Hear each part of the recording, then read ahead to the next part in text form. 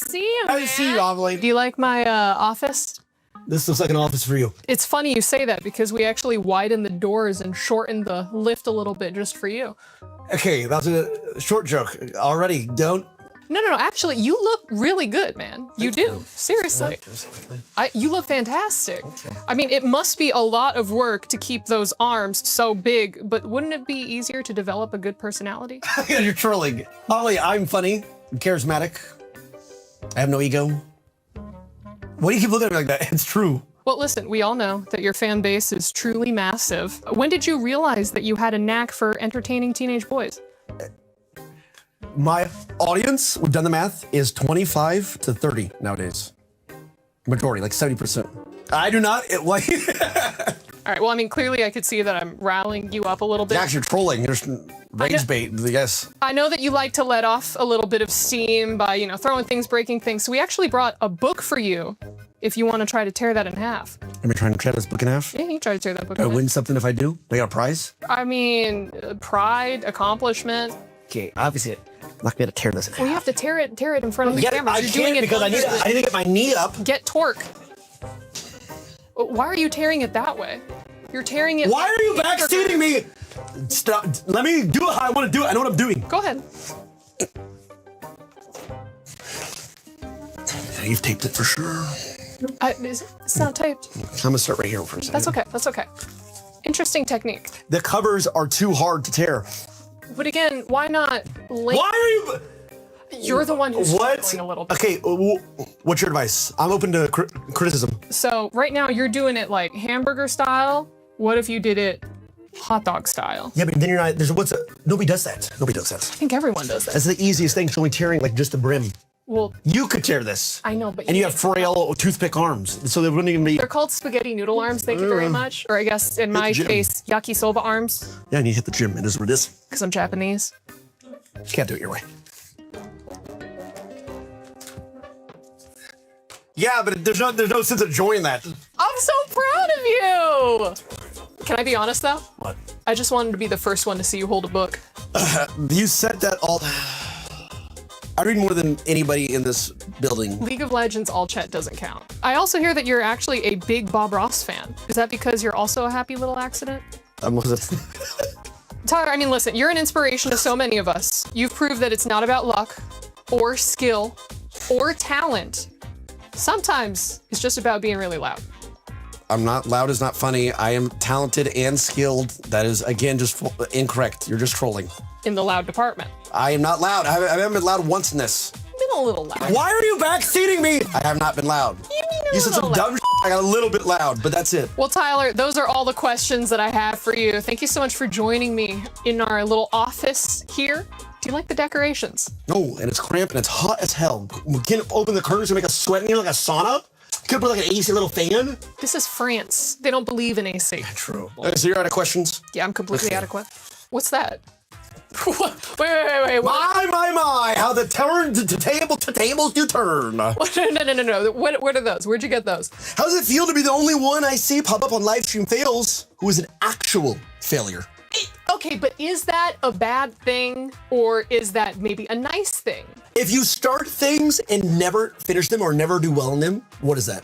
Trying my best. Yeah, well, sometimes your best just isn't enough. Everyone on this production should probably start looking for new jobs, guys. I'll be honest, this probably can do equally as poorly. Just saying. Now, you've been playing for over 15 years, and you've still never achieved Diamond. Okay, I got really close to Let me finish. I don't know if this joke should be about League or your love life. Okay, listen, by playing League of Legends, you've truly done the impossible and found love. I've found body pillows. And I've gotten close to Diamond a couple times. All I'm gonna say is, for the moment I have been with you, I've seen you ever. It's been 10, 11 years ago. I've never seen you with a companion. I have my online friends. They're definitely real. A lot of people argue, well, you're doing it for your career, but your career is just doing so poorly, isn't it? But I'm speaking with you, brother. Doesn't that mean that I'm true? And I saved the day. Tyler, here's the one thing. Do you know what I have that you don't? To go on, enlighten me. Control over the editors. Cut! The chair is dented. Y'all, it's playoffs day. We can't just do the stage like, no, we're gonna do something different. Guys, how about we do desk today? We be the experts on the analyst desk for the Esports World Cup because I've had enough of these experts. I feel like we could take over the quarterfinals today. What do you guys think? I'm kind of nice at the game, bro. You know, I'm 4 games, 4 defeats. I'm nice. Damascus, you suck at this game. All right, everyone, it's desk time. Welcome to the Esports World Cup 2026 to Teamfight Tactics. I'm your host, Kitty. Kitty. That's not how it... Let me show you how it's done. Like, we have to put respect on the name, right? Let's see. All right. Good morning, everyone. I am Taylor Reflections Noble, and this is Esports World Cup 2026. Ever disrespect Taylor like that. Let me show you how it's done. This is how Taylor sounds. Ladies and gentlemen, I am Taylor Reflections Noble, and this is the Esports World Cup. That's how you sound. No, you're butchering it, brother. What are you talking about? I don't know what's going on here, but all I know is you are absolutely butchering my good name. Let me show you how it's done. And by the way, you're on the wrong set. I'm Taylor Reflections Noble, and today is all about the playoffs.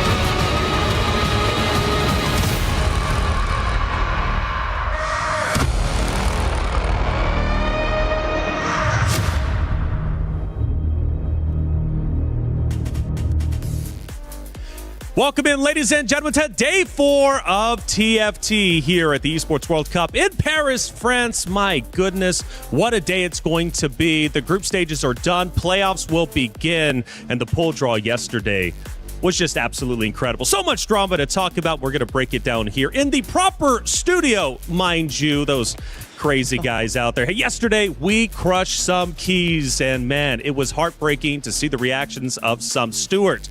Whose keys got crushed, and what surprises did we see? Yeah, the first one here, I think, was one of the most surprising, with T1 getting knocked out of the tournament. First time they got knocked out in the group stage. They got the top 4 before. They've gotten to the top 2, but first time they've been knocked out. Yeah, I mean, it was a lot of crushing defeats, a lot of 2-0s in this first kind of elimination setup that we had. Maus was the next that fell to Aurora. This one may have been a bit more expected, but they had a massive bounce back after day 1, so we thought they might have a little bit more in the tank, just couldn't quite get there. Yeah, couldn't get there indeed, and that's just how these competitions goes. Again, the group stages were absolutely grilling, especially for those teams here that we're looking at who unfortunately were just 1 series away from playoffs. Yeah, exactly. I mean, Zeta Division title, one of the GOATs of TFT, unfortunately, again, getting knocked out by one of the big underdogs of the stories of the Esports World Cup in Nongshim Red Force, which we'll be seeing in the quarterfinals today as well. Such an incredible story for them. Yeah, it was great for Nongshim being able to repeat their success of the APAC qualifier,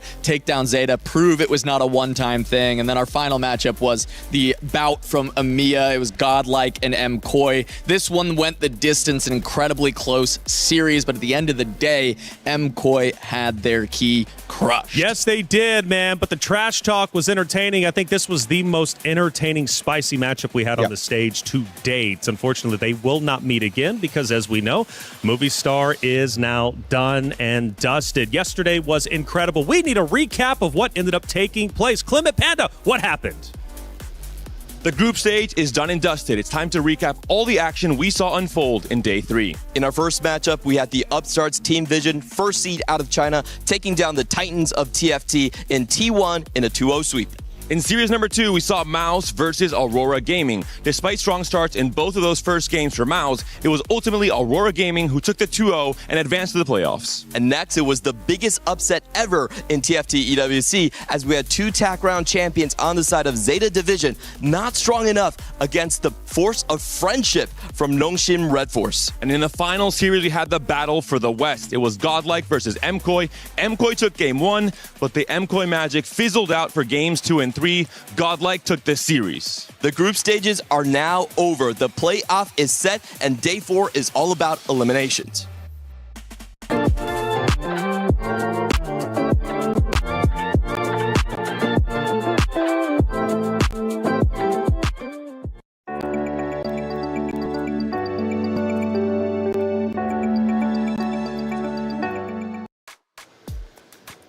Thank you for the recap, man. My goodness, was it a day? First off, again, going back to the big shocker, T1 not in the tournament anymore. And the question is now, who takes their spot?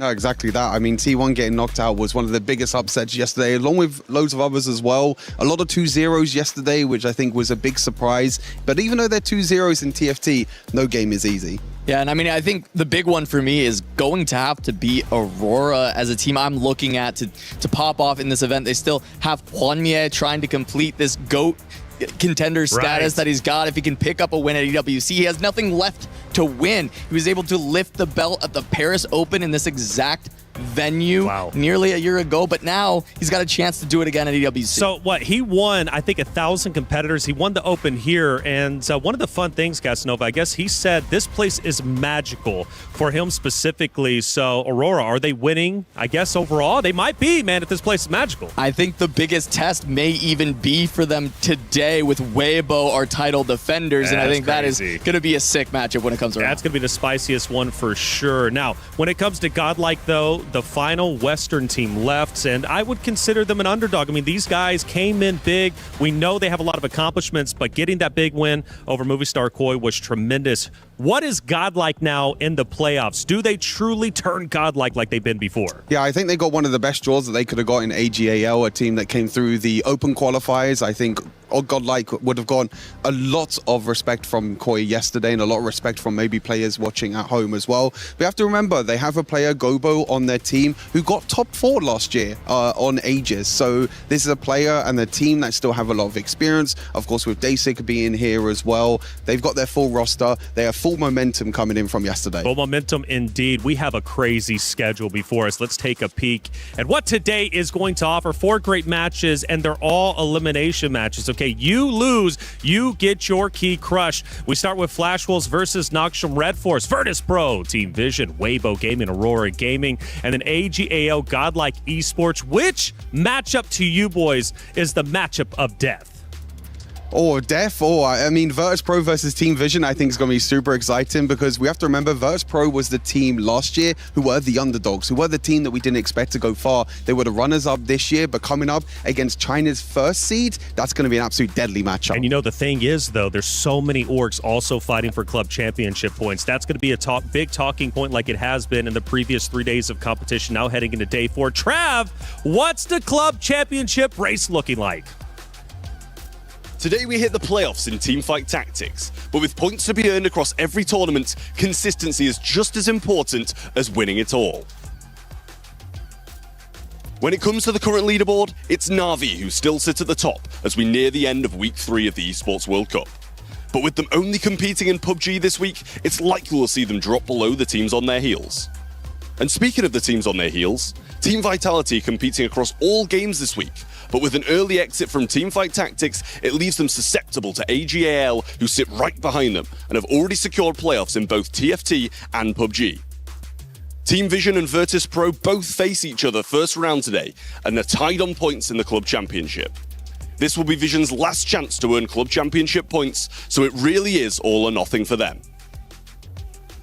I'll keep you updated as we continue through this playoff run, but for now, check out this Championship Explainer. $75 million, 25 tournaments, over 200 clubs, only one club champion. The club championship is the beating heart of the Esports World Cup. Over 7 weeks, esports clubs send their players to compete. Every placement, every win, every podium earns points for their club. At the end of 7 weeks, every point counts. The club at the top walks away with $7 million and the title of Best Esports Club in the world. It's not about being the best at one game. It's about being the best across all of them. Depth, versatility, consistency under pressure. One championship trophy, one title. Who will take it? Watch history unfold in Paris at the Esports World Cup 2026.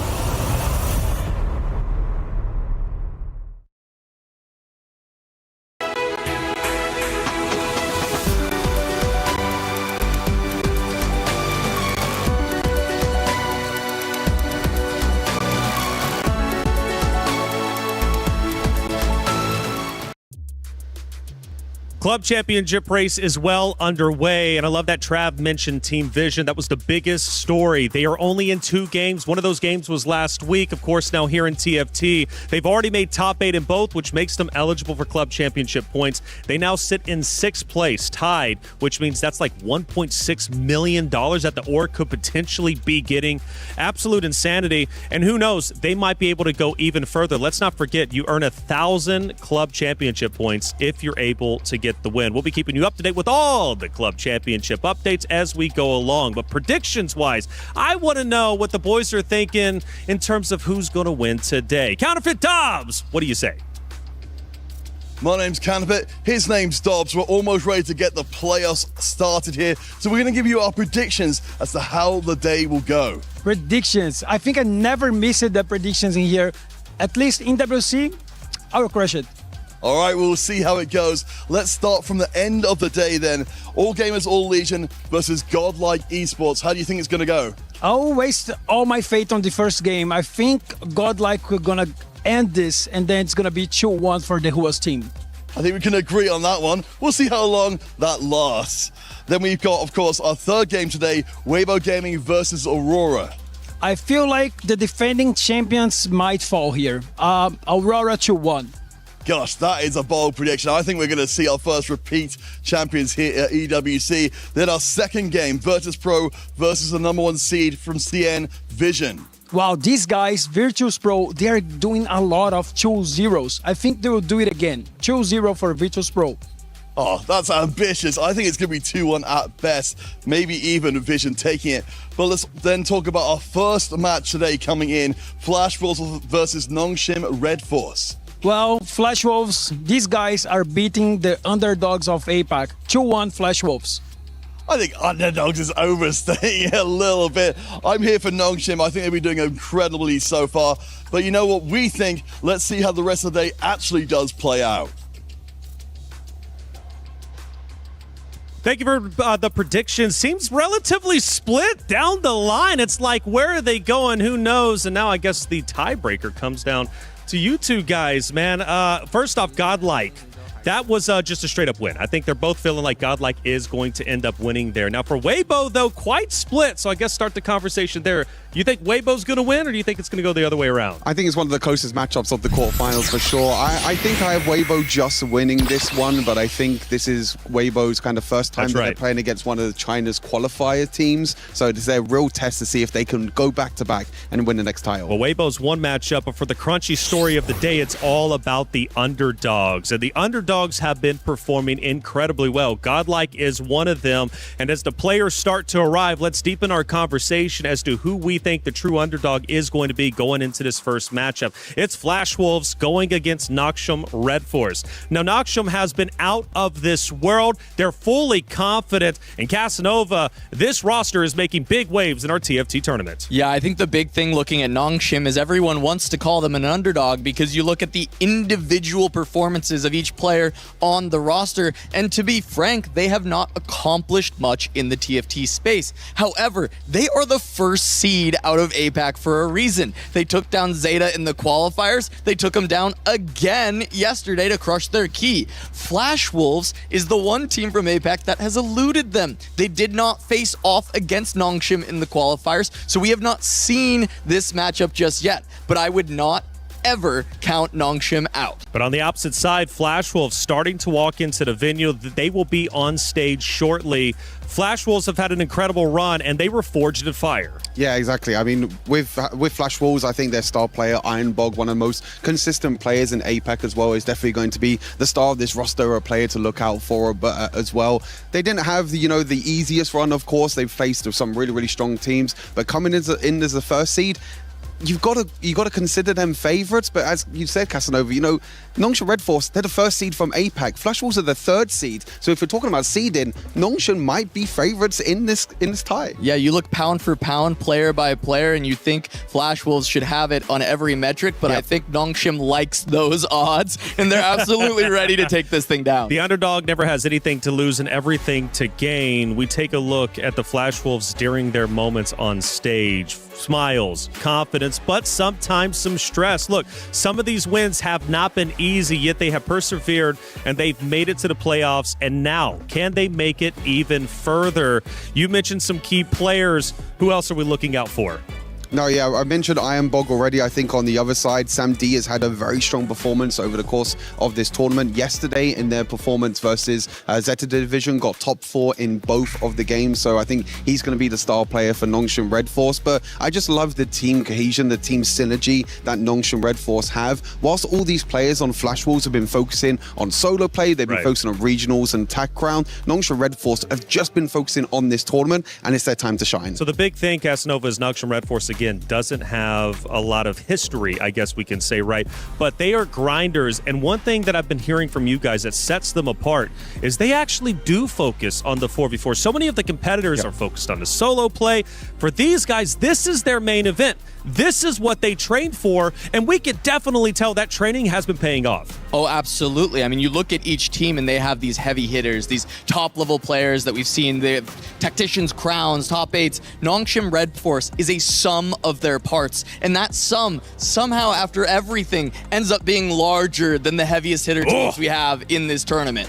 Preach for me. I like it. Hey, things are looking great, and I tell you what, things are starting to get pretty spicy. Nongshim Red Force, of course, Flash Wolves about to go down, and this is going to be a crazy matchup. An underdog versus a team in a talented region that has been absolutely on fire. And Flash Wolves, again, forged that fire. Their qualifiers were not easy to get to this point.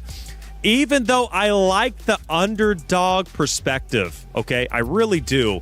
I think I got to favor Flash Wolves here. I think I've got to favor Flash Wolves. I think that experience is there. I think the underdog story ends here. Again, they were split on this, but I don't know. Froden, hey, from what I'm hearing, you're actually going to be casting our first series. What's up with that? It goes from watch party to caster, but you've done it before. How you feeling going into the first matchup? I'm feeling pretty good. I'm feeling pretty excited. I clearly did not dress for the occasion. I should have brought better clothes. But I'm really excited. I'm honored to be here, guys. Yeah, the shirt matches the hair, though. Who's taking it? Underdog, or are we going with the experience? I think at this point, I learned my lesson from yesterday. I think experience goes a really long way. I think the story of Nongshim is great. I saw them on the way to the bathroom. They're really good spirits. They actually recognized who I was, and so it was a really nice moment there. Who doesn't? I think the morale seems to be really good in the Nongshim camp. So I think at least that goes a long way, because I think the thing about 4v4 is you have to deal with the punches, right? You have to go with the ebbs and flows. So as the low rolls come, it's important that you stay locked in. You always tell your teammates it's going to be okay. And I think they're going to be fine. But I think Flash Wolves has a really unique game plan coming into EWC. That's right. And I think they've been executing really well. So I'm going to have to go with them. All right, it's going to be a fun time. Our first TriCast for EWC here at TFT, and it's about to be underway. They have fought as hard as they possibly can to make it to the playoffs. Now that they're here, what can they do with the momentous occasion? Let's find out as we head to the stage. 其实现在的心情都还可以，可是对我们来说，8强只是个开始。I'm really confident that we will do better. We will be the rebellion of underdogs, Nongshim Red Force. 我觉得我们目前就是最强的，无論之後面對的是怎樣的對手，我們都會戰勝他。Để mà đánh bại được một người vượt tôi thấy nhiều thành tích như Hoàng My thì chắc chắn tụi em rất là vui rồi. Nhưng mà tụi em vẫn còn cái đích đến là đánh bại Weibo nữa.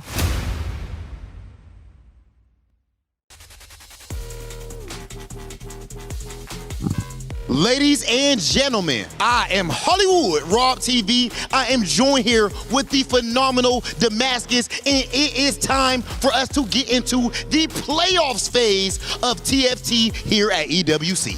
There is no more comfortable match from now on, Rob. Every single match is tournament life of the line. Of course, we are in club championship point era right now, but everyone wants this title, this beautiful trophy that I'm always scared of bumping. I'm always keeping a bit of a distance, but so far so good. Who's lifting this one at the end of the week? You know what? You're talking about how you're trying to keep your distance from the trophy. All of these teams are trying to get even closer to that trophy, and they have done that so far. But at this point, someone has to go, as this is single elimination. Meaning, if you lose, you are out. If you win, you are moving forward. And ladies and gentlemen, it's time for us to move forward and bring out our first team. Please welcome to the stage, Flash Wolves. Flash Wolves qualified for the playoffs through the winner's side, through the upper bracket, ladies and gentlemen. This means that they have not lost a match to anyone. You heard the desk speaking on how insane their qualifiers were to get here, and now they have shown that it was no fluke whatsoever. They have defeated Team Vitality. They have defeated Team Vision. Two of the favorites coming into the event, and Flash Wolves has shown you slept on them. Now you have to be awake with no choice. Please join me right here, gentlemen. Ooh, that team coming in. This is all we want, man. We feel the power. The team that's yet to be defeated this weekend, and I hope to keep going, of course. But against them is one of the coolest stories of the week, man. These players, we have not seen them in big tournaments. We did not expect this team to be there. That's a Team Kana coming out of nowhere. But everyone loves an underdog story. So it is time to get the biggest underdog of the week. It is time for Nongshim Red Force!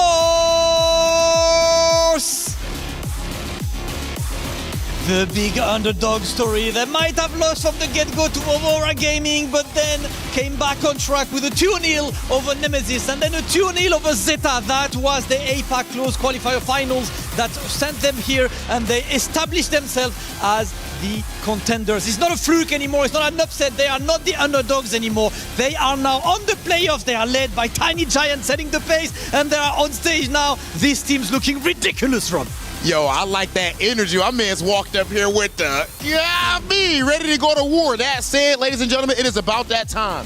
Flash Wolves in Nongshim, please join us right here for our face-off. Someone has to go home. The man standing in front of you is trying to stand in front of your dreams. This is your last obstacle, or at least one of them, when it comes to getting to this trophy.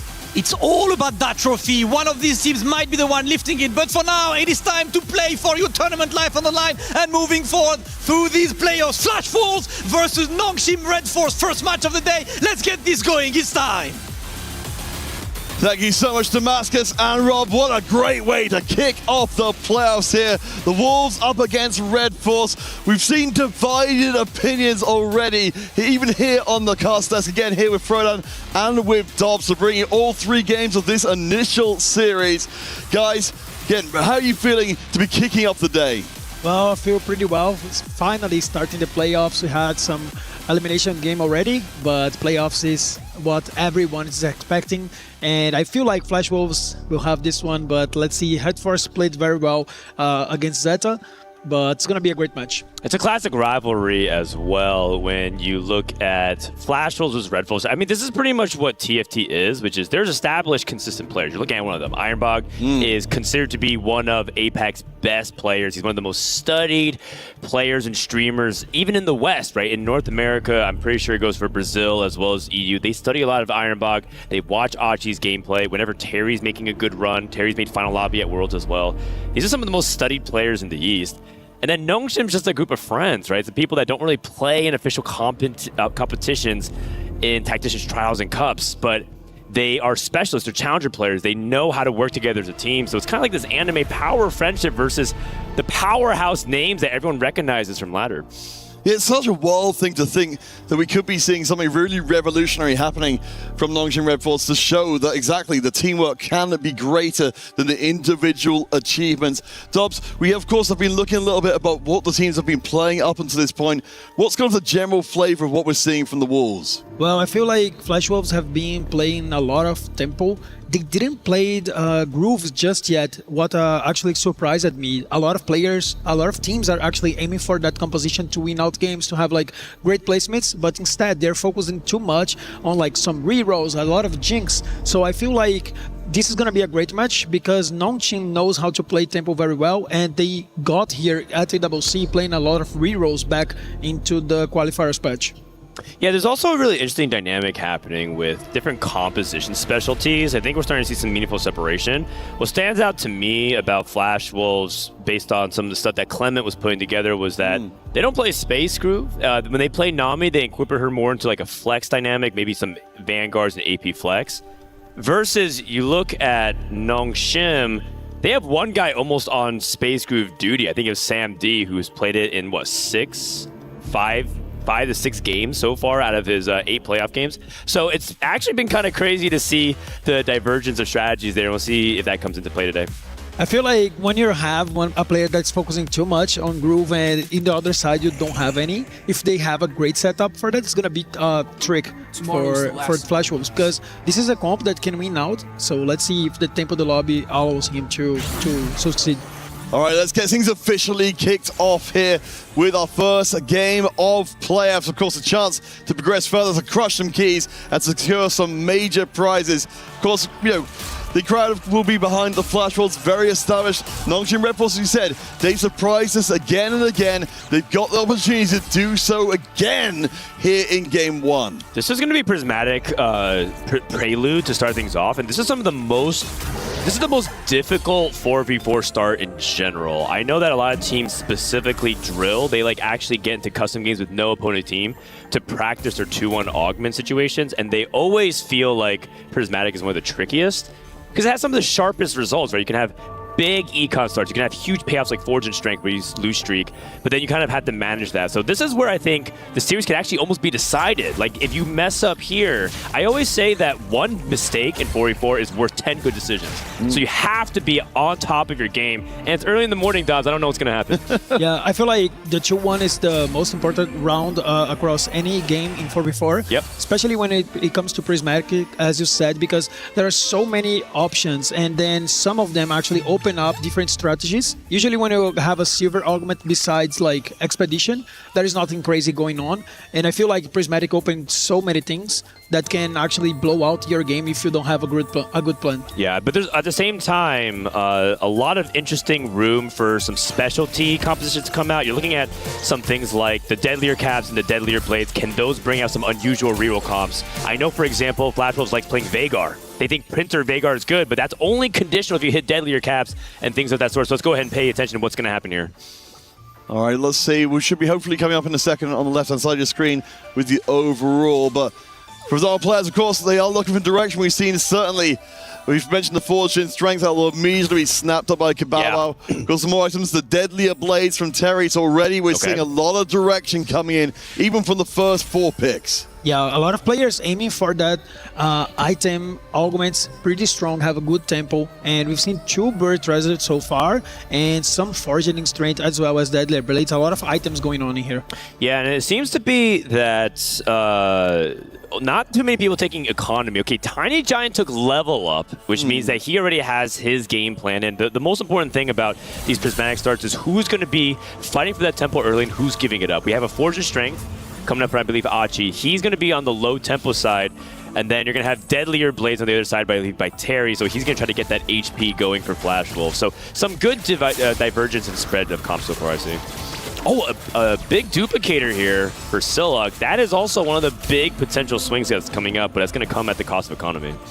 And just have the lucky gloves to make sure that he stays strong in the early going. But as you said, keep an eye very closely on the paths being taken, as we've discussed so many times across the days before, looking to see who can put together the early win streaks, the early loss streaks. And right now, it's looking like it's mostly going to be Nongshim who have 3 out of the 4 first round wins. I mean, look at Samdi having a Dark Star emblem, and also later on he'll get a Tactician Crown, allowing him to put another unit.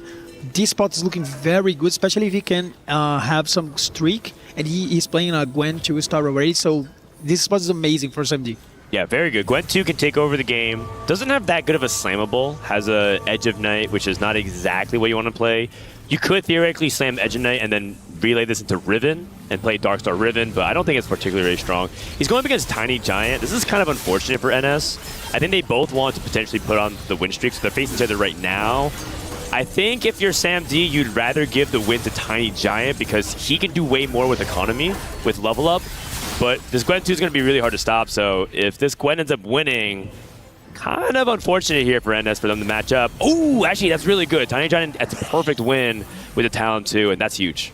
Yeah, we've seen again and again how powerful that talent can be early on, especially with Edge of Night, as you mentioned, being slammed in there. But so far, so good. We've got Siluk and Tiny John. Ironbog from, of course, the Flash Roll side of things, keeping the streak going. The Forge and Strength is not quite up to Anima standards as of yet, but we're looking like we've got some promising stuff to extend Kebabo's lost streak into the most valuable it could be. It'll be interesting to see what K-Babo does if he doesn't get Anima on the 2-4 God Blessing. If he doesn't get Anima, does he roll for Anima? And if so, how does he deal with the fact that he doesn't have a lot of economy going? So that'll be something. So he's going to lose this fight guaranteed. He's trying to control that loss streak, but pay attention to what happens on 2-4 and 2-5 with what he gets off his God Blessing. Yeah, I feel like if he gets Anima, he can even play mech. But besides that, maybe he can still play some Akali. I mean, you can wait for it and then bleed a lot and then go for a Tempo Akali later on. Going to take a second just to recognize, of course, Terry with the Deadly Blaze. He's a player who's been putting in a real shift for the squad across the tournament so far. In a position to have a massive impact on the game as Ironbog will pick up, I believe, his third win in there. Meaning it's Tiny Giant and Ironbog competing at the top of the table. Yeah, Ironbog actually got the Golden Gambits and twice he was able to get the Radiant. Oh, yeah. So you got 2 regular items instead. It is what it is. It's actually not that bad if you can put that win streak together, which he has going on. So I think he has that. I think I didn't see any Anima, but it was a very quick selection. Also interested to note who's going to be clicking on Echo Scuttle Puddle if you're the level up player. I think that's something you wanted to go for. I think it's Tiny Giant, but instead, we got a lot of people clicking Thresh, and this is pretty impactful. There's Golden Removers on the line. There's Reforgers on the line. Especially for Forge and Strength, that could be huge. I wonder what K-Pop is going to get. He doesn't even know yet until he picks up his boon. Oh, this must mean that he hit Anima, because he's actually hiding the unit in the orb, not to give information to his opponent's scouting. This is a very clever move that I don't expect many people to be anticipating. And there it is, the allowing for the Anima at the last second. Yes, they're going to figure it out later. Yeah, good players would know. Good players would know. They will figure it out. Yeah. But the thing is, who is actually selling the board to actually beat him? Yeah, it's a good to question. prevent him to get the higher cash outs. Well, of course, we're in an interesting spot here with the Flash Rolls. They've got 2 lost streaks on their side, while also trying to get Anima to kick in as well. Tiny John and Ironbog will be facing each other, the 2 win-streaking players. A lot of money on the line. The talent that we saw doing a lot of work before, but Ironbog's board is crazy. Wow, Tiny Giant leveled a 6 for this. Did he take Echo? He took Thresh's boon? What did he get off his Thresh's boon? This is one of those interesting things where the Scuttle Party is worth a lot of gold. It's worth around 9 gold for that boon. And when you're playing a level up strategy, I mean, you know, Dobbs, when trying to play Fast 9, you want as much econ as you can get because that level up is a huge discount. That 9 gold is actually worth around 12 to 13 gold. Yes, I would say that Scuttle Puddle will be better for him right now, but later on Trash might help him a lot as well. So he might be thinking, okay, maybe I can get Scuttle Puddle in the second Echo choice as well. So it is not the end of the words, as Trash is another unit another god that gives you economy. That is a really good point. All right, Ironbog's going to take one more chance here up against Samdi to try and keep the win streak intact. So far, things are looking more or less as the Flash Rolls will want them to, with win and loss streak contained. Yeah, this is a really big deal if Sam D can snap Ironbog streak, so no one controlling full streak. That's really important. And then K-Pop got the loss, right? So he at least, so the only person that has full streak right now looks like it's K-Bao. And also, I think he still has his Anima going. Yeah, we have to keep an eye on him until what is how this? long he's going to play Anima. That's an Urgot 2 on level 5 for Siluk with the Lucky Gloves, by the way. That's an augment you don't see be picked very often. And that's going to be something important to pay attention to because how many Lucky Gloves is he going to be able to get? Yeah, he has any gloves on the bench right now. This is crazy. But he will get another glove, right? I believe they rebuffed this so that way he gets one more glove. But yeah, I feel like this augment really wants to get something like 3 Leafs gloves. I think 2 is like okay. And then you have to have a composition that can really use it. So I'm curious what he's going to be angling for right now. All right, guys, we've come to the end of stage 2. What are your overall impressions of how this first game starting out, at least, for both of the teams? I feel like we kind of have 3 players aiming to slamming items, having these early powerful choices, and both teams has 2 win-out players, one with level up, one with forge and strength, but one of them is going to push levels very hardly, and the other ones lose HP. So same strategies overall, but different approachments for K-Bao and for Tiny Giant. I'm really interested because macro-wise, Flash Wolves has actually been doing this a lot where they're okay having a big HP deficit at the beginning because they play for really high cap boards and say, if your tempo can't kill us fast enough, we're going to outscale you. So that's usually predicated on one person win streaking, and Ironbog is a lot of times that player. He lost that streak. And also, we know that Nongshim has level up, right, to try to also contest the win. So I think things are not going as smoothly, but the big X factor is that Anima from K-Bao with Fortune Strength. That can blow everything out of the water, but it also can low roll, so we'll see. And it's worth noting for K-Bao has managed to keep that loss streak intact. We mentioned before, and so many times across the entire competition, as our second augment will be gold. Keeping the Anima and a loss streak intact against people who are trying to snipe you is very difficult indeed. Let's see what augments people want to slide together with that first prismatic. So this is K-Bao. I was thinking about Glass Cannon because it's really powerful for the backline if you want to go for like mech, but then also solo plays good for mech. He's thinking about Earth. That's really interesting to me.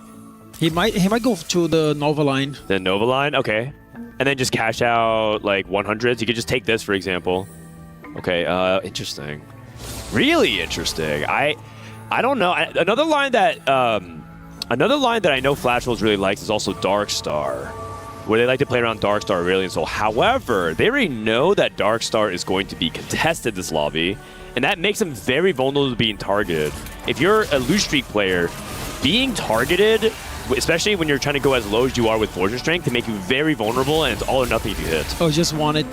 Oh, he just won. Oh. Yeah, speaking of being targeted, okay. so look, I honestly, the fact he'd gotten this far without running into that specific problem is already something of a high roll in of itself. But if you look at the rest of the board, AQ1H, another player we're expecting big things from, they decide to pick up the artifact, so got a decently strong board even without using all of his items. Yeah, I feel like AQ1H might be angling towards Akali as well. He's rolling down a little bit, got on a Morgana. This feels more like Jinx because he's slaying Last Whisper. When you play Akali, you're playing towards Nova, so you don't need that Last Whisper. And I know that they like Jinx a lot. They hit an early Kindred. It's going to be at least a push in that direction. Yeah. I mean, I guess you could just go into Akali anyways, pop open, get a Gunblade. He does have that open sword, but he needs to open the Gunblade because Gunblade's the most important item. I'm curious to see where AQ1H goes specifically here. He's very low on, well, lower on HP, lower on gold as well. Would love to be able to get some of that wing gold in, up against Chanheng in this round, who has already moved into the Shepherd area with what AQ1H has got. A ton of item stops you mentioned in this game. We are seeing players going heavily into strong itemization early on. AQ1H's board is strong enough to start off the streak. That's a bad sign for NS because Buried Treasures and Sunfire boards should be strong right now. Like at 3-2 is when you're at the strongest point of that peak because you get all your Buried Treasure items. You have Sunfire board. The fact that he got 6-0'd by Achi is a kind of a bad sign, but maybe he's got another power spike in mind and he's going to come back later. I wonder how Trash can impact this game right now. People are trying to focus on Echo, so they're going to get 2-star, 2 costs, 5 costs. Yeah, oh, you're right. That's one of the big spikes you can get. So I anticipate that to be huge later on. Sandy has the Jewel Gauntlet Slam, so he has all the items that he has ready to go. He has that belt for that Striker's Flail, so it looks like he's going to be leaning towards heavily Aurelion Soul Darkstar. So that's going to be one thing that potentially Flash Wolves can target. The question is, Dobbs, if you're on Flash Wolves' side, who is the player that you're trying to target and slow their game plan down? I mean, it's hard to tell just yet because I feel like, at least for Nongshim, they still have a lot of HP. And I feel like you must just play your side of the game and maybe look at Terry, and if he can actually, not K-Bao can actually prevail later on with the Fortune Strength. I feel like it's no one that you can still say that, oh, I'll target someone in there because NS just is a little bit of ahead, but later on you can find out and then change your plan accordingly. Just want to cut across for a second there because we did have a significant change. Terry, speaking of him from before, did manage to cut down Samdi's very big win streak. And Kababo, of course, had his own streak broken at the bottom, but is back on his way to try and build up to at least the 200 cash out. It's going to be the first time they're doing Space Groove on the tournament so far. Yeah, I mean, and I think Space Groove is good. I think it's probably just happenstance that they didn't hit Space Groove. I'd be surprised if they thought it was bad. It is also worth noting that Flash Wolves is playing kind of the double challenger setup, double challenger Marauder, where like Terry's playing Nova Akali, but Achi also has like that Kindred Akali. But Achi was holding more copies of Akali than Terry, so we've been seeing teams double stack on this because they know Akali is such a good strategy. All right, we'll see if Kababo is going to keep his loss streak intact. Well, hopefully softening that loss a little bit. Will take the hit, so has at least a little bit more incentive to stay on this and try for perhaps a slightly bigger cash out. Gentlemen, I do want to look across as we'll see if Kababo will take the cash out this time round. Yeah, it lines up with his Fortune Strength as well, so I think you just take it. He gets Gold Collector, Ari's Aura, and Varus' Obsession. I think it was not like that great, but not that bad, I guess. I think it's okay. You could, if you're playing toward like the Nami Riven, you can just have these items being spread out. I think it's all right. Yeah, I think this is solid. I think the issue is he doesn't have good frontline items. He doesn't have like the Stone Plate to become Radiant on Ornn, doesn't have the Warmogs, so that's the stuff that he has to be concerned about, but his itemization for his backline is kind of good. It's really good, actually. Yeah, he still have the Anvils to fish these gold items for the front line. Wow, what a shop! That's 4/4 costs. 3 of them being relevant. And Samir actually could be a pretty good item holder of like Gold Collector if he makes a Shojin here as well, but he does really need those frontline items. Here comes the Riven. Okay, everything's set in place. Holding on to the Ace Souls. I don't know if he's in a position to grief, though. Yeah, he sells one of the Aurelian Souls. And I think from here... Oh, Morgana 2 is huge! That's a massive pickup. Doesn't make it, though. Oh, wow. Okay, I guess he wanted to hold on to Tom Kench pair. Yeah, he should win this fight. He should win this fight. Yeah, Kababo can start moving up from the bottom of the table. He is lowest on HP by quite some measure. Everyone else 40 plus. But for Flash Wolves, especially if Terry... Well, unfortunately, to run him straight into Terry at this point. So it won't be that both of them can keep a streak pushing up through the table. But Kababo, as you said before, Dobbs, feels like a pretty strong late game condition. So he seems like the one to step forward for the squad. Yeah, I think it always comes down to the last augment, depending on if it's prismatic or not. Oh, it's wow, prismatic. Another prismatic. That's huge. Wait, is that? Okay, I thought someone got Band of Thieves with Lucky Gloves, but that's not the player. That would be Scylla. Scylla goes for Earth's Grab Bag instead. The epic roll down from Sam D. Looking for Aurelion Soul, only has 1 so far. He's also trying to hold on to Kindred and Akali. He has so many free rerolls that he can actually afford to do this. Looking through some of our other choices. We do see, mentioned the Earth's Grab Bag coming from Silic and for Kababo as well. That'll be his second spatula. But Samji, his board is hitting out of control. Yeah, that's really good. There's the Dark Remnant coming in. We've seen this kind of thing before, and it's been almost unstoppable. Oh, look that he still have on Radiant. I mean, the Golden Remover as well. This guy is in an amazing spot because he can help him. He can help his team a lot. And I feel like he's average up to second in here with his spot. K-Papa goes for a second Space Group emblem, by the way. Also reforged one of his artifacts. I think he reforged Ari's Aura, and he got his Zonias. It's quite strong, Zonias. Yeah, but I think that this is a really important fight, because Samdi can actually put K-Papa down to dangerous amount of HP if he can get the win, but Morgana is so tanky. This Indomitable gives so much HP. And it doesn't matter. Oh my gosh. It doesn't matter that Samdi has a kind of an OP setup. Hold the Line Darkstar is so good. Those Darkstar orbs synergize with Hold the Line, but that's a really good sign for Flash Wolves. I think they're in full control right now. Yeah, the big question mark is Terry, though. Terry's kind of free-falling. Akali's supposed to preserve HP, and it doesn't look like that's what's happening. Oh, he's called a Chaos. Is it 40 free rerolls? Like, what happened here? I don't think he got the rerolls. Oh, he didn't. Wasn't that experience? It might have been. He looks like he's a little over-leveled.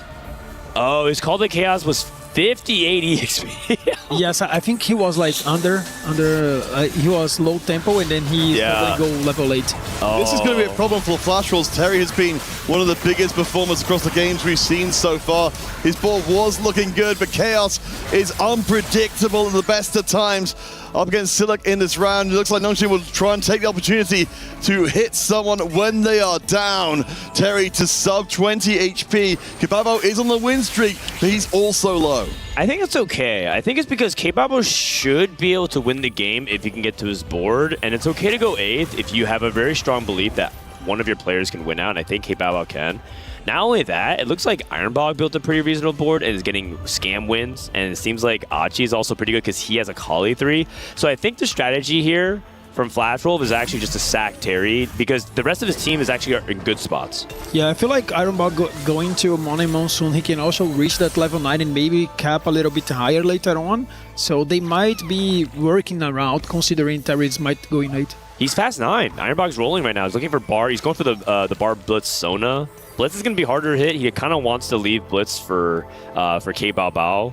It's so interesting. Flash Wolves has so much self-contesting going on. They're like holding each other's Blitzcranks, holding each other's Akalis, holding each other's high cap units. It's so strange, but it's working out for them. Well, we've certainly seen it before where teams can, of course, drop off those units if they get the other opportunity to do so. We're going to send our eyes to Terry again, though, because he is in trouble. Sam D, we saw this ball wasn't quite good enough against all the artifacts before.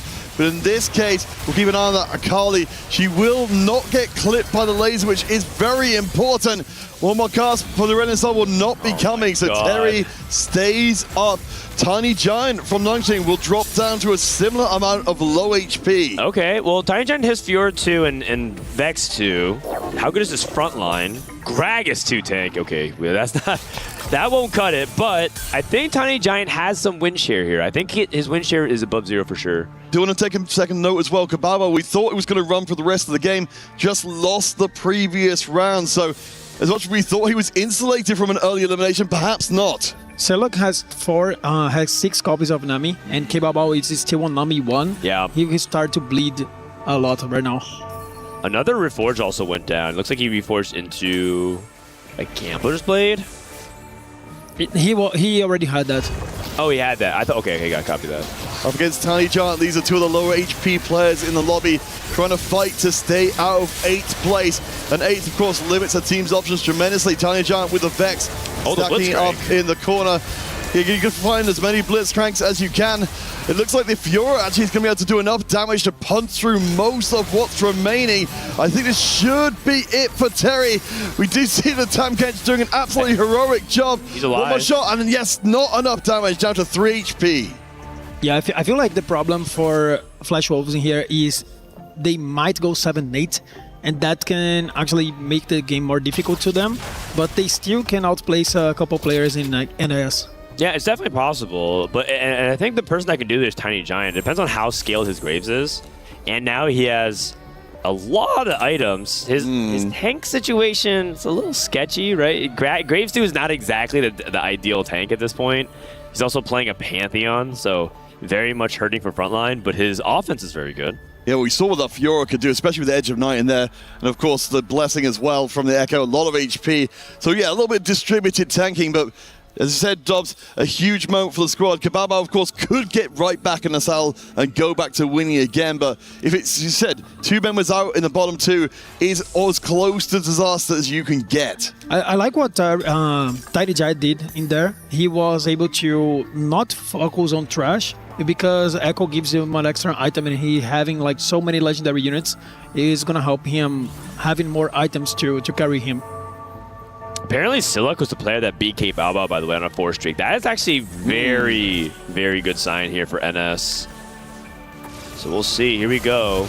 Terry's going up against Ironbog. Ironbog, I wonder if they're sacking. He did remove a lot of his items, no rating items, so they're giving him the life. K Bao Bao is going up against Achi, though, and that is probably also going to be a sack. At least I would. Yeah, because Jinx 3 has no items. So I think right now everyone's playing as their own teammates, so this is all just a calm before the storm. Yeah, so both of those ones going pretty firmly in the favor. But as we look at the HP totals, we can see sandwiched between the Flash Rolls at the top and the Flash Rolls at the bottom is the entirety of the Nangshing squad. We do not have a lot of HP left on all 4 of their members. I feel like Siluk is one of the most important players right now for NS because he's holding so much Namis, and then if it goes down, he will let K Bao with free Namis, so he can actually turn the game in the favor of Flash Wolves. Yeah, that's a good point. K Bao can't really go first without Nami 2. That is the big limiting factor. Ironbog slow slam.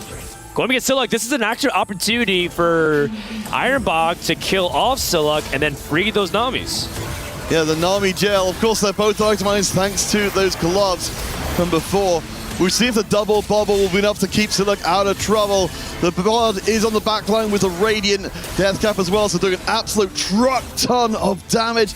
I think it's not going to be enough. Siluk takes the hit. He's alive, he's alive. Barely. But Terry is not. The Flash Wolves take the first loss. And Jihan also beats Tiny Giant. This is starting to get really dangerous HP-wise for Nongshim. They've been trading HP to each other, but now Tiny Giant and Siluk need to win every fight. Yeah, I feel K Bao just find a way into the level 9. He was able to find a Blitzcrank too. So even though he is still on Nami 1, he has so many upgrades across the board. And I mean, 7 Space Groove is also very strong. And I feel like having so many artifacts, so many items, these compositions can still pop off a couple more rounds. And then that can be a huge difference. And I can't overstate how important it is where Kababo finishes. If he does drop out in this round, that it changes everything. It means Nongshim may not even need to get a first place to win the entire game, as the two Nongshim players will face each other. This is not what the doctor ordered. Yeah, I think if you're Nongshim, I think you need to let Tiny Giant win this, because I think he has the highest scaling potential, but then K Bao can get access to the Nami 2. But Fast 9 Graves scaling is their best shot at winning, so I think they're going to just have to let Siluk go. The only thing is, though, we got word that Graves has been building tank. He's been building like the emergency plating, more of the tank aspect of things. So he's not getting that buckshot scaling. And then K Bao, now that Siluk is dead, is he going to be able to find that Nami 2? He's already winning even without the Nami 2 in play, so this could be huge news. Flash Wolves, they've got the lowest HP member starting a streak to try and join the other Wolves in the top 4. Here comes the Nami. I mean, I feel like Flash Wolves is in a great position right now. They still have Ironbog with a lot of HP, EQ1H as well, a lot of 3 stars. He can still sack a couple of rounds with K Bao if he needs to, but I think K Bao just smashed the lobby. And now Ironbog also has 3-item Bard. Before he was playing 2-2 split. He has dual Gauntlet with the Radiant Death Cap. Going up against Jihan, and Jihan's not weak, but if Ironbog wins this, I think Flash Wolves has it in the bag. We're looking at a situation where Nongshim could easily end up with 3 members in the bottom 4 if it goes poorly. We've got the Fury in the back line, but even the Edge of Night will not keep her up. You mentioned the tag line is not great for Tiny Giant. Vex is doing her best to scale up, but she's not quite got enough time. Tiny Giant is gone. Samdi is gone as well. And Flash Wolves takes it triple top 4. Very dominant game, honestly, and really good mid-game foresight to anticipate that they don't need Terry. Terry is actually supposed to be the tempo player. Very funny how that game worked out. Usually a player like Terry is supposed to be ahead, trade his HP to his team. Later in the game, he actually traded earlier because he realized that Flash was a really good spot. On the other side, I think Nongshim showed a little bit of shakiness with capping their board. I think they didn't really. I think they played a little bit more scared. You see, for example, with Siluk or the Tiny Giant, he needed to play for a scaling Graves. He was lacking damage against a Jinx reroll, and that comp is not supposed to cap that high.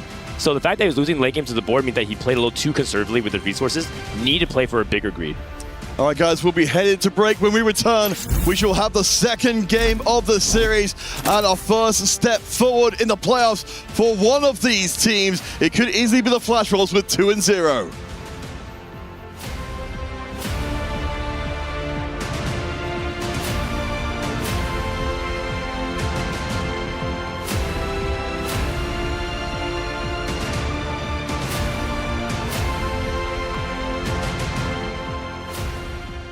Play is in our DNA.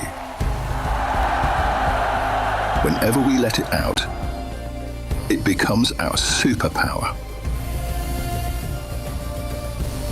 Now imagine an entire city being built to supercharge it. Kadir City, powered by Play. Well, the big question is Flash Wolves going to close this out in a 2-0? They start today in sensational fashion, now leading, and semifinals is right next door. They just got to close it out. Hey, welcome into the Allianz Vault. I'm Taylor Reflections Noble. Panda Klimek, good to see you, boys. We're now into the conversation of underdogs, and Nongshim Red Force have surprised all of us. But is this the end of their road? They had great tempo to start, but the finish, well, it was anything but. It was a really good start from Nongshim in terms of, again, the tempo advantage at the beginning, the pressure on stage 4 even, holding so many Namis from Shilek, for example, trying to just choke out some of the players from Flash Wolves, get them eliminated in 8th and 7th. And despite Terry going 8th, it didn't even matter. That was the most important thing of Flash Wolves' game plan. They had two very high cap players coming in from the Radiant Gambit on the side of Ironbach, who was going fast 9. You already knew that. And Forge in strength for K-Bao. So they had the cap. But when they looked at the Deadlier Blade spot, they realized that, hey, no Akali 2 on 3-2 for Terry. We're going to cut you loose. And that was the correct call. Hey, they cannibalized him so they can rise up to the occasion and take the win. We take a look at our action from game number 1. And, well, we start to see the story unfolding. We get a little bit deeper into the game. Panda, walk me through. We're seeing here one of the strongest boards there from the Vex. There's actually 2 Vex 2s from both players on Nongshim. And in the end, those boards were not even good enough to cap out and really face the fast 10 from Ironbog.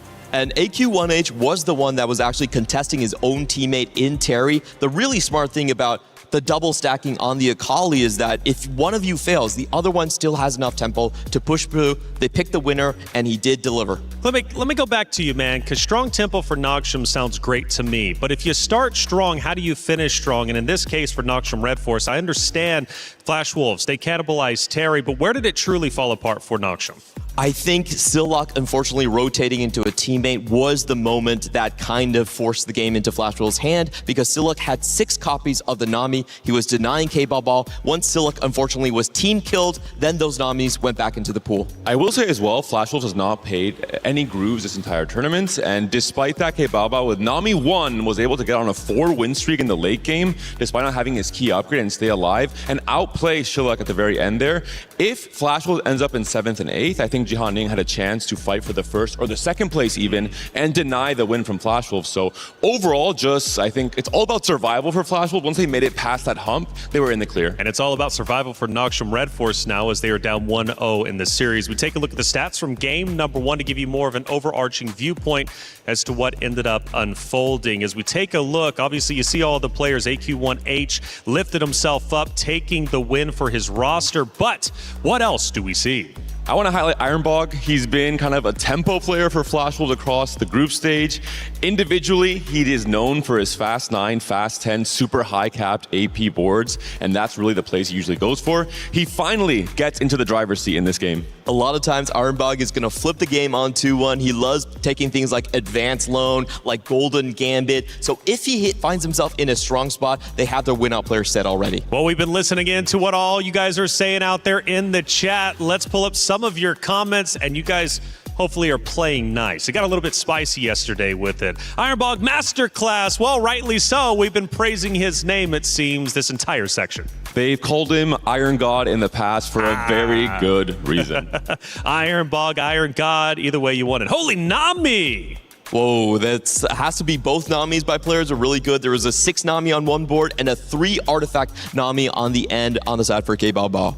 Ironbog, my goat. So 2 out of the 3 comments about Ironbog, Iron God. Harry Potter, shout out to you, 1212. Hey, even Harry Potter recognizes Ironbog is the Iron God. I'm not surprised. He's one of the fan favorites from APAC. He has been for, 3-4 years now in TFT. So I think he's one of the stars to watch out for in this tournament. That's right. Hey, Wright is doing a lot of great things, including this right here.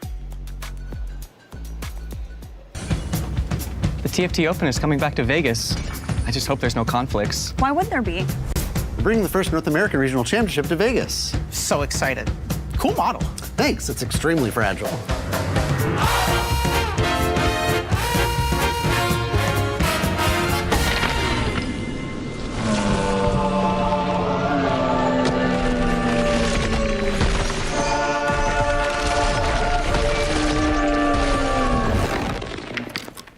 Where's my TFT Open? And my first ever NA Regional Championship.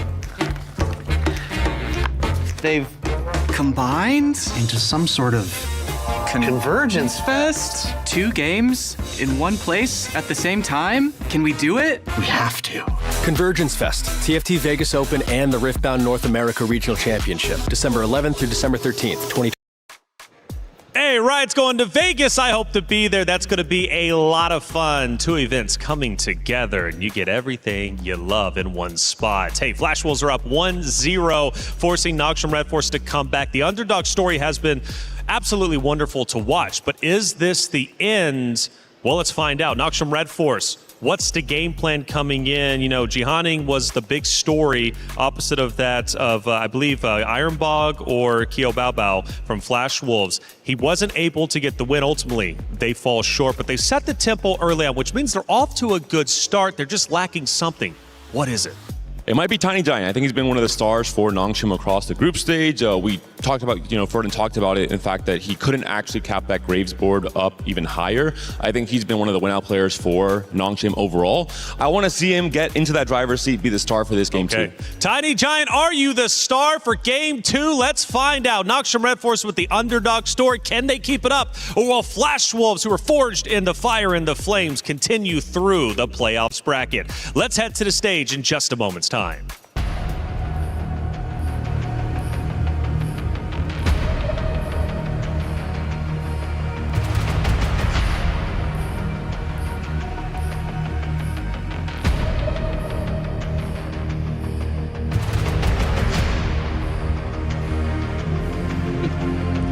right, welcome back for game number 2 between the Flash Wolves and Nongshim Red Force.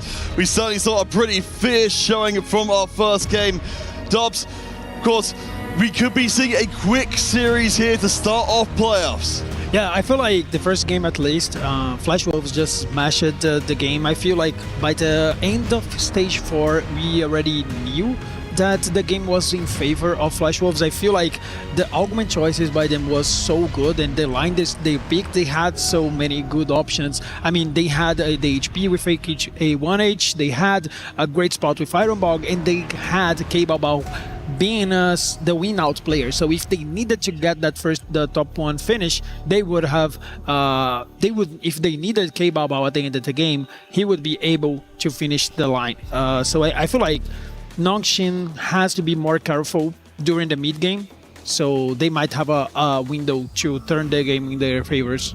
All right, let's get back into it, officially starting game 2 between the Flash Wolves and Nongshim. Of course, as mentioned, the Flash Wolves with the advantage now. We are single elimination here in the playoffs, so there'll be no further chances. We do know Nongshim have been bringing out some comps in other parts of the competition, and the qualifiers especially, that have been surprising some people. Maybe we're in line for a surprise here in game 2. Yeah, now we have 2 gods that maybe play in favor of Nongshim, Paris either as well as Aveling, and then they seems to be very tempo-oriented gods. So let's see if they have a plan around that.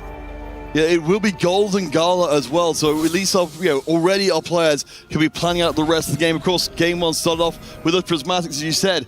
The choices there for the Wolves so powerful. At least we've got a little bit more of a tempered move into the other going. Yeah, we discussed that on the first game. I feel like Prismatic has so many different lines that you can take, and I feel like looking into the choices that Flash Wolves have made, I feel like they were a little bit ahead after 2-1. But here in this game is going to be all of golden augments, so that might be a total different game.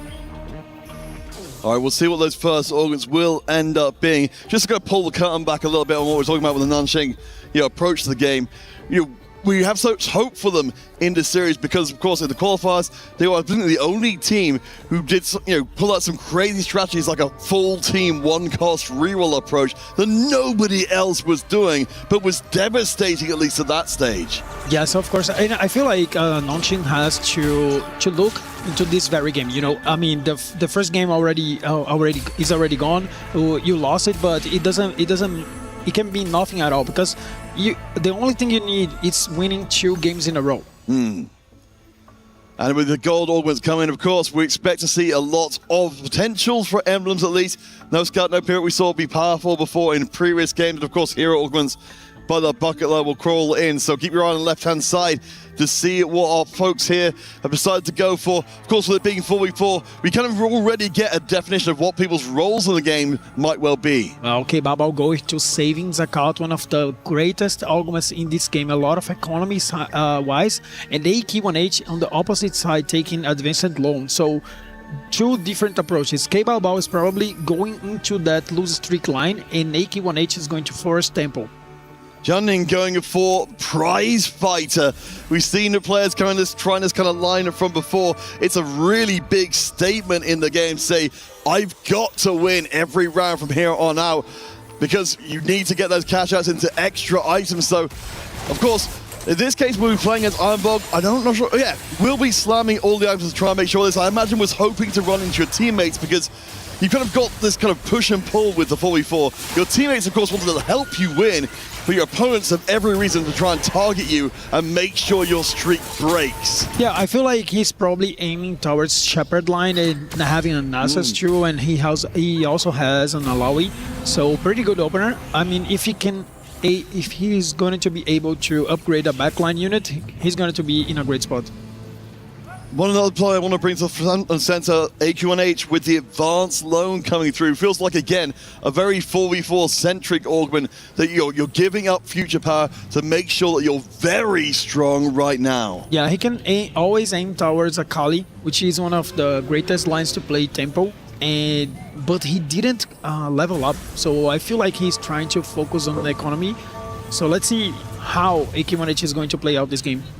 Well, Stanley have got here with a strong start from his own against Terry, who is bringing out the concentration. We have seen this be absurdly powerful later on. Zoe option, Aurelion Soul option, more Kais if you can find enough of them, can become an absolute monster. Yeah, I like this augment pretty much because it gives you a lot of great early game. It gives you Zoe, either Mordekaiser, and later on you can play Asol. It's a pretty standard augment late in the game. And you always aim for those middle placements. You can play that for getting like top 4 finish. It's quite good for 4v4. All right, in the very early going, Jianning and Terry were the ones winning out. Of course, Jianning, again, motivated heavily by the prize fighter, will only get those extra items. Terry, as you said, this board comparatively to what we're seeing from Jianning, maybe not quite as strong as it could be. My God, Terry just got a Victor 2-star at the 2-3. Oh, I didn't even notice. That's amazing. I mean, I feel like he's missing one front line, and if he gets it, like either Leona or Mord, he will be able to like streak a lot of rounds. Let's see if he ends up facing up. He will face up against his opponent in win streak. It's a really good catch on that Victor too. That's a lot more damage again. The concentration enhancing all of these conduit units to have the spells last longer, which means a lot more damage. And in Mordekaiser's case, a lot more tankiness on the front. We have got the Nasus too, so it's not a completely done deal. But I have to imagine Terry's got this one. Wow, the other players just put a glove into the backline to try deal more crit damage, but it was not enough, and Victor will take the lead. And I feel like losing with Prize Fighter is not the best way you can start your game. No, not at all. That's another round. You have to wait for another component. Let's see what our players decide if we've got, again, Eve and Varus in play. Wow, I've seen Steamroll in there, and we have seen so far in here EWC that Steamroll is one of the best choices when it comes to Evelyn, because if you're ahead, you can pull off a lot of tempo, and then that means a lot of economy and HP for your team. So some players might aim for that line, especially the ones that are strong right now. And what a context to find that in as well. Terry takes control of the win streak, finds Steamroll immediately to motivate him to continue to do so. I guess at least on Jianning's side of things, we'll see if he decides to push forward on levels and maybe try and challenge once more for a win streak of his own, but not ideal for Nongshim, who need everything to go right for them here in Game 2. I mean, Terry is one of the players from Flash Wolf that he's with such a great average placement overall across the tournament, and having him with a good opener, it's all what Flash Wolves wants. And we've kind of talked about this before, that while players don't have set roles within a team, they don't play the same way every time because you get different augments, you get different units in. Terry supremely suited, as we will see Ironbog taking on Samdi. These are two well-equipped boards, but I have to imagine Samdi's the stronger. I mean, Terry has Victor 2, and then SamD has a Northern 2-star already. That's massive. I feel like this game is going to be incredible. 2 players on each side of each team having a 3 cost early on, 2-star already. Really fascinating to see what comes out of this round, because again, we want to see Jiang Ying back on his winning, and he will be doing so, but Terry controlling the win streak.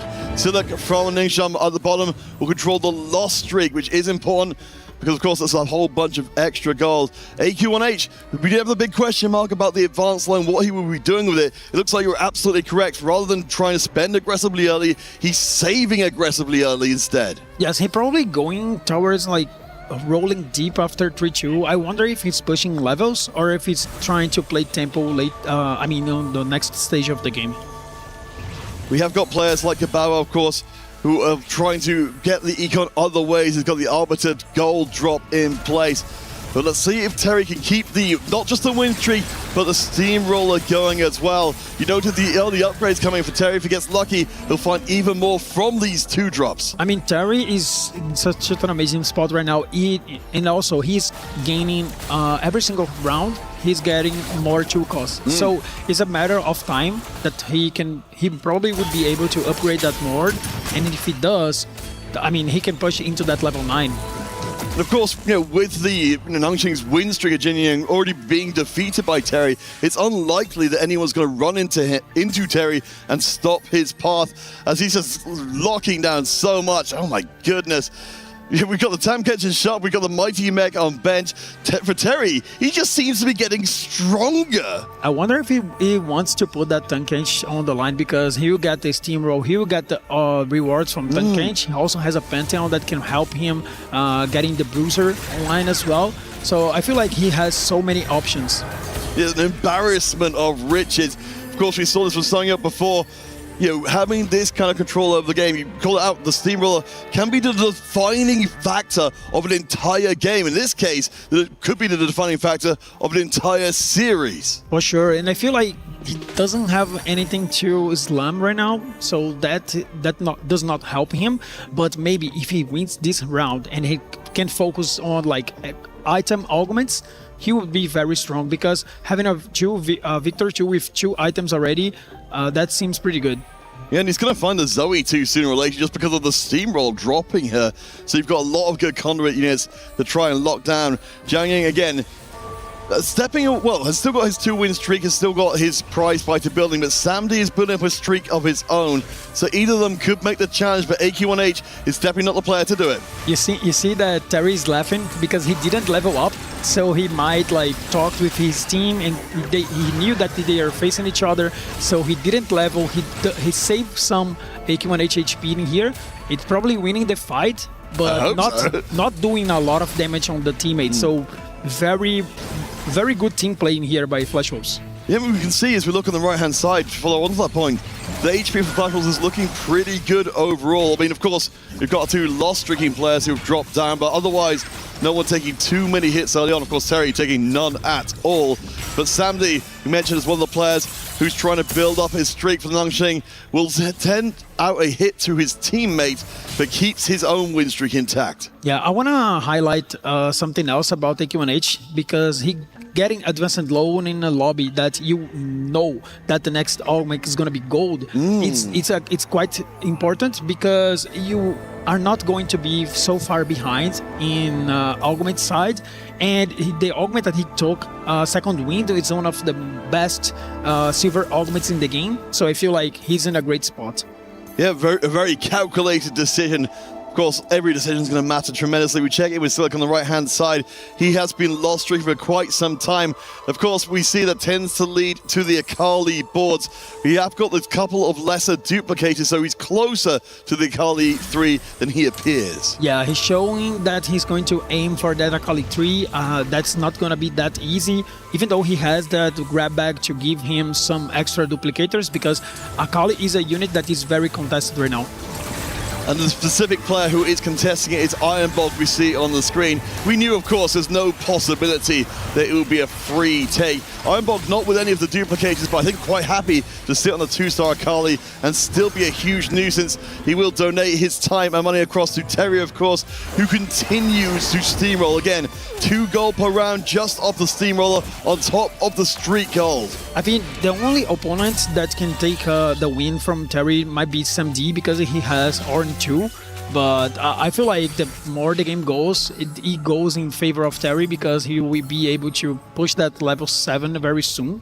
And he can play for Psionic right now. Let's see if he's going to aim that. Yeah, it's kind of crazy to see that Sam D taking the place of Jian Ying as who seemed to be the win streaker for the squad. Has the opportunity in this round, as I said, to face off against. The itemization is very good. We've just, of course, got the gold from Sam D, no extra combat power. Terry did decide to take the enhanced Giant Slayer if he goes up against his opponent, but in fact it's a double. It's a return round against Jian Ying to try and keep him from prize fighting for a little longer. I feel like he can still win this fight, but I feel like he should have pushed that into that level 7. It would be quite strong. He would do so much damage on the Ying player. But he's still winning, still going into that steamroll. His spot is just incredible. Sam D does not have the steamroller going, so it's again not benefiting remotely as much. I mean, we've seen before, especially if Terry can run his streak all the way through stage 3 as well. He's gathered so many resources to make it almost beyond a joke. Wow, 4-cost shop and Evelyn giving 12 extra gold. I wonder what players are going to aim right now. Both are good, depending on what do you need. I feel like for Terry, having more gold, it's better because you can ramp up a lot, but he also have a lot of 4-cost that he wants, like sometimes the mech as well. So let's see. Yeah, pretty much everybody's had to go for the 4-cost. As we've seen, of course, in 4v4, as much as there's a problem in regular free-for-all mode, hitting your 2-star front line, triply, quadruply so in 4v4 when everyone is trying to grief and take away those units.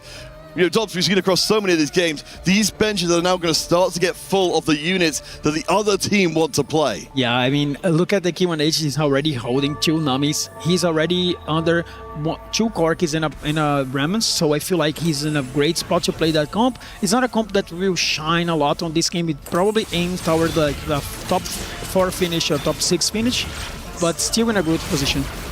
And as we check him in the overall field, we can see Kabama at the bottom of the standings we see on the board right now. He's picked up Anima very late and a Shepherd emblem as well.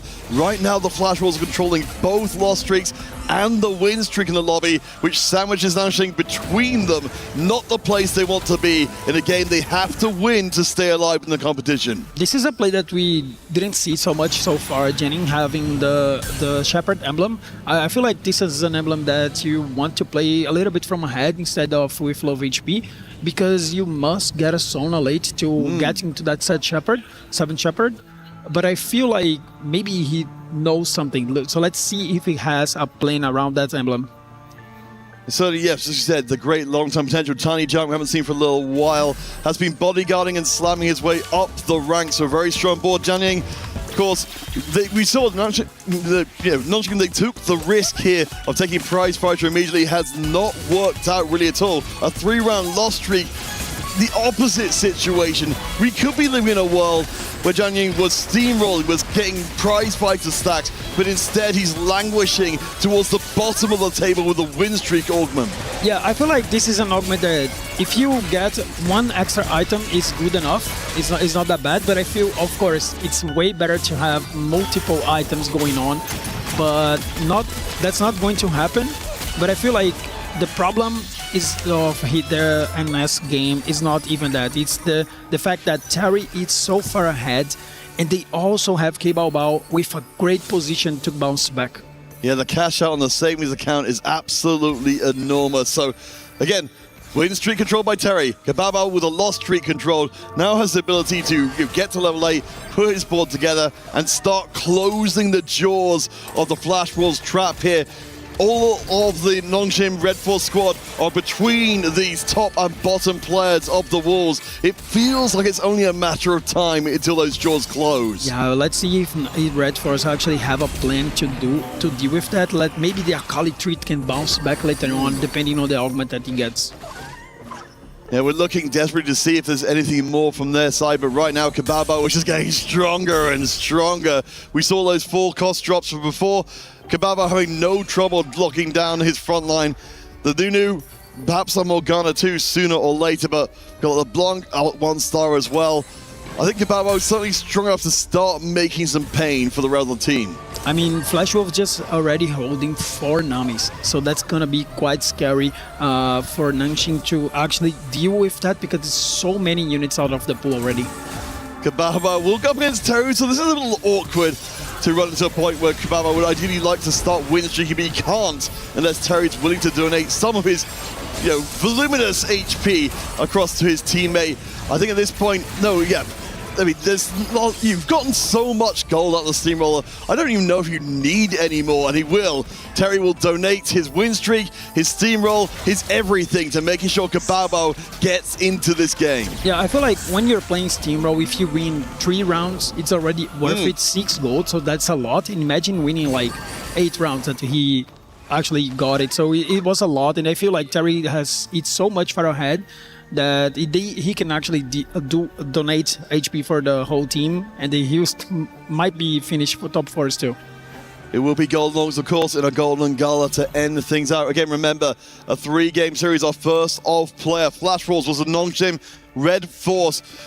This is game 2 with the Flash Rolls already securing game 1. Means that if things continue the way they seem to be going, we're looking at 2-0 to open up the day. I'm impressed how Flash Wolves are being patient this game. We had Terry that didn't level up quite early. He was always talking to his team to check if he needed to. And in here, we've seen K-Baba with 50 gold. So he still won LeBlanc 1, but he knows he's strong. But he's not even rolling. He's pushing into that level 9 to finish the comp with maybe 7 Shepherd. We're journeying on the other side with the Shepherd board of his own, of course. Not quite as impressive without all that gold backing up the little buddies as well. Journeying, of course, you can see looking very emotional actually in the top left of the screen because you can tell that this could easily be the end of their journey materializing before the rise of LeBlanc. The backlines face each other. It does actually end up with both sides killing each other. The Karma should be able to finish the job, and that is a stay of execution for Nongshim Red Force. Yeah, I feel like K-Bao needs to roll down a lot in here. Maybe it's hard to find the LeBlanc because the opponent team already has it upgraded, but I feel like he does not want to go 18 here because that can be, you can actually let Red Force go back into the series. Of course, with Silic being on a 6-round win streak towards the top middle of the table, the idea that first place is guaranteed for the Flash Balls in this lobby is very much in question. You mentioned the Akali. We're not even 2 away from hitting the Akali 3. We've got the Akali 3 already. He just hasn't pulled the trigger quite yet. Yeah, he knows that he needs both Akali and Jax in order to be actually very strong in the game. So he still didn't get the Akali because he needs to get both units. And that's just a testament to how strong this unit is. You can hold off on the 3-star version unit, which you could have right now, and still maintain a 7-round win streak without even using your full potential. Yeah, IQ1H on the other side, he has 5 Corkis already, so we might see a 4-cost 3-star in this game. What we're going to get from our gods the last time, Duplicator bundle, not bad at all, at least an extra Duplicator for our players looking to finish off those 3 stars. Blood Pact, of course, our teams are able to coordinate between themselves to make sure this is not too costly of an option.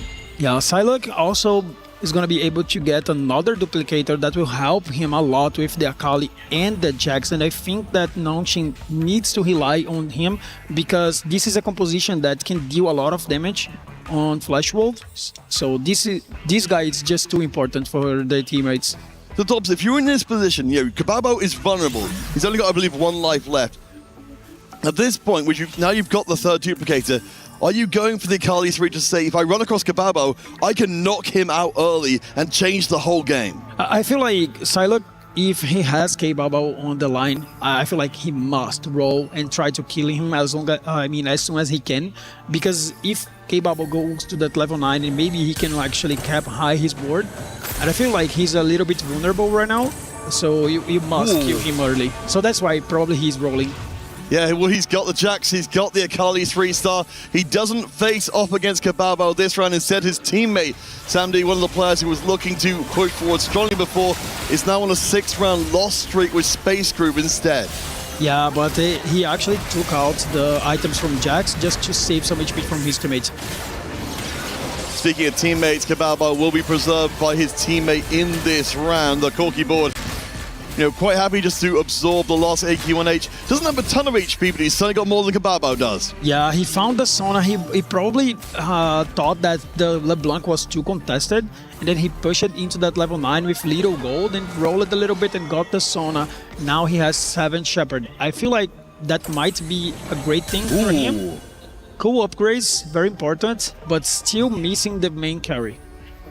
Yeah, there's still a few more moments left open, particularly one more round left open for Nongshim to be able to come in and throw the fly in the ointment here for Kababo and the rest of the Flash Rules squad. If you look up the table, we're starting to see things separate out a little bit more. It feels like heading to stage 5 is the pivot point of this game too. Oh my god, he's facing Ironbog. Ironbog just took away the upgrade from Akali, the Nova. So he's probably donating the round for Kababo. Here comes the Shepherd effect, very strong.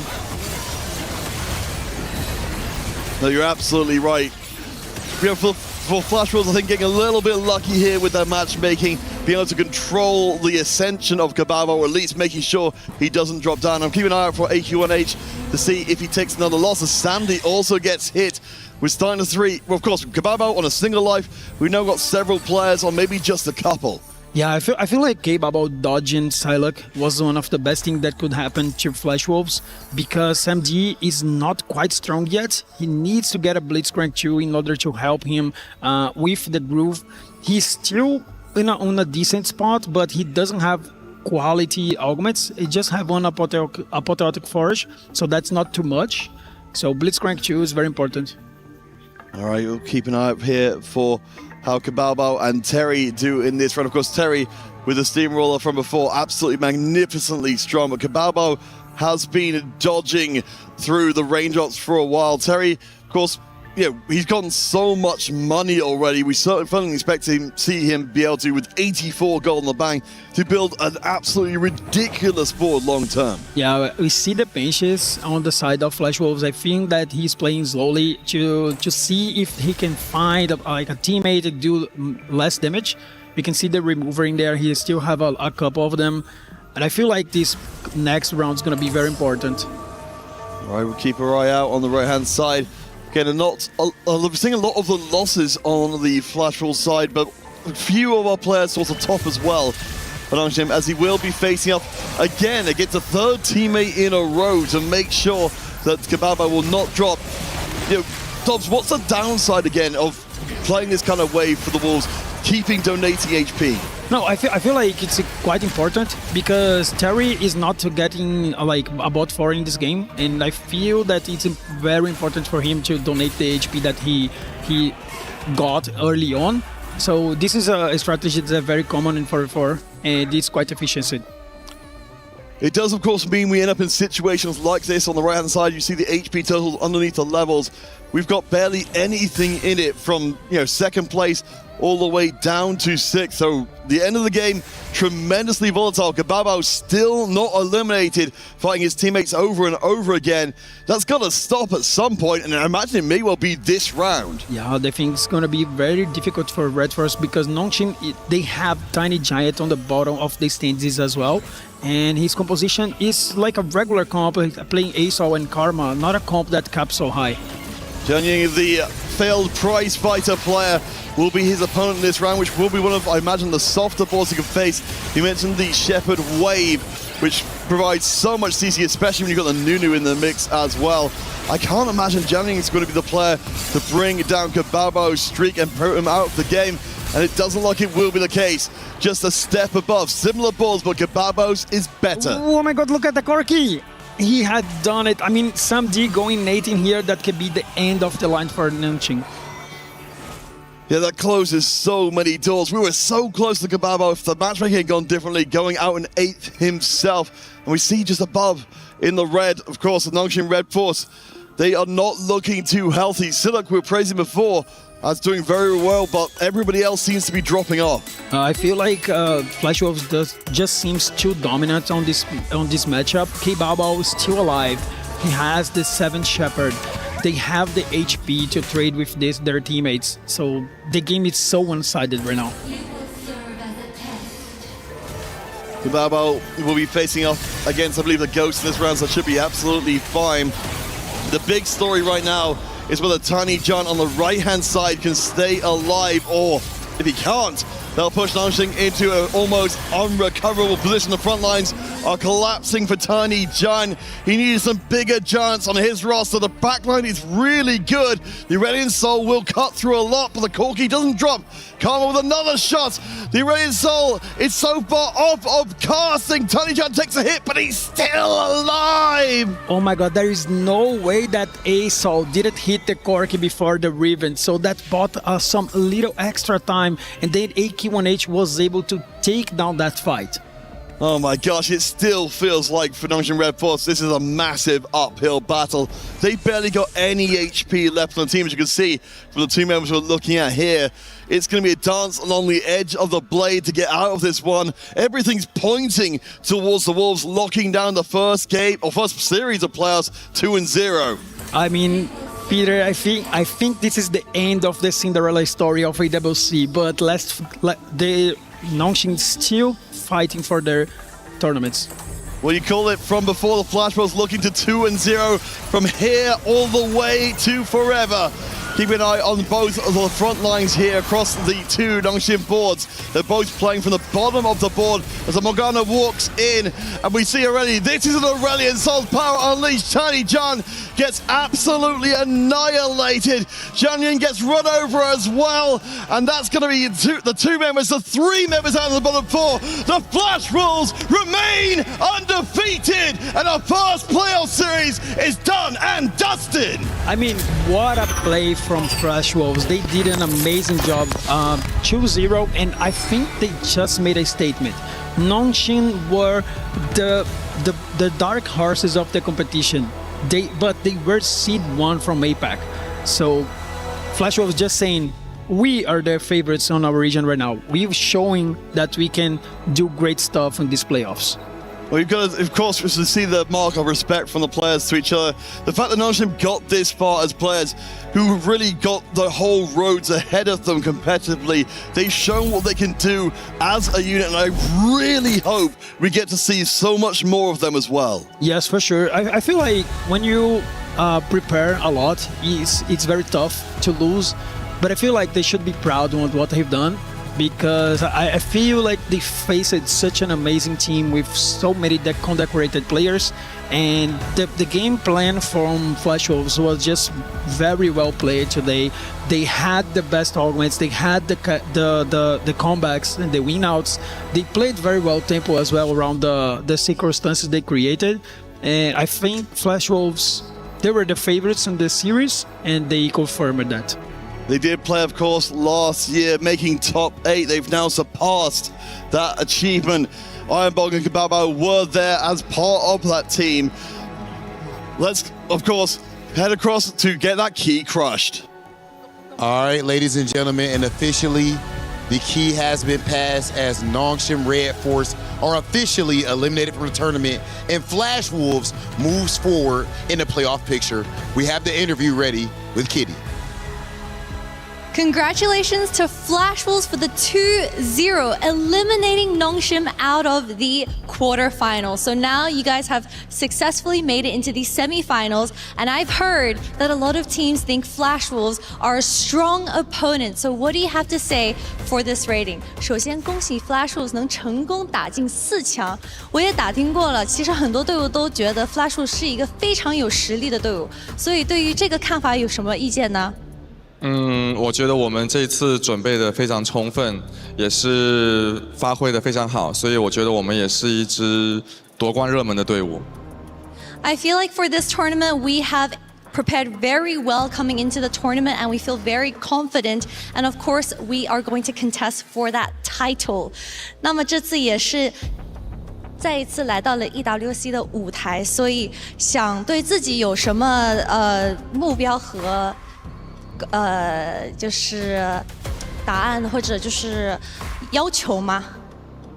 我觉得上一次的话，我们也是在8强就离开了嘛。那这一次的话，我希望我们这次已经突破了8强。那希望未来的话，就是明天可以发挥出好的状态，拿下冠军。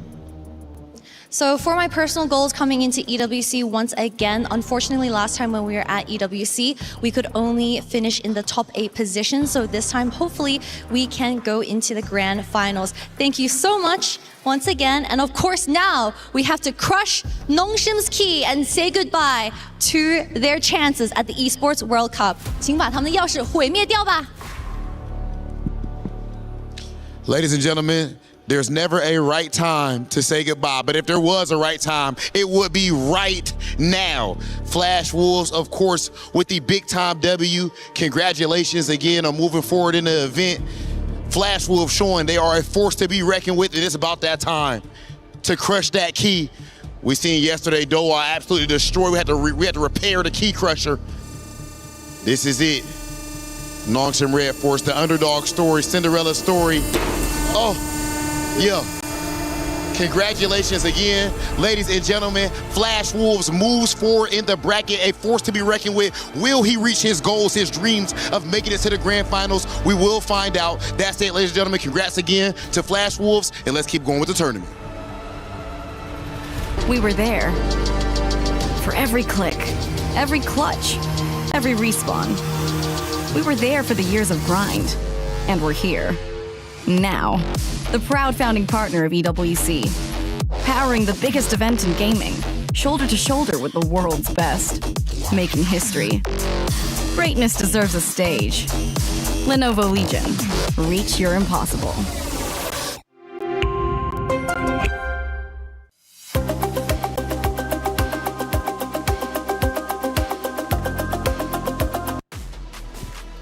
Oh, and the first key has been crushed during our playoffs matches. And for Nongshim Red Force, the dream of the underdog lifting the trophy has now ended.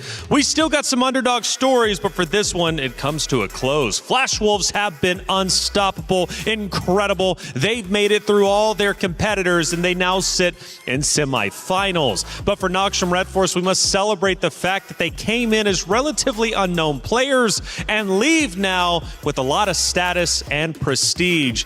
These Nongshim Red Force guys were just unbelievable at many, many times. You know, one of the beautiful things about TFT at EWC with the format 4v4, it gives an opportunity for legends, obviously, to continue their legendary approaches, but it gives an opportunity, too, to underdogs, unknown players, to make a name for themselves. That's right. It's been a crazy run to get to this point, but in this game, too, everything seemed to unravel for Nongshim, and I think the star power from Flash Wolves really shown. Yeah, for Nongshim, though, we talk about from couch to crown, career-defining for EWC. Yes. This has been their story. I'm sure, even though they haven't been known names in the Tier 1 circuit, there's going to be a lot of orgs that are willing to pick them up now. From couch to crown. I'm taking that, and I'll give you the trademark for it, though. Let's start breaking down this game, because it was really good. 2-0, I asked who needed to step it up. Tiny Giant was the guy to do so. Let's go ahead and fast forward, though, into Stage 2, specifically Stage 2-3. Clement, what are we looking at? We're looking at the unfortunate demise of Jiangning's economic plan here. He's playing on Prize Fighter. You get extra components for 5 wins, but he runs into the most unreasonable board here coming in from Terry. As we see in the back line, there is a 2-star Victor just naturaled from the shop. Absolutely crazy spike this early into the game, but Clement, it got worse for Nongshim after this because the God offering was Evelyn's Steamroll, which gives you even more gold for, well, steamrolling your opponents. And with a Victor 2 with a board like that, Terry went on an absolute insane win streak throughout Stage 2 and 3. And he rolled a slight roll on Stage 4, level 8, 30 gold, already had the Ace 2, could then go 9. Yeah, and we asked our observers for the player reaction. You could tell that Nongxing right then and there knew that their chances of dominating the game was slipping away. A lot of lip biting there. Oh, and that's tough too because it's so early on. I mean, we're only stage 2-3, but we fast forward to another action clip. Now we're in 5-5. We're a little bit deeper on. Now, if Nongshim already thought they were in trouble then, what are they thinking now?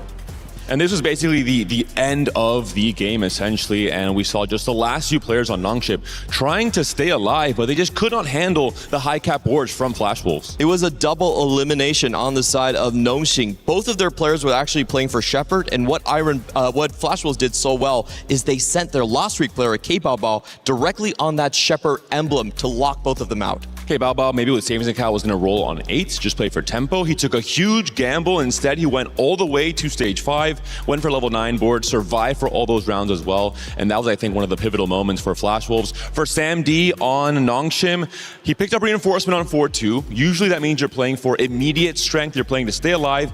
You're expecting a 5th or a 6th. He ended up in 8th, and that kind of unraveled the entire game plan for Nongshim. It's always tough. Yeah, 5th or 6th to 8th place. You know you're in trouble at that point. We take a look at our stats from that game number 2. Obviously, the series ending 2-0. Once again, we pull up the round results, all the players. Terry from last to first this time.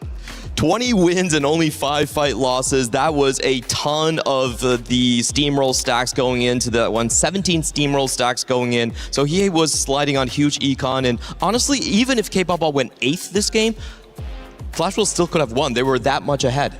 Ironbog was the hero in that game 1, but for Terry, he's back in the driver's seat. He had a 3.0 AVP for Flash Wolves in the group stage. Yet again, here's the hero off of that crazy Victor spike early. Ooh, the emotions, though, were flowing. And I remember you actually specifically saying, at least in game number 2, man, it started to hit Nongshim Red Force. This is a lot harder than we thought it was going to be. They came in with a plan, but that's only one thing. Executing is also tough for Tiny Giant, too, feeling that pressure. How could they not, after all? They came into the playoffs with the hopes and dreams of lifting a trophy, but after game number 1, they quickly ran into issues. Nongxing should walk away proud. I think this was a terrible matchup for them. They are known as the one-cost reroll team. They really like high-tempo games and low cap. But unfortunately for Flash Wolves, they were lucky in the early game. All their flips made it, and they also play for slower high caps as well. So you think it was just a mismatch in general, or do you think Flash Wolves, they've got different looks, and this was the proper look to take down this roster?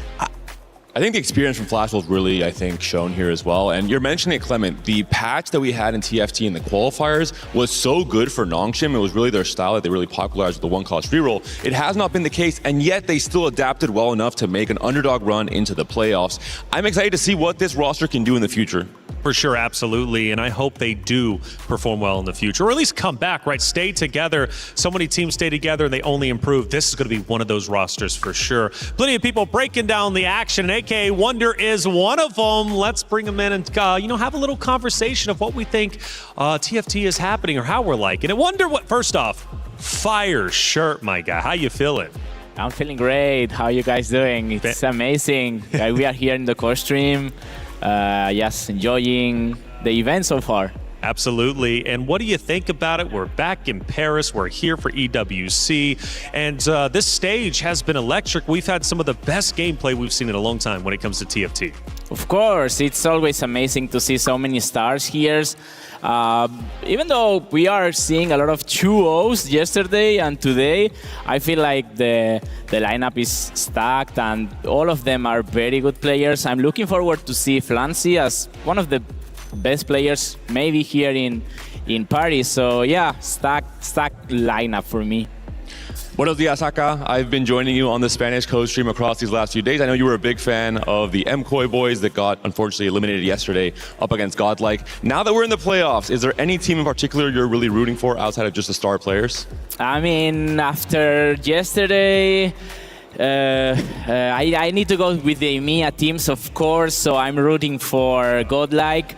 But yeah, the MKOI losing yesterday was very bad for me. I'm pretty sad, but I'm going with Godlike, so let's go EMEA.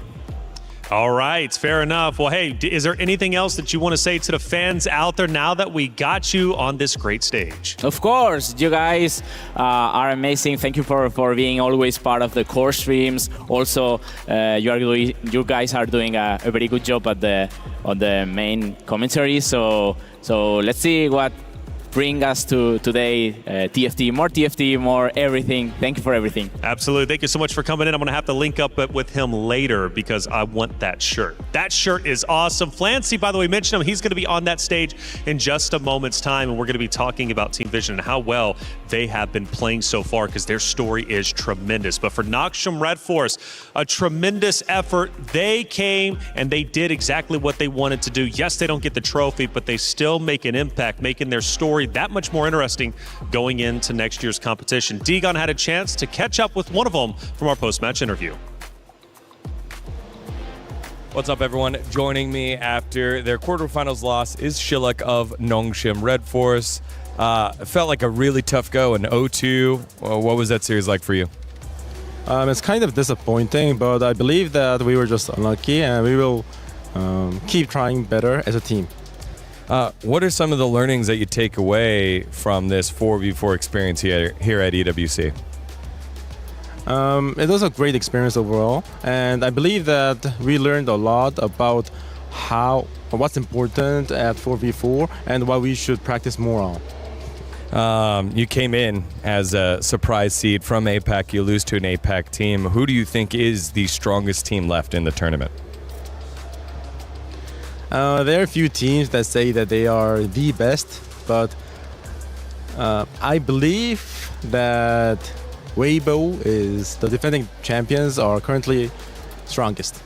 And then finally, you've gained a lot of fans throughout this tournament. Anything you want to say to old fans of the Noodle Boys and new fans who are now joining along? Thanks for rooting for us, and we will be back at next EWC and win the tournament. Shiluk, everyone, thank you so much. It's been great getting to know you over these last several days. Best of luck in the future. Thank you. That's exactly what we wanted to hear from Shiluk and Noxium Red Force. They will be back, and it's going to be a treat to watch them next year because this roster is incredible, and they should absolutely hold their heads up high because, my goodness, did they put on a performance. This roster is only going to get better. That's what I want to hear. You want to hear the return, you want to hear the comeback, you want to hear the hunger to still say, hey, we made playoffs, but we want more. Yeah, career-changing moment for them. I think we're going to see a lot of organizations rushing to pick them up. And shout out to Cassica, 3 years in a row taking unknown rosters all the way to the playoffs. That's right. Well, hey, day 3 was exciting. And we have a compilation of all the team comms thanks to Sadia. Nice! 好，把这把玩得这么难，就是帅啊，很难，对吧？就是很难这一把，因为没办法，就是如果我跟你讲，如果摸鸡那里抽好点的话，其实就可以直接把摸鸡。我其实本来可以是吃鸡位，对，他可以抽太烂了，多少抽大了。不是对面在卡我，对面第一波他们找我一波启动，先卡了我，然后我启动完之后他们卖掉了。录7只，打死。结束。OK， 玩得好。牛逼。 可以了吧？直接暂停了吧？可以，挂机了。第一个2星卡马吧。만대 피， 더마타임 만대 피。 OK。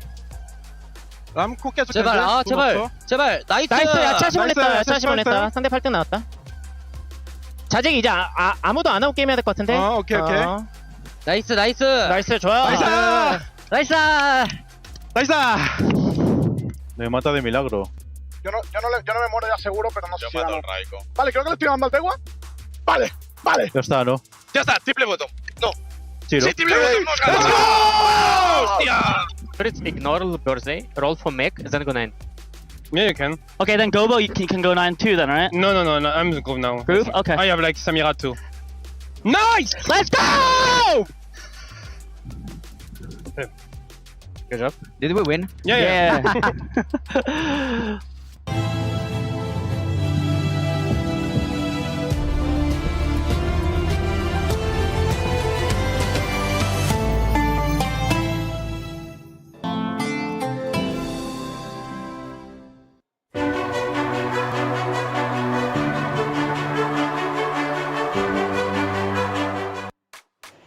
I'm not kidding you. That was probably the best team comms I have heard yet. They were having a blast out there, and even at one point, not even realizing that they actually won the game. Incredible stuff coming out from Sadia. Thank you so much. Next series, though, is going to be great. It's Team Vision and Virtus Pro. For the club championship race, these two orgs are going at it. Trav, give me the details. Team Vision finally managed to get over the line when it comes to the club championship eligibility yesterday. They got their first top 8 finish in Apex Legends and finally got it done yesterday in Teamfight Tactics. They did drop down to the lower bracket and had to go through that grueling Eastern battle against T1 to make it to the playoffs today. They face off against Virtus Pro, who, funnily enough, both land on 950 points currently. So it's going to be a big battle to see who can make that break further up the leaderboard in the club championship. Virtus Pro are flying through the groups yesterday. They won 2 in a row and managed to get today in the playoffs. It's going to be a huge battle, and Virtus Pro have momentum and confidence on their side, so it's going to be a tough, grueling battle for Team Vision. Wow, I didn't realize they were tied for 5th place. That makes the stakes even higher for this matchup, not only to protect your key for the competition, but also for your org, getting more points, elevating yourself up even to the top 4. I mean, quite literally, when you start going from like 5th place to 4th place, 3rd place, I mean, we're talking hundreds and hundreds of thousands of dollars difference. So this is a high stakes matchup between these two great organizations and two wonderful teams. To set the stage, Gon had a chance to walk and talk with our competitors. Vision now coming off their bus. They are favorites coming into the tournament, 2-1, looking to bounce back from their one loss. There's Koyui. Where's my boy Moji? Moji, real quick. Hello, how are you? How do you feel today? Feel we will win. What will the score be against Virtus Pro? 2-0. Are they the weakest team, like Koyi said? It's my teammates thing. Okay, all right. Good luck, Moji. See you. Back to y'all. Is in our DNA. Whenever we let it out, it becomes our superpower. Now imagine an entire city being built to supercharge it. Kadir City, powered by Play. I say own up to it. If your teammate says it, you said it, you're on the same team. That's my philosophy, but who cares about my philosophy anyways? We only care about the matchup that is about to go down, tied for 5th place in the club championships, and also amazing runs for both. It's Virtus Pro against Team Vision. Number 2 from last year meets a roster of Vision who has made an incredible run throughout our bracket. These two Titans will face off. Now, what team are we looking at first? Because they're both incredible rosters. I have to say, first of all, the trash talk from Team Vision on a team who is currently undefeated and the runner-up from last year is pretty insane. We'll see what this series has in store for us. That's right. I'm thinking about Morris, though, as one of the stars for VP, and I am really thinking they might surprise the world with another 2-0 here. Ooh, another 2-0. Let's find out what the coach is thinking. Kitty, who do you got? Welcome in, everyone. This is the pre-recorded content for Team Vision versus Virtus Pro. So I'm joined in by... I'm Lei Chuan. I'm coach of VP. And I'm Sukulendo. I'm the analyst. Sing Chao, welcome in. So yesterday we had a banter segment after the draw show, and Team Vision said something very spicy, that Virtus Pro may be the weakest team going into the quarterfinals. So if we had to choose one player to talk back with the spicy answers, who would it be? It would be Kian, right? I think Kian. Kian, why? Because he's arrogant himself. Oh, okay. So we have Kian for the banter smack talk. And of course, we are currently in Paris. So how do you like Paris so far? For me, it's like it's a pretty wonderful trip, and I haven't gone to a lot of places, but I will eventually do. I like the weather in Paris this time. It is getting a little bit chilly though, so of course make sure to bring your nice jackets. That's all gonna be for today, and we'll see you guys on stage later. Kitty, it might be chilly outside, but it's only heating up in here on that very stage as quarterfinals continues for the playoffs. Virtus Pro.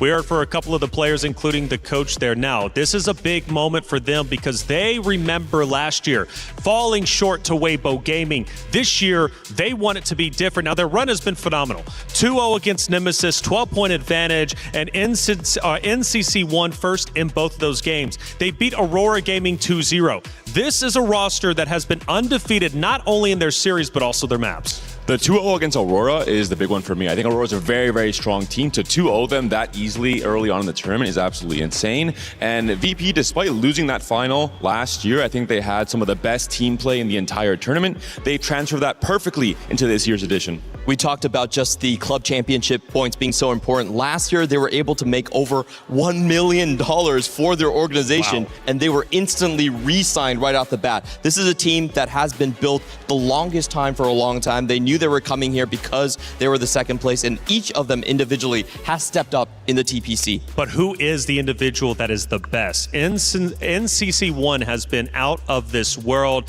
I know Milo obviously has a lot of attention himself, but who do you look at to be the X factor for Virtus Pro in this matchup? I think it might just be Mars. I think Mars is set in Spacewalk specifically, individually at regional finals was crazy. He had a sub 4.0 AVP, really dominated the field. We'll see how that transfers to 4v4, and maybe if he takes a step back, if he feels better playing a tempo position. But I am always scared seeing Mars play TFT. Ooh, scared? Hopefully not too scared for him. Virtus Pro goes toe-to-toe with Team Vision, and Vision has had a stellar run. This team is absolutely incredible, and they needed to get top 8. Well, that is accomplished. Now, how far can they continue to go? Because they are tied in 5th place with that of Virtus Pro, which is absolutely stunning given the fact that they only have 2 teams represented in 2 games. So it was do or die. They did it in week 2. They're doing it once again. 2-0 against MCOY. They lost the Flash Wolves, but they gave us one of our biggest upsets yet. 2-0 against T1. Exactly. I think this is a huge breakout year for Team Vision. They're typically known as a tier 2 Saudi organization. They're feeding a lot of talented like Falcons to Twisted Mind. This is their chance to actually stand on their own. And they took a really risky gambit, picking up this roster that most CN orgs did not touch. Let me ask you this, Clements. Is it more devastating that they lose 1-2 to Flash Wolves, or more impressive that they beat T1 2-0?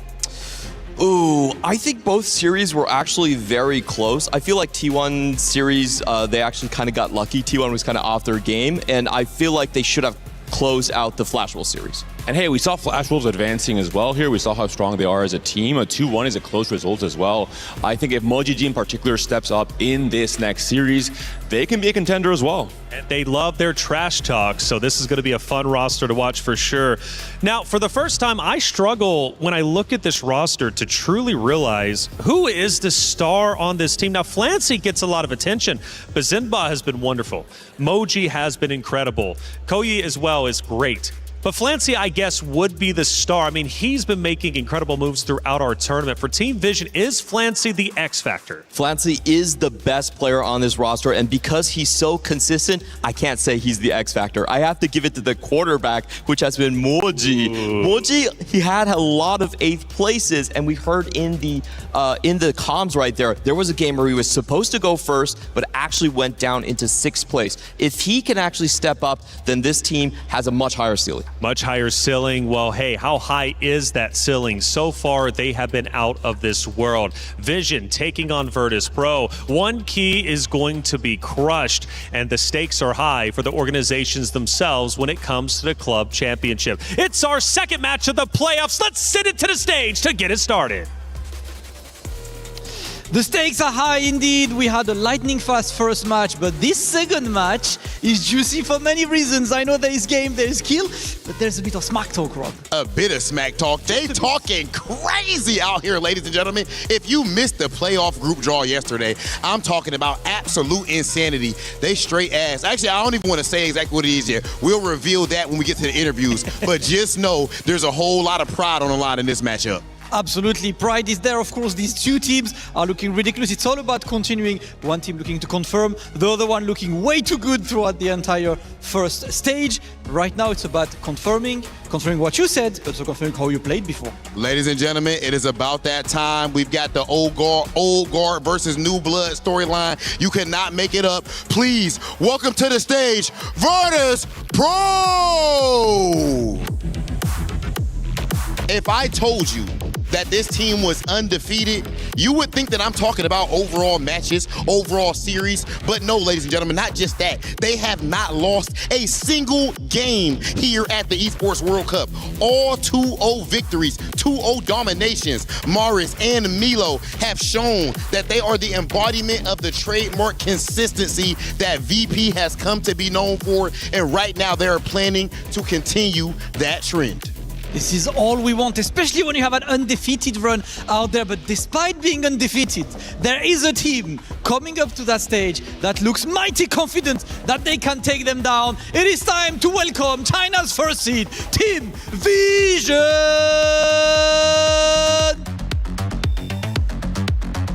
Qualified through the Chinese qualifier. People might not be necessarily expecting this team with 3 newcomers to the EWC, and Flancy, who has been really good at keeping that team on track. They won 2 over Coid, lost 1-2 against Flash Wolves, but took out a big contender in the name of T1. And it is hard to be more confident than these 4 right now. They step on the stage, Team Vision coming to the playoffs.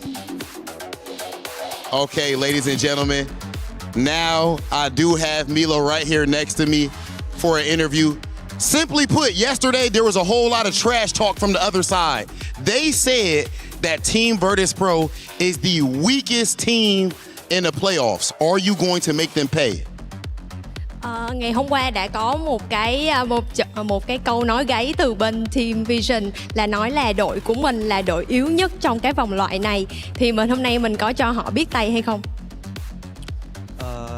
Sau trận đấu này em sẽ cho mọi người biết yếu hơn cả yếu nhất là gì.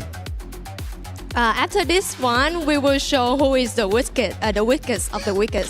Talk that talk. Hey, you know what? I'm just gonna go straight to our translator to just say it. They just said they're gonna show who the weakest is, thinking it's you. I'm just gonna let you answer that. 那刚才也是问了VP 战队对于昨天的这个狠话环节是有什么看法？然后他们说，那我们今天就相当于是在比谁是菜中菜的队了。你有什么话想跟他们说的吗？那就拭目以待。然后 VP 是我们夺冠路上的其中一个阻碍而已。我们接下来已经准备好对战闪电狼了。Oh, the face! I wanna know the spice. So. Well, we'll just wait and see, but just to be completely honest, I think you guys would just be a footnote in the highlight reel of our way to the championship. Because we are already prepared to face Flash Wolves here. They said they're already ready for their next match. Are you kidding me? Ladies and gentlemen, do you know how insane this is right now? I did not think he was going to talk any trash to Damascus. Moji? Hey, they literally said this match is just a step. They don't even care. That whatever. You know what? Let me show if that is a step or not. Teams, please, it is time to line up. Team Vision, you can take your positions for the lineup. Rob, they really said this match is irrelevant. They really said whatever. We're just gonna click some buttons and go forward. Look at this, bro. Ladies and gentlemen, it is about that time. You've heard all that talk, but in the end of the day, at the Esports World Cup, we settle it on the sticks. No more talking. Now it is time for action. Let's get to our next playoff match. Team Vision versus Virtus Pro. If it wasn't a rivalry already, it is now. Vision versus Virtus Pro. The smack talk has come down. A footnote in Vision's run?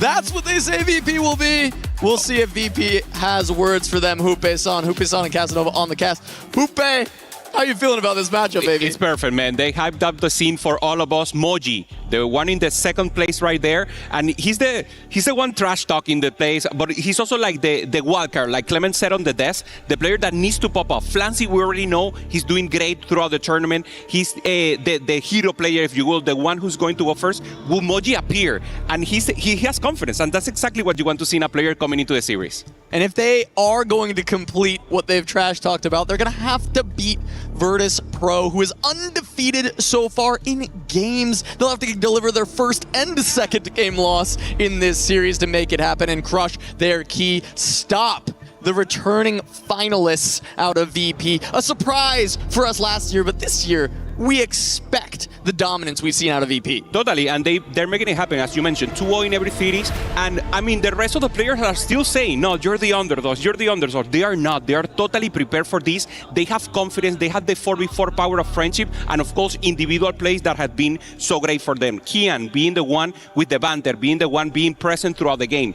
Tempo in the lobby in every turn that he has. And of course, they're always talking to each other. They have always a game plan, and that's the reason they have been undefeated throughout the series so far. Yeah, and you heard Panda say it during the analyst desk. Maris is somebody we definitely have to be watching out for. He's had a very fantastic solo career, especially recently being able to make it back to the Tactician's crown. Yes, it was not the result he wanted there, but he's been so good domestically, and I think he is a player that can find those moments that he needs for Virtus Pro to bring this thing home. In contrast, against Flancy on the other side, who has been a huge performer for Vision with so many first places in clutch positions. For Flancy, a staple in the Chinese region, totally has been a streamer throughout the years, has been helping the community grow so much, and now with a new team and with the highest hopes out. This is a guy that is used to communicating, is used to having a chat in front of him just to get possibilities with Kian here in the front, already with communication, and I love the energy he has. They're prepared, they're laughing, they're having a joy here,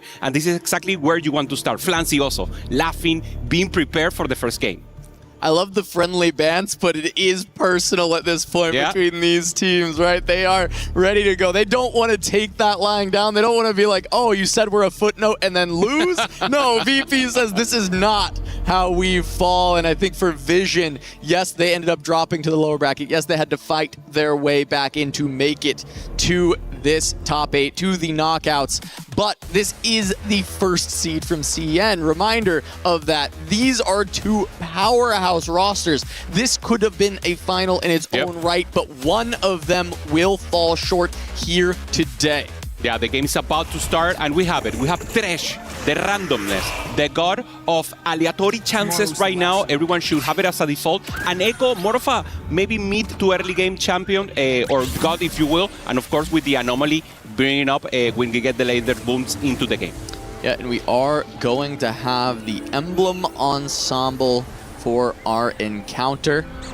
This can always create a lot more variability in these games. Hoope, they're not going to let him off easy on a casual little game. It's total chaos to start. We see Flancy already. He's laughing. He's like, okay, first game, and we already have randomness coming in together with Thresh.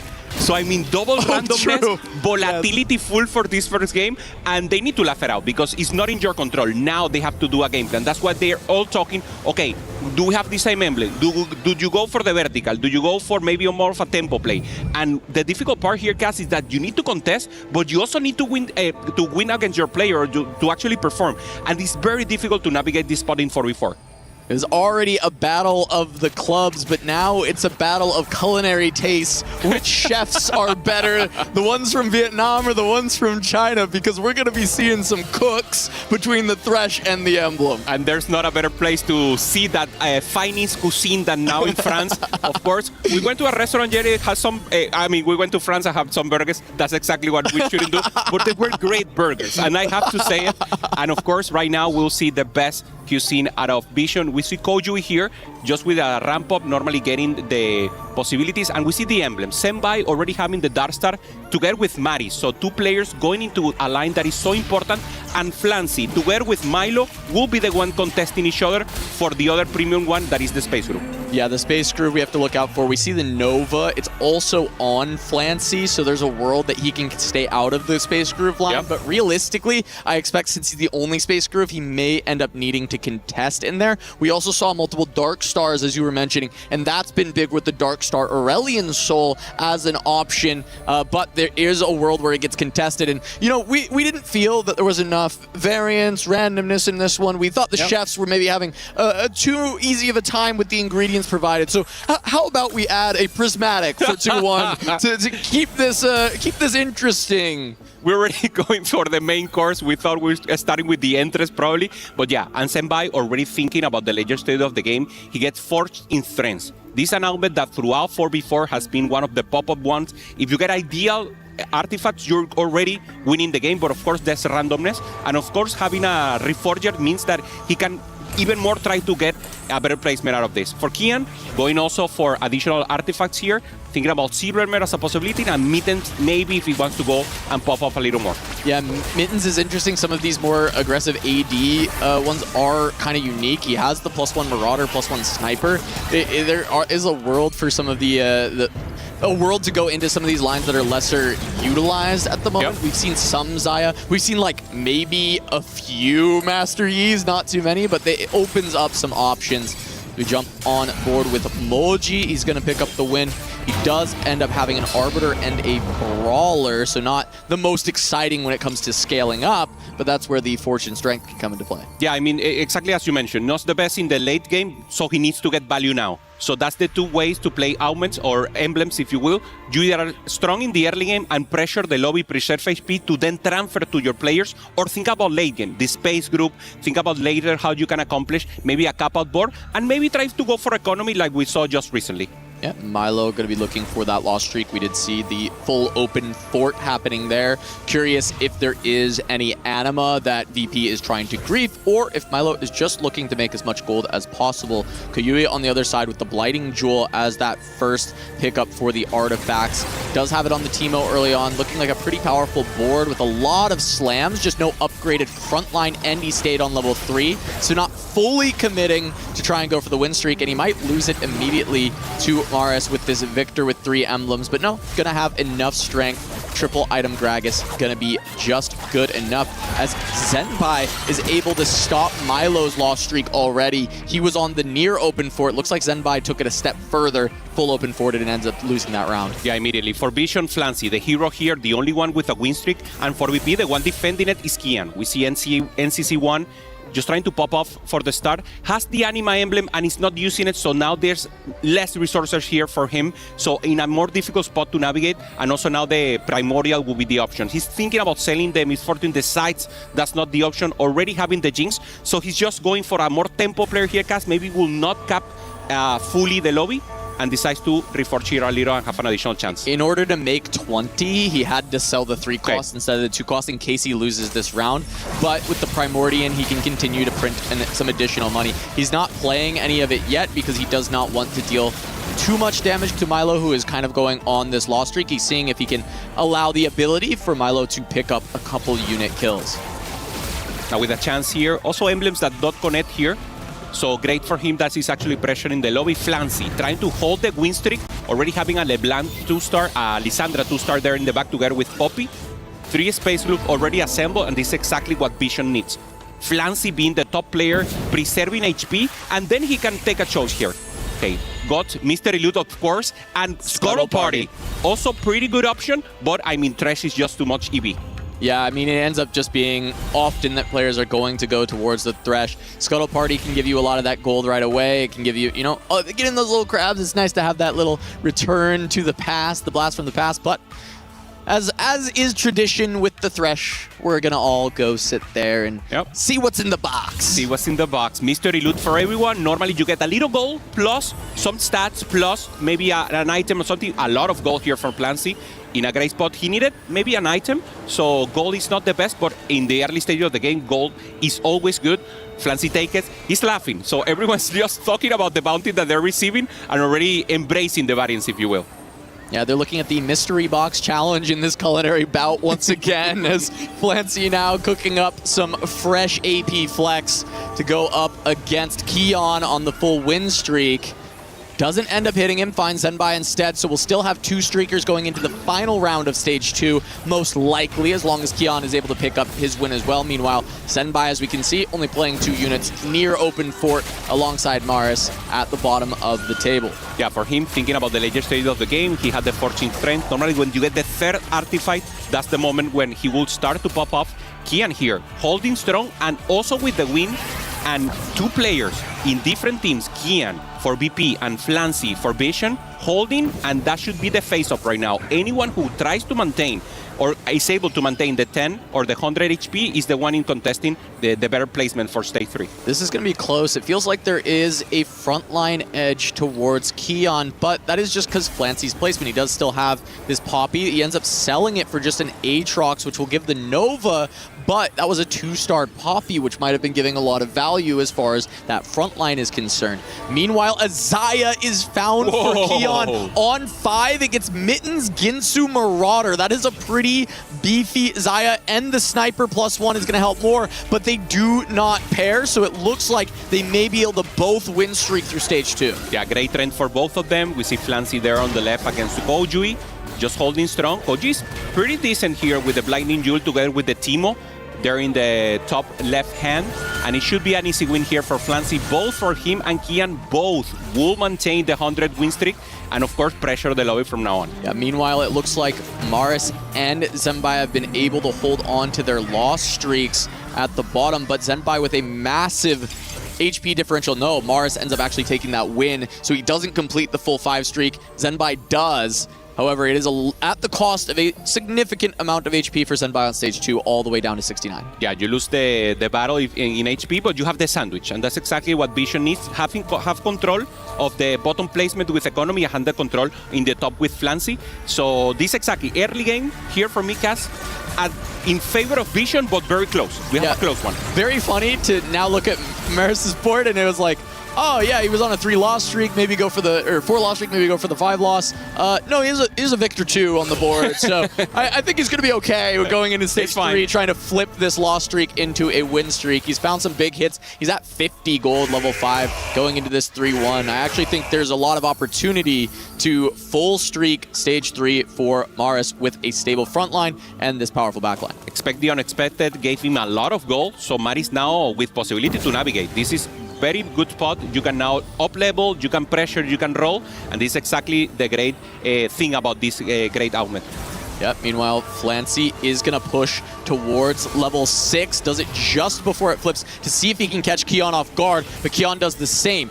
Does not find the matchup he was looking for, trying to break Kian's streak, instead going to hit Milo, who is going to be a bit weaker, does slam some items onto this Diana to see if he can carry it in the interim, but she is going to get focused immediately by the Lysandra. Flancy going to hold on to that streak, but Kian pushed 6 as well. So we'd expect that both teams are keeping their win streakers going. It's beautiful because it's like they're teaching the audience 4v4, and we're just here to expectate high-level decisions here, and Elite both with the win streak, as you mentioned, Cass, doing exactly what they have to, the due diligence of sacrificing economy, going for that quick level 7, and now in a great placement to keep performing. Yeah, it looks like the game has said, there's a little too much seasoning in the broth here from our chefs this time. We need to simmer it down, maybe add a little bit of water. Just calm things out. Give us a silver augment to just chill things out. Maybe a tea, more of a green tea guy. Yeah. Sometimes you like cut a little the fat, so maybe some green tea is better. Yeah, it might be a little bit better. You gotta add it. No, I like tea. I'm with you, yeah. 100%. And Zenbai here, also a T person for sure, just trying to accomplish something else. Has the Nova emblem, has the additional possibility to go space group, but doesn't have the units for a cast. It's like he's already with the loose streak, he has the force interest, but he needs to find a house. He needs to find somewhere to go, and the game is not giving him an out.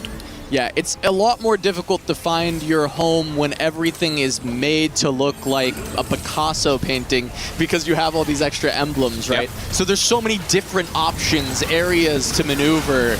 We start to see some of these compositions taking shape. Some of the spots easier than others to find your position as Flancy continues this win streak, pushing to level 7 on 3-2 in order to ensure he keeps this. Kian did not match that. He kept his econ, but he did not hit Flancy. So they both keep winning We don't believe it, and Flancy neither. He's like, okay, I have to push level 7. Kian is pressuring also, and I need to stay here. So now Flancy has more economy, so Kian has more combat. So that's why he's not pressuring.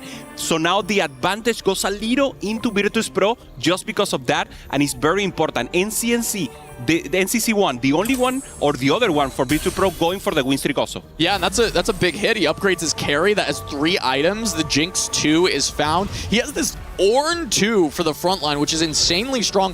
And even though the silvers are less impactful, Best Friends is so much power for this board. He's actually very likely to upset Keon's streak, his own teammate, in this spot, as of course there was not much reason to remove her just yet. You need to save him for later. But NCC1 now has potentially the strongest board in the lobby currently, and he will snap Keon's streak. Yeah, it's like you have a trade-off, right? Your teammates lose the streak, but you now put one again. So you have 2 players there in the top. Flans is the only one protecting it.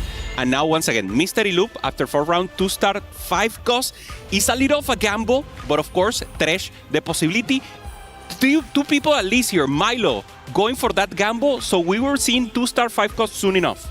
Said there's already enough randomness in here. We might as well add just a little bit more. And I think with the emblems, you might be able to find use out of more of a wide range of 2-star 5 costs because you just have a little bit more flexibility in where the composition can go. So I like the idea behind this. We'll see if it pays off because Virtus Pro were the ones who aggressively went for those 5 costs. 100%. We see this the board that hit the win streak of the friendly unit, if you will. NCC1 here, already having the Jinx, has the front line, finds an Ornn just for fun that is normally not in this composition but makes sense with the archetype. Having the +1 has the possibility to get an additional unit, and it's a strong tank that now will give time to the Jinx to pop off. Yeah, it's going to stabilize this board until he can replace it with an even better tank later, like a 4-star, 4-cost 2-star instead of this 3-cost. And now going up against Zenbai is going to be Kuyui.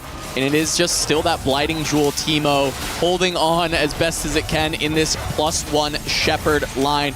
Only on the 4 Shepherd for now, but this is a very good start to capping out with the Shepherd build. Blighting Jewel, Ginsu Slam already. We talked about how sometimes navigating your direction in these lobbies can be tough. That is a very clear indicator to say, okay, Shepherd, Ginsu, LeBlanc, here we come. Yeah, 100%. And normally we see the 5 Shepherd, but as you mentioned, he has the emblem. We could see the 7 Shepherd that is also so strong, give you the weight and also additional CC and control for the game. Koji thinking about that 4-2 big rolldown, having the additional artifact right now. Let's see if he pops. If he gets something interesting. Sonya makes sense. Maybe not an ideal one, but it could be. And also thinking about maybe other possibilities right now. Yeah, I mean, Lichbane and Ludens are both AP at the very least. Can maybe find a world where that can go on to a Sona. It's not exactly the most optimal, but it at least it finds a little bit more value for the composition. You're already going in that direction. I kind of like the Zonya's idea, though. It maybe help a little bit more with the front line, which is an issue now as just a Gragas 1. Yeah, also the scaling is very interesting, the Lichbane, because now double artifact, maybe Lichbane, as you mentioned, with the Winsus, and you have additional pop-up possibilities here. So Koji trying to hold on against Moji right now. Friendly fire for both of them. Moji already with a Silvermare in a big Cho'Gath in the backline and probably trying to index into the Lulu line. So that's very interesting for him going late into the Stargazer possibilities. Yeah, and notably, Flancy did end up dropping that streak while NCC1 has continued to an 8-win. I think it's likely they may have faced each other at some point here and we missed. But Milo at the bottom of the table is going to have to go pretty soon here. We're on neutral, so one more round. 70 gold, level 7. He's on the 8 loss and only 24 life left. He's also towards the AP flex line, potentially looking towards the Nami, as he is the one with the Space Groove contesting directly with Flancy. He reforged 2 emblems right now and gets Primordial Arbiter that are normally good for the early stage of the game. This is a mess right now for him. So Milo, low in HP, not high rolling the emblem situation. It will be a difficult spot to navigate. Let's see if he can high roll the roll down instead. Looking for those Namis, finds a pair of Tom Kenches. Kench is there, not even one Nami. Very important for him to stabilize. He will need to find anything here. There's one. There's one. He found it. No Blitzcrank on 8 just yet to go alongside this. Does find a Shen that he can use for the emblem holder for now, but really wanted that blitz, wanted the Nami too, because Flancy is so rich and has so much health to work with that he's going to have a much easier opportunity finding that 2-star. Milo goes up into Maris, who is playing around that Victor still. Ended up going towards an AD line, probably towards the Corki with the Rogue emblem instead of utilizing the Dark Star as much. However, there still is a little bit of hybrid slams with the Jewel Gauntlet. Yeah, Maris looking for the Leona 3-star as a possibility. And now for Vision, they have to challenge Milo. They have to hold the Namis, making sure he's the lowest in HP for the other team and try to pressure. And once again, you wanted a chaotic lobby, prismatic to end it all, Cass. It was a little too spicy for the game. They needed to simmer it down, cool it down, but then they said, you know what?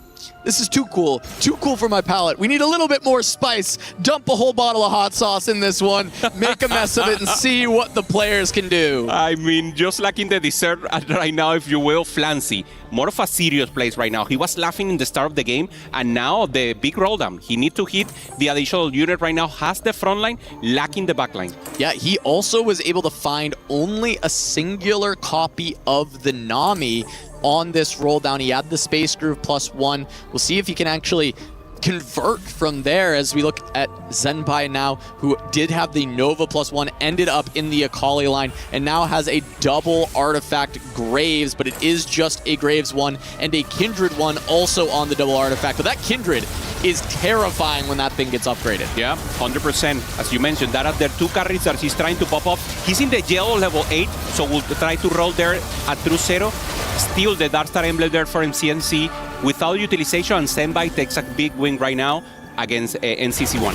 Yeah, NCC1 finally taking a loss, stayed at level 6 very notably on this 9-win, rolling down instead. We'll see if NCC1 is able to actually hit the 3 stars that he's looking for. I think we saw a 3-star Belveth on the board, but not sure what else he had, and if he can start pushing levels soon, because if not, level 6 at 4-3, you're gonna start dropping some HP. Yeah, and now it's exactly as you mentioned, the SP is the most important resources in 4v4, and Kian together with NCC1 are the ones that can transfer that HP to Milo. If they know they're facing a shower, this is the moment to use the removers and try to do it.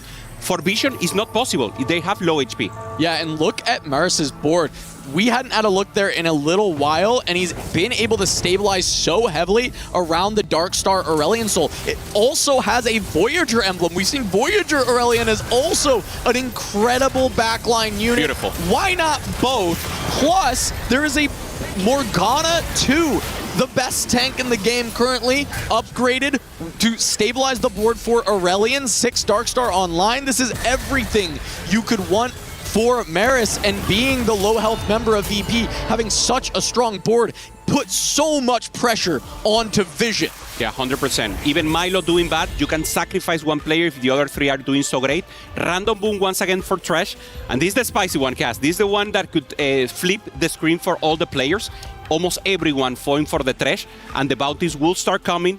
Everyone trying to go for the rolls. Some of them trying to go to level 9 and cap their boards, but mainly going for trends and trying to win these few rounds. Jumping on board with Moji, he does end up finding the Xayah 2 upgrade in the shop. Considering if he wants to build it, he does end up making it. Oh. Now he's going to have a bunch of artifacts to try and start upgrading this board. Okay, Moji now, the use of Reforged would be important for him. He's 25, so he needs to win. But of course, he doesn't want to challenge as much as possible if he goes against Milo. So let's see if they sacrifice Milo here, Cass, or they're just thinking about just popping off. And if the 3 of them win, it doesn't matter what happens to Milo. Yeah, the thing is Milo has found a Blitzcrank 2 as well as the Nami upgrade. So he might not need to be sacrificed. However, the massive spike that Moji just did to this board with all of the artifacts is going to be incredibly difficult to contend with. The Nunu CCs everything, just comes down to the Blitzcrank, and the Nami is just not able to get through this front line in a reasonable amount of time. That will be Milo sacrificed as Moji makes a massive turnaround on 4-5, and he can start win streaking from here. Yeah, Maris knows he's strong. It's not ideal to sacrifice a player, but of course, if the fight is so close, this is actually the most EV. Ideally, you want to win by less unit and not kill him directly. But of course, now VP will have to step it up. They have the players to do it. Flancy, the only one protecting the up front here for Vision. Yeah, now it's all eyes on Maris for VP, being at only 18 life. If he goes down, that is a 7th, 8th for VP, and it forces NCC1 and Kian, the Temple players, who actually win out the game. Zenbai will face Kian now, also playing around the Xayah, having plenty of artifacts in his own right, but Zenbai has more. Zenbai has the Kindred upgrade that is doing so much. You look at these boards, how high the players are able to cap in a lobby with the emblem ensemble, with 2 prismatics. Yeah, and it is getting crazy in here. 100%, and Flancy starts to give HP to the rest, and Zenbai has a comp that normally doesn't work, is the Master G, but he has the perfect active for it, that normally a B tier comp goes to S directly, so Zenbai, another power force right now for Vision Maris, right now, having the Aurelion Soul, having the huge front line, should be stable, and decides to just do it now. So he's just taking units in, ensuring that the placement is correct, and of course the items are perfect. Yeah, so deciding that having the Aurelion be both a Voyager and a Dark Star, not good enough. You need a real item on that outside of the emblems. Gonna move things around onto the Jhin, make him just a holder for those traits. Meanwhile, you do get a lot of extra damage on this Aurelion. This composition, in a lot of other lobbies, we would expect to be fighting for first, but here it's fighting for survival due to how much strength is in this lobby. Yeah, and with the cap out possibilities here for VP is very important for Maris to preserve the spot right now.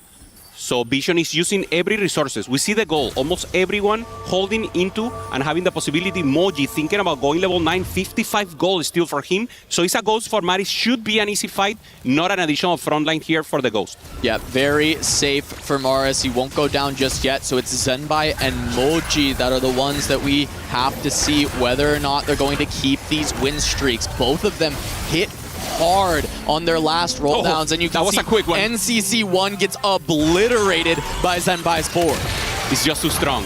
The access to the backline, and now Flancy keeps giving HP to the rest of the lobby, or maybe it's just not strong enough. You can see the VP players, Kian, NCC1, they played so aggressively with their gold, so aggressively with the tempo of the lobby, but now they are in free fall compared to Vision, who played for highest cap in this absurd lobby with all the extra resources, double prismatic, 3 emblems, and Vision has hit some obscene caps on both Moji and Zenbai's boards. And this is what happened with Xayah. It's not the normal carry that you want in the game. Having the emblem means that you need an additional one. So Urgot is supposed to be that one. He's lacking 1 Urgot here, Cass. With that, the thing will have changed a lot, so luck is not inside right now. Yeah, 1 away from that Urgot. We'll see if Vision can try and hold those Urgots and prevent him from hitting the 3-star. As we take a look at Maris now, very low on HP, but this is maybe a shining light overall for the VP roster. He has this upgraded Aurelion. It does so much damage. It's got the backline. It's going to take down Flancy, but Flancy at this point, he was playing Temple for the team. He was the punching bag. He was the HP for Vision. He's not the strongest board that they have. Yeah, he drops the lead here in HP, and now NCC1 is the one who can protect the rest of the lobby. Moji here, contesting the Xayah, has already won, and a possibility here to get 2-star, also the Jhin. Doesn't find it, now communicating just to make sure, Cass, at least in positioning, they're able to get a win out in case they face each other. Yeah, we see Kian does end up finding a Rammus too. He's finding some small upgrades. He needs to be able to outlive Moji to give a shot to Virtus Pro. Kian finds the front line, but doesn't find the Urgot. No Urgot for him. He'll go against Kayui, which has the Blighting Jewel LeBlanc setup. Big carries for that Shepherd line we talked about earlier, but not the strongest for Vision. Meanwhile, Moji will face against Maris's board. It may have been the Ghost, but it is that Aurelion that he is having to contend with. So much single target damage there. The question is, can Moji break through the Morgana? And he does in this fight so far. Just the Kaisa left, but she gets there. Moji will fall. Kian loses the round, but he has enough HP to live. Maris as well on 2 and 3 HP respectively. Vision takes 7th, VP in 8th, but there are 2 VP players at threat of going down in the bottom 4 here, which would cause a blowout win for Vision. Yeah, they need to maintain that in place. Finally finds the Urgot 3-star here for Kain. Is it too little, too late? Now in the final placement of the game, Maris also in that difficult spot. Everyone looking for all resources here, guys. They need to maintain alive, and now the tension is here, biting their nails. Kian knows they need to win this. Yeah, and Kian does get one more artifact to add to the board as well. He gets an artifact plus the Urgot 3. This may be an opportunity, but he faces off against Maris. He removes his items. It looks like they've decided that Maris is the chance that they have to try and hold out. Okay, Maris has an additional pop-off possibility, has already the Dark Star emblem, and of course Kian was just the tempo player. So good decision here, you have to sacrifice someone, and now Vision in an upper chance here. +1 point, +2 point, if they send someone else out, it's over for them. NCC1 also takes a loss. Kuyoi does as well, which means that Vision could lose someone soon, but it feels like there's no win out for VP. Maybe Mars has the best cap that they can find. Maybe his matchup into Senbai is playable, but there is going to be a struggle for VP to claw this back. If they lose someone here, they are out. If they take down Kuyoi, they're still going to have to look for a first and third. Yeah, and I mean, you'd have to avoid also friendly fire, so the randomness is not in your favor right now.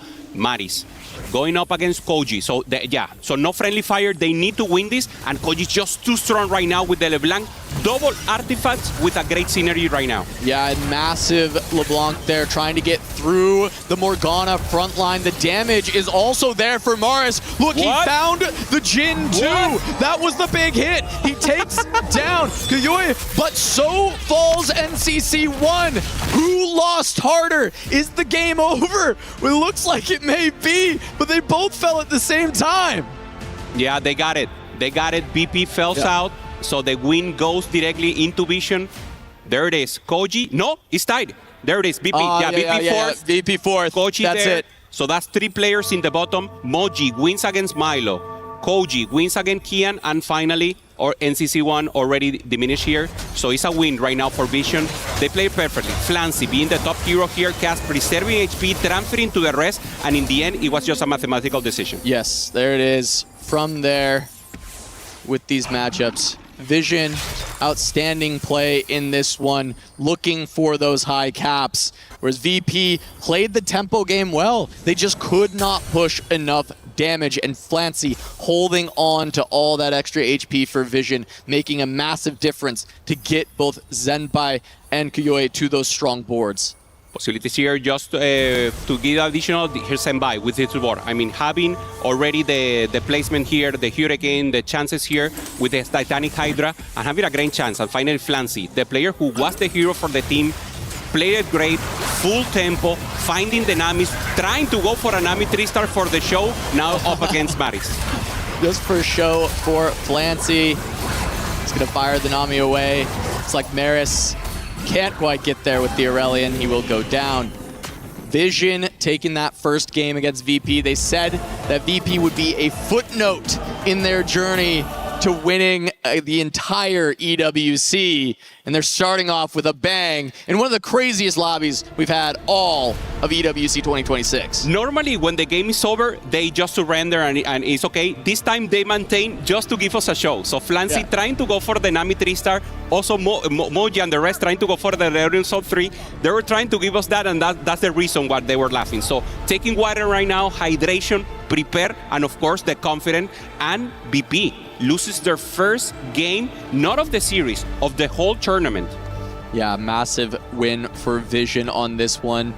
When you have these rare lobbies, Emblem, Prismatic, Thresh, it's so insane to watch, and we love to see the players absolutely cook. Yeah, and exactly what it does. That was the Nami just popping off, and it was the end of the game. And we will have the rest of the series coming up in just a moment. We'll go through a quick break, but Vision versus VP continues after this.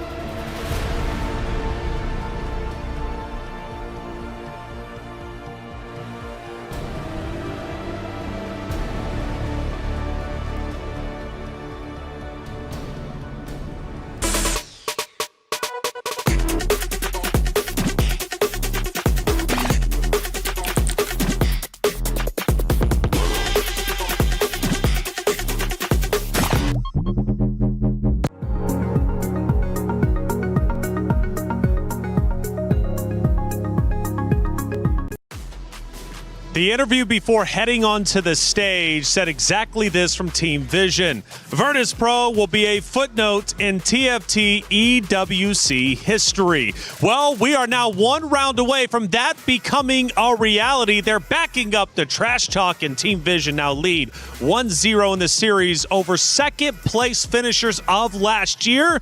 Will VP fight back? We're going to have to find out together. Hey, welcome into the studio. I'm Taylor Reflections Noble, joined by Counterfeit and Dubs. Good to see you, boys.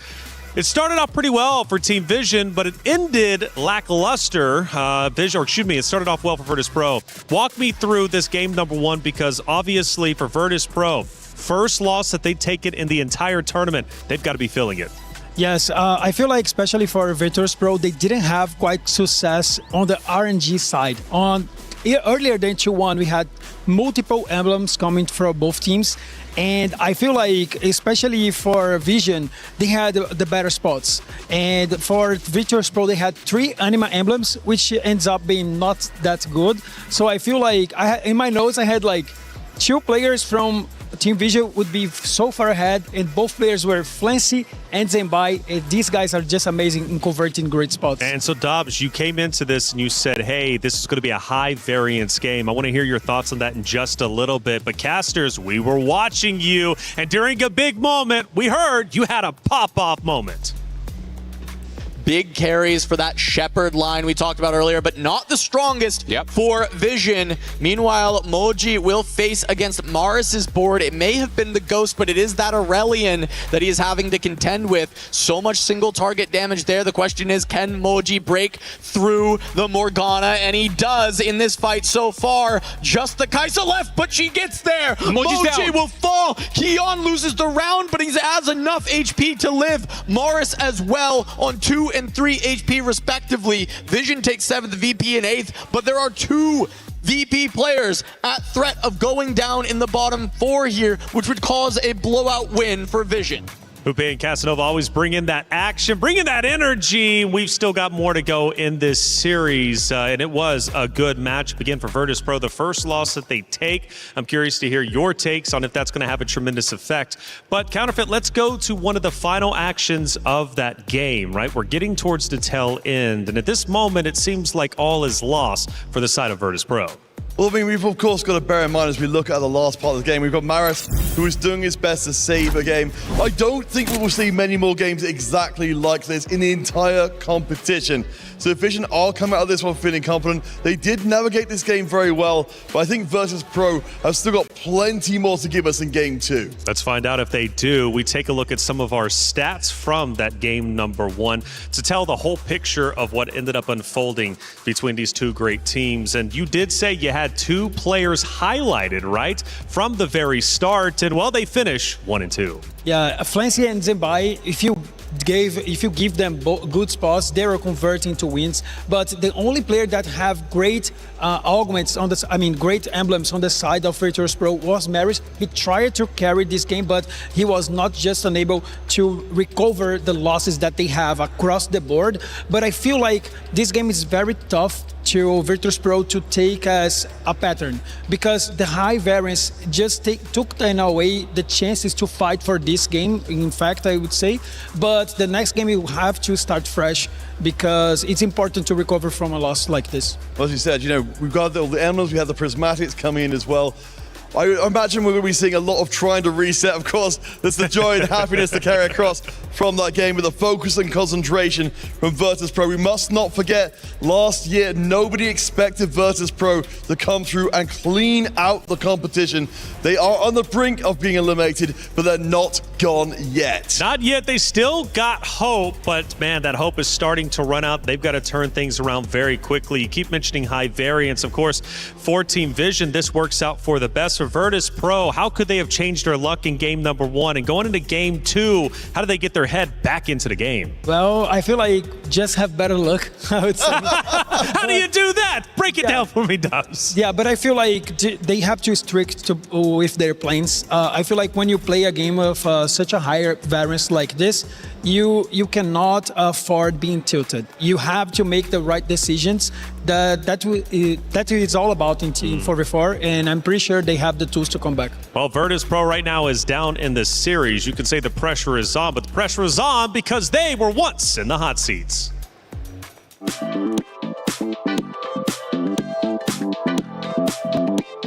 Welcome to Hot Seats, where we have warm chairs and even hotter questions. I'm Pupeson, joined by Kian and NCC1. How are you guys doing? Cảm thấy rất tốt. Okay. Which team do you think is simply overrated right now? Tụi em nghĩ là Flashwolf. Bởi những cá nhân của họ thì khá là mạnh, nhưng mà khi mà ghép thành một team thì không thật sự quá mạnh. Sau khi train với đội đó nhiều thì mình cảm thấy là đội đó không mạnh như là những gì mà tụi em nghĩ. Which player is just sleeping all the time? It's like he's not focused on the game. Nghĩ là tất cả các thành viên của các đội đều thi đấu rất là tập trung, nên là không có người như vậy. Mình nghĩ là tất cả những đội ở đây là đều là những player rất là mạnh, nên là tất cả mọi người đều là tập trung vào trận đấu. Which player has the worst hairstyle or haircut? Em nghĩ đấy là Kabasuzu từ Vitality, vì cái tóc mới của anh ấy nhìn không đẹp lắm. Mình không thích mái tóc của Riven đến từ McCoy lắm ạ. Không biết sao mà mình cũng thích ạ. Which player do you think is the most selfish in the game? Em nghĩ không phải ích kỷ mà là kiểu tố chất ngôi sao mà gánh đội là Hunbi từ Aurora. Tại vì người mới vô địch thế giới nên là trình độ rất là cao. Mình thì nghĩ là Lê Thị Chuân ở bên AG, tại vì Lê Thị Chuân có một lối đánh dành khá nhiều tài nguyên và sẽ có một cái sự cách team cao ạ. Which team has the worst synergy or the worst chemistry in the game? Em nghĩ đấy là đội Nemesis, tại vì đấy là một đội mới nên là nghĩ là cái sự gắn kết không quá cao. Mình thì nghĩ là McCoy, tại vì đội đó cũng khá là mới ạ. Which do you think is the worst team right now and should take a shuttle directly to the airport? Em nghĩ đội tệ nhất hiện tại là Nemesis và bọn em sẽ đưa họ về sân bay vào ngày mai. Same ạ. Thank you for your answers. This is it for us. This is EWC 2026. Both orgs are tied in the club championship race in number 5. Both teams want to make it to semifinals, but only one team is closer than the other, and it's Team Vision. Virtus Pro need to come back. Can they do it? Well, we'll find out in just a moment.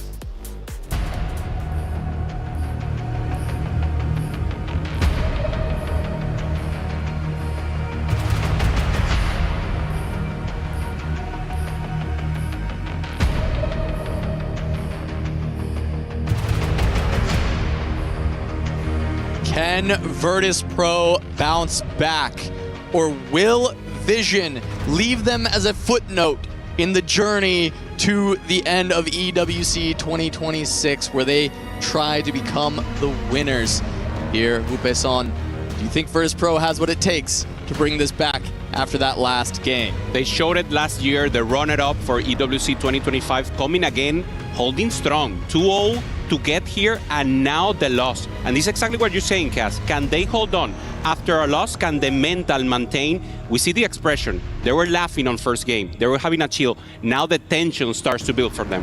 It's time to lock in. Game 1 had a lot of variance. That is fair to say. It is one of our craziest games of TFT. It's why people love TFT, because you get something different every time you boot it up, and sometimes you get one of those small percentage chance games where you get a mixed bag of every little piece of variance. And in that game, it was Flancy and Vision that were able to navigate better. The Virtus Pro have shown how dominant they can be, with that being their very first loss of EWC 2026. And now, Soraka and Thresh are gods as we jump right in to Game 2. And everyone should go for that Thresh, go for the variance, go for the increasing resources to try to get additional combat and any possibilities that adjust to pressure. We see Maros here from VP. He played a well game, had a plan, couldn't perform.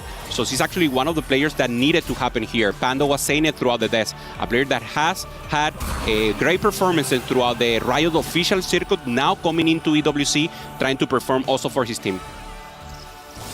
The start this time will be slower, the variants a lot less. We didn't have the emblems, instead our encounter is the Golden Gala. So no emblems, no prismatics. Yes, you've got Thresh, but at least a little bit more manageable, and we'll see how VP can perform in a game that has less craziness. Are their fundamentals enough to carry them through against Team Vision? Now, if you want emblems, you have to pick them. So you can get maybe spreading route, something like that, but you have to go into that line. It's not like the game is forcing you to Senbai, a player that also was popping off in the last game, trying to get an early start here.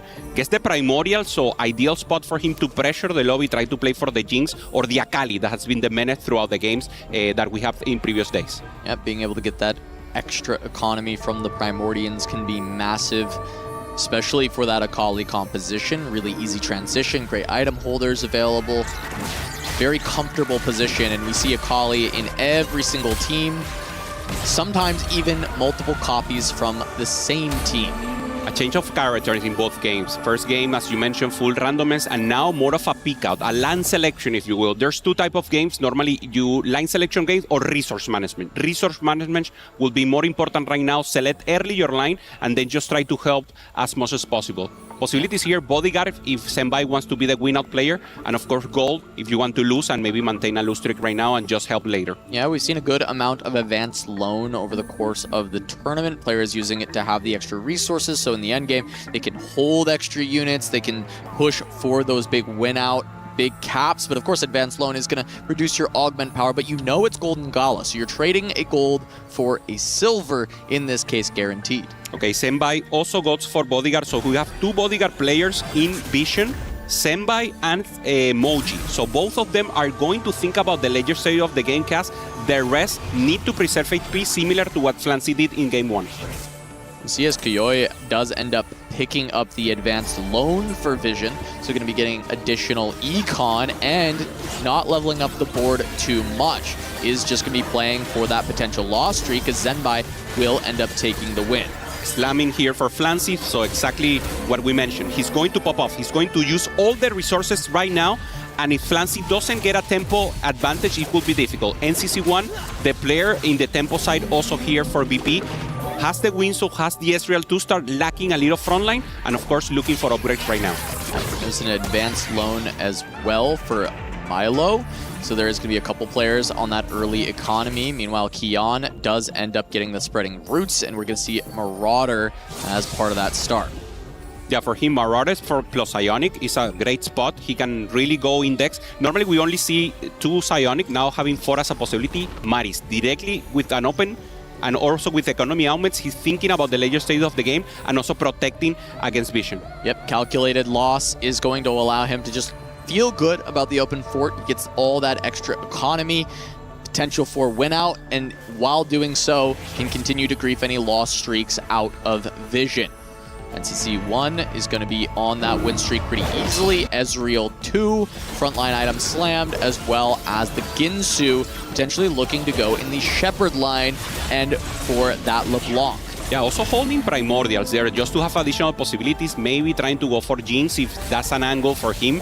So very important for them. Normally we see the board and we know where they're playing right now, but if you see the bench, that's actually the most valuable information, because that's what they're preparing for the later stage of the game. Kian here, going for slamming also with the win streak, and Flancy doesn't have the win streak. So Kian is the one protecting here for VP, having 3 other players thinking about more the later stages of the game. So Maris, Milo, together with are in the lower bracket and in the lower part, and Kian and NCSC are just pressuring right now to transfer HP later. Exactly what VP has been trying to do in the previous game as well. They had 2 players playing tempo excellently, but they could not find the win out in the last game, and they couldn't dispense enough punishment onto Vision to get the job done. NCC1 is going to move on to the Primordian, at least for the front line is going to get the Briar to carry instead of the Ezreal that we saw earlier. Yeah, and we see here what happened to Flancy. He has a great composition for the later stages, for stage 3, if you will, in the next round, and he didn't slam any items. He's just using them in particular way, like individually. So he's thinking about popping off later, and for now, who is supposed to protect the tempo is not doing it. So the early stage of the game, going against for Virtus Pro, but we know Vision has a plan to pop off later. On board now as Zenbai picks up a win over Moji. Will be Maris on the 3-loss. Streaks fully controlled by Virtus Pro.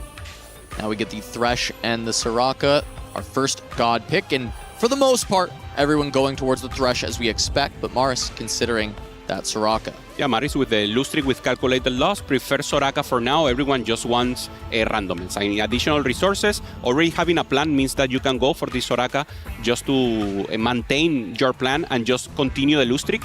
For everyone else, is trying to pop off, trying to get a better angle cast, because still the situation, I mean the placement, the archetype of these players is not well defined. They really need to go into the line. Flancy is supposed to pressure the lobby, he's not.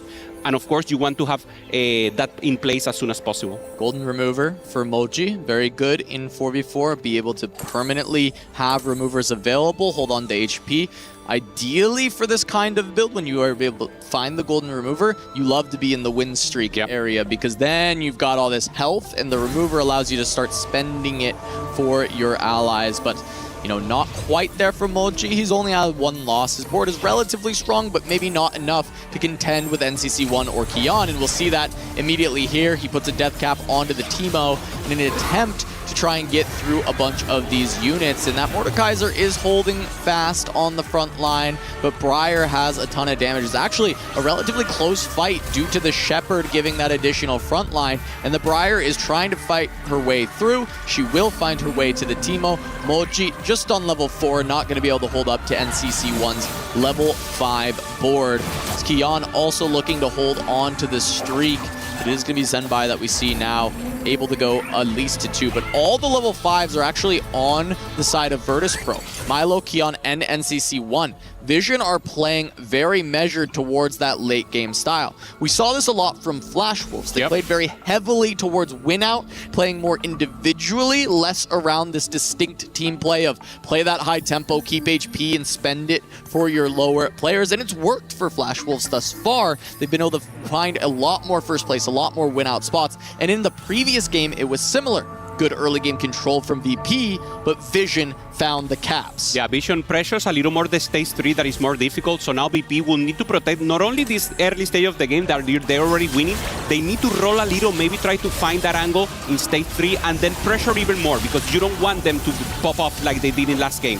So it's scavenger situation, if you will, for Virtus Pro, pressuring, maintaining HP, and then the pop-off from Vision. And VP not able to hold on to the double streak as they do rotate into each other. Kian is going to be the one who gets to be the beneficiary, while NCC1 pretty low on gold. Losing the streak does hurt quite a bit. When you look at the side of your screen and you see the gold for each player, Kian is kind of the poorest as we start to see players spend a little bit more. Perfect spot right now for VP. 3-player defending 1, 2, 3, and you have the lose streak on Maris generating so much HP. So full early game going for Virtus Pro, or runner-up from 2025, having great chances here. Moji, thinking about how he can pop off in the rest of the game. Having the emblems means he will have to go into the Marauder line and try to play the Master Yi. Yeah, Kian with that emblem does want to go potentially towards the Marauders, as you're saying, has the Psionics. It's going to be really strong to have both of these emblems for that comp, and while it's been lesser seen,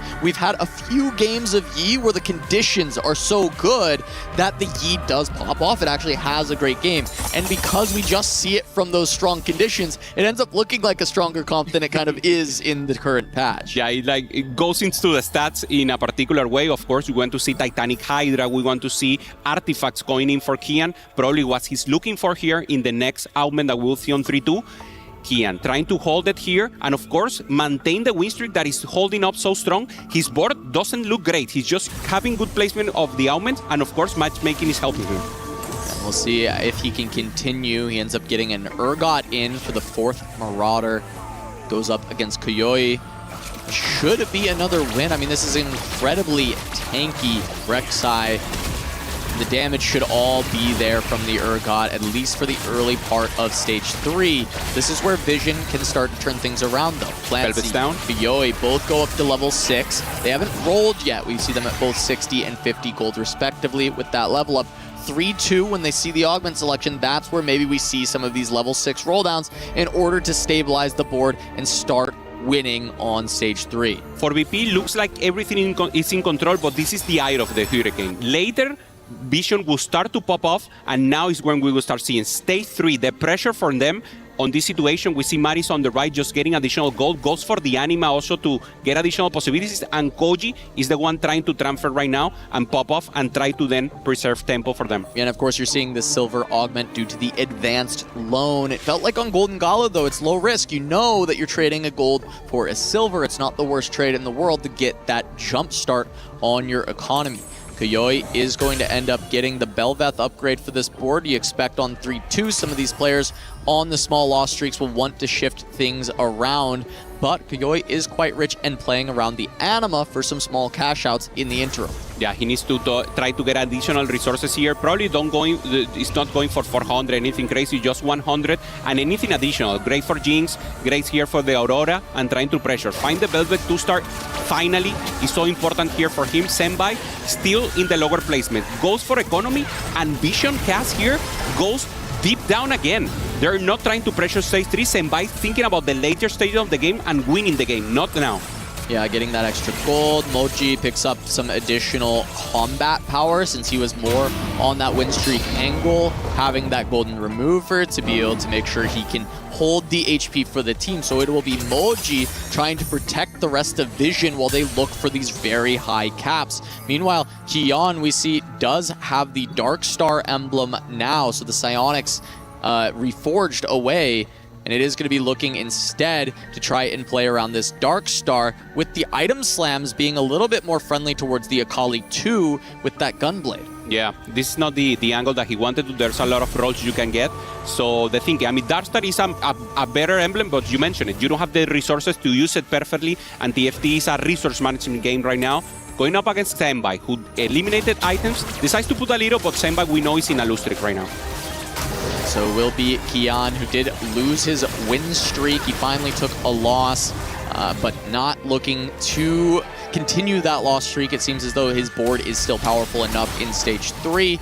Won't get to keep the streak, but Milo will carry the torch for VP. Still, the HP preservation heavily in the favor of Virtus Pro, with Moji in that spot we talked about earlier, continuing to try and hold it as we do get Thresh with the random boon once again. Most players going in that direction, but a few more players going for that belt on Soraka. Yeah, but this is Kayle. This is Soraka doing cosplay of Kayle, if you will. So normally Kayle is the one giving you the items, and that's the moment that you want to go for Soraka. A belt that is so important right now, maintaining the tanks as a good possibility and more randomness. They're talking, they're thinking about that. This is the moment that we have the most communication about the team cast. They're thinking about how exactly are they going to pressure. Do they need to use the removers now to preserve AP, or do they save it for later? Yep. Meanwhile, NCC1 still preserving a good amount of life in his own right. He was on the early win streak, took a couple of losses, and now back on the 2 win with the 380 items slammed onto the Misfortune.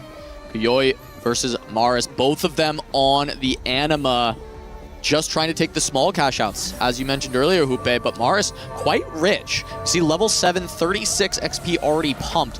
Very close to getting to that level 8 to start rolling down and looking for the 4 costs with a Riven already on board. Yeah, and for Maris is more important. He has 8 lose streaks, so he can generate a lot more from Anima in this round. So great for him to avoid Koji, who was on purpose very, very weak, to try to punish him a little. So Maris, once again, additional pop-up, more resources for him, and he could be the win-out player for VP. Yeah, we really have to pay close attention to this roll down from Maris, because he is going to be able to pick up a little bit more from the Anima. If he takes one more loss, he goes 200, but I imagine you just take this now, get the Jinx 2, get a little bit more value, and is this the turn that you go level 8? You have 9 rolls available. It looks like he's just pre-leveling So for the greedy. next turn. It is incredibly greedy. I love this for Maris. And he's not even thinking about it. He got permission. You have to be greedy. Go for it. Really pop off. Try to use the resources. And Koji just trying to maintain tempo. And because of that, look at the HP totals of the lobby, right? VP has all the health except for Maris. They know they can sack for him as much as possible every time he rotates into a teammate.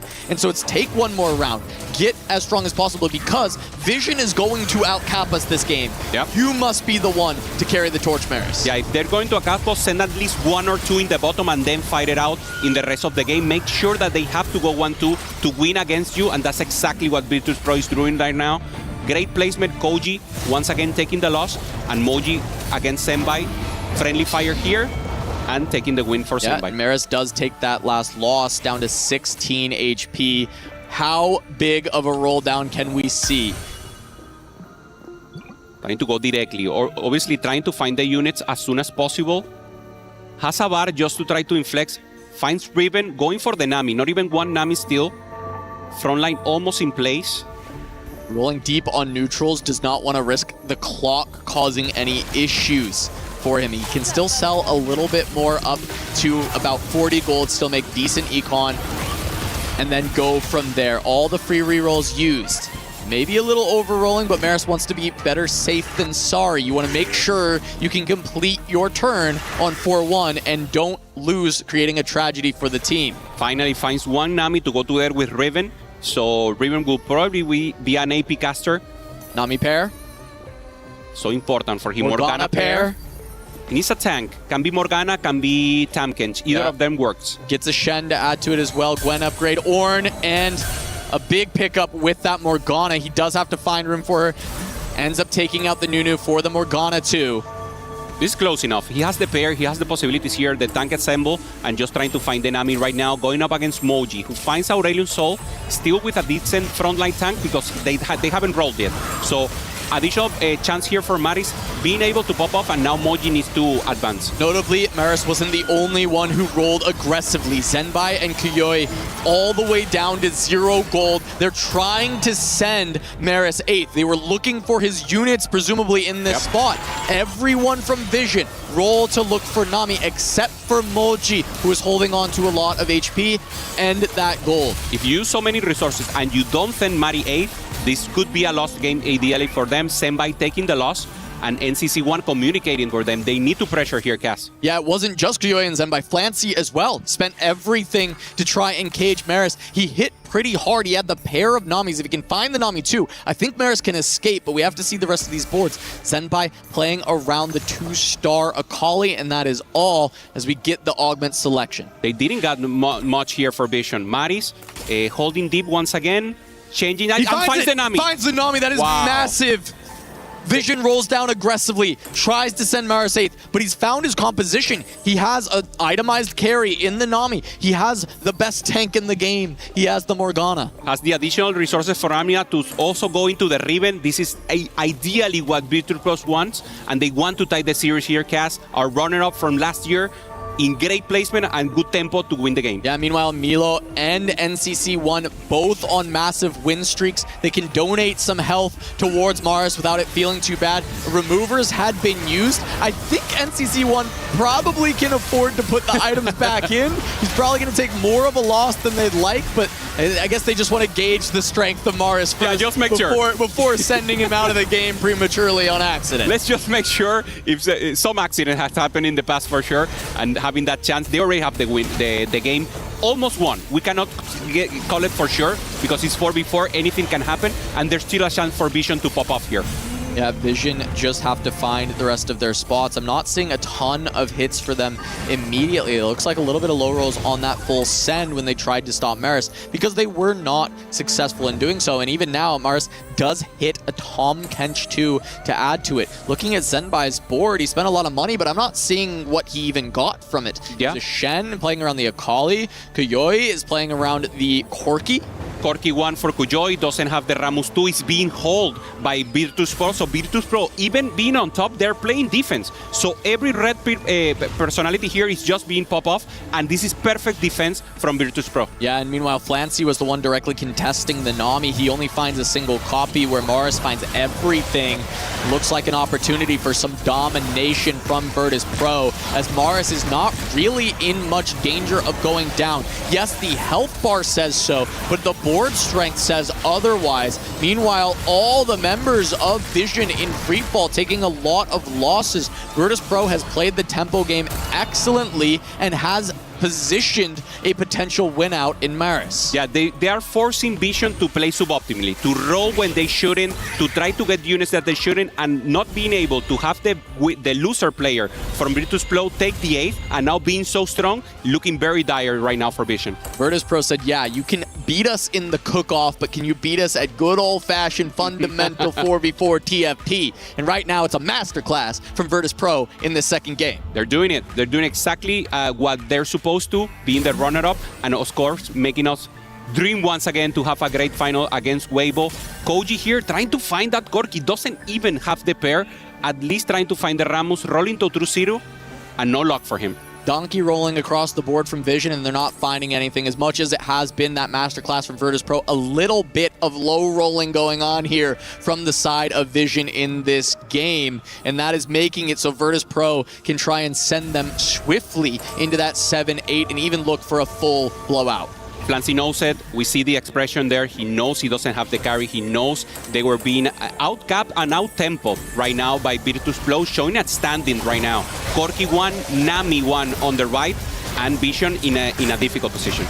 Yeah, NCC 1 trying to send out Koyoi with that Corki 1. He's found some frontline stability, though. He did pick up the Mighty Mech. And these Virtus Pro members played aggressively when it came to the tempo. Not having too much power yet, but that's enough to deal some damage to Koyoi. Flancy gonna go down in 8th. He has done so much for this Vision squad across the course of the tournament, but this game was just not his. Contesting into Maris' Nami does not find the units, and it is a swift 8th for him. Meanwhile, Zenbai finds the win, but Mochi now on a 2-loss streak. Hyui in trouble on just the single copy of Corki. It is pain for the Vision squad. There was a pivotal moment, stage 4-1. Everyone went to roll. Everyone was just trying to grief the rest of the units, but it didn't work out for Vision. They went for the Hail Mary, didn't work, and now it's just a matter of time right now. Kojoy knows he's weak and just trying to win it here against the Bites. One of them will be sacrificed. Let's see if Kojoy managed to win one more. Yeah, trying to hold out a little bit longer to maybe send Maris out, but none of them on the Vision squad feel like they can take out that board. Maybe Mochi with his LeBlanc 2, but that would be at best, as the Akali runs swiftly to the back line, sends Corki out, and Koyoi quickly to follow. Yeah, Kojoy, if you're playing Corki, you need to stabilize a lot before. He couldn't. He tried to play defense right now. So we have 2 players from Vision in 7 and 8. So the only situation, the only scenario for them to win is to go 1-2, and with the pressure from Virtus Pro, it just doesn't look likely. Yeah, I mean, going 1-2 when there's above 50 HP for 3 members of Virtus Pro, basically 2 lives apiece for Zenbai and Mochi. If they take 1 small loss, potential for a 3rd, but very unlikely. Kian able to utilize that early lead to go level 9 on 4-7. Very early level 9 that he's able to complete with that explosive growth. And that's going to allow for this board to get even stronger. Holding the Ramuses from Koyoi the whole time. Using it as the tank for his composition with the Brawler emblem, because that allows that flexibility. Yeah, it's beautiful. I mean, getting the Bastion in, and normally a unit, as you mentioned, that is not in this composition, just using it for it, and tempo play, great recognition here, elite for Kian in the 4v4. NCC1 just trying to pressure level 9, get an additional unit, finds the Vex together with the Nova. Let's see if he has items for it. Yeah, Kian's Rammus is the polar bear found in Paris, France right now. It is being enough for the team to send Koyoi out in 7th and punish the Vision members for their low rolls.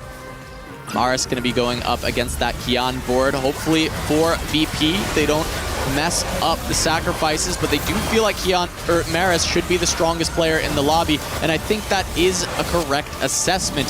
Even though the Rammus is tanky, Maris should be fine. Moji is going up against Zenbai, so a little friendly fire needs to happen already from Vision. And it looks like Zenbai able to hold on. Moji's front line does crumble. He has the damage when it comes to LeBlanc, but the front line has been too weak. Yeah, Moji takes the L. Zenbai looking strong, but doesn't have the level 9. And he's already contested on the Vex with the tempo that Virtus.pro has already assembled. Moji just trying to hold up as anything as he won. The Nunu wasn't fine for Moji. We're already on stage 5. The defense from Virtus.pro made whole difference. Yep, nothing able to be hit for this Vision squad. Looking like a blowout in response from VP after that first game where Vision was able to outcap. There it is, trying to find the win here. Goes up against the Kindred. Is this the moment? VP Kian having a chance here to take the series away from Moji. The LeBlanc needs time to ramp up, but they don't have the time with the tank. Yeah, there's only a 1-star front line from Moji versus this massive brawler. Akali's on the back. There's the Akali onto the LeBlanc, and that's gonna swiftly send Vision 6th, 7th, and 8th. VP domination here in game 2. This is exactly what they needed. Losing game 1 and being top-notch right now. Elite gameplay for Kian, maintaining tempo, pressuring the Loki, and not making Flancy have any chance to pop up into the game, making sure they play suboptimal, and a magnificent win right now for Virtus.pro. Look, we said it earlier, there's a reason this team made it to the finals in 2025. Their team play is exceptional. They are great at the 4v4 strategy. You reduce variance, you increase the power of Virtus.pro. In the most standard of standard games that you can get of TFT, that is where they will put on the biggest show. And yes, low rolls from Vision, but the punishment that came to those low rolls from Virtus.pro was swift and decisive. Yeah, Moji trying to hold up with the LeBlanc, didn't have the Nunu 2-star in the front, and it was just too much pressure from Virtus.pro. Had everything. They had the level 9, they have the additional damage, they have the influx in economy, and of course NCC1 finding the Vex, finding the Nova angle. They won every race they had to. Yeah, the trust in Maris let him drop so incredibly low, use the anima, look to build the cap out, because that was Vision's potential way back in. The rest of the team has so much health, but we're gonna send it off to a break. We'll be back with the final game of Virtus.pro and Team Vision.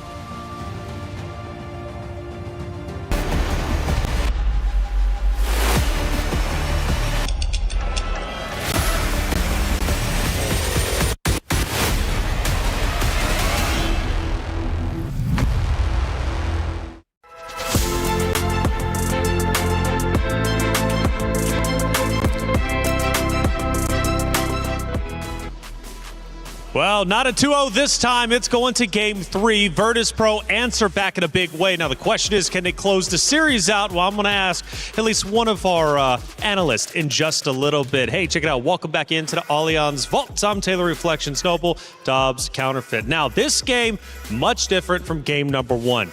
A lot of RNG in game 1. High frequency was crazy. This game, though, standard, and therefore Virtus.pro is able to go back to their bread and butter. Yes, I like how Virtus.pro actually piloted this game. They didn't felt tilted after the blowout on game 1, and I feel like they just did an amazing job. They had Maris as the headliner. He shined so much on that groove composition, and I feel like, as well as in the other hand, I would say for Team Vision, they relying so much on Flancy, but they didn't show off on this game. I feel like that's kind of what they've always been doing, relying on Flancy. And if Flancy underperforms, well, then all of a sudden this team is in trouble.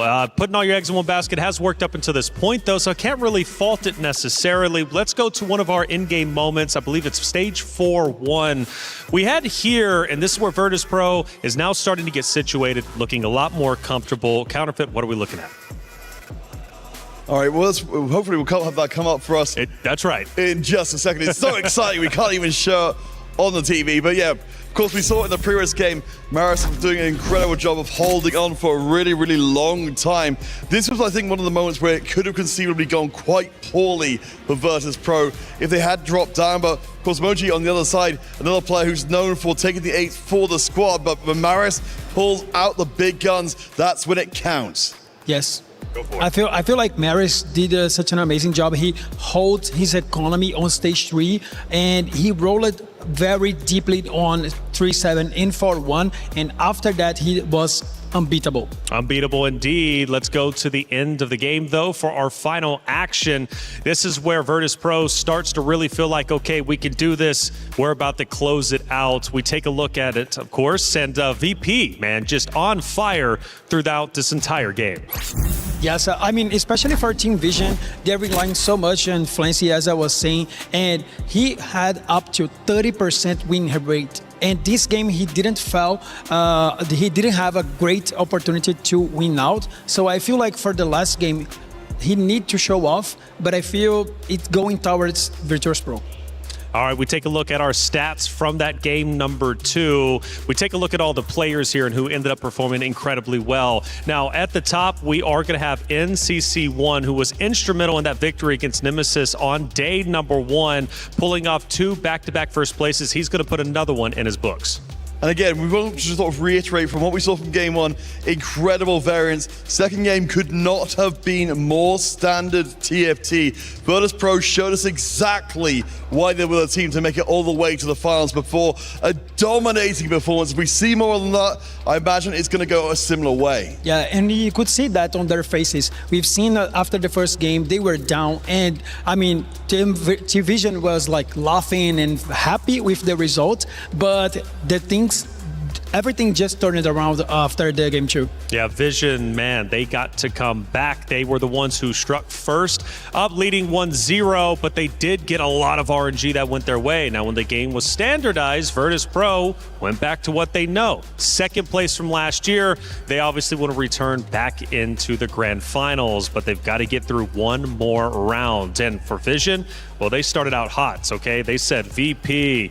VP will be a footnote in the TFT EWC history. When you come out with fire like that, with the trash talk as fuego as that was, you got to back it up. So at this point in time, for Vision, they've got to close this out, because if VP does, it's going to be a wild experience, I'm sure, on that very stage. When they go to shake hands, it might be a little bit spicy. It's going to be a fun one for sure. What are we expecting? I actually want to go to you, right? We've got VP. Will they win? Is VP going to be your team to take the victory, or are you thinking Team Vision? Let's start with Virtus Pro. All right, do I think Virtus Pro are going to win? I've done some research, some deep research. I've been doing it across the entirety of this competition to make sure I've aligned you got all a lot the of dots notes in there. Of course, we needed all of the notes because otherwise we wouldn't have the correct answer. But I think on this page, I have got the final one. So do I think Virtus Pro are going to win? Undisputed, yes. It can't be written any more clear. Virtus Pro are going to win based upon Counterfeit's notebook. And he's got all the answers in there, by the way. Hey, EWC is an incredible product. So much is happening. And I love the fact Amazon Prime is doing something special. They did it a couple years back. They're bringing it back. It's the Level Up series. A lot of people are haunted by their past. I'm inspired by it. They're not just playing for themselves, they're really playing for their entire family. They have defeated their demons! They have crushed the curse! Play is in our DNA. Whenever we let it out, it becomes our superpower.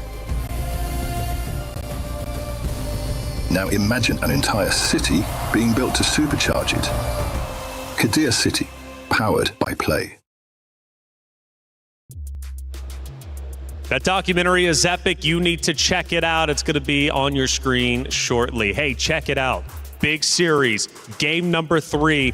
Pay attention. Is it going to be Vision? Is it going to be Virtus Pro? You have two titans with a lot of history, not only this year for EWC TFT, but also last year as well. One trying to make it into the winner's circle, the other trying to just continue to make history. After all, they've already done so. They put their organization up to be tied with that of Virtus Pro. I'm talking Vision, of course, in number 5 spot. That's over $1 million going to their org if they can hold on tight until week 7 when the club championship race ends. A lot on the line, not only from the org's perspective, but also for the teams themselves and the individuals.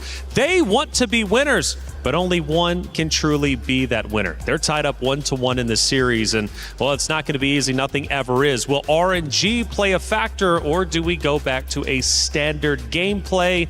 And maybe Virtus Pro does exactly what they did in game number 2. Everybody wants to be a champion, but only one can truly be the title defender. We head to the stage for game number 3 in just a moment.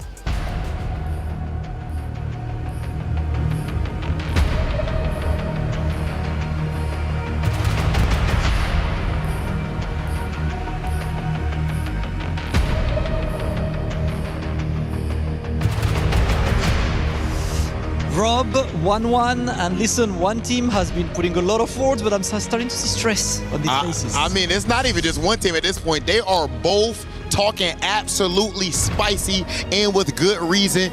Ladies and gentlemen, now it is 1-1. One of these squads got to go home, and we are probably on the verge of having the most fire post-match interview of the entire tournament today. I can't lie, I don't know which one I want, because regardless, the post-match interview is going to be sick, but these guys, yeah, they've been on the receiving end of that smack talk. Yes. And they're just putting the actions behind their words. They wanted to showcase they can do it, and right now they just equalize. It's 1-1, Yes, everything's sir. up in the air, man. Ladies and gentlemen, this type of energy right here, please go ahead. Oh, actually gonna be right here with me, the master. Right here with you, man. Let's Teamwork, make the dream work, ladies and gentlemen. And that is exactly what these squads are needing right now. You can't rely on one person. You need everybody. Of course, Vision's over there having Flancy, who is absolutely godlike, but will his skills be enough? It is officially 1-1, ladies and gentlemen. And let's see who is gonna get the tiebreaker. We about to get to it.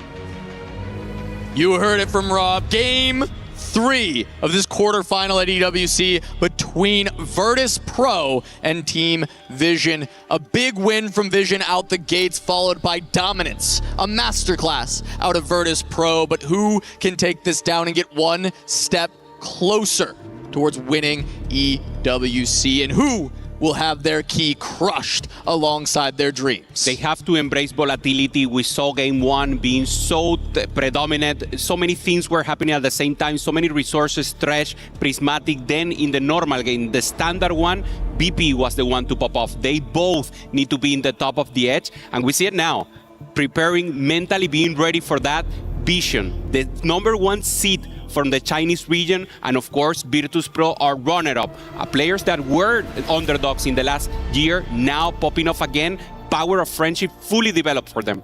Yeah, the underdogs from last year, but since they've had some great success across their TFT careers, and nobody is doubting them after the performance that was put on in 2025, and they started off so hot, not losing a single game. Finally, Vision says, these Virtus Pro players can bleed. We can stop them, and they stopped them a single time. But will that be the only loss Virtus Pro will be seeing today, or can Vision finally get the job done? Flancy needs to make it happen for this team. He's been the clutch factor every single time. Can he do it once more as we jump into game 3? Soraka and Yasuo as our gods. The stage is set. One of these teams will have their key crush after this game, and of course Yasuo is the name of the game. We saw this god so prevalent, not only when you play 3-star, but also when you want that beefy tank with possibilities like Cosmic Hex, that you have HP scaling.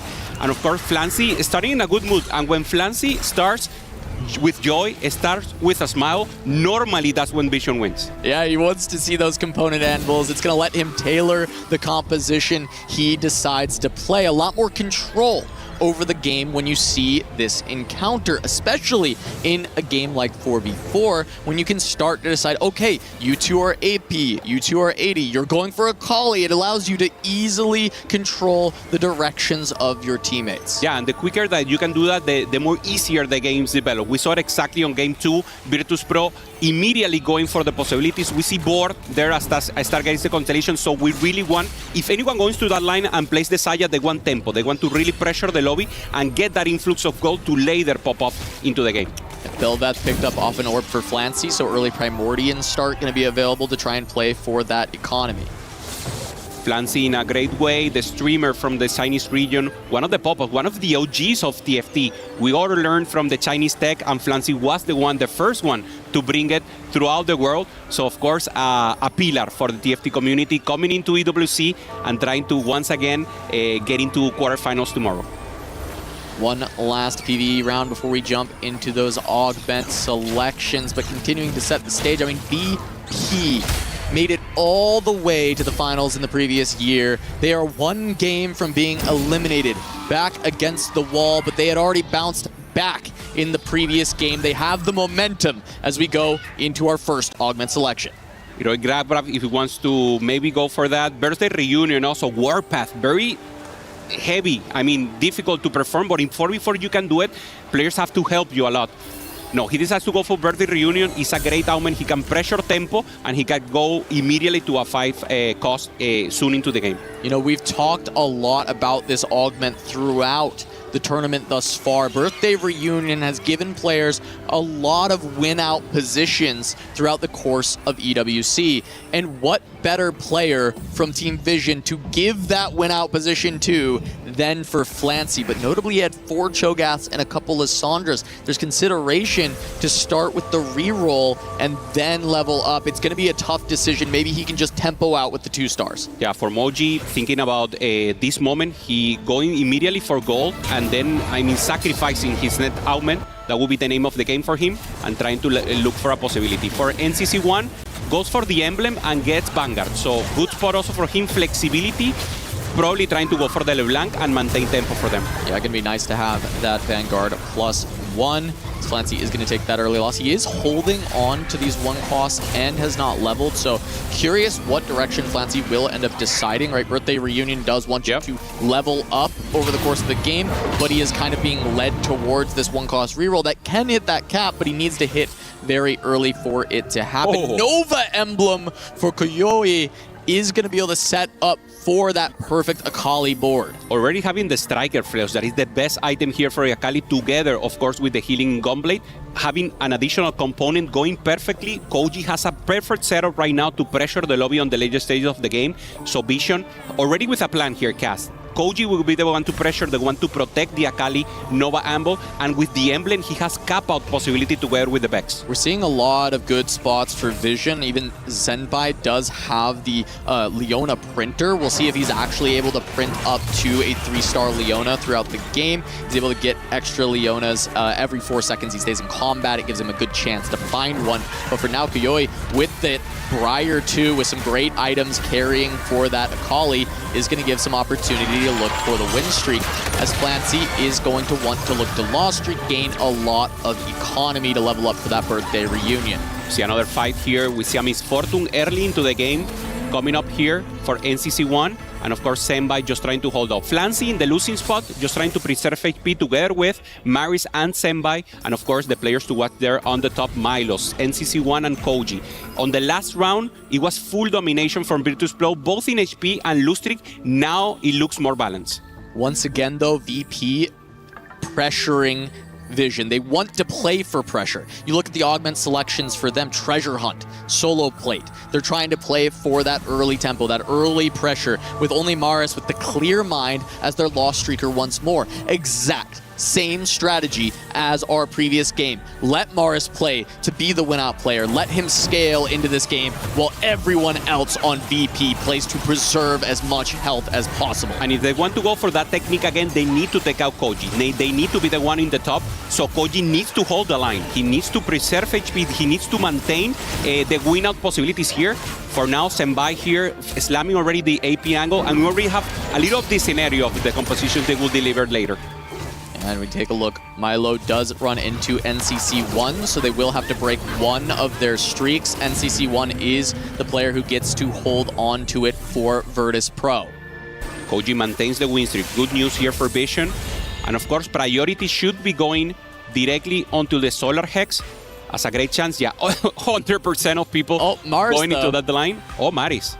Yeah, I get it with the full loss streak idea. Get a little bit of extra health. He may even potentially have heal cut already, or he knows he can find heal cut later without too much worry. So it is going to be nice for Mars to just get a little extra HP, even though Soraka is rarely taken. The most important resource right now in 4v4 is that HP, both to maintain yourself with additional life and then also to help your teammates. So of course, everyone, at least in majority, going for the Yasuo. And now no pop-off. We see the reason, as you mentioned. Going for the loose streak, going for the clear mine, making sure he has economy 40 gold right now. Insane. And a great chance to go for ideal items with the anvils. Yep, 2, 3, 40 gold. Gets to hold the anvils, can try and find the units first, then decide where to go. A lot of flexibility for Maris, especially if the rest of the team does end up picking their compositions earlier, then he can decide to fit where he needs to slot in.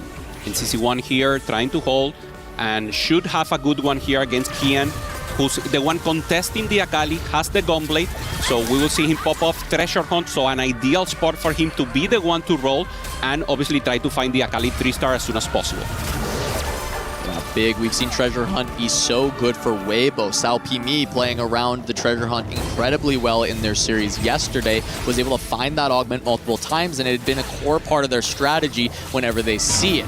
This time around, VP getting the chance to prove the same, as Koyoi is able to hold on to the win streak down to 2-6 alongside NCC1. That is the matchup we're looking for, and a Corki found already for NCC1, but he has slammed an AP item, so this is just going to be for now. For cost this early in the game can be a very strong carry. Yeah, also have the Fate Weaver together with Milo here, so great chance here to have a pop-off chance, and as you mentioned, tempo, anything you can get and adapt, cast, that's the name of the game, and NCC1 showing that he's prepared for this.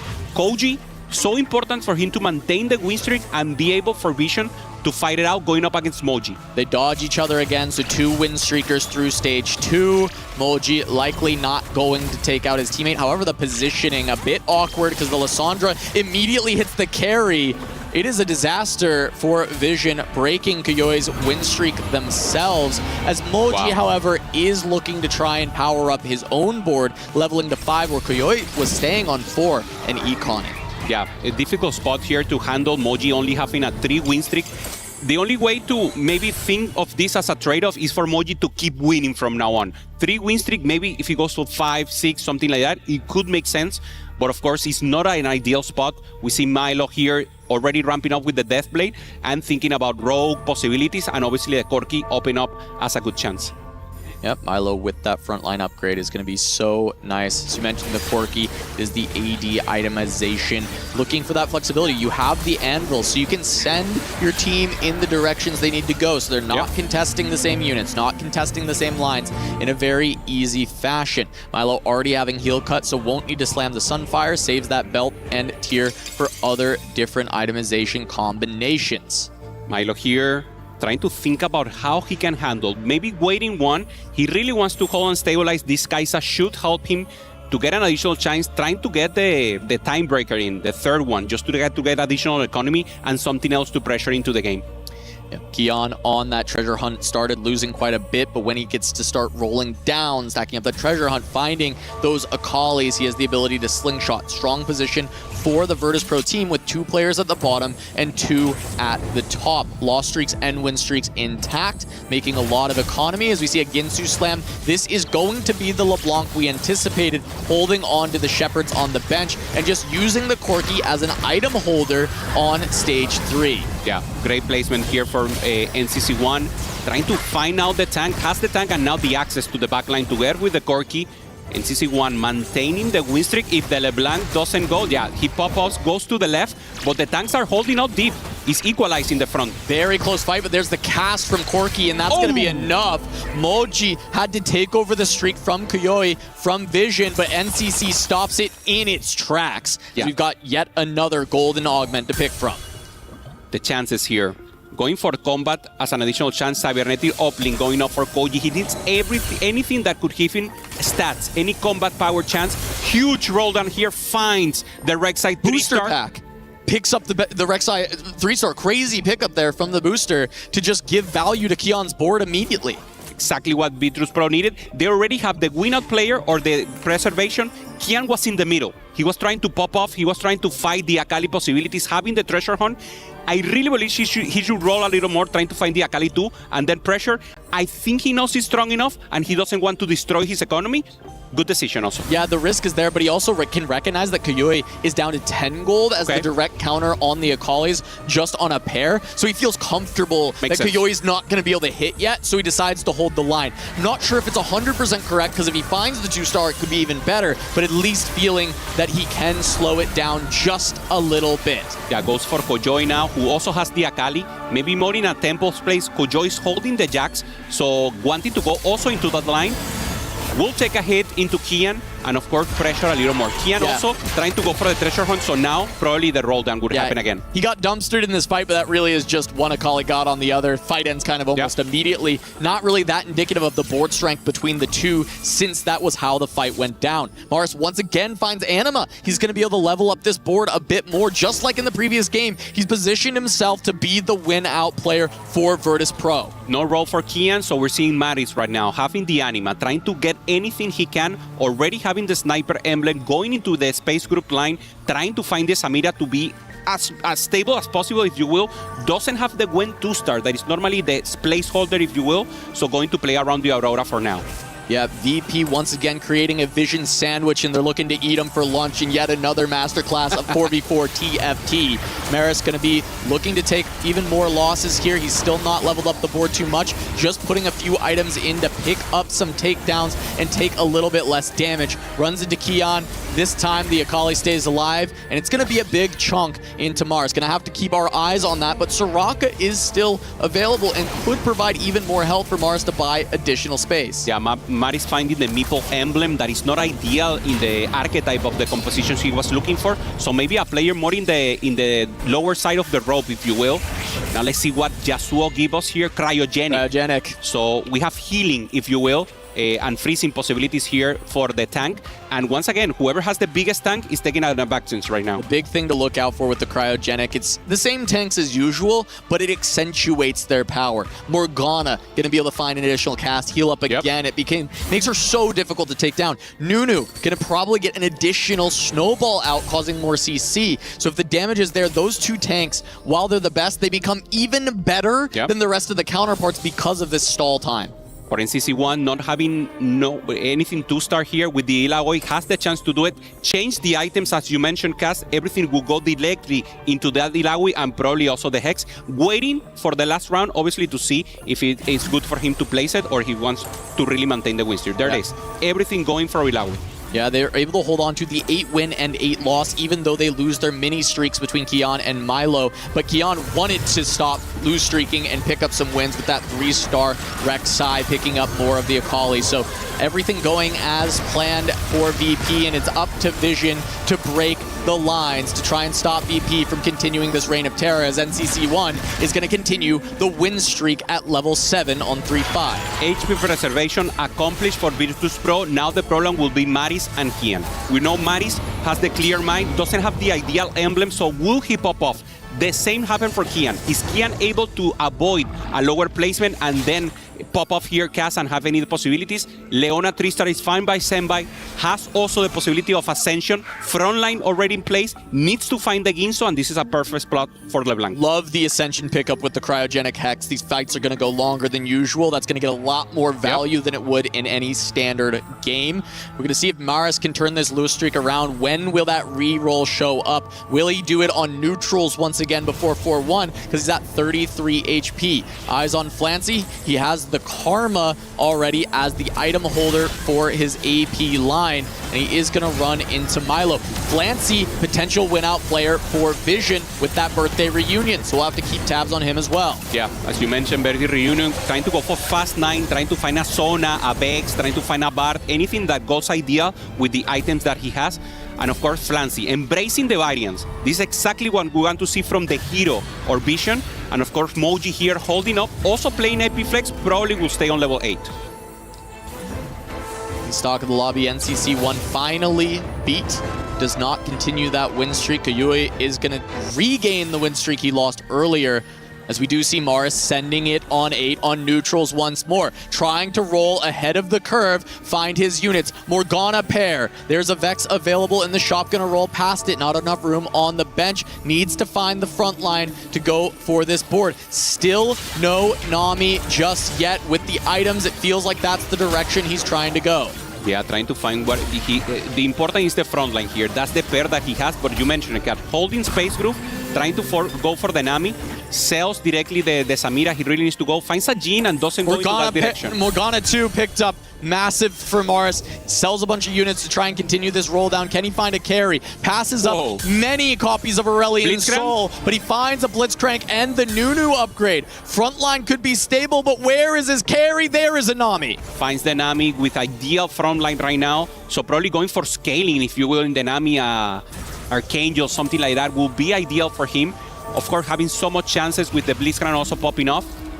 This is stable board for Maris, but he needs a little more. He needs has the Anvil still. We'll see what item he can find. Does get the Striker's Flail to go onto the Nami. Still a lot of extra damage. He is just Nami 1, but with the Blitzcrank online, with the Morgana 2, the Nunu 2, this front line is insane. And once more, Morris has been able to escape that 10 loss with a successful roll down, pushing ahead of tempo. 3-7. There's no world the Vision players can contest that roll down. He's before everyone else.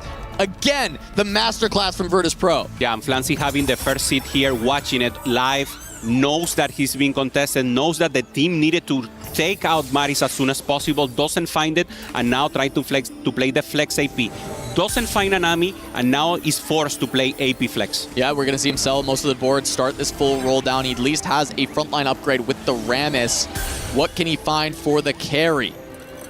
Pair of Porkies, there's a Nami, finally gets one. There's 4 Rivens in a shop. I suppose we could play Riven on this board. Yeah, he wants to contest the space route, finds the Riven, doesn't find one Nami, and this is so important for him. Not finding the ideal carries that you need in the composition. One Nami in place right now, and the composition will be the face-off against Flancy and Maris to see who gets it first. Both of them on a singular copy of the Nami. Need to find the 2-star. That will be the difference maker in this game. If Vision can send Maris out in 8th or not, is if they can deny the Nami from him.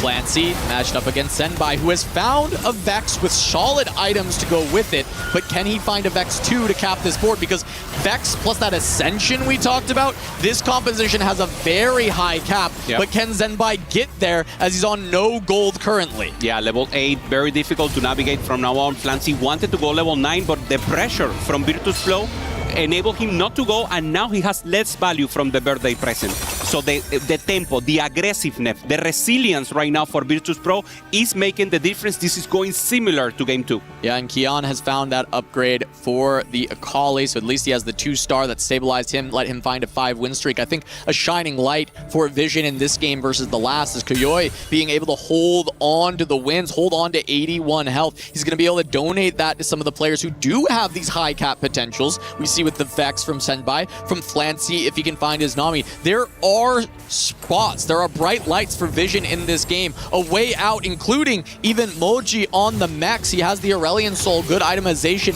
but this didn't come from an Anima spot like we've seen many times before. And it's so good the recognition from Vision. They know Maris is strong enough to maintain, but Milio is the one who's low, so they're holding the Corkis. They're thinking of sending the second one in the lowest speed, so thinking ahead. This is a great play right now for Vision, going for the angle.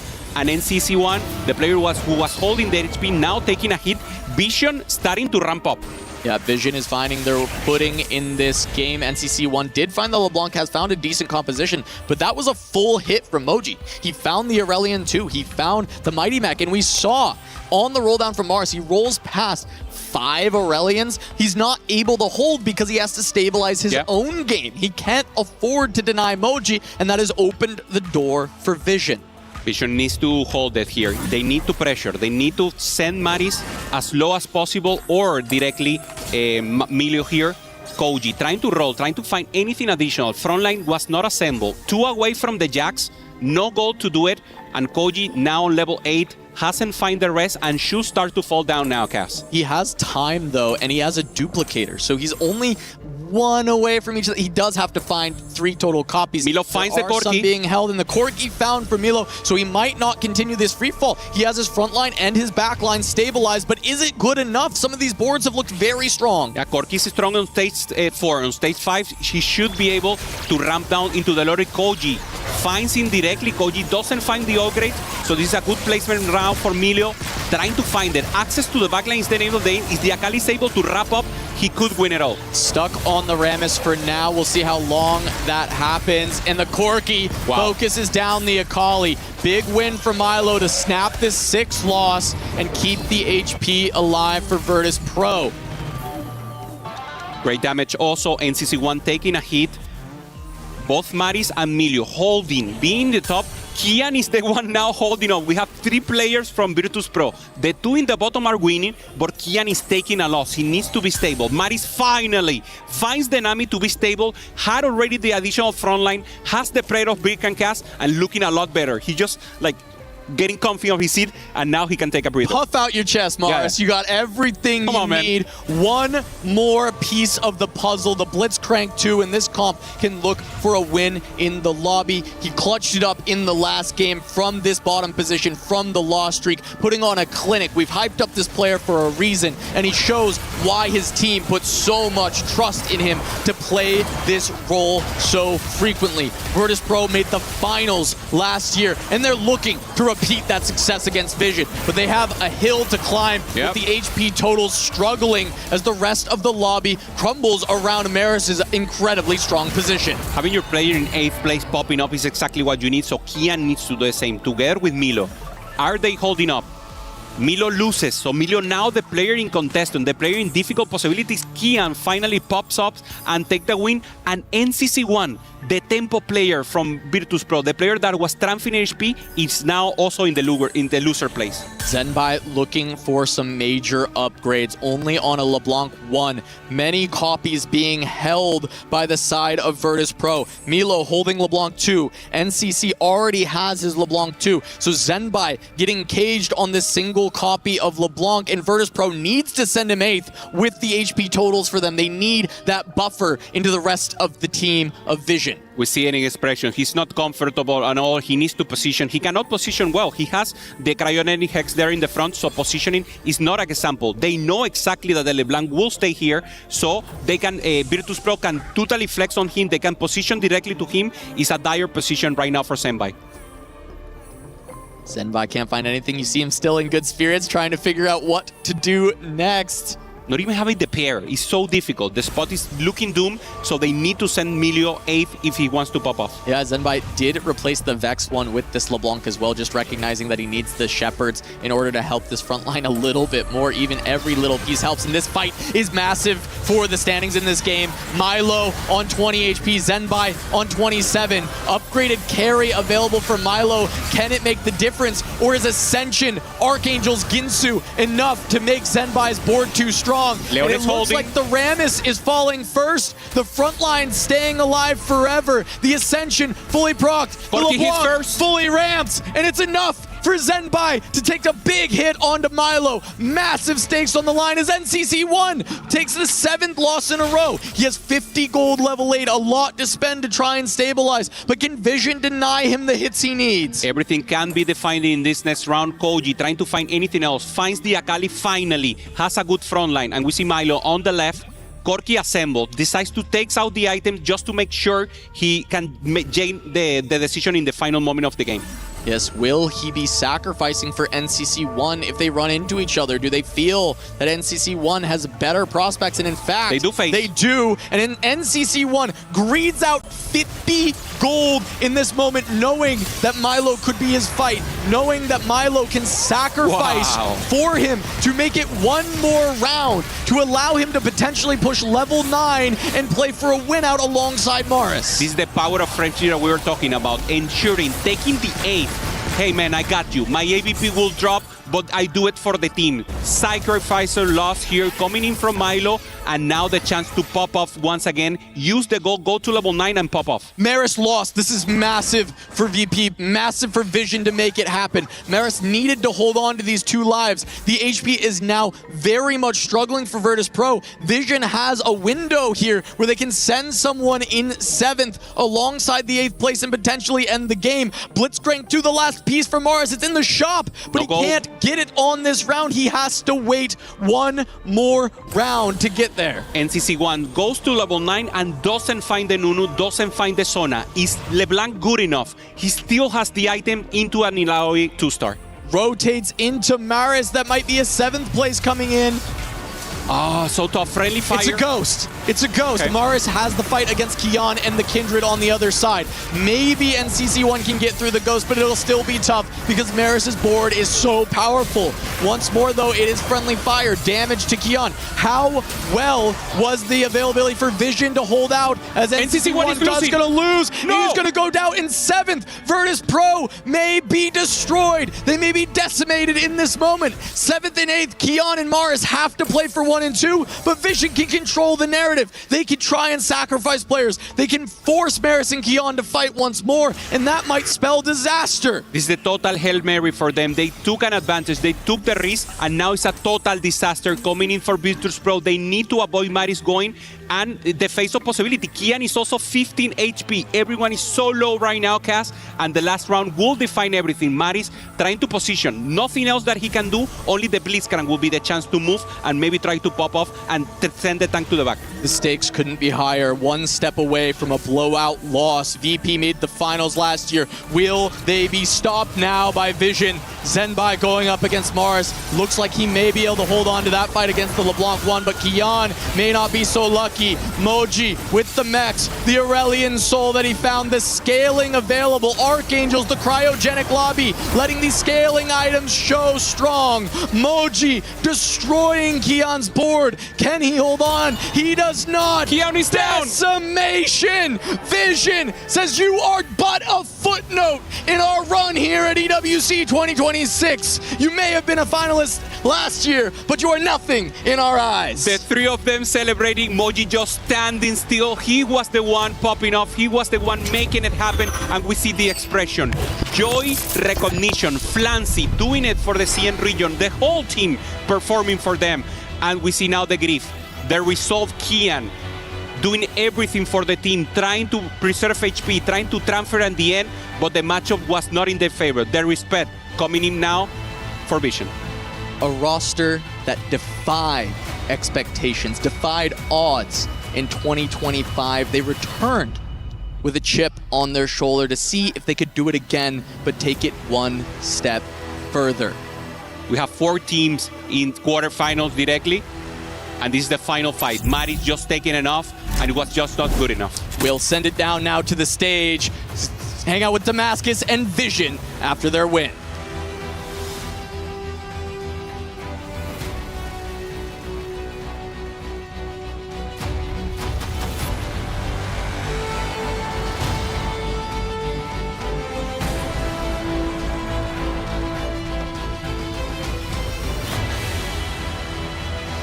They came in confident and they backed up their talk. It is time for Team Vision to get another key and crush the dreams and hopes of Virtus Pro.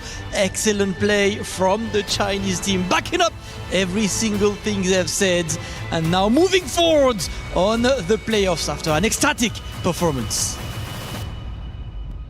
Congratulations to Vision for the victory against Virtus Pro, 2-1. That was a really close game 3. How are the boys feeling? There was so much emotion in the final moments. 首先恭喜 Vision 能成功拿下今天的比赛。刚才看到选手的脸上面特别兴奋，所以现在心情如何呢？肯定是非常开心啊，毕竟进到4强了嘛。Of course, I'm feeling very excited because we qualified to the quarterfinals. 那么今天也是你们第一次来到 EWC 的舞台，所以你这次的比赛想证明什么呢？ What would you like to prove on the EWC tournament stage? 我想证明我们4个是世界上最好的4支队友。I would like to prove to the world that we are the 4 best players on this team. 恭喜，这次你们可以把他们的钥匙给毁灭掉。Congratulations and let's crush some keys.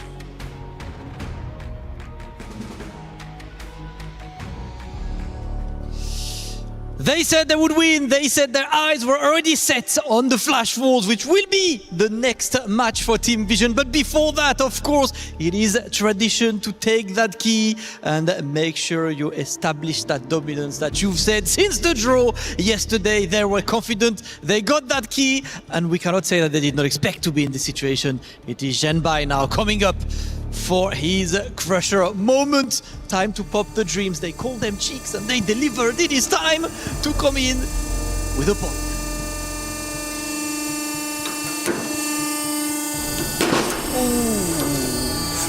When you see the jump scare on the player, you know that was satisfying. Team Vision moving forward after defeating Virtus Pro. I want to say as planned, but that was their plan. Surely not Virtus Pro's plan. Absolute GG's for Team Vision. They will face the Flash Wolves after that. Of course, time to get a moment to think, to reconsider, to go for strategizing. We will see Team Vision again. Excellent play. Let's take a look at the highlights.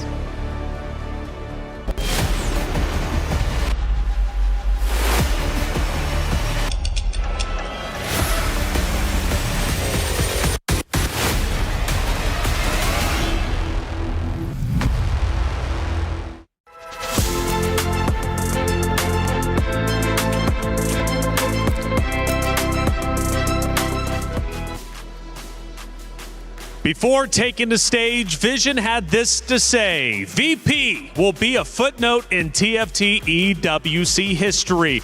That's a heavy statement, but they back it up, taking them down and moving forward. This race from Vision throughout the groups into the playoffs has been sensational. They continue to prove the doubters wrong. They continue to prove they are one of the best teams in the world, and they are now one series away from having an opportunity to get a win, to be a title defender. The second place from last year now gone officially from the tournament. Virtus Pro put up a tremendous fight, but it wasn't good enough. They went through the gauntlet. Game 1, the RNG was against them. Game 2, much better. They were able to play their game since it was standardized, but Game 3, they could not get it done. What happened in Game 3? Where did VP fall short?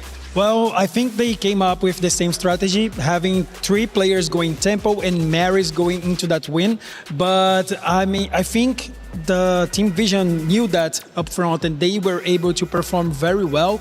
And differently from the other games from Team Vision, they were relying so much on Flancy. But this time, I think the whole team did a great job. You could see on their HP, they were so far ahead across the board. So they closed it up with a great finish.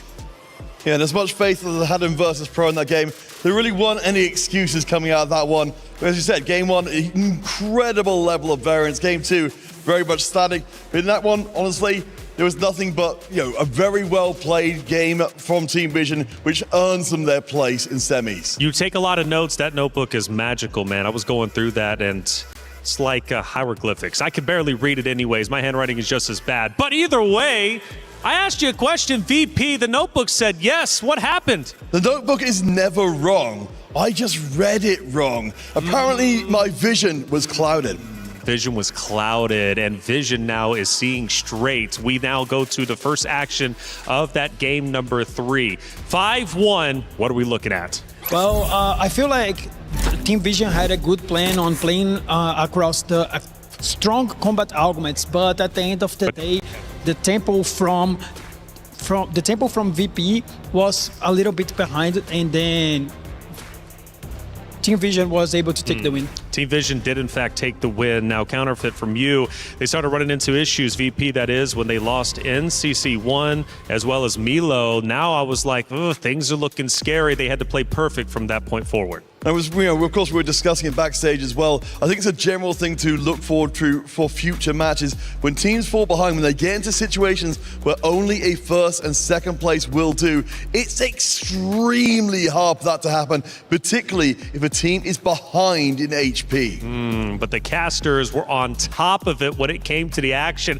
And there was one moment where they absolutely exploded with energy. So to friendly fire. It's a ghost. It's a ghost. Okay. Maris has the fight against Kion and the Kindred on the other side. Maybe NCC1 can get through the ghost, but it'll still be tough because Maris's board is so powerful. Once more, though, it is friendly fire. Damage to Kion. How well was the availability for Vision to hold out as NCC1 is going to lose? No! He's going to go down in 7th. Virtus Pro may be destroyed. They may be decimated in this moment. 7th and 8th, Kion and Maris have to play for 1 and 2, but Vision can control the narrative. They can try and sacrifice players. They can force Maris and Kion to fight once more, and that might spell disaster. Casanova said he saw a ghost. He seemed pretty calm, honestly, for seeing a ghost. I know I freaked out the first time I saw one, and yeah, I did. Hey, Dobbs, check it out, man. This was the moment where the casters were like, ooh, this was a big mistake onto the side of Virtus Pro. Was it a mistake? Am I missing something? Did Virtus Pro fall apart in a moment? Because when NCC1 ended up losing his life alongside that of his teammate Milo, was that a mistake on their part or just a great move from the team of Vision? I feel like they didn't have the same tools from the previous game. They had Maris in a very good spot for winning out, but across the board, the compositions, they were not able to get the LeBlanc online very early, and then they ended up losing so much HP. And as Counterfeit just said, when you're behind, it's very hard to recover.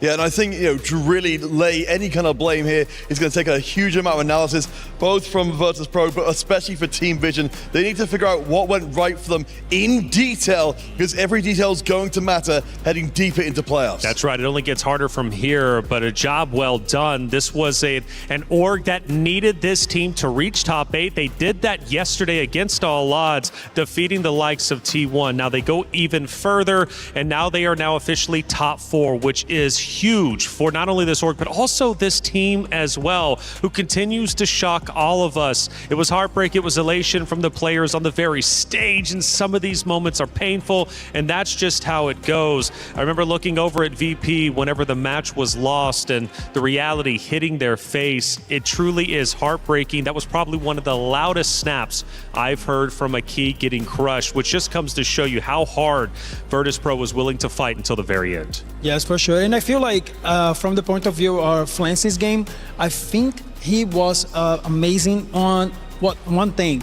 He was going into that level 9 playing Birthday Reunion, but instead recognizes that they had to push the tempo of the lobby, and so he rolled on Nate to keep the HP high, and then so just later on he goes 9. So he broke the tempo from VP, so he was able to take down the win because of it. We've lost T1, a titan when it comes to, of course, stories throughout EWC TFT. We've now lost VP as well. What does this bracket look like now? I mean, because you Virtus Pro, right? Weibo's still in it. But check it out. They're coming up next. There is a real opportunity. Number 1 and number 2 from last year won't be seeing grand finals. Yeah, I mean, that'd be absolutely crazy bonkers. But I know, there's been some questions about Weibo, certainly with Aurora coming in with such an incredible player like Hwamie on the roster. But honestly, I would still be shocked if Weibo don't make it back there again. They're the only team so far in EWC for TFT who've not had the rate, kept the same roster going year on year. We go back to the series we just watched, Virtus Pro versus Team Vision. Moji up in first place. He handled his business with 18 and 8. Yes, I love the recovery from MoGG. I was saying that yesterday. Their teammates, they needed to rescue him because he was going 8 so many times. But he showed just on playoffs what he is capable for. So I feel like this momentum from him is going to be very important for tomorrow. Now, Flancy has already entered into the GOAT conversation. He is now top 4. He finishes this top 4 as well. What does Flancy look like if he wins this tournament? Like, what is the GOAT conversation around him at that point? Well, I mean, that's the thing. It's always going to be a combination of everything you can put together over time. I think, of course, be able to make it even to the finals, we saw, was a defining moment for Virtus Pro to really start laying out their story. I think for Flancy, of course, he's going to be chasing those incredibly high highs. He's looking to, of course, go after players like Wanmei, who are currently on top of the world, and topple them from their thrones. Yeah, Wanmei, we're going to be talking about him coming up, and there's so much that you all need to learn about him as a player, his history, because he is very well going down as one of the most accomplished TFT pros in all the history of TFT, if especially he can come through and win at this EWC, which is very real possibility. Virtus Pro still has many more teams left in EWC as a whole, not only here for TFT, of course, their key has been crushed, but throughout the club championship race. But again, for Team Vision, it is imperative that they go as far as they can go, get as many points as possible. They're already eligible for club championship points. They're already eligible for the prize pool now, which is $30 million, $7 million for first. So at this point in time, getting 1,000 for winning this event would be tremendous for them. They're already sitting at about $1.4, $1.6 million. Of course, that's going to change. It's still early with week 3, but the more they get, we're talking still hundreds of thousands of dollars for this valuable organization. Did you see Team Vision going this far whenever we started the tournament? Yes, I feel so. They were first seed on China, if I'm not mistaken, and I feel like they have two players that can win out a lot of games, both Flancy and Zenbai as well as Moji. And Moji is a condecorated player as well, played some Tactician Crowns before, so I think they have a pretty good roster. No, absolutely. And I think, of course, we've seen across the entire event, there's only so much 4v4 going on. And so going for the qualifiers, going for this tournament, we're seeing teams really starting to surge forward. I think from the Vision side of things, we're getting to see them getting better and better game by game. Hopefully good enough to really shoot for the finals and eventually winning the whole thing. Well, I mentioned a club championship. It is well underway with this series done. I'm curious what the update is. Trav, let me know. AGL has proven that their club championship success has been no fluke. After an impressive group stage in Teamfight Tactics, they've managed to position themselves straight into the playoffs. At the moment, they're sitting on 1,300 club championship points, which puts them firmly in 3rd position. But from this point, they've got to face off against an underdog in Godlike. It'll be an incredibly tough matchup for them, but if they manage to get the job done, they'll catapult themselves above Team Vitality, who are out of Teamfight Tactics, into 2nd place. It's a tough ask, but there's big rewards. We'll see if they manage to get this done and move up the club championship leaderboard.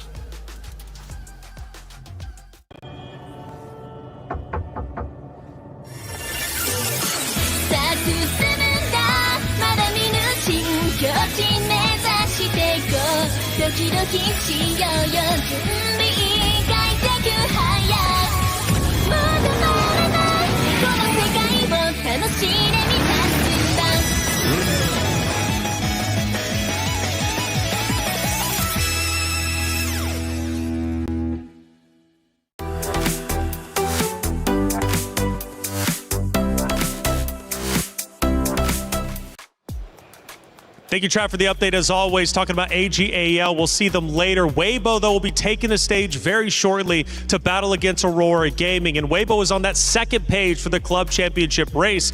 Moving up to semifinals would put them onto page 1 and therefore that much closer to potentially in the future securing the club championship trophy, which would be $7 million. Now, for all of you out there with this next matchup and the 2 that are about to be on stage, you have a chance to get involved with EWC Play. All you have to do is go to esportsworldcup.com. Now, when you get there, on the left-hand side, you're going to see a triangle that says play. Click on that, then go to the top and choose Pick'ems. Now, from here, choose Teamfight Tactics. It's going to have all the matches that you can choose from. Now, you can choose the game winner. More importantly, you can also choose the series score. By doing so, you become eligible to earn points. Now, these points are valuable because there is over $300,000 in prizes that you can earn. And also, you get some stream time because sometimes every once in a while we'll pull up the predictions, right? And see who you're truly going for. All the matches are here, not only from today, but also going into tomorrow. This is tremendous. And like I said, $300,000 in prizes. That's a lot to work with. And you have a chance to get it involved and get it yourself. Scan that QR code if you haven't already, because we would love to hear what you have to say. And also, if you think you're truly that smart, well, go ahead and prove it. by earning those points. Hey, it's a great time here at EWC, and now our 2 series are done. We move into our 3rd series of the day, and this is a big one. It's our crunchy story of the day after all. It is, of course, the China finalists colliding. Weibo Gaming, Aurora Gaming, 2 Titans, but only one can move forward. We just lost number 2 in Virtus.pro from last year. Will we lose number 1? I don't know. We're going to have to find out. The players started arriving just a little bit ago. They're getting ready. They've got their team huddles, and we start with Aurora Gaming. This roster has gone through the gauntlet, but you guys mentioned Juan Mei, and he is arguably one of the most accomplished players, both internationally and regionally, 3-time world champion, and if he can win here at EWC, he could very well make history. Yes, for sure. I feel like, especially for Aurora, they didn't have much time to practice for this tournament because last week, Huami was playing Tactician Crown, so he was focused on individual solo play, and he was able to take the title for him. And I feel like the more this team can go further on here in EWC, there will be even more thrilling. But Weibo has been thrilling, especially with their start against T1, and it could have very well been the grand finals on day 1, but we know T1 is now gone, Weibo is still in, and they are more determined than ever to go back-to-back. Yeah, you might say the Weibo Gaming haven't been battle-tested because they got their ticket directly through to EWC this time, but they have been through it on the way here. She mentioned T1, 2-1, Godlike, 2-1. They have been tested in their games. They have shown they're still the same team that won last year. Well, before the competitors go on stage, Kitty had a chance to catch up with some of them. Welcome in. We are about to start Weibo versus Aurora Gaming, and by my side we have. Hello， 大家好，我是画面。Hello， 大家好，我是 WBG 骚货皮迷。Welcome in， 欢迎各位选手。Because we have an amazing player lounge that the players can relax at, I was wondering what their favorite activity was at this player lounge. 所以这次我们有一个休息室，所以这次在休息室做出最好玩的事情是什么呢？体验了一下这边就是选手的那种日常按摩恢复。Okay, so he has been enjoying the player massage that is available at the player lounge. 骚皮米呢？我们一群人喜欢就是躺在沙发上面去看比赛。We love relaxing on the sofas to watch the ongoing matches. And of course, for this set, we have a lot of amazing 5-cost units. So I was wondering, what was their favorite 5-cost unit so far? 最喜欢的五费卡是什么呢？肯定是男枪啊，有无限的成长啊。Graves because he scales infinitely. 骚皮米。我喜欢威古斯，为什么呢？对面的双攻。He likes Vex because you can attack the enemy 2 times. 谢谢各位选手们。That's gonna be all for the pregame, and we'll see you guys later on stage.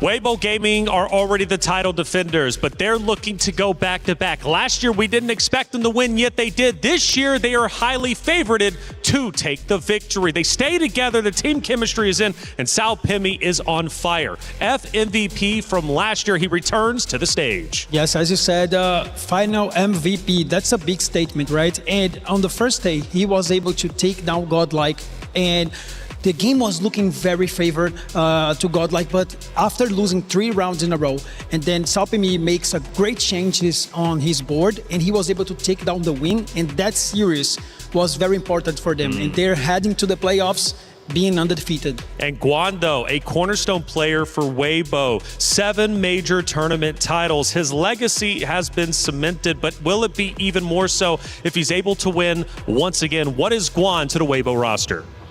No, absolutely, Rock. Of course, he's been the subject of conversation a lot backstage because people are looking for really big things out of him to try and push forward. They've got tremendous opponents to face up against. This is the proving ground. Well, let's go right back to you because Juan Mei, he was in the proving ground here in this very venue, and he won it, and he firmly believes this venue, where we are for the Esports World Cup, is pure magic for him.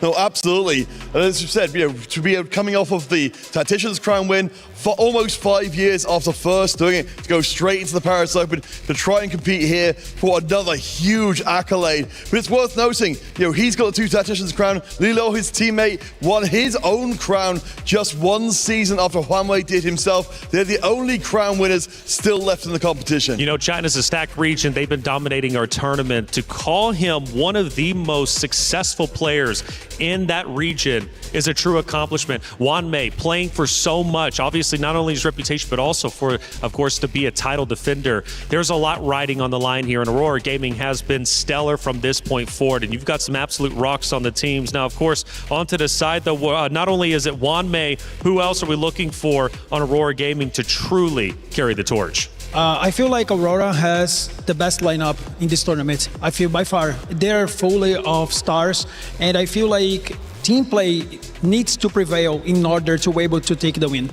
Okay, team play, chemistry, obviously the friendships, right? That matter a lot. And Weibo has those friendships, and they have the experience of knowing what it is to win. That's already a step above Aurora Gaming.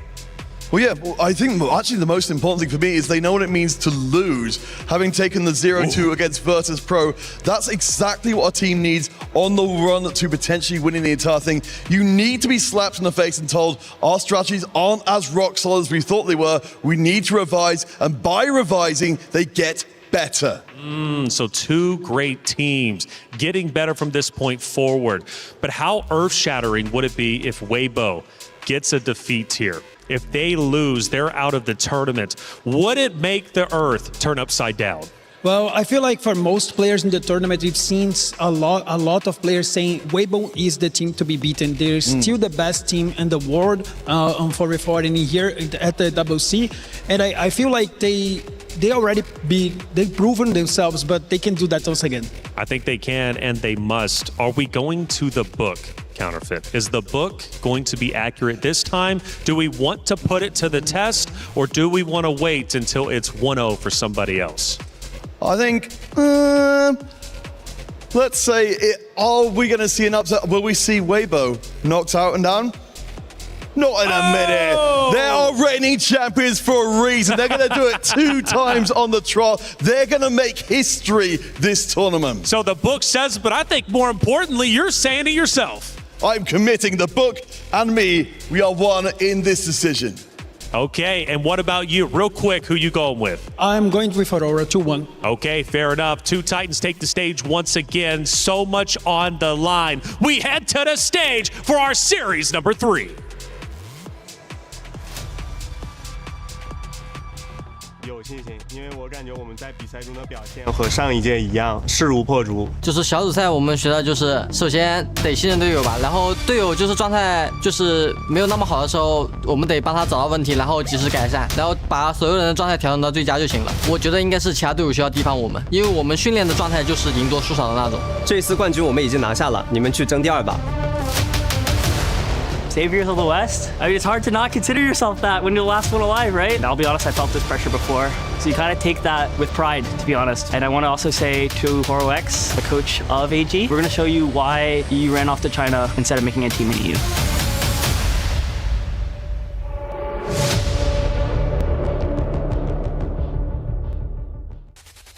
Ladies and gentlemen, it is time to continue things rolling with the playoffs here at the Esports World Cup. Damascus, that last match, absolute insanity before the match and after. Hey, there is nothing I love more than smack talk, especially when you back it up. There is nothing better than this. Absolutely 10 out of 10 performance, but in the end, Team Vision, let it be known that they were the ones to back it up. I'm not gonna lie though, it was phenomenal play from both sides, but this next match is definitely going to be special. Yeah, we're talking about Smack Talk before. There's been a bit on this one as well, but more importantly, the regional pride, right? The full China showdown right now. And you know it's probably the best region in the world right now, but now that you're in the best region, you gotta be the best in the region. And last year, this team proved to be exactly that. Ladies and gentlemen, welcome to the stage, Weibo Gaming! These are the reigning title defenders for TFT at EWC. Of course, this is also our first Chinese clash of this year. Both teams hailing from the strongest region in the world. And of course, this squad is led by Sao Pimi, who is the leader of the squad, MVP from last year as well, and he is trying to repeat that performance. One of these Chinese powerhouses are going to move on while the other's dream is here. Weibo, 2-1 victory over T1 to start things off, and then 2-1 versus Godlike as well. The path was not easy, but they have shown why they lifted this trophy before. There is no such thing as an easy path, but when you're the title defender and you're trying to go for the back-to-back, you just have to put in work. They've been putting in work, but right now they're gonna have to put an extra work to face these guys coming up. This team is looking absolutely ridiculous. We've said it. It's also a team hailing from China, led by one of the very best in the world. It is time to welcome Aurora Gaming!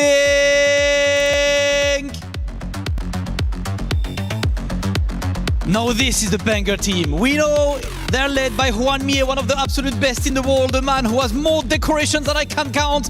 But it's not only about him. Every player has been able to follow his pace, to follow the pace that he set for the team. They started with a 2-1 over Nongshim Red Force. They unfortunately tripped against Virtus Pro, but then went for a clean sweep over Maus, and that was a pretty fast one, a speedrunners match yesterday. And today they are here to try and defeat Weibo, and they've said it themselves. They've been winning against Weibo lately. It's just another day in the office, Rob.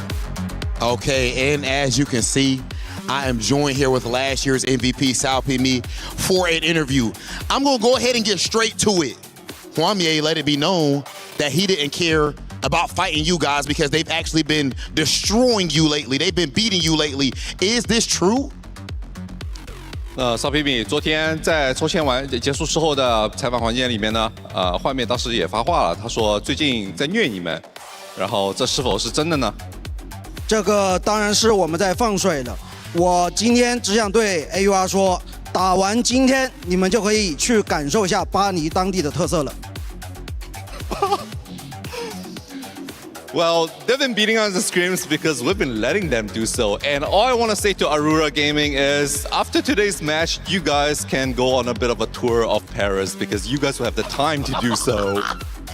Oh my goodness. Please, we need you on that side as well, brother. Go ahead, Jin. Go ahead. What's going on, Damascus? A very simple question. I need his answer. It's very simple. He just said that they were only winning because they let them win and they're ready for tourism. So I would like him to know his answer. 那前面曹彬彬发了这些狠话，说你们已经可以准备去旅游巴黎了，你有什么话想回给他们的吗？我们最喜欢的就是碾碎他们的冠军奖牌，等着吧。Just you guys watch, because our favorite thing to do here in Paris is to crush your keys. Hey, this is what we want from a key is about to be crushed, and both of them are confident. It is about that time. Weibo, I need you to meet me right here, mid-screen. Come on, fellas. We need our face-off. Aurora and Weibo Gaming, this is the first clash. All Chinese squad, the best region in the world, ladies and gentlemen. It does not get any better than this. It cannot get any better. One team say we'll punch you up, the other one said there is no way you punch us up in real tournament condition. So you know what? The stage is set, the conditions are set. It is time for Aurora Gaming versus the title defenders. Weibo Gaming, only one can come up on top. The other one goes for tourism. Let's go. Welcome one and all to the third quarterfinals of the day. Weibo Gaming versus Aurora Gaming. The trash has been talked. The dominance has been displayed throughout the group stages, but now a titanic matchup between two of the best CN rosters on paper remaining in this tournament. This is the matchup we've all been waiting for. The highest caliber one in terms of individual talent. And you can sense the fire in Weibo Gaming. Within the region, within the totem pole of greats, you have to give it to Aurora Gaming. Individually, they have amazing players. Juan Mie, as you're seeing on the screen right here, double TAC round wins, a Paris Open victory right in this venue, and of course, 60 seconds, Li Luo, another TAC round champion win, Juan and Ahao, also 2 TOC victories right here. It is incredibly stacked as a roster, but Weibo Gaming has the win in 4v4. You said it. Individually might be the name of the game for Aurora Gaming and their achievement throughout their careers. But when it comes to 4v4, the dominance that we saw across last year's edition of TFT was absolutely marvelous. The team play, the flexibility from someone like Guan, for example, the APM roll down from him as well, and the leadership and the clutch factor from Salpimi, the MVP of last year's finals. I cannot wait to see what these two teams bring to the table, Clement. There are so many different clashes that we can just relish right here. The APM one is very interesting. 1 and 60 seconds are recognized as almost close to being just RTS players. Their fingers are incredibly fast. They can dance across the board. And what this allows them to do is actually to lend favorable trades to their teammates. I would consider the two of them the highest APM players I've ever seen alongside with YBY1. We'll see if we can see a flash of that high APM across this series coming up right now. Let's talk about expectations for our players on each of these teams. Let's talk about maybe the roles they fulfilled across the group stage up until now. I think starting with Aurora Gaming, there's been a pretty stark contrast between 60 Second and the rest of his teammates. An 85% top 4 rate from 60 Second, a almost 3.0 AVP is absolutely insane with the caliber of players and teams they've been facing. Is 60 Second the player to watch in this series, Clement? I think he is known as the reroll master within his own region. He's very good at getting those stable top 4s, and he will be the rock for Aurora Gaming going forward. I think on the other side for Weibo Gaming, very similar role in Tianlong, who is also going for a lot of top 4s, but not necessarily winning out as a player. And Salpimi, I think, similar to Tianlong, is that top 4 player simply because he's been playing so much Akali, one of the strongest comps in the right hands. And in Salpimi's hands, he has a perfect understanding of when to push for the level 6 tempo, when to push for level 8 with an emblem to add in the Vex, to play around the Kindred as well. He morphs together all 3 different tempo game plans on the Nova line in general to absolute perfection. He's been one of those standout players in terms of the win rate as well for Weibo Gaming. Most importantly, Salpimi wins the duels when he is needed, taking that win over Godlike when it was a 1v2 situation and able to outposition both of those players. So for me, Salpimi is not only the trash talker of the team, he's the heart of the team and the most dangerous one when it comes to 1v1s. And looking back at Aurora, I think we have to talk about Ahao as well, because when it comes to actually winning games and coming in a situation where you're 4 players left alive, 2 from each team, winner takes it all, this is the player that rises up to the occasion. At least it has been so in the group stage with close to a 30% win rate across the team. So are we going to be seeing Ahao playing more for the Nova 9, for example? Are we going to see him playing more for the Fast 9 AP Flex, trying to close out these key games for his teams, maybe taking higher risks, but if he can manage that risk appropriately, if he can make it to those level 9 boards, he can be the strongest player in these games. Ahao versus Salpimi definitely will be the win-out player battle. These two have the highest caps on their respective teams. In the meanwhile, Tianlong, as we mentioned, 60 Second, they're going to be the tempo rock, and then we move into kind of the free-flow positions. Huanmie has always been known as a very, very creative player. The reason he's won so many championships is because he can see highest cap boards that no one else is able to spot. That will be his strength here. We haven't really been seeing it that much in this tournament so far. He hasn't had the best of runs, but you know it's in him. It could be that his team requires something different from him in this format. Individually, of course, both at the Paris Open last set and coming at the TAC round just a few weeks ago. And really all of this set long in the CN tournaments, he has had, I think it was a 33% win rate. So just really was able to take over games individually, win in those checkmate formats as well, and make it through as now one of the GOATs of our scene in TFT. In this format, it's mostly been Ahao stepping up to fulfill that role. We have seen the case with Flash Wolves where it was with Terry as well, but Ironbog, when he needed to in game 1, he came in and was able to fulfill that role perfectly. I wonder if it's Huanmie's day to shine. Come back in and say, you know what? This is my time. You can't count him out. Just think about the peak that Huanmie would have coming off Paris, TAC round, a TOC champion, and an EWC. That would be the grand slam of grand slams. That is the dream that Huanmie is chasing afterwards, though. But as you were mentioning about the flexibility, I still have to give it to Weibo Gaming. I think this is the thing that has made them such a powerhouse of the team. It's because they can switch between different positions. It's not always one player that's winning out, like we saw maybe like Safo on MCOY was a very good example of a team having very much defined roles. Weibo Gaming is not like that. Everyone can step up to the plate. Everyone can swap positions as necessary. And it's easy in 4v4 to just look at the stats and say, oh, this is the highest win rate player, he must be the best player, the MVP, but that isn't always the case. I wouldn't look at someone like Moji, for example, on T-Vision. They just qualified through. He's the player usually calling the shots in game, and there's so much brain power that you have to kind of share when you're trying to, in some ways, micromanage the big picture strategy of your team. And this is something that I think we don't talk about really on broadcast as much. It's hard to know, obviously, how the team synergy works, but whoever fulfills that role on a team has a much harder task in terms of keeping track of his own game and again, not only playing for the AVP, which is not the only thing that matters in 4v4. It does seem like we have a little bit of time before we go into game. Oh, but we will be going into some form of a video to explain how these teams have actually gelled and vibed together.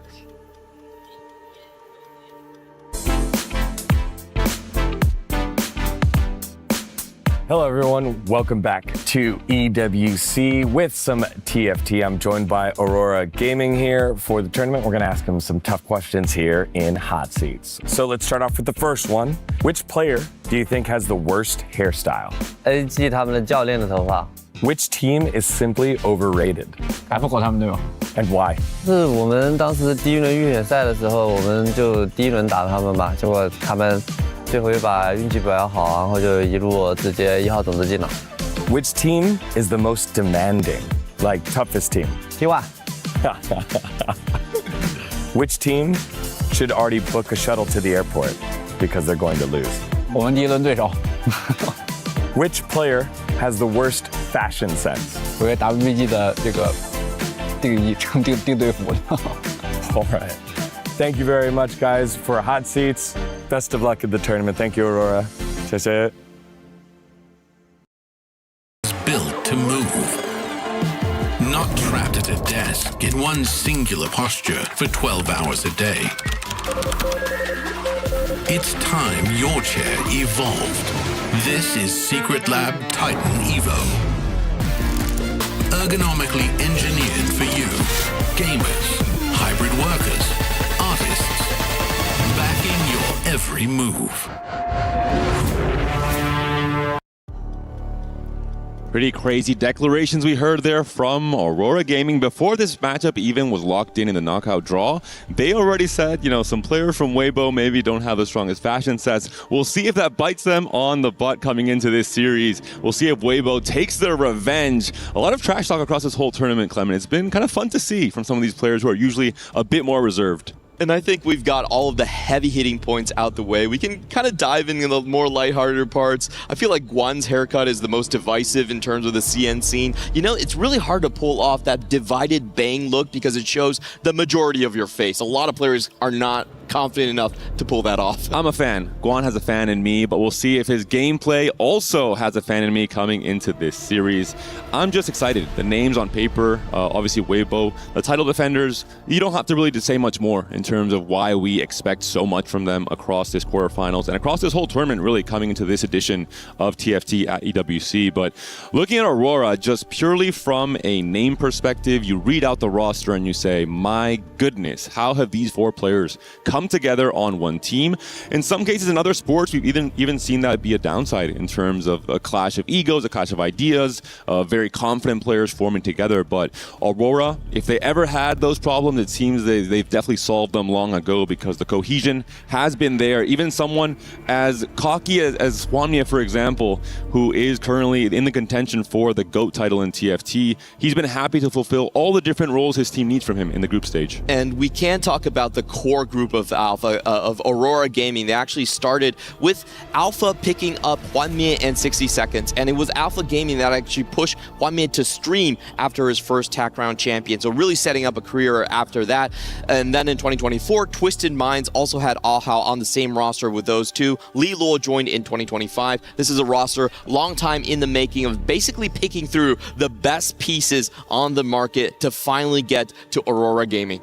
little by little, piece by piece, the team has been formed. This might be the final iteration they were looking for all those years ago. We'll see what they can do, not just in this quarterfinals, but if they defeat the current title defenders, maybe they're now considered the favorites coming into tomorrow's semifinals and potentially a grand final as well for this year's edition of TFT at EWC. The keys, up in the air now for this series in terms of which of the keys will be crushed. For Weibo Gaming, they're forming. Actually, there were a bunch of friends trying to teach the Weibo gaming manager how to play TFT. And then when the opportunity came up, Weibo was like, wait a minute, why don't we actually just send these 4 players straight into the fire and into the tournament? And what a tremendous bet that actually was. At that point in time, these 4 players were not considered really the A tier in terms of the CN. CN is incredibly stacked, but they have proved themselves. They proved themselves as tutors, they proved themselves as players, and now they want to go for back-to-back champions.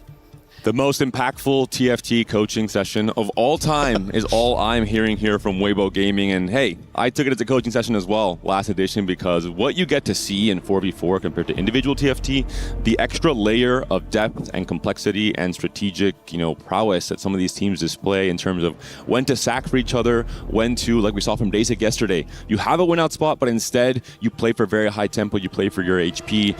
All these contradicting kind of strategies that you wouldn't consider an individual play come to the spotlight in 4v4, and as someone deeply invested in this esport, it is so fun to see what these players come up with in terms of solutions for all the different problems. I think the game will be decided by who has the strongest win out spot. It typically is, and for both of these teams, they have the exact same go-to composition. It is that Nova Fast 9 comp that both of these teams have a 2.5 AVP over 4 games. So the sample size is actually very, very strong. They know whoever gets the birthday reunion into that spot will define the entire strategy. Who do you protect? Who else is going to have to play for tempo?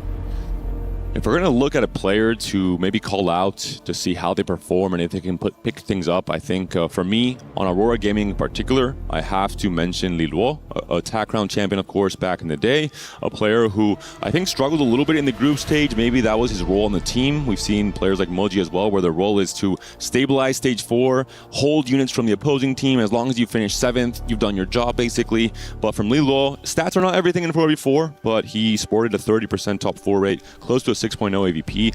I want to see if he can turn things around, if his team can elevate him into that position, and if so, the confidence Aurora Gaming might have off of a win here would be absolutely massive. Li Luo, the most often forgotten champion coming out of Gizmos and Gadget. Whenever he is coming into an opens type of tournament, he's always popping off like this Into the Arcane and Set 6. That specific theme for TFT has been his most favorite and strongest. He is known as a very interesting player. He plays like Hwanmie in solo queue, but he plays like a top 4 player when it comes to the actual tournament. So we'll kind of see what his position will end up being. I feel like he is the X factor, as you have correctly identified. You see him going first place, but a lot of times also mainly into the lower placements.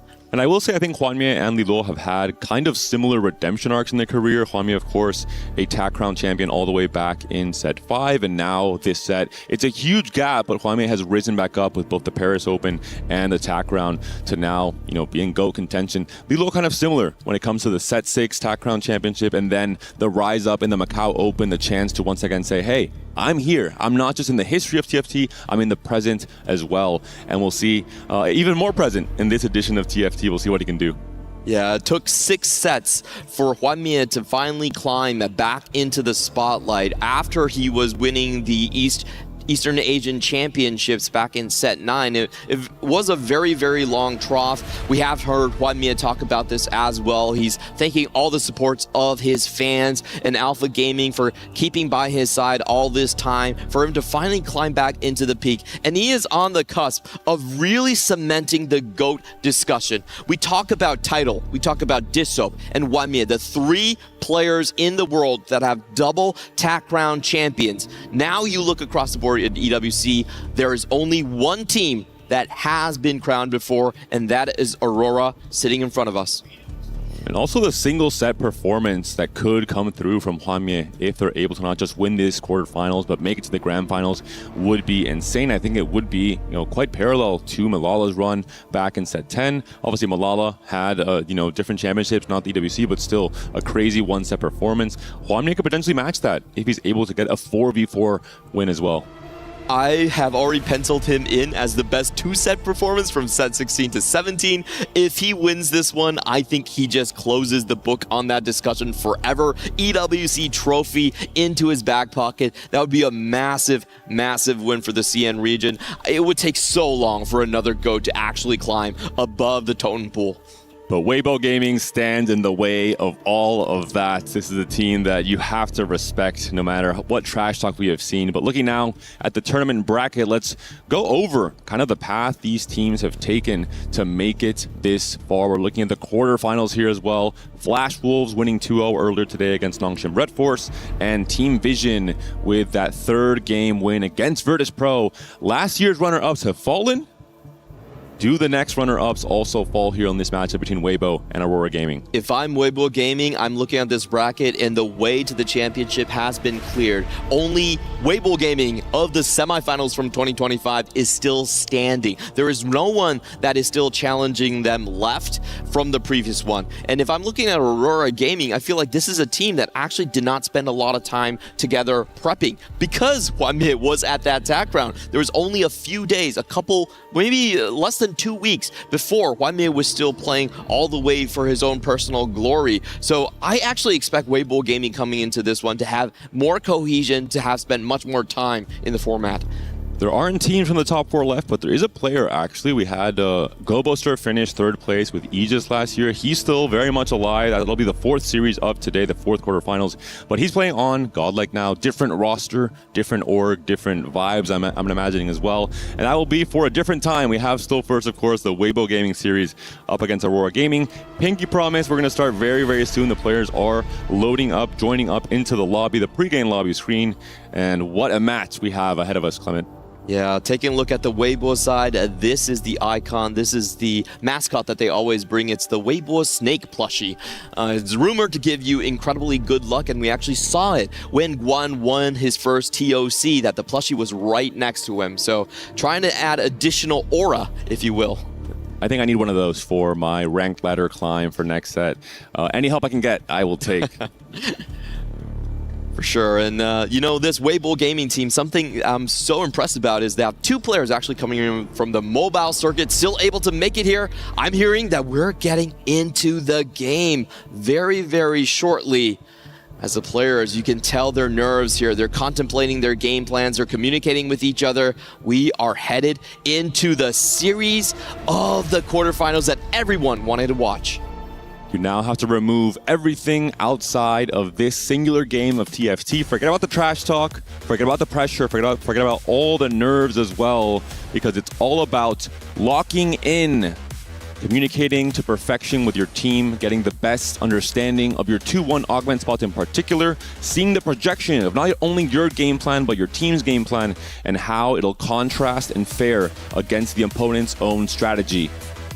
The team cohesion of Weibo Gaming, the flexibility coming from their side, the experience, the reigning champions versus Aurora, which comes in with the most dominating roster ever seen composed in TFT EWC. Here we go. The title defenders versus the star-studded Galacticos from China. It will be Hwamie 62nd, Ahao, and Li Luo challenging the title defenders of Weibo Gaming as we move into our game 1. Any augments, any comps, anything in particular, Clement, you are expecting to see or hoping to see in this first game? Birthday reunion will reunite Weibo Gaming with the championship if it is offered. I'm going to make that a prediction. It has been the best composition for both of these sides. Okay, my counter offer is going to be Salpi Me picking up Treasure Hunt for I think the 4th or 5th time in this tournament already. It's been an absolutely crazy combo for him to play into the Akali Nova line. But as we move into game 1, our 2 gods will be Soraka and Yasuo. Yasuo in particular, very strong, synergizing in particular with the Cryogenic Hex and the Cosmic Hex, buffing up tanks like the Cho'Gath, like the Ornn, like the Jax in some of those reroll comps can be such an effective strategy in terms of having an absolutely crazy time playing reroll. Cosmic Hex definitely the most game-warping one, as you can play a lot more of those reroll compositions, maybe even a Primordian comp if you hit it. We are going to get the encounter of the 3-Cos champions coming in here, and talking about the 3-Cos, something that's really interesting about the CN region is their love for Diana as a transition point into the Shepherd composition. So we'll see if we are offered any of those to start. For Hwamie as well, one of the few players to play Challenger MF and actually to win with it across the group stages in this tournament. He had it on his bench, but he sold it, so maybe not for this game. Looking at the Stargazer, it will be the mountain. The mountain these players have to climb in this quarterfinals matchup. It's a constellation that leans pretty easily into both the Lulu, into the Xayah, even into the double Corki we saw from Odessa yesterday, so some creativity can definitely come through with the emblem printing constellation. Oh, now we have the Arbiter for Hwamie. Let's check if he gets the Leona. And you does have it, the best combination. Every 4 seconds, you get a Leona at combat end. That usually signals a very strong Fast 9 spot if you can get the right items. We were asking to see some more win-out positions from Hwamie. This could be one of them, of course. We are still waiting to see what the 2-1 augments will be. One of the most important rounds of TFT and 4v4 in particular. This is where everyone is chatting away, saying, hey, I have these offerings. Who's a win-out player? Who's playing for tempo? How can we contrast and balance our game plans to find success? And it will be the silver one. Whenever we see this one, the question is, who is going to be the expedition player across the lobby? As you were talking about win out, there is no better option than getting those Radiant items. An insta-pick here for Hwamie, one of the best augments to play into any kind of AP line. The continuous conjuration. You already know you're going to try playing for Leona Printer. You're going to play for either LeBlanc or Bard or Sona in the late game. You're going to need a whole lot of rods, the more the merrier. Taking a look across the board, we have other options coming in. Guan looking to set up the tempo right here with the Caretakers. And we also have 60 seconds on the opposite side, trying to play a low tempo game and see how he pivots his game plan based on the Latent Forge. Patience is a virtue, and a Jax 2 already found for Salpimi, as well as some Stargazer units to get the emblem printing going on from the Stargazer line. Most likely we saw some rolls immediately come through to just try and find the Stargazer in the first place, and along the way he found an upgrade on one of the most important tanks in this line. Really nice start for Salpimi here. You want to establish yourself as the mountain player and ward away other players from coming onto your same line. He also has a bow start here, so he can go both into the Xayah or into the Lulu. It just kind of depends on what he hits. The crit level a little bit better for the Lulu, simply because you usually don't want to build a Last Whisper on Xayah when you're playing the Nova package with the Aatrox and the Maokai. Barely a loss for Salpimi here. Going to have to maybe sell a unit to make 10. And he's going to take a little bit slower. I think he will be spiking either with a Lulu on 3-2 or on stage 4 when the Xayah board comes online. For LBTZ here, he's obviously going to go for the Akali line. He has already built the Striker's Flail and will have more swords coming in on hand. Also starting with a large duplicator here will allow him to just cash out on something like the Kindred 2 when you're rolling on level 6. It gives you a really good spike if you can suddenly get that just with the dupe. That being said, the option to play Corki, if you're playing from high HP, is still definitely a possibility. It's something that LBTZ actually favored quite a lot on the day one. So if his team already has a win-out player, if all he needs to do is be incredibly strong in stage 4 and win those rounds, we could see him leaning to Corki as well. In the meantime, checking in on Guan, I believe his Caretakers is either going to be the Gragas that we've seen, or maybe the Gwen. We'll check in later on what the options are, but currently he is leaning pretty heavily in towards the Space Group line. It is going to be the Gragas, which we'll see if he wants to lean heavily into that. The Gragas 3 not really considered to be the most warping 2-cost 3-star tank, so we'll see if he just wants to play that for Econ, just play the tempo version with just the Gragas 2 for now. But a really strong looking board here for Hwamie already off of that Leona 2. And we're taking a look at Guan's Arbiter right here. I didn't quite catch what he found in the end, but this is the big question here. Is he going to use his Gragas at all, or will he have to sell them for Econ? He's still saddling between two different line positions right now, either going for the Brawler E or based on the more common Space Groove AP lines that we've seen. And Guan was looking at Hwanmi and said, whatever you can do, I can do better. Or in this case, the same. He has the exact same Leona printing Arbiter here as well. So another player that wins once he hits that Leona 3 on stage 3, he'll be happy to play into any of the flexible AP lines, either on LeBlanc or just a Fast 9 game plan. Very interesting. Actually holding a lot of options, not selling the Gragas too, so he's trying to play for max tempo later as well. Hwanmi trying to continue his win streak all the way into Yasuo, which does give you immediate combat power, but runs into his teammate with an itemized Lissandra 2. This should be close. 2 players at the very least playing around the potential Leona 3. We'll see if we get a Cosmic Hex to scale even more HP on the Leona from the Yasuo offering here, or even a Cryogenic Hex. It will be the Cryogenic Hex offered here. I have to imagine, looking at the other option from Soraka, that players like Hwanmi, players like Guan, playing into the Arbiter will be very happy to pick the Yasuo Hex up. Generally considered the best one available. It also allows retargeting on your tank, so very good for mountain compositions that you get more snowballs from your Nunu, and I feel like the entire lobby agrees. No one actually going to be going for the better together. Salpimi as well already had that Jax 2 we saw earlier, so going to be a very good pickup for him on the Stargazer line. I mean, look at this setup already. The moment you find the Zoe 2, the Mordekaiser 2, look at the items. It's looking so good for the start here for Hwanmi. Yeah, and Hwanmi, you know, we've seen this play over and over again in our other games, is when you have these great AP spots, you have the option to just skip playing level 8 completely and go to level 9. This is one of those rare indications that a Fast 9 might be on the track for Hwanmi.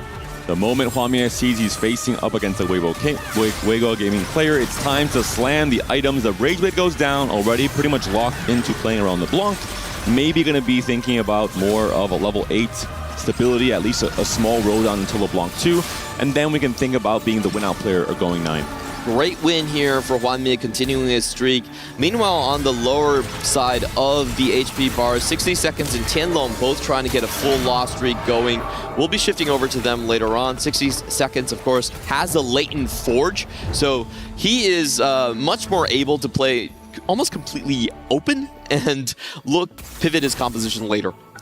And Salpimi is not the only Stargazer player in the lobby. Of course, you can't really play the mountain unless you get into it early, so there is some value in the time at which you lock it in. And we're seeing both Ahao and 60 Second are on the Stargazer unlock for the emblem print as well, moving into stage 3.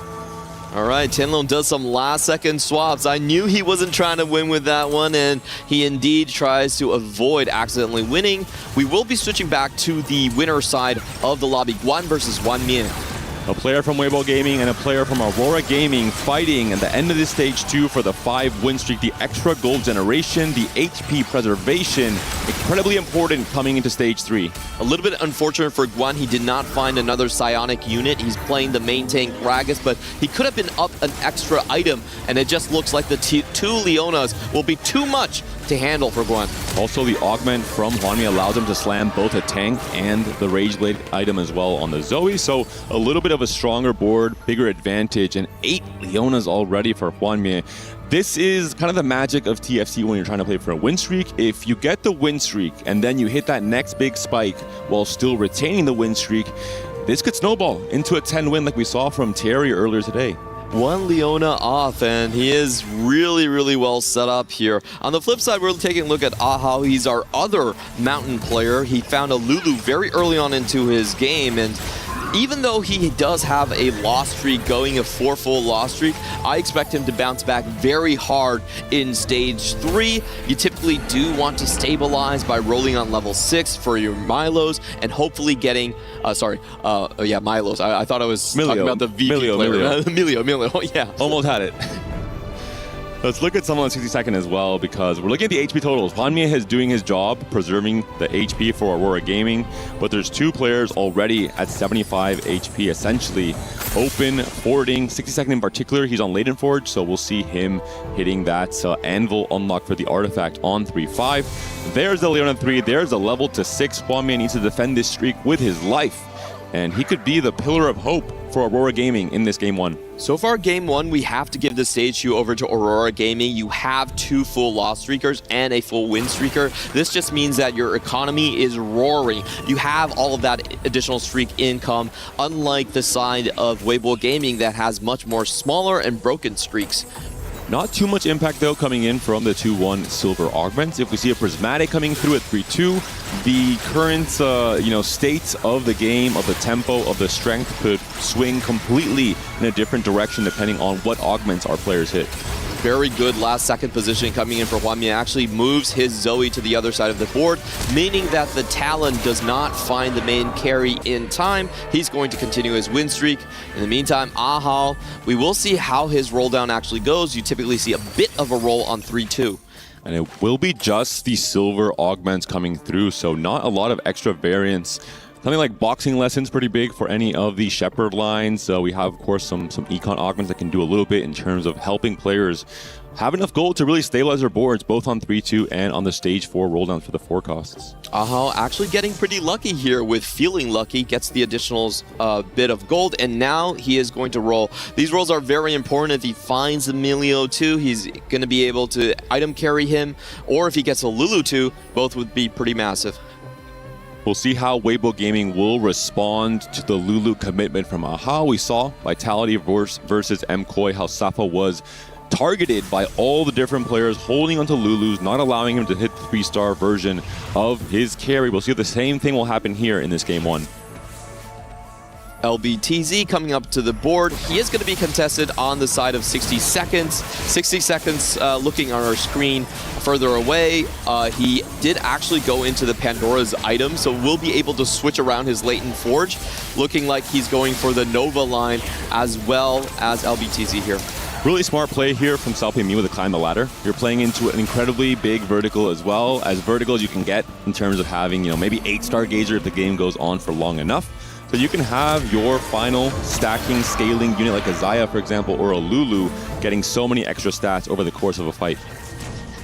All right, this is 60 second. We're just seeing what he's scaling up for right now. It still looks like he is going to be contested. Typically, our teams do not like to have the opponents actually having a free runway onto the Akali reroll. You have to stop that. You have to force them into a less win-out position with Kindred. This is something we haven't seen too much of in the tournament, but I have heard rumors that Akali Mountain is a comp that can be played. Akali is incredibly stable, and she just does a lot of work in the general shell of the Stargazer line. There's already a lot of mix-up, of course, with the Aatrox and the Maokai added into the Xayah board. You can add an Akali as well. And the fact you already have Pandora's items and then you can print the mountain emblems, that's absolutely massive that you pointed this one out. He could get early Nova, so even if he doesn't hit the Kindred, he can be completely fine. He could get other Marauders to kind of help with the rest of the composition. So this is a very, very high cap setup being played from a loss streak into win out. And of course, the ever-important Gunblade has already been built and found thanks to the Pandoras. Hwanmin does finally take a loss to Li Luo, so both of the win-streaking players, both in the same team, I think. Not the worst thing in the world to have Li Luo kind of come ahead and take that win. Looking at the God Offerings, it will be the Solar Hex from Yasuo, so the chance for just some additional or some guaranteed burn coming through without players having to build those items. Yeah, and for players like Hwanmin that have already committed to a Sunfire, it might be a little bit more tempting to go on the other side. Indeed, we see him going over and just getting some extra tankiness for his front line. He's already committed to the Twin Guardian, so that front line is going to be very, very rock solid. Even for our Xayah players, maybe you're not so interested in taking the Solar Hex. I think just Red Buff by itself, due to the attack speed and the utility, is one of Xayah's best items. So you want to have a reason to build it, I think, if you have access to those bows. Taking a look, this is going to be Li Luo's board. I'm pretty sure this was choreographed between Li Luo and Hwanmin. Maybe Hwanmin was already running out of juice in his backline, so, giving Li Luo the win, not the worst thing in the world. And he's found a very lucky unit. The most contested unit of the entire tournament has been found right here. Nami being selected and also sold instantly. And as you're mentioning, Hwanmi does have the Lilo in 3, but does not have the upgrade on the Zoe, for example, whereas I think Lilo has a more balanced board with the Lysandra too as well. And 60 Seconds says, I don't even need to use my Pandoras. I've got this on lockdown. This is the item where we saw previous players just be able to assassinate the backline. It's Prowlers. You see that jump directly over into the carries. It is one of the best items you could find for this Akali. I think we're seeing why Hwanmi gave up his win streak. He was scared of what was coming from the late and forward. Just Akali is so dangerous towards any one-star copies of backline carries, because the moment she gets onto your carry, it is GG game over for that fight. Yeah, just able to slaughter everything right here. So I think 60 Seconds has now turned the corner. The only question left for the domination of Aurora Gaming in Game 1 is just, how is Ahao doing? You know, if Ahao have missed on his 3-2 roll down, there still is a chance that they might be in trouble right here. But the rest of the members on Aurora, I think they're completely fine. And Guan, it looks like, of course, using the Caretaker's ally just for some extra econ, selling the Gragas's. Instead, he's going to be moving into the AP lines. He has been playing a whole lot of across this tournament. That's really been his role on this team, playing mostly around the Space Groove boards, playing around some Shepherd lines as well. Does have a Rage Blade that he can build here on the Zoe, so that might be a consideration coming into Stage 4. I'm getting really worried for our reigning champions. Looking across the board here, I feel like Aurora has found stronger spots. They have the perfect artifacts coming in for 60 Seconds. Statistically, the best item you could get coming in for that Akali. Lilo is on a win streak right here. His spot is pretty good. Hwanmi is already committed to Shepherd, has a massive HP lead. What answers are there on the side of Weibo Gaming? I'm looking across here and there just hasn't been a very clear answer. It might just be leaning into the variance of TFT. Sometimes we've seen teams coming out of Stage 3 incredibly well equipped to take over the game. They can roll down 50, 60, 70 gold and not find the 2-star upgrade they needed on their 4 cost, and the game can swing entirely in the other team's favor. We'll see the pivotal 4-1 and 4-2 rounds if players find their upgrades, but more importantly, if they get griefed. If someone is target griefed by the opposing team, they can have an absolutely nightmarish scenario coming to Stage 4, no matter what their current HP is. We're taking a look here at Salpimi's board. He is one of our mountain players, and you know, this is one of the most interesting boards. There are so many positions on the side of Weibo Gaming that have not been decided. You know, LBTZ, Akarva Bath could go to Corki, could go to Zaya. There's a lot of different directions for these players, but they don't have that much time to actually negotiate them. This is going to be one of the biggest 2-round timers in their lives. Seeing the Corki held here by Salpimi, I have to imagine that LBTZ is not going to be playing Corki, or else, you know, the sell would come through. There isn't certainly a Corki 2 already for LBTZ coming into this 4-1 round. It has been sold, no, it has been played now, actually. Oh, taking a tech from Odessa, maybe we saw him playing the double Corki Stargazer Mountain line to great success earlier in the group stage. And Salpimi says, you know what, I like that.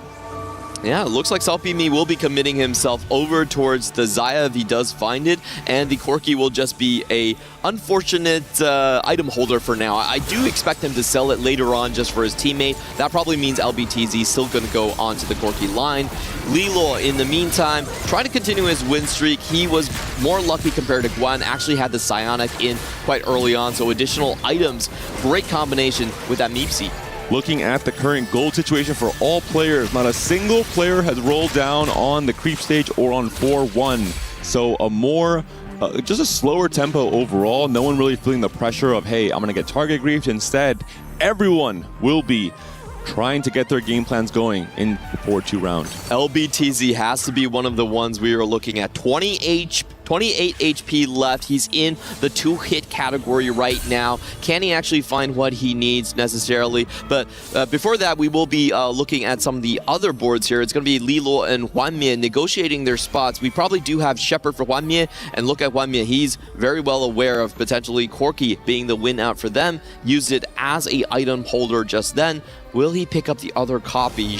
Definitely should, as he's denying it in shop currently.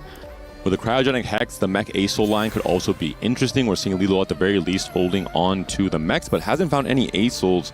LeBlanc, also sought after by Hwanmi, also does not have too many copies. So this is what we're talking about. Despite the HP lead some of these players have coming to Stage 4, if you miss your 4 costs, you can end up losing a lot of your HP in Stage 4. Yeah, Lilo's position does not look very strong at the moment. He does find that one-star Blitzcrank, but if you look at his backline carries, there's nothing to really write home about. Karma will be the closest out for him. In the meantime, Ahao on Aurora. Wow, an incredibly lucky roll. Actually pivoting away from the Lulu straight into Nami 2. As a Nami Lulu setup for the Stargazer Mountain. Another variation we don't get to see too much in individual play, but we have been seeing shine across this tournament. Akali on Akali action here. LBTZ is going to be winning this fight, is going to stabilize his HP just a tiny bit coming into the stage 4. And we finally see the answer of where LBTZ is going. He was leaning towards the Corki, holding on to the units, but he pivoted out and is going to be playing onto the Kindred line. This line does stabilize very hard on stage 4, but doesn't really have a cap. He has, however, found his Kindred 2. Just needs the item for that board to stabilize. And this is where having double silver augment stars may be punishing a little bit for LBTZ. He would have loved to have more resources to play around the hits he's gotten off of his econ with Commerce Core. Can only slam the Deathblade on the Kindred for now. Will be facing his teammate Tianlong, who also has hit the Nami 2, although he does have the 1 buff, 2 buff, so maybe he had to use a duplicator to get there. Yeah, taking a look across the board here, these power levels on the Weibo Gaming side, they're just not equivalent to what Aurora has been able to cook up. We do see the power of Cryogenic and Tom Kent, a great combination. You can get shielding for how much you've healed in that fight. So a very strong power combo there. We talk about the gold for all of our players. The gold is now gone. Every player has rolled down heavily on level 8. There's no one trying to greed and go fast 9. And I think this is because Aurora is identifying, hey, we have a massive HP lead. It's time to put in the pressure. It's time to win this game as early as possible. Try and play for a blowout win against Weibo Gaming in this game 1. And I think what Weibo Gaming are trying to do is actually to lock out 60 seconds. We know that composition Akali reroll can be a win out if it hits. So we have LBTZ punishing him by going directly into the same direction. And 60 seconds is forced to play into a level 8. This is a much lower cap variant of the composition he would want to have. The first step for Weibo Gaming is here. Make sure you knock out 60 seconds first and prevent the possibilities for a blowout. Not just that, but 60 Second is trying to scale into a win-out position. He's trying to roll some emblems to try and find more firepower for the Nova board. These emblems being on the item bench, this is lost tempo, lost pressure, lost strength on the board. Despite the Soul Awakening pickup, can 60 Second win these fights? He can if his teammate sacks for him, and that's what we're seeing from Hwanmie. Everything is about saving Private 60 right here, as Hwanmie has removed his items from his backline carries. This should give them enough time to actually heal up with the Fiora. A very nice touch in a pickup here. He knows that his teammates are going to intentionally sack for him, so that Fiora can get him additional HP and maybe push him even to 3 lives. We'll see what these emblems will roll into. 1 turn is all 60 Second needs with the right amount of luck to turn this game around. He's still going to be on maybe even 2 lives, or 3 lives rather, with the healing from the Fiora that you mentioned. The reroll with the Pandoras comes through, the Meeple and the Psionic is found. Not the most impactful options for the Akali setup. Yeah, he ideally would have wanted 2 Nova emblems just to round out that composition and get that Akali passive online. Not able to hit it right there. He is going to have to rely on his teammates once again. The battle of the Nami carries, 2 very different boards, but 1 singular carry on either side. The 4 different Namis here for Tianlong, just trying to fight for any amount of round wins in this stage 4, playing for immediate tempo. Whereas Ahao, he's still kind of scaling into the late game with the extra Stargazer Mountain emblems coming through. Love this game plan to actually make life very difficult for Tianlong, picking up the Nami too to play this one. He doesn't win the Golden Gambit, but still has a very strong front line here with the Ornn 2, just with the Mountain as well, all the additional stats, very powerful. A super important win there, considering the gold was being held by the Stargazer player, and Tianlong is just fighting for those immediate wins, isn't able to do so. Hwanmie takes the loss. A lot of mirror matches in this round. 2 LeBlancs going up against each other, with Guan taking the win there. Guan is the only one that is in a stronger position at this point. Hwanmie, we saw his board, even though he was losing, he had 64 gold. He didn't really mind getting into that situation. He's going for a straight level 9 angle. 60-second lost his previous fight. Still no Nova emblem to be found right here. He has to play it the manual way, putting in 5 different Novas, and he has to use all of his emblems right now. One hit, losing by 4 units would knock him out into 8th. Gets the Brawler +1, gets the Stargazer +1, gets the Rogue +1. Not really as impactful. Not the items that he was hoping for. Also does not get offensive components for the Kindred, still just holding the Striker's Flail. The roll's not coming through for 60-second, and he's on 11 HP. This could be 1 life. We're still in stage 4, but a big enough loss could send the first player out in 8th place. That would be from Aurora Gaming. 60-second. It's actually pretty crazy, but none of his emblems actually allow him to hit an additional breakpoint. So pretty sad state of affairs for his board. He is going to flex in that Nunu just to get the Stargazer online, but you have to assume that against any of the enemy boards, he will be going out. Li Luo has removed the items off of the Mighty Mech. Is this going to be enough with just the emblem-centric Kindred carry and the Prowler's Call build from Akali? It can be explosive, but Akali can get herself into danger, especially against the Aesol. He's very bursty, but Akali is cleaning up everyone. The Aesol will not kill the Akali, and that will be a very important fight win for 60-second. That is such an exciting fight in 4v4. They knew the Prowler's Claw was going to proc, and they had the low HP units positioned on the right side. You can communicate that with your team and say, hey, I'm going to build a bridge for you into the backline. The HP totals are starting to dwindle for so many of the players in this game. One, it's now only Ahao on the 8 win streak, holding down the fort for Aurora Gaming with a massive HP lead coming into stage 5. Wamir here contesting Gwen on the Shepherd LeBlanc. Still can't find his main carry, but he still has about 3 lives to go. A decent position for him. He's not slamming his items just yet, trying to preserve the possibility he runs into 60-second.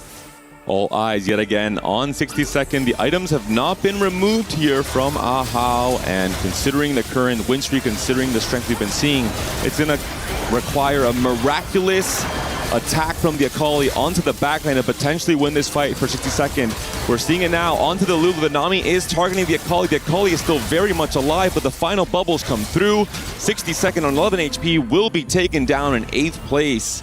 And everyone else from LBTZ to Tianglong stay fairly healthy coming into this next round. LBTZ has done his job here. Playing from a low roll position, he had the chance to go for core keep, but said, you know what? The only way we actually win this game, because of how dominant Aurora are on the top of the standings, is if we send 60 seconds 8th place. So he has moved into that line, into contesting the Akali, made sure that there wasn't going to be an Akali 3 with Prowlers.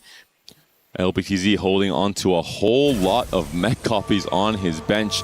The danger now is going to be the blowout win from Aurora Gaming due to their HP lead against Weibo Gaming, especially with LBTZ now on 1 life and 2 more players from Weibo on just 2 lives. And that's the reason that Ahao did not take off his items there. He wants to preserve the blowout win. Sometimes it's not actually worth it to sacrifice too much for a player that is in the water. You can't take them out of a hold. So they cut 60-second loose, but now is the main game plan. We already talked about this at the early parts of the game. Aurora in a massive winning position. Can they actually close out with the right fight RNG?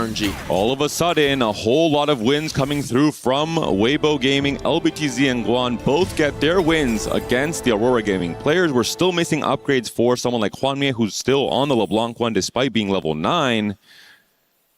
And if they don't find these upgrades, we could see the HP totals flipped in 2 or 3 rounds. Oh, it's definitely possible right here. A lot comes down to who they are facing. Guan on one side has been able to stabilize. LBTZ on the other continue to just hold on to the LeBlancs. The mission is to send Hwanmie and 60 seconds into the 7th and 8th spot. 4 players less than 10 HP. It comes down to this. LBTZ from Weibo Gaming up against Li Luo from Aurora Gaming, both on 1 life. Mech Aesol versus the Nova board, the Kindred, the Deathblades, stacking, trying to take down one of the strongest tanks in the game. Meanwhile, the carrier is trying his best to dish out as much damage as possible, but he's being targeted by the Kindred as well, by the bleed damage coming through. The Mighty Mech is holding on for such a long time. LBTZ is down. Salpimi, it's looking close, but it looks like he will be staying alive, and Guan does as well. So there is no team kill there from Weibo Gaming. Oh, what a close fight right there. So far in this tournament, 54 games we have played, no one has been able to come back from a 7-8 position right there. So Aurora do avoid that one with the elimination of LBTZ. Despite the lead in HP from Ahao, every other player is on a singular life. We could see a reverse blowout win from Weibo Gaming if Hwanmie and Li Luo are taken down in this next fight. The matchmaking, so important for this next fight. We're taking a look on the Weibo side of the ledger. He's going up against Li Luo here. A lot of single target damage coming in from Guan. There is a chance that he could just take down this unit right here with the Blighting Jewel. It's a very favorable matchup for Guan. On the side of Tianlong, though, he is running up against his teammate in Salpimi, and I have to assume that Salpimi's board is a bit stronger. The backline looking very dominant. There will be a guaranteed kill on the side of Tianlong and Salpimi, but it will be Li Luo also going down, it looked like, on the right-hand side. Let's see the HP total. Let's see how it's all panned out. Hwanmie and Tianlong taken out, but Li Luo goes out in 5th. 3 players from Weibo Gaming, or no, 2 players rather from Weibo Gaming in the bottom 4. Oh, this was actually very, very close. Very close to the reverse blowout that you were talking about. It's a tied HP even. Yes, but Tianlong does lose a little bit more right there. So what this means is whoever wins the first place is just going to take the match. Hwanmie and Li Luo both at -6. Absolute insanity how close that was. Just 1 HP difference coming into that fight. Yeah, it was 3 HP. If Li Luo lost more than Tianlong, Hwanmie or Li Luo, that would have been it right there. But now we have Weibo Gaming cross 2 different hurdles. The final one is still ahead of them. It is going to be the Stargazer Mountain Board, as we see from Ahao. 12 straight win streaks. He could very well get a double kill to close this one out. We mentioned it at the start of this series. The win-out player for Aurora Gaming has been Ahao. Once again, he's in that driver's seat position on the 12-win streak, a commanding lead compared to the rest of this lobby, compared to the other 2 players rivaling him from Weibo Gaming. We're going to take a look at where this Nunu Snowball does land. It goes for the largest clump of targets, and I don't think that LeBlanc is actually going to be stopped right here. Yeah, it goes sideways, so plenty of damage coming out for Guan. This could be the first step. He is taking a big, serious look at this board right here. He knows he's not favored, but he's hoping the fight RNG can pull through on the side, but Guan goes down. Not strong enough versus Ahao. What can Salpimi now do up against Ahao? Oh, looks like he was knocked out. A double kill, it seems like Aurora Gaming. No, we're still back in it. Salpimi is very much alive as we considered and thought. But I mean, 13 win streak from Ahao, Clements. What can you do to take down this board? Yeah, I do have to think that the positioning is very important. You're trying to avoid getting double knocked up by the Nunu here. So your Jin and Xayah positioning, I think that's the only thing that you can really change around for Salpimi. Can you dodge the snowball fights? And Salpimi has not hit the max cap. He's still level 8. He's still missing the Blitzcrank. Is this going to be enough juice? You have the climb the ladder. You have all the different emblems on the Jin as well. The duo carry split on either side, trying to dodge the Nunu snowballs coming through. Xayah up in the air, the scaling going down, but look at the Blitzcrank onto the Jin from Salpimi. The Jin stays alive, but for how much longer? The Orange being taken down, the Nami's still healthy in the backline. She's dishing out the bubble, damage coming through. Xayah last left alive, but Ahao is too strong, too hot to handle. 14 win streak to end the Game 1. Game 1 win to Aurora Gaming. And we were talking about the win-out players on the both sides. It was Ahao and Salpimi at the end, going into a duel situation. Whoever comes out on top would have taken the game, and it is Ahao that is the dueling king. Overall, I thought that Aurora had a dominating position, and it's actually a miracle how close Weibo Gaming made this. It truly evened out. During Stage 4 and Stage 5, we saw some of the healthiest players in the lobby not able to hit their 2 stars like Hwanmie on the LeBlanc. The HP started fizzling. The plot twist started coming through. The only point of stability throughout this entire game was Ahao. What a fantastic game plan, playing around the Space Groove line, playing around the Nami, playing around all these different carries to win this first game for Aurora Gaming, a pivotal win in the quarterfinals.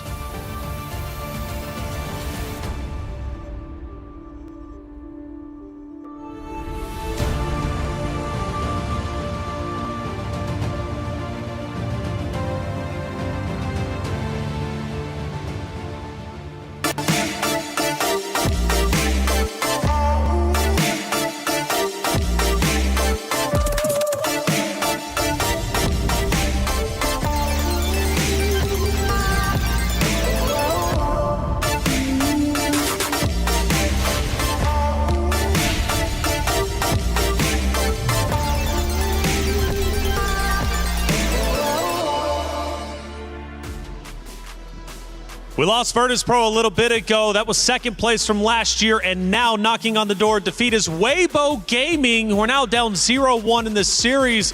Are we guaranteed a new winner after this series has concluded? Well, maybe so. That's the direction we are moving into. Aurora Gaming looking stellar, and their early game led to a late game win. Hey, welcome back into the Allianz Vault. Tom Taylor, Reflections Noble, Hoope, Stewart. Good to see the both of you. Stuart, eventually, man, you know, this early HP lead from the side of Aurora Gaming led to a snowball that ultimately forced Weibo to fight each other. Yeah, exactly. The early stages of this game were really about the gold opener that we had at the start of this game. Every player got 2 components. Everyone had 10 gold at the start of this game. And it was all down to the early tempo and the early aggression from Aurora Gaming. Players like Juanmei leveling to level 5 on stage 2. You know, players leveling to level 7 at stage 3 as well. And as you said, Taylor, that HP lead in the early game for Aurora meant that Weibo had 2 team kills. Yeah, also 60-second playing defense in the bottom stage, if you will, going 8th in the game, but he was actually preparing to ensure that no one else was losing the listener and preserving HP to the end. So early game for that, and then Ahau was the one popping off. Sao Pimi forced to take out his teammates, never a good feeling. I want to talk a little bit more about that, but there was a special moment that we need to break down, Hoope, on the Telestrator. I love these segments. What do we got?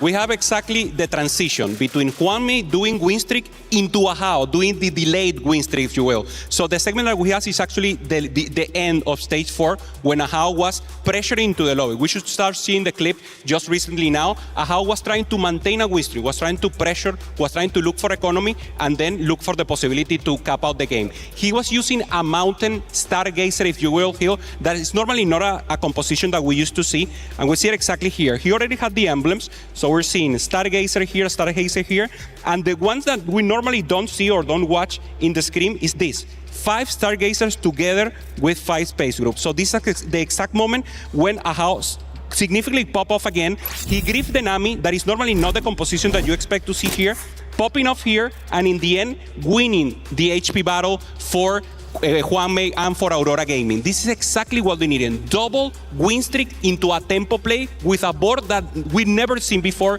here at Reflections. And of course, this is the exact moment to develop. And the unique compositions is what really made the big difference, I think, in this game as well. You know, I think you put it perfectly with Ahau, you know, going for Stargazer when you have the mountain, you can get the extra emblems, but you also have utility units like Lulu coming in with the stuns as well. You got Nami in the backline. That sort of synergy between the 5 Stargazer and the 5 Space Groove. So much combat power on the side of Ahau. The early lose streak into that, as you mentioned, delayed win streak, giving you so much help. I think he had a 13-match win streak at the end or something crazy like that, which is unheard of in a 4v4. Incredible stuff coming out from him. And actually, let's find out, because it should be on our stat screen just before us. 13 win streak would be something special. I think I saw 12 for sure, but either way, he goes 22-6, which is genuinely very impressive. And it gets off the back, of course, of that big HP lead Aurora Gaming was able to secure early on. I mean, they just play tempo so well. Yeah, for Aurora, I mean, exactly what Ahau. You see Nami and Lulu, what you mentioned, Stuart. You cannot be prepared for the unexpected, and that's exactly what we did. How can you face something that you never faced before? And Aurora is making that happen. It's giving us strength, it's giving us different composition, and of course, be ready for taking the win. Yeah, Juanmei as well, playing super aggressive in this game as well. Did get that top 4 finish, the aggressive leveling early on as well. 60-second played the early game really great as well. The early lose streak into the 3-2 roll down. Got the Prowler's Claw on the Akali, which actually forced Weibo Gaming to contest the Akali, even though they didn't have a very good line to play the Akali. But they saw the Prowler's Claw Akali on 60-second. They saw that they were on the back foot, and they, you know, Aurora Gaming kind of forced Weibo Gaming on the back foot right from the start. Well, TFT is heating up, and so are our other stages. Trav, what'd you find out on stage 3? We're over here at the Lenovo Legion Gauntlet, and I'm with Chris, and he's going to update us on everything Club Championship when it comes to MLBB. And to be honest, I think on the stage behind us is probably a good place to start. It's been the story of the last 2 years. Honestly, as far as Club Championship goes as well, this is probably the biggest story we've had so far in the MSC. For both these teams, this is a qualification match. We've been doing GSL-style format groups, so you're going to win 2 before you lose 2. Right now, both these teams won their very first game, so they're going into their second to qualify for our survival stage. These guys won't have to play till next week if they win that game. That's a massive advantage you have that time to prepare. Enjoy Paris as well. That's never a bad thing. But yeah, massive moment in the Club Championship. They can qualify, automatically guaranteeing themselves some points as well in the Club Championship. Big game for these guys. Other than that, though, of course, we haven't really had any of our teams in the Club Championship kind of competing. We have lost a couple already as well, but teams who were expected to go out. It's kind of been business as usual here in the MSC so far. Yeah, are there any kind of favourites as far as the Club Championship goes that'll boost some points up? I mean, I think it's a Team Liquid, obviously one of the favourites coming in this, but didn't necessarily have the best of starts yesterday. They're going to have to battle through, but that's tomorrow, so we'll have a big update for you after that one tomorrow. Yeah, well, it seems like Team Liquid really aren't getting started in the Club Championship or any of the games at all at the moment, to be honest with you, but stay tuned. We'll keep you updated as things keep going. Esports World Cup, plenty of games to go around, 24 in fact. This is just one of them here on stage 4, TFT for the Club Championship race. Here, though, the story is Weibo Gaming. Are they going to get any more Club Championship points to elevate themselves up to the first page? That could potentially mean 50, 100,000 more dollars. We'll just have to see how well they do in this series. They're on the comeback. Now for Riot, though, Riot's doing a lot of great things, and from what I hear, they're heading to Vegas.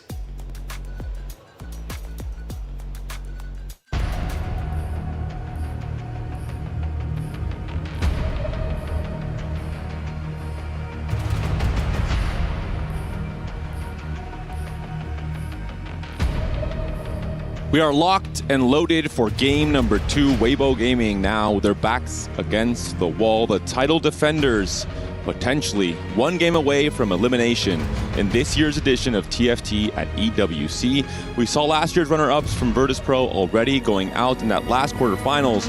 Will it be the same case for Weibo Gaming, or will they mount a heroic comeback? For Weibo Gaming, they are no strangers to adversity. The only easy day was yesterday for them. Every series that they have played has been a 2-1 victory at the very end, so they have the composure. They have had the experience of walking through situations where they are down at the start of a BO3. That being said, for Aurora Gaming, that first game was a statement, but also, I think, an important moment in terms of 60-second, their point of stability, 85% top 4 rate. He went out in 8th, and yet his teammates were able to respond accordingly and find that Game 1 win. Moving now into Game 2, Varus and Ori will be our gods for this game, and we'll have a chance for a lot of extra econ, an easier time making it to 9 for those fast 9 strategies, or potentially some extra duplicators for those reroll lines that we've been seeing across this entire tournament. It will be a massive X factor on what the Varus boons actually give you. A very interesting thing that Wanmi has said is that even most players like to play reroll in this god selection. Varus gives you so many different options, it's often not worthwhile to take it very seriously in your game plan and make it the focal point. You want to keep a more open approach. One of the crazy options we saw, and we can maybe see here in the stage 3, is going to be the shop of forecast that I think is so impactful when 4 players on your team can pick it up and maybe hold the opposing team's forecast if their lines and their directions are very obvious and kind of locked in from emblems, for example, or just a chance to find your 2-star upgrade a little bit early to dodge that little bit of low variance possibilities in stage 4. It would be pretty funny to see 32 forecasts out the pool, actually a lot more, 40 of them out the pool earlier on. So yeah, it would be incredibly warping. We are getting the encounter with the 1-cost upgrades here. Taking a look across the board, we have 60 seconds, setting himself up for a very comfortable composition, getting the Akali online as well. He's just looking for the potential sword. Quite a few Caitlyn 2s and Talons 2s across the board for most of our players, so kind of an AD-centric upgrade, 1-cost champions across the board. The Stargazer, one of the most impactful comps in the Game 1, of course with the win from Ahau and the attempt on so many different strategies with the emblem and the Pandoras from 60 seconds as well. It will be the altar for Game 2, so if you can find the Stargazer early, if you can get those sacrifices, you have a chance to play around the Xayah line in Stage 4. We have 2 caretakers being selected on the side of Aurora, and I like the way they play about this. It is Vara's God Boon, of course, so whenever you have those 2-cost opportunities, very high chance to get it 3'd really early on. For 60-second, we just saw it popping out. It was going to be it is the Gnar, a very strong option, which is rarely played because the spots are so hard to find, but a very decent endgame comp. a great option to play into the R3 without having to really find that low tempo point in stage 4 where you're still playing 7 Meeple, trying to print those last few copies. For Ahau, it will be Milio from his caretaker, so an interesting option to play into a Lulu line maybe, although the Altar doesn't tend to be the most appealing of constellations for that line. Yeah, you really want a very high roll situation to play into it. On the meantime, for LBTZ, checking across the boards, he's going to be setting himself up with a great find, a Darkstar. It's one of those 4-cost lines where units are rarely contested. You can get that Aurelian Soul very early on. And usually you're paying a gold augment plus a component's worth for finding a Darkstar emblem. Usually players are happy paying that price because of how strong the Darkstar emblem can be in Cho'Gath Lysandra reroll, or just the traditional 6 Darkstar line. Getting it essentially for free as a high roll from branching out is pretty insane. I just want to say Guan and Gragas, they go hand in hand every single game. The augments are giving him free Gragas' magic rolls into a 2-star 2-cost right here. But hey, he's not going to complain. A very strong start regardless. I think there's a secret message maybe. Guan, Gragas, GG, game 2 maybe. We could see a game 3 off of that. I'm reading maybe too far into this, but Weibo Gaming definitely needs to find a way to come back in this series after that game 1, and this amount of tempo play from Guan could be that path. Yeah, I think Guan really made a great game out of it. He was so far behind early on, but was able to actually knock out Wanmie on the Shepherd line, so he definitely has the tenacity to hang in right here. Checking across with the other boards here, it will be a Salpimi win, this time around getting onto the Carva path once more. We typically talk about this as an Akali or a Corki augment. Primordian plus the Darkstar here for LBTZ, trying to just print some extra econ, knowing that he doesn't really have to play for immediate tempo. He has kind of already a very strong game plan lined up, looking at the bigger picture of all the different stages, playing around the 6 Darkstar line. It can cap incredibly high as well, playing around the Jhin, playing around the Aesol even. Yeah, this is one of those lines that you don't have to roll for the Cho'Gath if you have the emblem early on. You could just play for the straight Fast 9. Bard would be a fantastic final point for your composition. Looking across the board, though, I feel like a lot of these players do realize that it is the Ahri god coming up. So we have 4 different players with Primordian in line as well. So everyone looking to kind of play for max econ on stage 2. The Bel'Veth battle here between Tianglong and LBTZ. It might be an Akali line from Tianglong, considering the Akali he's holding, just the extra gold he has. I think we're expecting at least one player from each team every single game this tournament to be playing into some variation of Akali, either Akali 3 or most commonly just the Nova tempo variation, playing around the Kindred as a duo carry. We are going to get Super Parting Gift on the side of Varus here, so very tempting option, especially if you are low health, looking into those 3 costs to strengthen up your board. And a couple more players, I think the more standard option most of the times, going for the Ahri.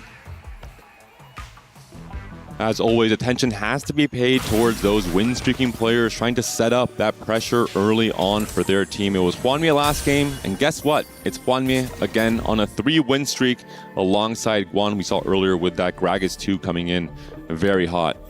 Yeah, checking across the board to what these players have actually found from their Varus boons. Guan is going to be sticking to the more stable path here. He wasn't trying to full win streak because he was relatively high up in the HP. Wouldn't have found the 3 costs here. On the other side, well, Wanmie, he's also going to go for a last second upgrade, I would assume. No, actually sticking to level 4, trying to see if he can get it done just with his current board.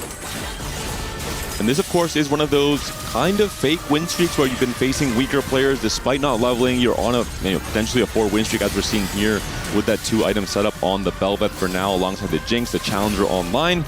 The question is now if Wanmie wins this fight, which he might with the Gunblade healing coming through and the Jinx passed as well. Does he level to 5 on this 2-5 round, considering, or 2-6 round, considering he could be facing Guan, and breaking the win streak might be incredibly important. He's pretty rich as well, right? Yeah, I feel like you want to try and go for this. It's such a huge upside if you can just natural the copies in the PV round here. Even though he doesn't have an immediate upgrade, I would assume that it would be worth it. He's also has the item grab back pickup, which means you're just trying to play for tempo right now. That is kind of your game plan.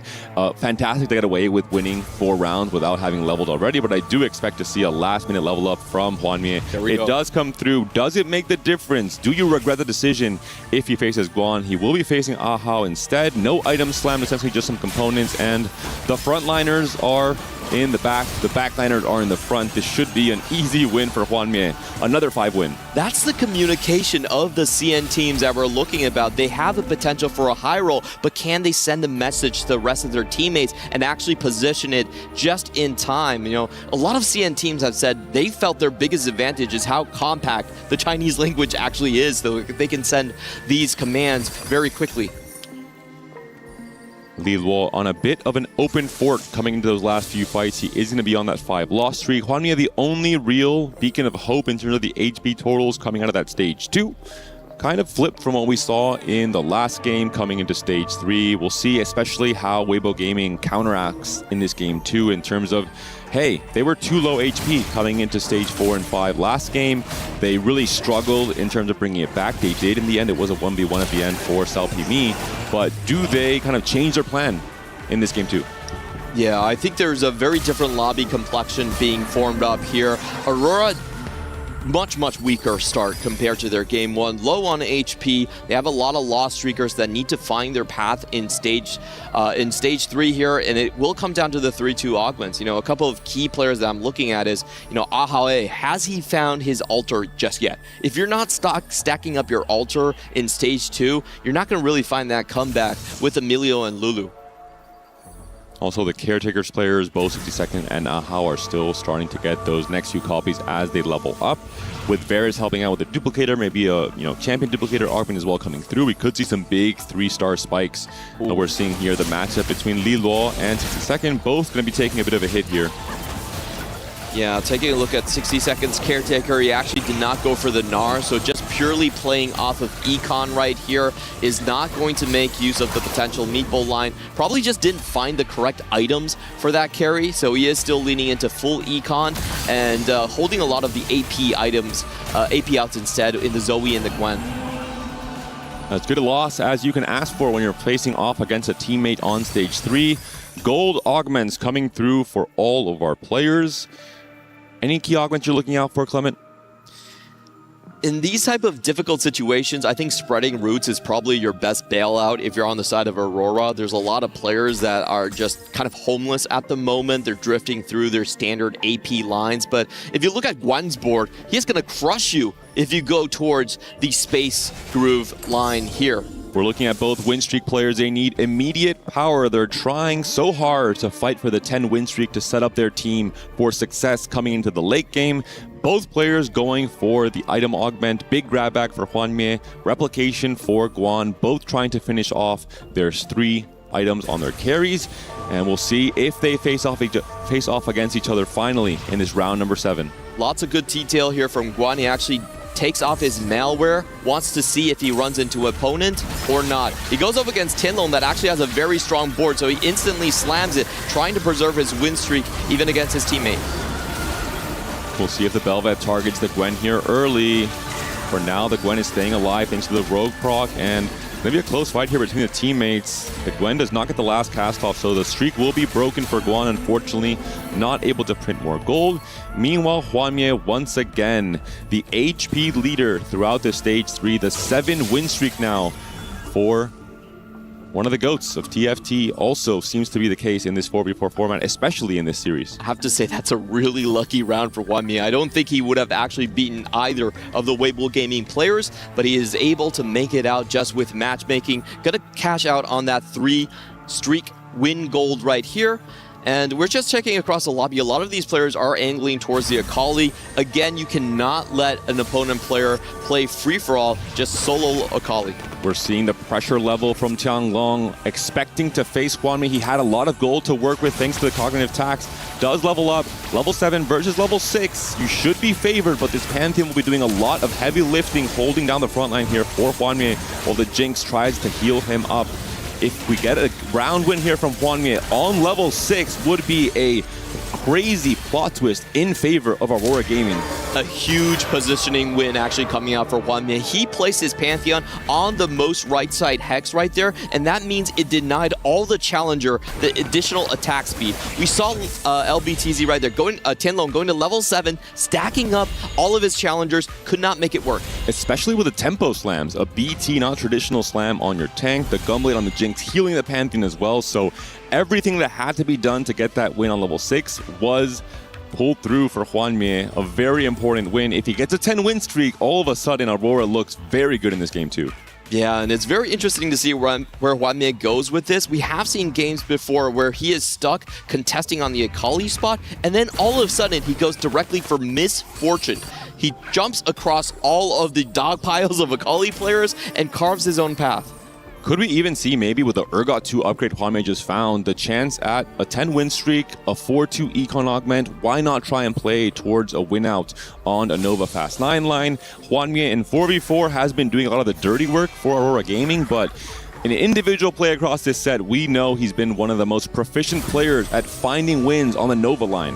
Definitely possible for Hwanmye to just go for that direct win out. We're going to be taking a look at some of the less fortunate Aurora players, where they ended up. We said a lot of them seemed kind of homeless. 60second was one of them.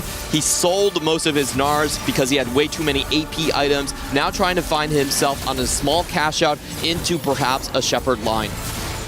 Positioning all of his units on the right side, trying to get a few more unit kills, trying to preserve a tiny bit of HP here and there that can matter so much when it comes to those eliminations at the later stages of the game. Had a few rods as well, so most likely we'll be leaning towards some kind of AP line, potentially the mech with the stone plate already built on his front line. This is not looking very good on the side of Aurora. Lilo, one of those other players that was homeless, had to go for the spreading routes. That was the call that I was talking about, usually the best one you're looking for, but also 60second, he's locked into AP as well. So you're contesting yourselves amongst the players in 7th and 8th. There might be a chance from Ahao to maybe play towards his own caretaker with Emilio, for example, and the ribbon has already been found for him. Maybe he can be kind of the AD player for Aurora Gaming. We'll see in the stage 4, but for now, Liluo just trying to preserve some HP. He is fighting one of the stronger players in the lobby in Tianlong. Despite getting his streak broken by Hwanmye, still of course going to be one of the HP leaders coming into stage 3. Whoa, and Tianlong actually gets rewarded by going to level 7. He finds the 1% chance on the Graves and suddenly positions himself as a very strong win-out player. Getting a Graves on 3-6 is going to have tons of time to scale up. Starting as early as 2-1, players and teams kind of talk through, hey, who's the win-out player? What projection, what predictions do we have for our different game plans going into the late game? Sometimes there's plot twists. Sometimes you get this little bit of luck, this little bit of variance, this augment here or there that can really elevate you into position of going from a tempo player to being the win-out player. And Tianlong might have done just that. This is going to be a very hard round for the side of Aurora. I think their best option is to have 60second roll down first, decide his path, and Lilo, because he has more HP, will decide a little bit later. Sometimes you have to get these sort of 1-2 punches in on where you want to go. If someone is decided, it makes the job for everyone else that much easier. You also need the right items. A bow was not found on this first anvil. A bow is found there, so 60second has a chance to play into the LeBlanc, has found one copy at least, and does have 23 free rolls to play with thanks to the epic roll down pickup. We've talked about it again and again.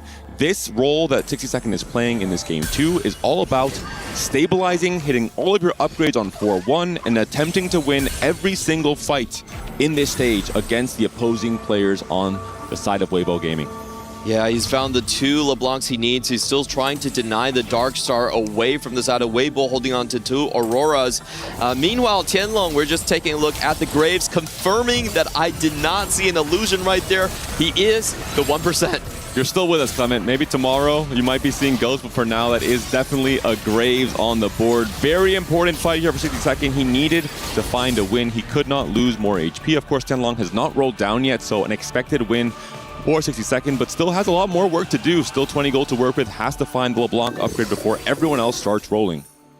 Yeah, and I think for here, Lilo's position is going to be one of the most pivotal. Low HP again, spreading roots, undecided, does not have a home. He needs to find the way he wants to go. We're getting a booster pack on the side of Tianlong. Unfortunately, not actually hitting the potential 5-cost boosters that you can find on 4-2. Still going to be a decently strong position. He might consider playing around this Yi without having rolled or not needing to roll at all on level 8. He's level 850 gold, has the chance to play tempo around Master Yi for now. Not the best comp in the game, maybe good enough to win a few fights, and then he can move on to the level 9 boards, play around the Graves as the AD carry instead, and play the more traditional fast 9 AP flex. 60-second has had an insane roll down, a great artifact pickup as well. The Wits End on the LeBlanc. This is absolutely crazy. He hits his front line, he hits his back line, he hits his artifact. 60 seconds, we are back in the game, looking at a potential to escape 2 back-to-back bottom 8s. Doing his job, making a strong board, hoping to win these fights, but also griefing the opposing team thanks to all the gold he got from Epic Rolldown. 3 Ace-Lulls on the bench and the Mighty Mech as well for 60-second. Meanwhile, LBTZ, the Ace-Ul looks big, but that's a 1-star Ace-Ul still on the side of the Darkstar carry. Yeah, LBTZ, he actually made all the correct gambits. The branching out with the Darkstar, huge find. Gets the advanced loan to not punish whatsoever, but in the same time, 60 seconds actually just out-rolls him. What a huge change to the story right here. Might actually be the comeback for Aurora.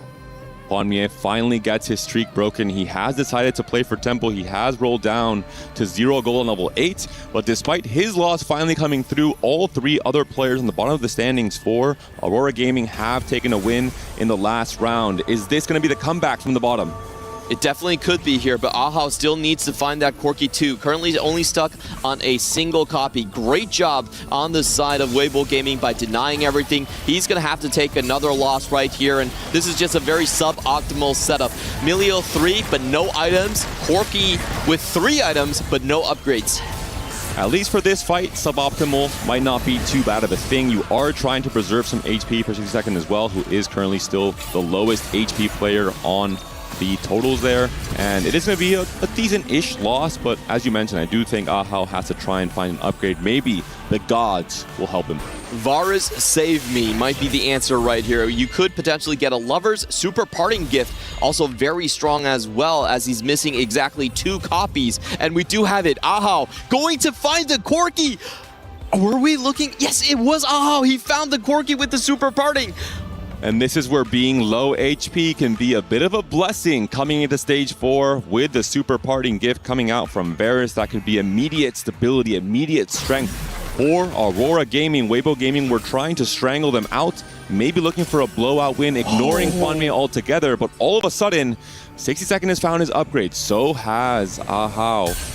Now it's Salpimi, who did not get the luck of the draw here. He's still stuck on Corki 1, and those 2 copies suddenly going out of the pool. I have to say, Weibo Gaming was so dominant in stage 3, but the fortune really coming through on Aurora's side. Salpimi does find the Corki at the very end there. Most players have now hit their upgrades. I think it's only just LBTZ still missing that Darkstar across the rest of the board. Tianlong now has already made it to 9. He has 30 gold still to work with, so he's trying to mount a comeback. He's trying to build that 5-cost board that is so terrifying in stage 5. He will still need additional time. Not enough gold to find all of his carries. On the meantime, Guan low rolling a little bit on that Nami. He's the sole Space Groove player in the lobby, but hasn't been able to just find his copies. One more win for 60-second, and his job will be done. 4 win streak now from the player who entered stage 4 in a precarious position. He has managed to stabilize. We're seeing the roll down here from Tianlong. He's trying to do his job. He's trying to pivot onto the 5-cost. He sells the Yi. Hey, thanks. You've done your job. The booster pack came in. But now it's all about finding the Graves to upgrade. He's paired on the Graves right now. He still has 24 gold to work with. The APM is there. All the roll's going to be there as well. Yeah, he's going to have a bit of a reprieve right here, looking to see if he needs to slam his items. It is going to be against LBTZ. He does need to slam some to keep this loss a little bit smaller. I still think LBTZ with his karma might have a greater chance. I love the adaptation from LBTZ. He said, hey, they're holding too many copies of Aurelian Soul. I have to get out of that 4-cost carry, try and play around a high roll Bard instead, and play around the karma from the Darkstar line. Yep, good slams coming in from Tianlong. Makes sure that he wins. And Liluo takes a critical loss right there. So bottom of the standings, it's still very possible to send Aurora into a bad position. Clement, I am getting deja vu from game number 1. One player from Aurora Gaming leaps and bounds ahead in terms of the HP. Hwanmie in this case instead of Ahao. Everyone else pretty even. Stage 5 can spell disaster for either team depending on who is able to stabilize.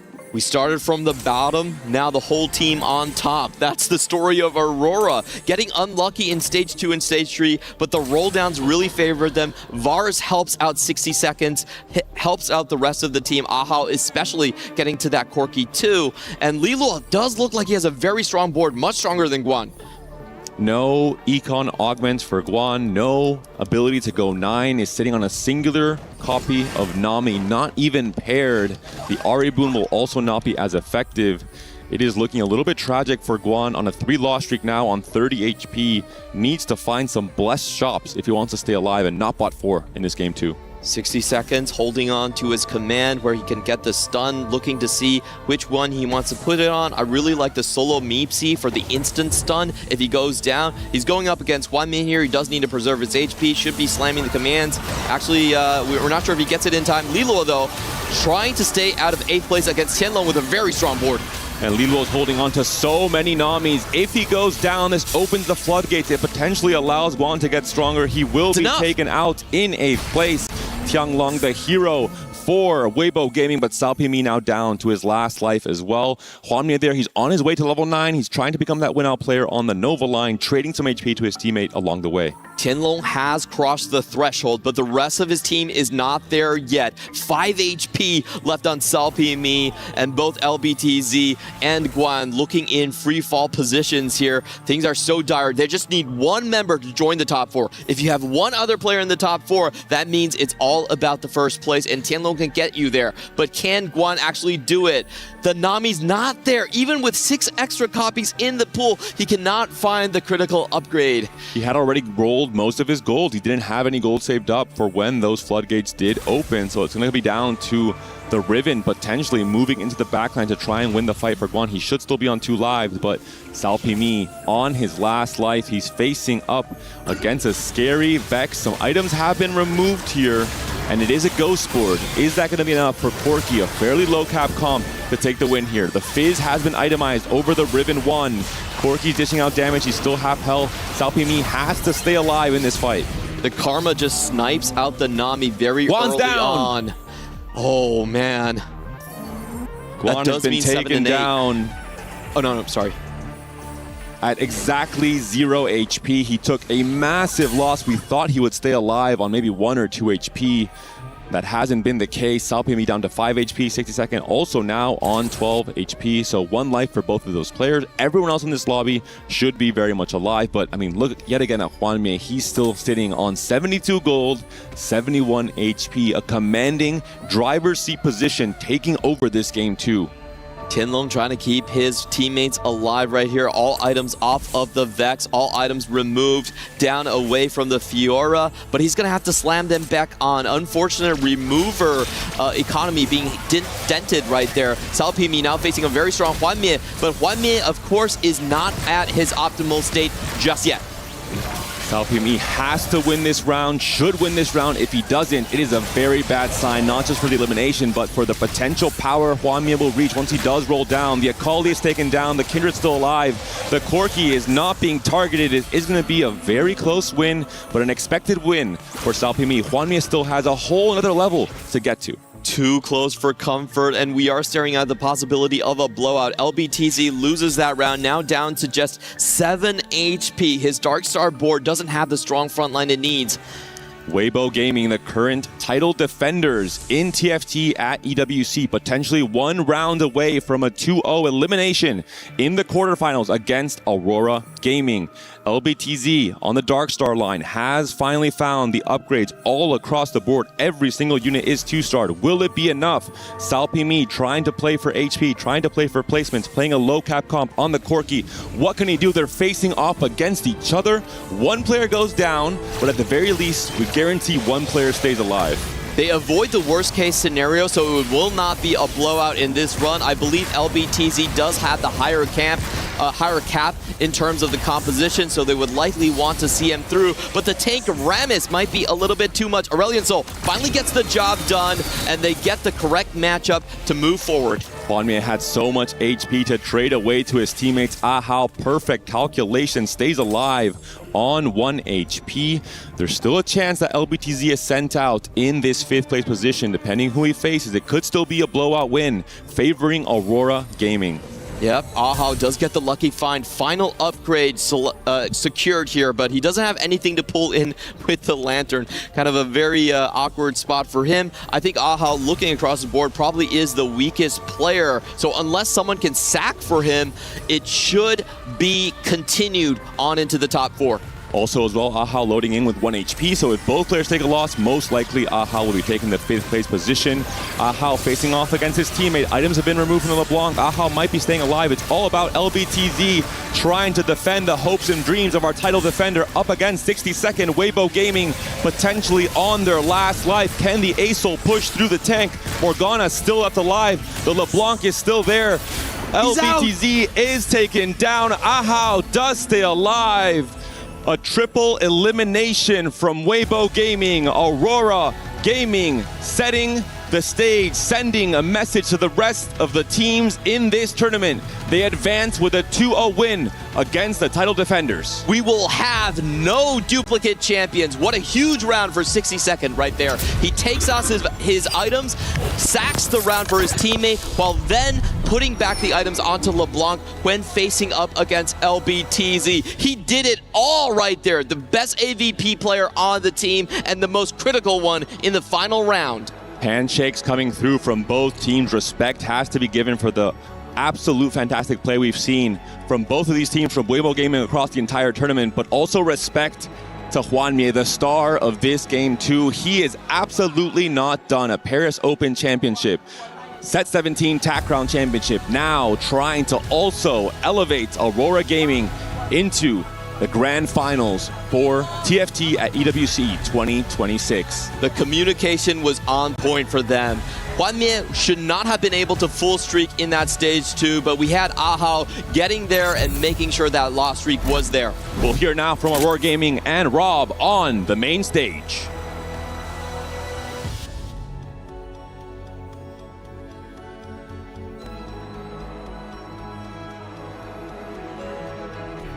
And just like that, ladies and gentlemen, our champions, our title defenders from last season, from last year at EWC, have officially been eliminated from competition. And that just goes to show the level of play that we have this year for TFT, as the key is officially handed over to Aurora Gaming, trailblazing a new path here at EWC. And now we are ready with our interview.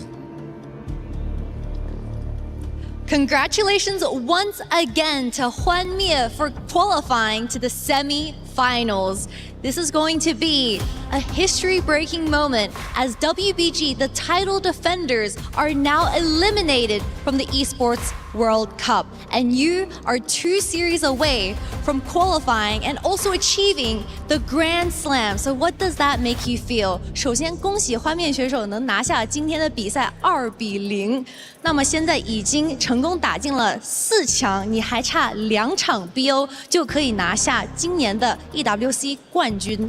所以这对你来说有什么压力呢？我们已经追平我们第一届的成绩了，接下来就是只需要去突破就行了。We have already broken out from our previous record, so we just have to go for it. 那么这次也是 WBG 的最后一幕了，所以你对 WBG 有什么说的吗？ It is also WBG's goodbye from the EW stage. So what do you have to say for the players? 他们其实打得也非常好嘛。可能 BO3 我们运气确实这2把有点好了，然后挺可惜的，我们在8强相遇了。They played very well. However, it was quite unfortunate that we had to meet each other in the quarterfinals, and they played very well. So just a very unfortunate situation in this best of 3. So now it is time to destroy the title defender's key from 2025. Goodbye, WBG. Man, hearing Kitty say that just made it hurt. It just made it that much more real. WBG officially eliminated from competition as Hwanmie and the rest of Aurora Gaming officially move on in our bracket. This is, of course, the current king of TFT, and he has brought that same energy right here to EWC, ladies and gentlemen. And of course, he would be the one to do the honors. A king destroying Titans, refusing us to have a back-to-back. That's right, all the way, total domination. Hwanmie, congratulations. Ladies and gentlemen, officially, they move on in the bracket. You see the energy, feeling good, the best in the world. And right now, Aurora Gaming is trying to show that as a collective, that they are the best in the world. Congratulations again, and let's keep it moving on with the tournament.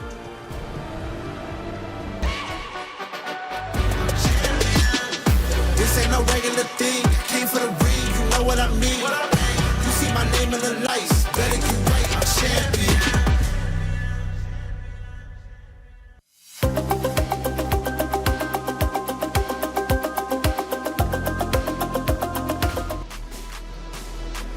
And just like that, the title defenders fall 2-0 to the electric team of Aurora Gaming, pushing through to semifinals.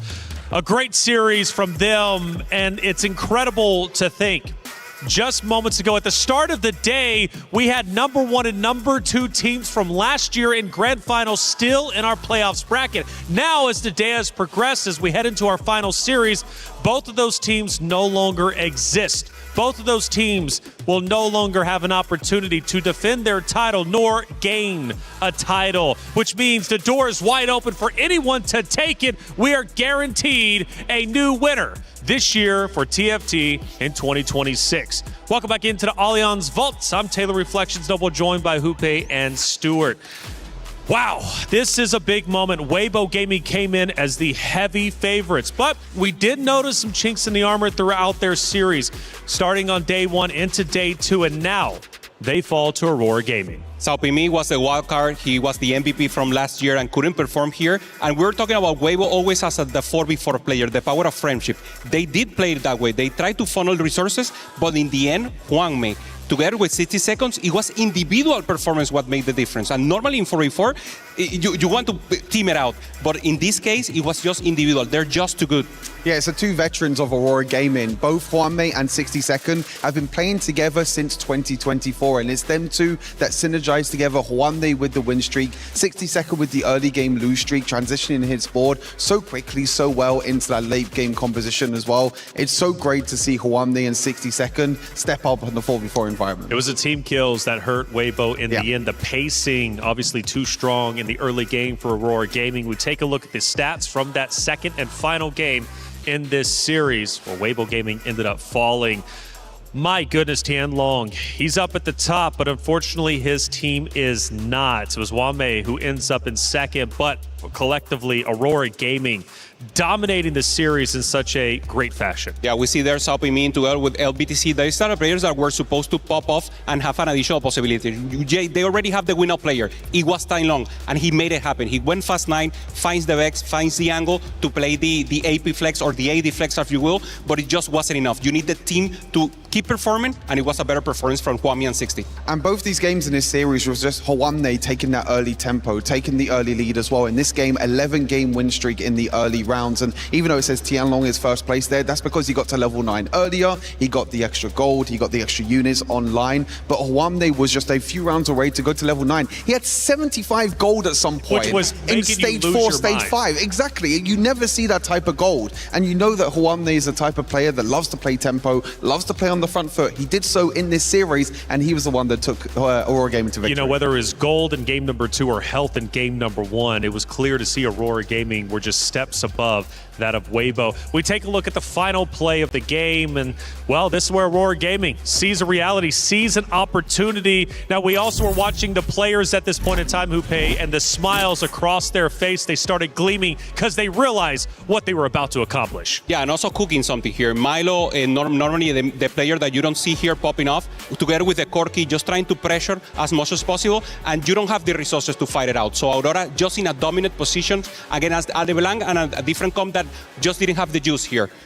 It's just pure dominance, and in the end, Aurora takes it all. Yeah, the caretakers again early on in the augment stages, you know, both for Hal and 60-second taking the caretakers. 60-second did get the Nora and just sell it off for extra econ, but in the end, Hal getting the Milio, pairing that with the Corki later on as well. Got a little bit lucky with the gods with the super parting, you know, getting that early Corki too and having that tempo early on. But sometimes you need a little help from the gods, from the space gods to be able to We're come not out on top. expecting to see a Milio duo carry together with the Corki and taking an additional win here. So that's exactly what they came to see. One, I mean, the dire decision here. He knew he had the spot to do it, and Juanvi keeping composure every time. He did everything for the team. Weibo Gaming on your screen. This is from the game, the emotions running high, the energy starting to elevate for the side of Aurora Gaming as they realize they're winning. But for the side of Weibo Gaming, they start to realize, oh no, things are not going our way. We can't catch up from the early game deficit. Aurora Gaming might do this. And again, the smiles start to gleam onto the faces of Aurora. They start to clap, and it's pure emotion. For Weibo, they realize what just happened, but the friends go down together. They came in as friends. They leave as friends. But of course, the disappointment still there on their faces. For Aurora Gaming, there's something in the food in Paris. They're doing so great, and especially Juanmi. Already won Paris Open, and now doing so great here at EWC. This is the perfect spot for him. And do you think it's the air, or there's something else here going on? Oh, Wanmei specifically has been in this exact venue. He won in this exact venue, and it has been said by him that this place brings magic. Yeah, it brings magic. It's a special memory for him as well, winning the TFT Paris Open in this very venue. He said it's a special place. He got an 11-game win streak as well, and he was the carry for Aurora Gaming in that series. Could this be his year, and could he do the Grand Slam and win it all? We want the king to succeed. He already won in all of Riot official tournaments, if you will, and now with a chance to do it in 4v4, it's an amazing run. No one has done it in the past, and this is the chance to make history. Two-time world champion looking to be a three-time. We were looking at the chat during that matchup, and I'm sure it's going to be quite spicy since Weibo Gaming has fallen. Aurora Gaming moving forward. Sometimes you never know what you're going to get with these comments. Wanmei is chilling. Quite literally. Chilling. You know what? We start off right. He's quite literally chilling. What else do we got? Because Wanmei is simply that guy. Holy 2-0. I know. Honestly, I couldn't believe it either. No, I didn't expect a 2-0. I expected it to be a close series. The first time Weibo has kind of really been tested against another Chinese team coming out from the qualifiers. We didn't really know how Weibo would perform, but it's absolutely crazy. 6 Namis, I mean, the unit you want to protect is the best default, if you will, for the units. And that's the reason we see so many in the bench. 6 Namis, AV9, and normally you don't have a reason. I think Nami and Nunu, those are the units that almost no one can ever do to start very quickly because everyone has them. Well, we thank you for your comments. Make sure you keep them coming because we love to interact with you and shout you out on stream any chance we can get. Big moves from Aurora Gaming. History is quite literally being made each and every series. And the next series coming up is going to be an absolute banger. It's AJL versus Godlike Esports, our last Western team, but more importantly, our last true underdog story with Godlike Esports taking on AJL, who is currently number 3 in the club championship standings. But they're moving on to semifinals, and ultimately, who knows, maybe even grand finals would score some massive club championship points. And at their level, top 3 at the moment, I think they're looking at a couple $1 million. So for AJL, this is a big matchup, not only for themselves as players, but also for the organization as a whole. But as we say goodbye to Weibo Gaming, I gotta say, they have played so incredibly well. They have truly made history in their own right. Just because they're not going back-to-back doesn't discredit what they've accomplished. Yeah, 100%. Xiaopimi, together with Tianlong, succeeding not only as a team play, but they have grown. After EWC last year, they grown as particular player, individual. Tianlong, final day of Tactician Crown, just recently, 1 week ago, doing so great for the team, and having now a possibility of a career within TFT that is longer than ever. So that's especially what I like to see about the ecosystem being grown so far, and of course the possibility for the players to keep going going in this path. And as you said, Hupe, this is sometimes the start of, players' careers in TFT as well. 4 versus 4 opens up, so many avenues, opens up so much more expression for these players as well, opens up so many more possibilities as well. And I'm sure this won't be the last time we see Tianlong, Xiaopimi, and Weibo Gaming at the EWC. One of the things we said going into this was with a different panel, of course, but whoever wins this could very well win the entire thing. I agree. Sticking by that. Is Aurora Gaming that good to the point where they are a favorite now, regardless who they play going into grand final? They have to be. I asked some of the players, and they all put Aurora Gaming in the top. Aurora didn't have a team in 4v4 in last chances, but now when they do, they get the pedigree of the Chinese region. So, of course, this is the team to beat right now, and everyone has a target on their back. Well, Weibo is gone, but we will remember their names. And Digon had a chance to catch up with Guan after the match. Hey everyone, Digon here. Joining me is Guan. Interview translations by Jin from Weibo. It's a 2-0 to Aurora, a fellow Chinese team. Kind of talk us through that last game. 那关少，你们前面对战 Aurora 战队，被2-0止步于这8强，能不能跟我们说一下刚才那场具体发生了一些什么，以及你的感想？我觉得可能就是运气不站在我们这边吧。其实 AUR 也是一个很强的对手，可能他们今天的运气更好一点。Aurora is a very, very strong team after all, and I think today it was unfortunate, but I don't think luck is on our side today. They were, I'll say, by far luckier. This is your first match loss at EWC as this group of WBG. Did you feel like you were going to win throughout, or did you feel like Aurora put something together very special today?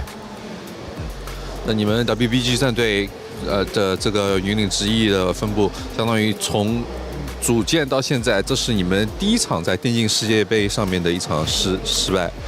那你个人认为你当时是否认为你们还会一直继续赢下去呢？还是说 Aurora 战队可能特别针对你们做出了一些特别的举措，或者什么样的战术呢？其实打之前我会觉得我们可能能够卫冕，但既然已经输了，我就祝他们好运吧，希望他们能拿下冠军。I mean, before the series, I definitely did think that we were gonna go all the way again. We're gonna continue our winning streak, but unfortunately, we lost to them. In which case, all I have to say is best of luck to them to go further in this tournament. And then finally, what did it mean to you to be the reigning title defender for TFT? You got to hold that title for a whole year and the group stages of this tournament. 你们作为卫冕冠军，也相当于这个称号也是维持了一整年，以及整个小组赛也是有了这个卫冕冠军的压力，就一直走到这一步。能不能跟我们说一下，就是回顾一下这一整年以及这个小组赛整体来说，你们的经验会是什么样的呢？经验？对，你们的经历。我觉得从去年夺冠到现在，一直我们都保持一个竞争力吧。然后其实打到这里，我觉得我们应该都算是尽力了。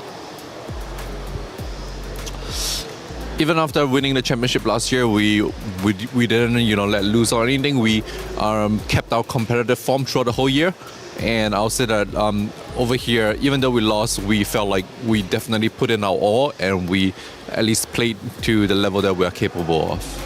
And finally, Weibo Gaming exit the tournament, but again, we remember what they've accomplished. Champions from last year. This year, though, they finished top 8.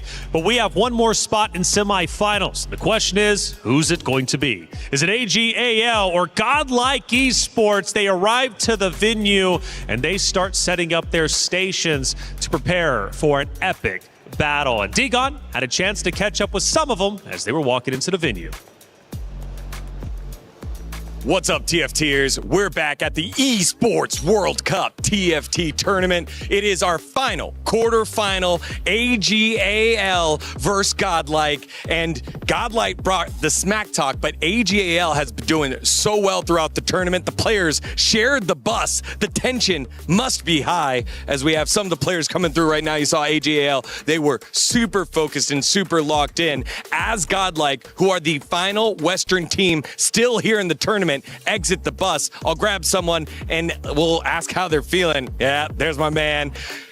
Yeah, you were in the back when we had our Smack Talk segment yesterday, and I could see you. You were like, go, say more stuff. What did you want to say now to AGAL? I mean, it's just going to be another day in the office, you know? It's going to be easy today. I think it's going to be a quick 2-0. Quick 2-0 here. You know, you're the last Western team remaining. Does that make you feel any sort of type of way? I mean, it feels good, you know, knowing you're the best from the West, but, you know, it's a little bit of pressure, but that's what you play for, right? All right, best of luck, brother. Good luck. I'll see you out there. That's a pro right there. Thank you, D-Gon. All right, here it is. AJL versus Godlike Esports, and Godlike are looking stacked. The confidence is very real from this roster, and they said it's going to be a 2-0. Yeah, we have Raiko here popping off, being the master player here, the pop-off one. GoBuster playing tempo and preserving HP. Dohua being the full-mouth player that he is. 2 Taxation Crown appearances and playing differently now. Playing Fast 9, anything that the board gives him. And of course, Dasik, the wild card. And of course, the hero player. He plays different than anyone else. And of course, can win it all for them. Now, Dasik, one of TFT's most respected streamers in EU. International Championship, though, is the missing piece in his corner. He's yet to get it, but this is one of the closest opportunities for himself. If he can make this happen, not only for the Western side of things, but also for the global scope, I mean, this would be tremendous. Yeah, I think for Godlike, they have a great mix of players. You know, they have the win-out player in Raiko. They have, as you said, you know, the win streaker in Gobo. And then you have the flexible player in Dasik as well. You know, he's been around the scene for so long, pretty much since the start of TFT. You know, he's been to multiple Tacticians crowns. He's been to championships before, all the way back in set 3 as well. So this is a player who's been around the scene for quite some time. Like you said, very respected amongst the scene as well. And the coach, Brosev, they're supporting the team so much, giving them knowledge, and also unifying the regions itself. They had a chance, though, to exit the tournament, but they beat Movie Star Koi, and they did it in great fashion. Now we move on to AGAL. Again, for the club championship, this is an important matchup for the org itself, currently in 3rd place. But when we talk about this roster, Ryue, I mean, we have to hone in on him. He's had so much success throughout his career, and he's looking to add another title to his name. Yeah, the big thing being in 2024 when he played for Twisted Minds, getting top 4, you know, on this very stage of the Esports World Cup for TFT. So he wants to do the same again. He wants to go one further, though, this time. He wants to make sure he can get to the semi-finals. You know, he can get to that grand final stage as well. Him as well as Lichuan, I think, is another player to call out as well. Individually, he's had great success this year, winning 2 TPC Cups, you know, when the CN and APEC mixed together. He also, like him and HN, also failed to make it out of groups in 2025. So this is the first time they've made it this far in this tournament. And then they also have a wildcard, Wemo Lucci, a player that is one of the OGs of TFT. He had present in international tournaments in the past, and now popping off once again, going with the team, trying to get a name for himself once again. And this player, this is the one that can make the difference also here. Well, when we look at the records anyways, for AGAL, undefeated currently, 2-0 against Mouse, 2-1 against Zeta Division. But for Godlike, they did take a loss, 1-2 to Weibo Gaming, who just exited the tournament. Now, normally I would say, well, they took a loss. They look like they are better, worse for wear. But honestly, it's Weibo, and they took them the distance. And let's not forget, they beat Fnatic 2-0. They beat MKOI 2-1. They're showing a lot of strength going into this matchup. Yeah, the momentum is definitely on Godlike's side. Of course, AJL have had a day to prepare, a day to watch Godlike's games yesterday. But Godlike coming in with the adrenaline, you know, we saw Dehua maybe having maybe a bit too much adrenaline yesterday with the crushing of the key. But overall, I think that Godlike come in as one of the, you know, the strongest in terms of being able to, you know, play competitively, play for tempo, play for that, you know, strong early game boards and try and come out on top.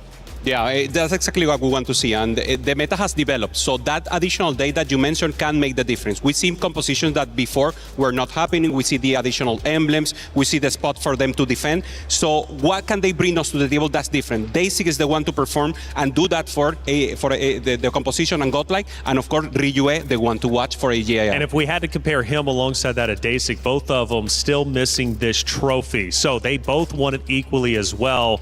Which one do you think has the edge? Because you said Godlike, they've got the momentum, but for the star player's perspective, who's winning out? I think AGL have the stronger individual players. I think it is quite close, though, in terms of these two. I think Godlike definitely would have taken AGL when it comes to the brackets. What we saw yesterday with the draw show, they probably would have taken this over the other team. Overall, I think it's going to be really, really close, maybe one of the closest series.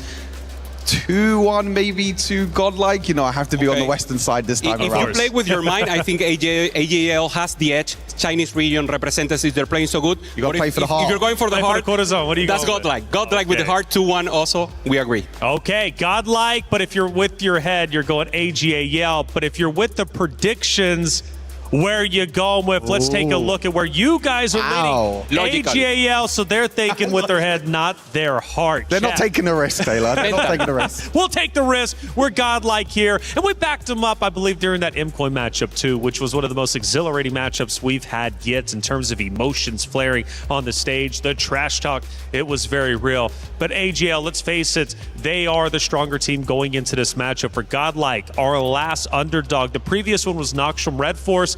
Well, they're now gone. Can Godlike carry the torch for the underdogs? We're going to have to wait and find out. Either way, this series will be underway very shortly. One more spot remaining in the semifinals. That puts you one series away from going to grand finals. 750 points if you get second, 1,000 points for the club championship race for your org if you get first. And at this point in time for AGAL, this is a big moment. They're knocking on the door or potentially overtaking first place, being currently in third. What does that mean? Well, it means you jump up about 2 million up to 7 million. That's what's at stake. And to win the club championship trophy, you've got to win a title, right? So for AGAL, if they can win this entire thing, of course, going into tomorrow, they make it the grand finals, they win TFT here at the EWC 2026 event. Well, guess what? They might get $7 million for their org, and that is tremendous. I can remember going back last year to AGAL in the final week, and they were knocking on the door of going up a couple of spots if they were able to secure the win. And their team did secure the win. And that was the difference between where they were at and then an additional $500,000. That's what's at stake here for the club championship. That's what's at stake for AGAL. But for Godlike, they don't care about that narrative. They want to take them down. Now, Esports World Cup, it's a big event. Multiple stages, 24 different games, tons of money, but also things for you to do if you're in the venue. Everyone, we're here at the Esports World Cup, obviously at the Port de Versailles Expo Center at the Lenovo Legion booth. We've got our TFT talent. You hear them all the time on the mic, but now we're going to test their 4v4 skill set with their reaction times together, right? 4v4 TFT, 4v4 reaction time. Kitty, get us started. All right, here we go. It's counting down. Can they do it? Usually, oh, okay, we got one. We got one. Look at the face of fear. Oh, Kitty got hers. Okay, Cass. All right, Peter. Oh, okay, Peter. Yeah. Oh, Peter. Stop fighting, Peter. Kitty. Two more. One more. Oh, Cass. And Kitty. All right. That's all right. Not everyone needs to win out. We know which side was on the front end and which side finished 7th, 8th. Yeah, not so good. Not so good. Well, that was a lot of fun, and so is our next matchup. We go into it. The final spot for semifinals. Will it be AGAL? Will it be Godlike? Let's find out. Ladies and gentlemen, it is time for us to figure out our next team in the semifinals. Every single match up to this point has been what, Damascus? A certified banger. And I expect that trend to continue right now. Only bangers, but you know, like the banger smack talk we had yesterday made this even better. The entire action is elevated because every single player is here for the win, and they've been saying it on the mic and delivering it on the keyboards. Your accent took me out a little bit right there, Damascus. I thought you said like a French word. You said the banger smack talk. I thought that was a word or a different word you used right there. May we? That's it, Damascus. I do believe it is about time to bring out our first team. Who we got, brother? All right, we've got multiple teams representing China today, and there is one more coming up onto the stage. They are still undefeated as they made it through the upper bracket. It is time to welcome onto the stage AGAL. The team hailing from China, they had clean performances since the beginning. 2-0 over Mouse, 2-1 over Zeta, led by the birthday boy himself, CUA, the experienced player leading the team. 3 players less experienced than him, but it is not all about one superstar. They qualified to the global qualifier, and they are showing an incredible consistency here at EWC, and now they are one step away from the semifinals. These Warriors been balling out up to this point, Damascus. There is no lie about that, but the same can be said about our next team. Ladies and gentlemen, please welcome to the stage, Godlike Esports. Now, when you think about this squad right here, I need you to think of one word, global. My man's Dasic has been one of the most consistent players in the EU for years up to this point. Dewa absolutely talks the most trash and backs it up, representing that good old NA. Raiko, the Italian powerhouse. And we cannot forget Big Gobolster, the only French player that we have here, and he is representing with pride, with skill, you name it. Jen, I think it's about time for our first interview. So, I am here with my guy, GUA. What I want to ask you about is the fact that your birthday just passed only 2 days ago. How has it been having your birthday pass and you're here qualifying for the playoffs?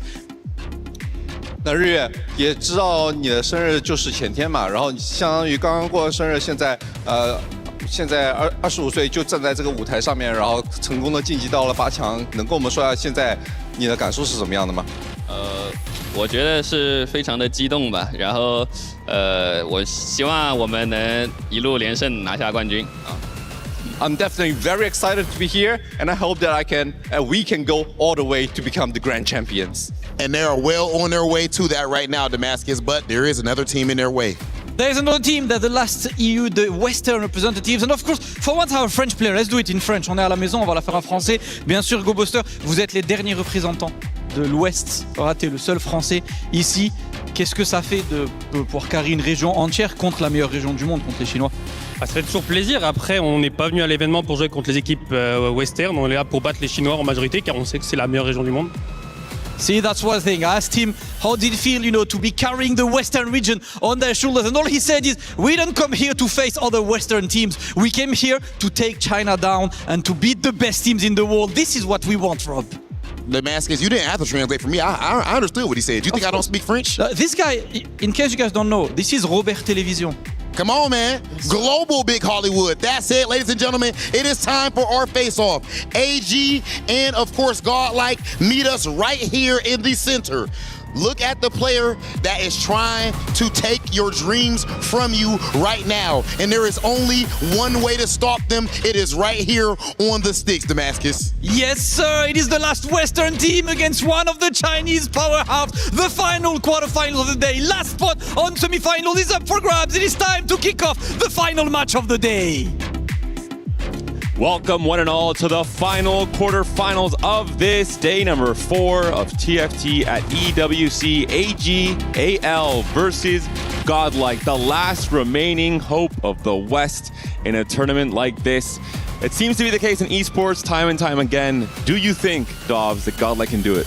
Yes, I think so. They have the tools and they have the hope, from EMA, from NA as well, on the face of the Hua, but as well as in Brozef, their coaches. I think this is actually the battle of the coaches. Horrocks, one of the best players in the world, played Tactician Crowd recently, and he is the head of AGAL.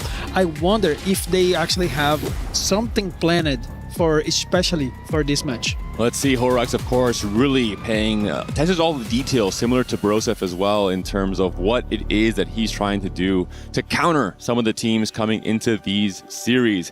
We saw a pretty insane amount of counterplay and griefing from Godlike yesterday in that matchup against MKOI to qualify to the playoffs. Dasik, for example, holding so many of those forecasts on stage 4. I think that will definitely be part of the game plan coming into this very first game. Talk about this game 1. What players are you looking out for in terms of the stardom, kind of the MVP players on each team?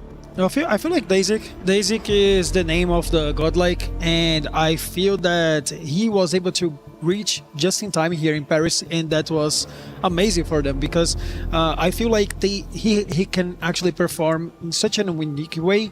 Dasik is a player that has been playing TFT for so long, since set 1, creating content, and one of the things that I think that he's quite good is that he's able to adapt, and he's not maybe like so focused on a single game plan. So yesterday I've seen him playing in Birthday Reunion, and this is something that you probably want to go straight to level 9 to reach the 2-starred 5 cost, but instead he rolled a lot on 8. He gave up the tempo of, he played tempo in order to save some HP, and that led Godlike to a win. So I feel like he has a lot of tools to help the team reach the victory.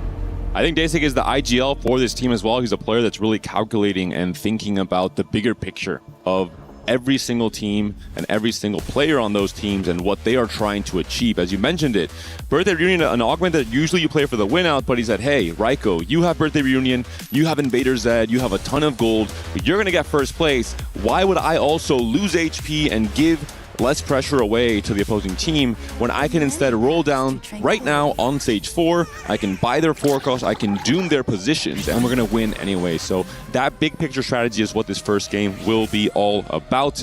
Talking about the gods coming into this one, it will be Varus and Ari, the same exact thing we just saw in that game 2 between Aurora Gaming and Weibo. Varus offering the duplicators, really synergizing with the reroll lines, and Ari, of course, going to offer a lot of extra gold and XP for those players to reach level 9. We also saw Silver scrapes the encounter, so in that final 1v1, if there is a final 1v1, it might be an APM check for those two players. Yes, for sure. I feel like it's very rare to see a 1v1 in 4v4 because usually the game ends earlier, but I think I want to see one with 70 gold to see what the players are aiming for. And hopefully on a stage like this, our players don't forget, because I, at least in my games in Rank Ladder, I always forget the encounter and then I see the gold coming in and I am just not ready for that roll down. But I think in this stage with players like this, with coaches like the ones they have, they'll definitely be locked in and loaded. Yeah, hopefully they are locked in because I forget all the time as well. That's why we're here yapping.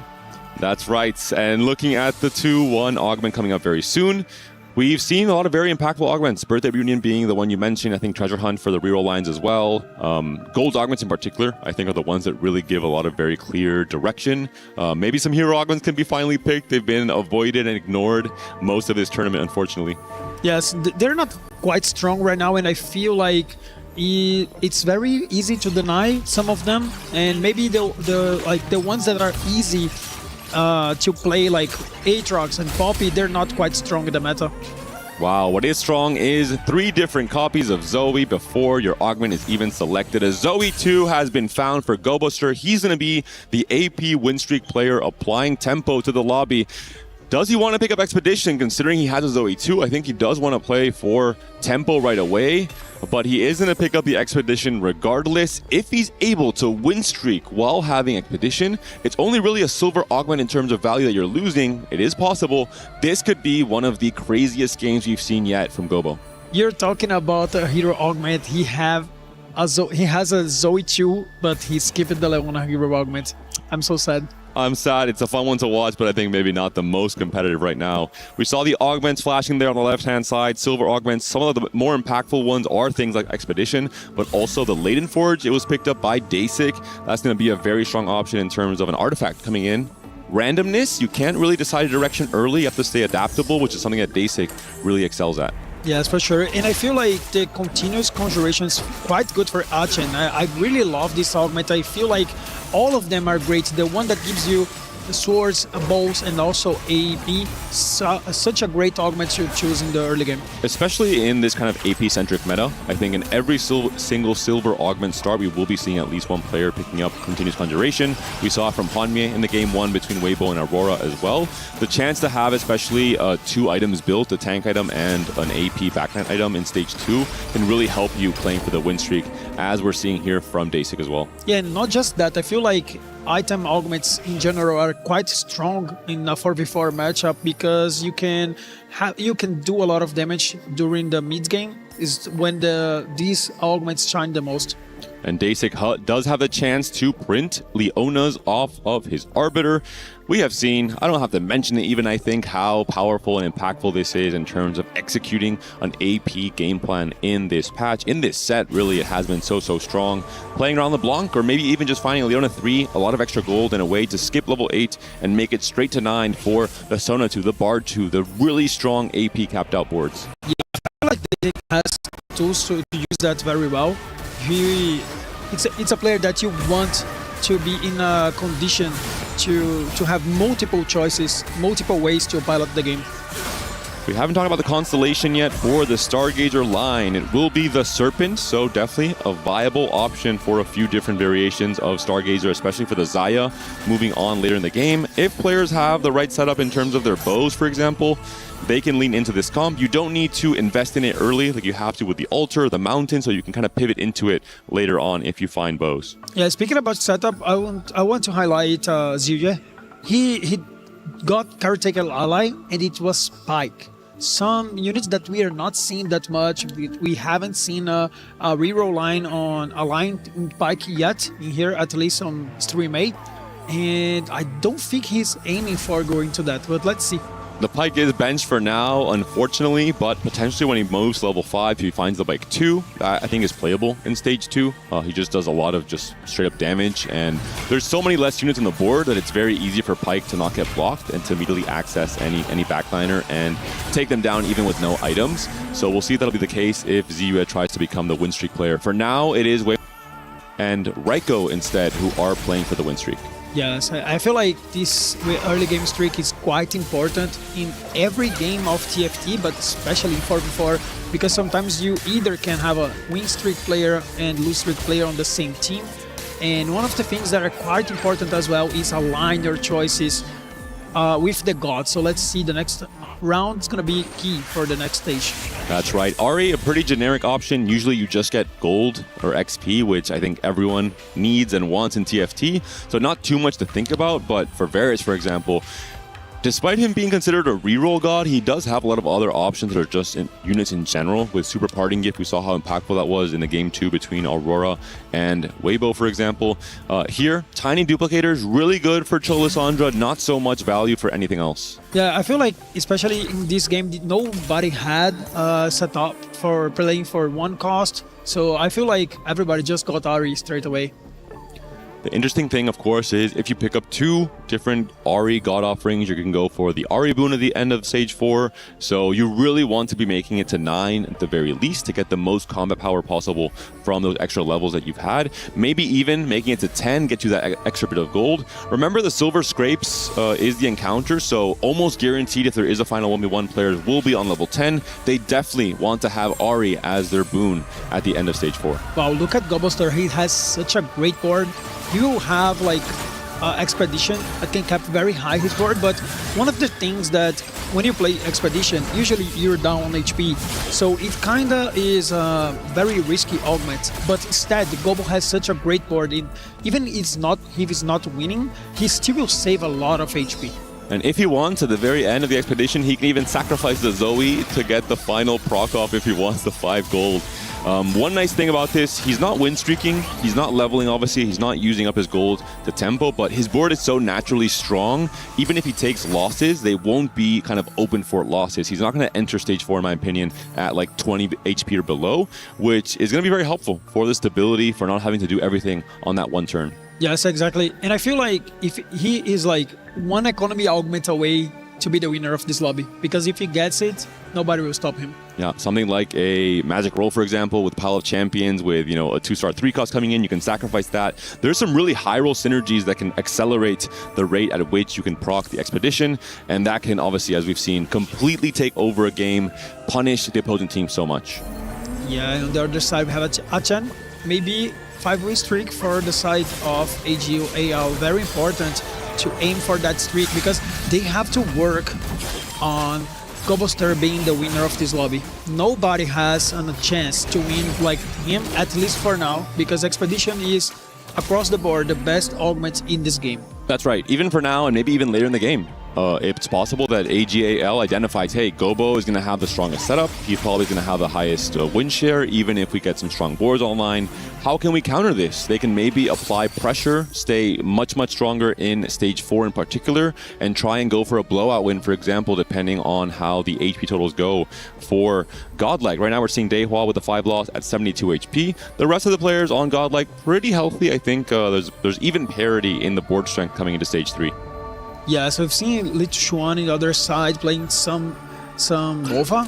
He might push the rolls on 3-2 to go for that Akali, a composition that is so common.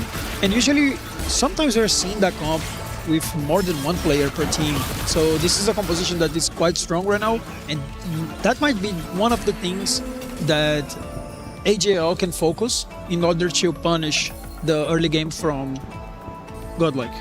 Looking at Godlike, looking at Dasik, looking at that Leona, very close to being 3-star. We're not on a win streak right now, so not incredibly important just yet.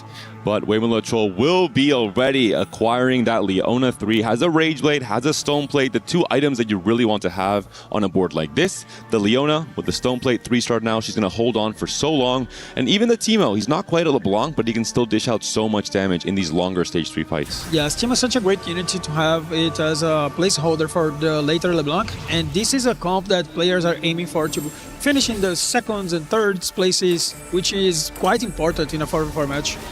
Looking at the itemization here from Ah Chan, I wonder if he's considering playing into Space Groove. Has the Rabadon right now for the Nami, has the Sterax for Potential Riven. It could be kind of a mixed comp, or that Sterax could just end up being a Tempo Slam and maybe a tank item later on. Yeah, I feel like at least for now, he won't do a lot of magic damage. That can delay a little bit the APs that he will drop later on, but still in a great position. Big win by Raiko. The dummy stays alive, buys enough time to get the win streak cut off there from Ah Chen. Very, very important. But not allow teams to get away with just, you know, pushing the tempo, the pressure with the HP, but also the gold generation of having those win streaks. Oh, Little Xuan just skipped the Misfits, one of the greatest augments in this game, but very quite difficult to pilot. And Dehua on a big roll down here. Rolling on 6, staying pretty open, but the moment he finds an early Kindred, he knows what he's playing for. He wants to play for the 5 Nova setup. He wants to roll until he finds a Akali 2. There it is. He has a big grab bag as well. You need this kind of augment if you're trying to itemize multiple carry units like you have here with the Akali and the Kindred. Already a clear direction and setup for Dehua. I mean, I'm gonna say that Dehua is just too good. I've seen him rolling a lot for this comp, and he always find that Kindred either on level 6 or early level 7. And this is the job you need, right? 6 loss streak, 60 HP, you've lost a lot of HP, you need to try and stabilize. You either stabilize here, or you stabilize in a higher risk situation on 4-1 for a 4-cost comp. Dehua said, hey, it's time for me to come online. Ideally, his goal will be to win the rest of the fights in stage 3, and that will put him in a very good position for his team. Look at what he have done. He is limited 4 items during this fight. He was just looking if he was going to face one of his teammates, but instead he faced an opponent from AGAL, so he decided that it's time to create items and do a lot of damage on the opponent's team. Godlike is doing a fantastic job of taking over the tempo of the lobby in the stage 3. On 3-1, Ah Chen's streak was broken. On 3-2, Wei Cho's streak was broken. We're seeing all these different players from Godlike starting to come up in a big way. Leona 3 found for Dasik, Akali found for Dehua. So all of a sudden, every player from Godlike is looking incredibly strong in the stage 3. I mean, speaking about being strong, look at Dasik's setup. He has Leona 3 is quite good for early game. It's very easy to reach, but it's always good. And then you have already a Nami as well as a Tankage to go later on, as well as a Space Group Spatula, I feel like the game is going towards Godlike. You have the Morello, you have the Ionic Spark, the clear utility items for an AP comp, a really strong setup all of a sudden for all of our Godlike players. And why does HP preservation matter so much? You know Gobo could be the win-out player. You know he will rise up and potentially take over the game in the late game.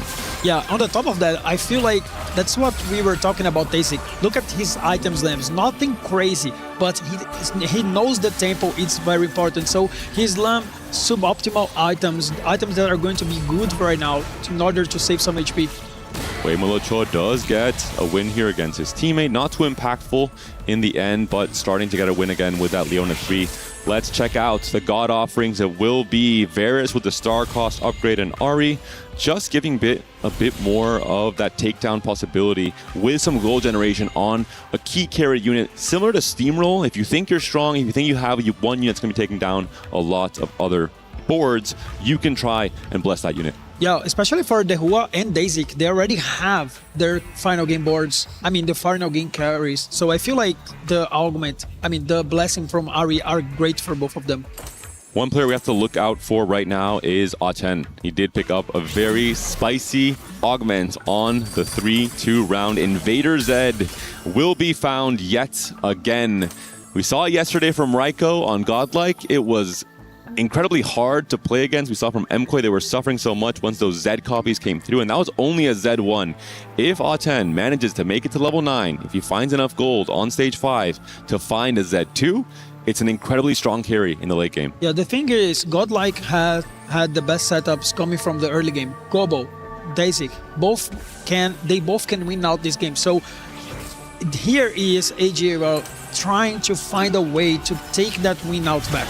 Yeah, they need to find at least one player that can at least posture for a win. They have to, even if it's just pretending, they have to say, we need one guy that we can try and find a game plan that could get us there, as hard as it may be, depending on where your tempo and your goal generation is right now. Yeah, I feel like when one of the gods is Ari, you can reach those level 9s a little bit easier. So then they would need to try to create a win-out spot in here. And maybe if it's going into that second place, that 70 gold can help him as well. This Akali build putting in so much work. Pretty unusual with the Death Defiance and the Kraken there, but good enough to win this fight. So many Namis on either side of the Godlike players. The Lich Bane has now been found off of the Latent Forge from Daysik. It's scary when you're on a win streak already and you have this next bit of power coming in. All of a sudden Daysik is going to have an even easier time extending this win streak forward. If on stage 4 he rolls and finds a Nami 2, we might be seeing a 10 win streak. Yes, for sure, but I was talking about Daysik having the spot to get the blessing from Ari, but instead he went from Varus. I feel like that he might not think that is a quite strong blessing. Strong boards on either side. Gobo, of course, is sacking a lot of his game plan for the Expedition cash out coming in at some point in stage 7. This should be a fairly easy win for Daysik. We're seeing a lot of the Godlike members on the board here, knowing how important this win streak going into stage 4 will be for Daysik. He was the hero in that final game against MKOI yesterday. He might be the hero again in terms of applying pressure to AGAL in this game 1. Yeah, and you speak about being a hero, Gobo. He had the augment that he needed, economy augment on 3-2, so he's probably very near to reaching the expedition and as well as spiking in the next phase of the game. Yep, should be the proc coming in very soon. A 3 cost being sacrificed here from Gobo. Most likely looking for a bow here. Going to try and be the LeBlanc player potentially with this final rod being open on the Zoe for now. Quite strong composition to play around when you have a Radiant. You can either play like Pincers or maybe a Giant Slayer as well.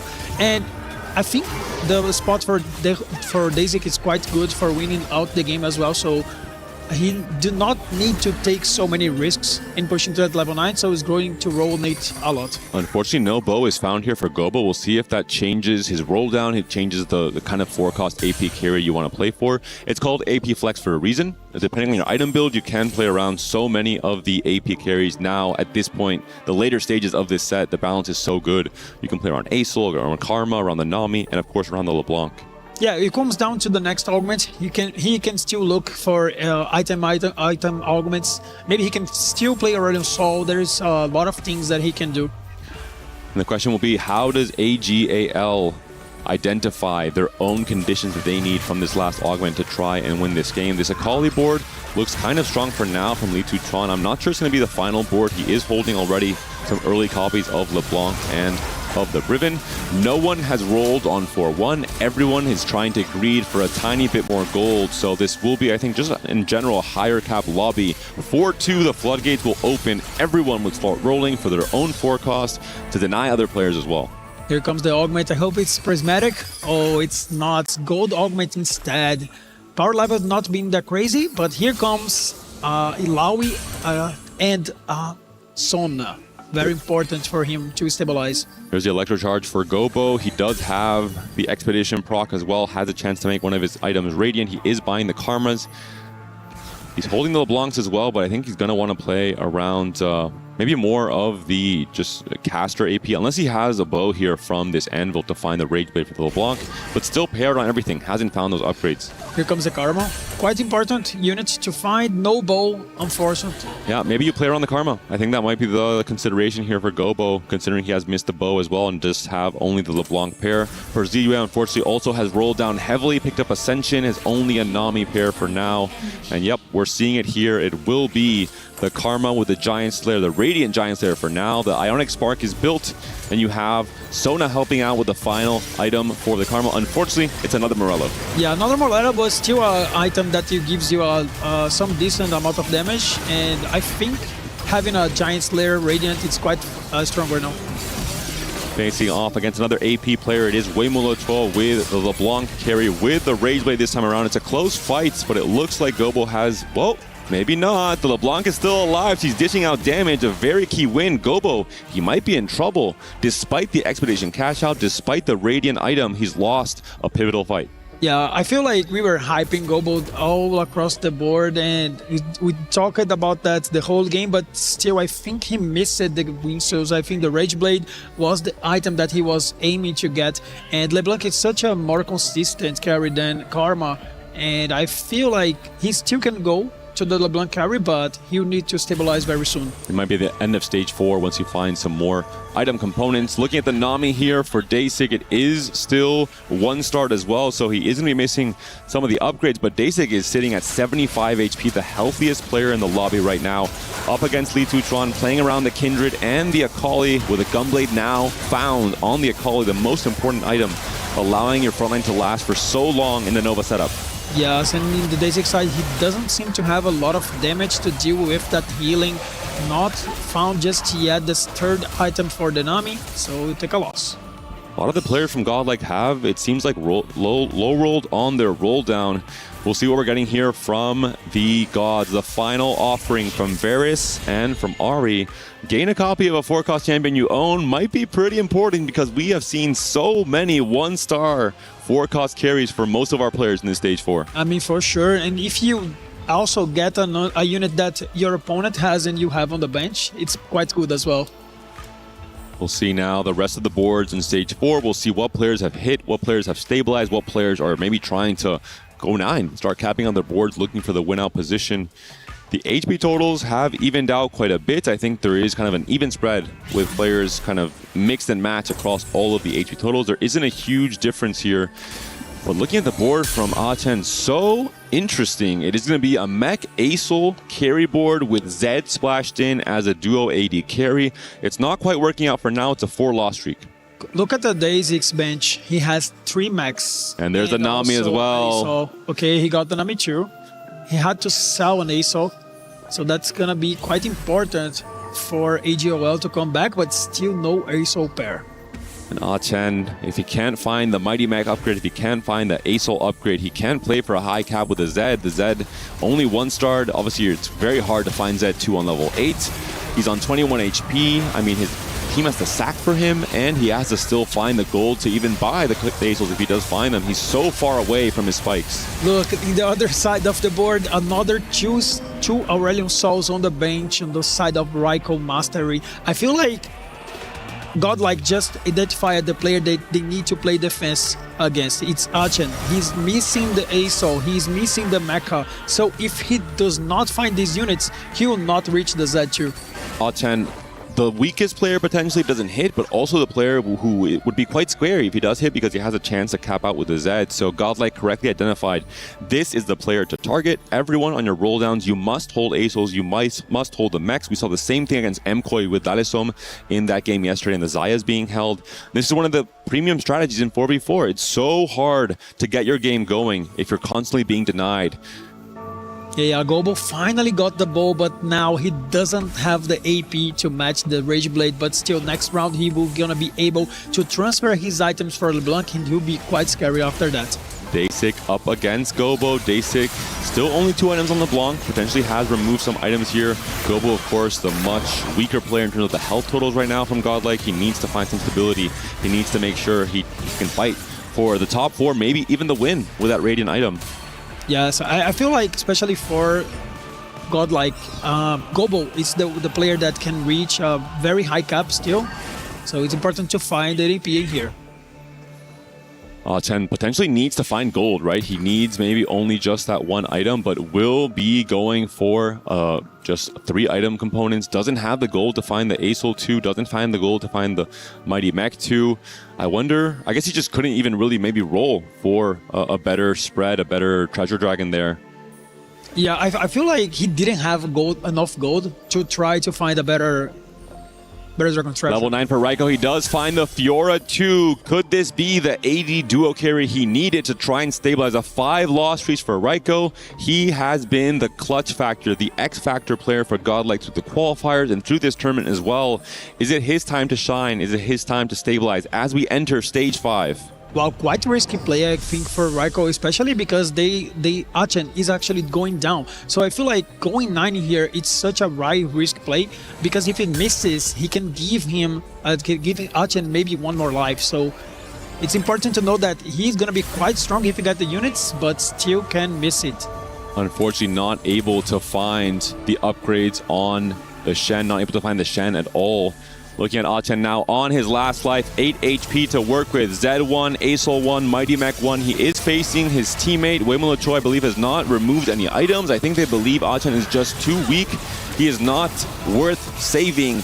We have to send him 8th and just try and play for our HP, which is maybe the right strategy. Weimolo Choi currently at 57 HP. Litutron right behind him, sitting at 52. Yeah, Weimo will have a 5-win streak after this round. But look at Zed, so many copies. Maybe the fight is too slow. The LeBlanc is still scaling. The Zeds are still there. They're multiplying. The ASO's still alive. The LeBlanc is trying her best, but it looks like Achen will be staying alive regardless, despite no item removals there from Weimolo Choi.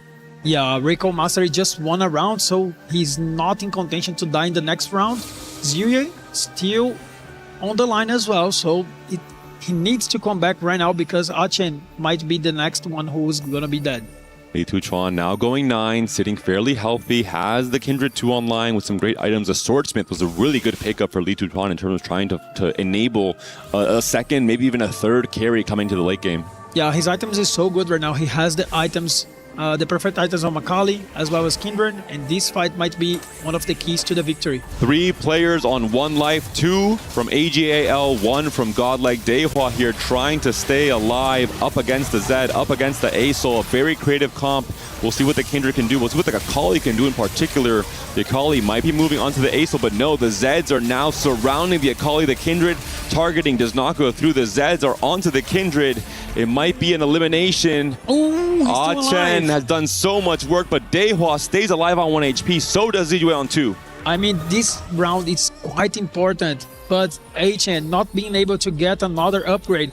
The thing is, when you're playing mech, you're not dealing a huge amount of damage on the opponent side, so that's why the Hu is still alive. 4 players now on 1 life, Dobbs. 1 from each of the teams. Gobo, as we expected, did finally now start finding that win streak now that he has his carries online.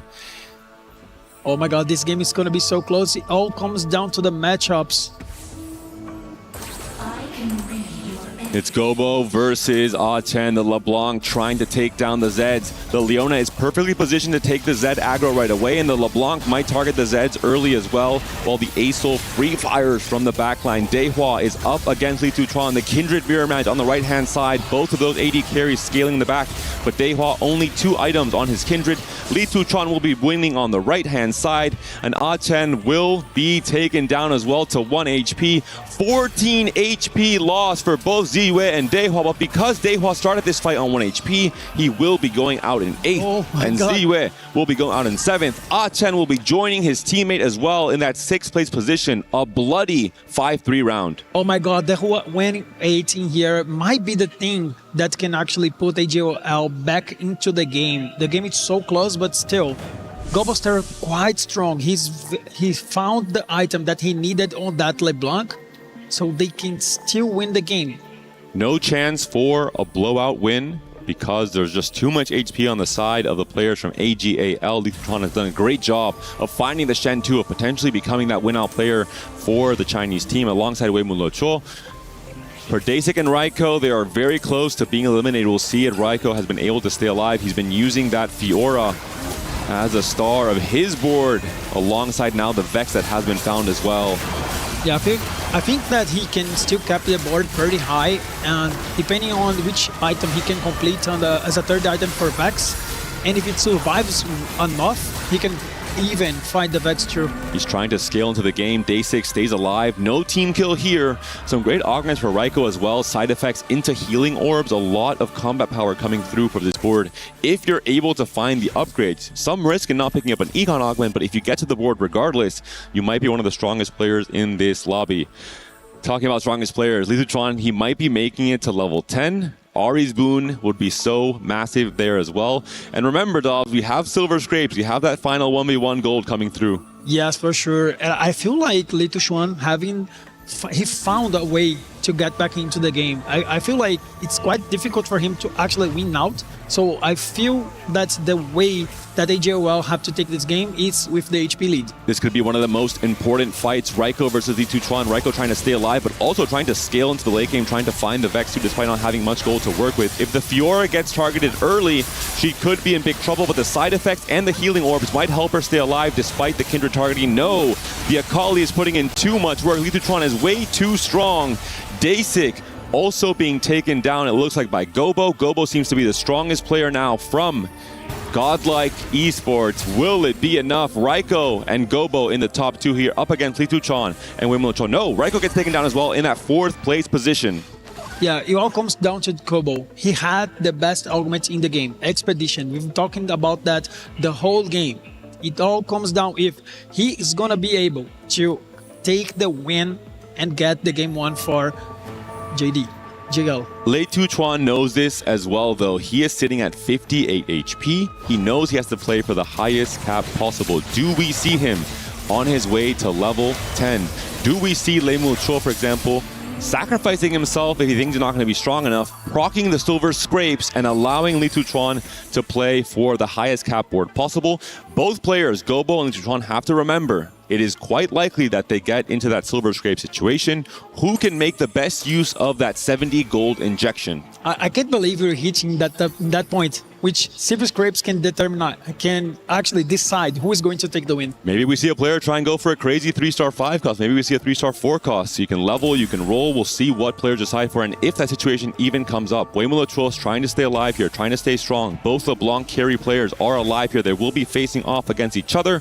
Gobo has a bit of an advantage. Radiant Giant Slayer on his LeBlanc thanks to that Expedition game plan he prepared all the way back in stage 2.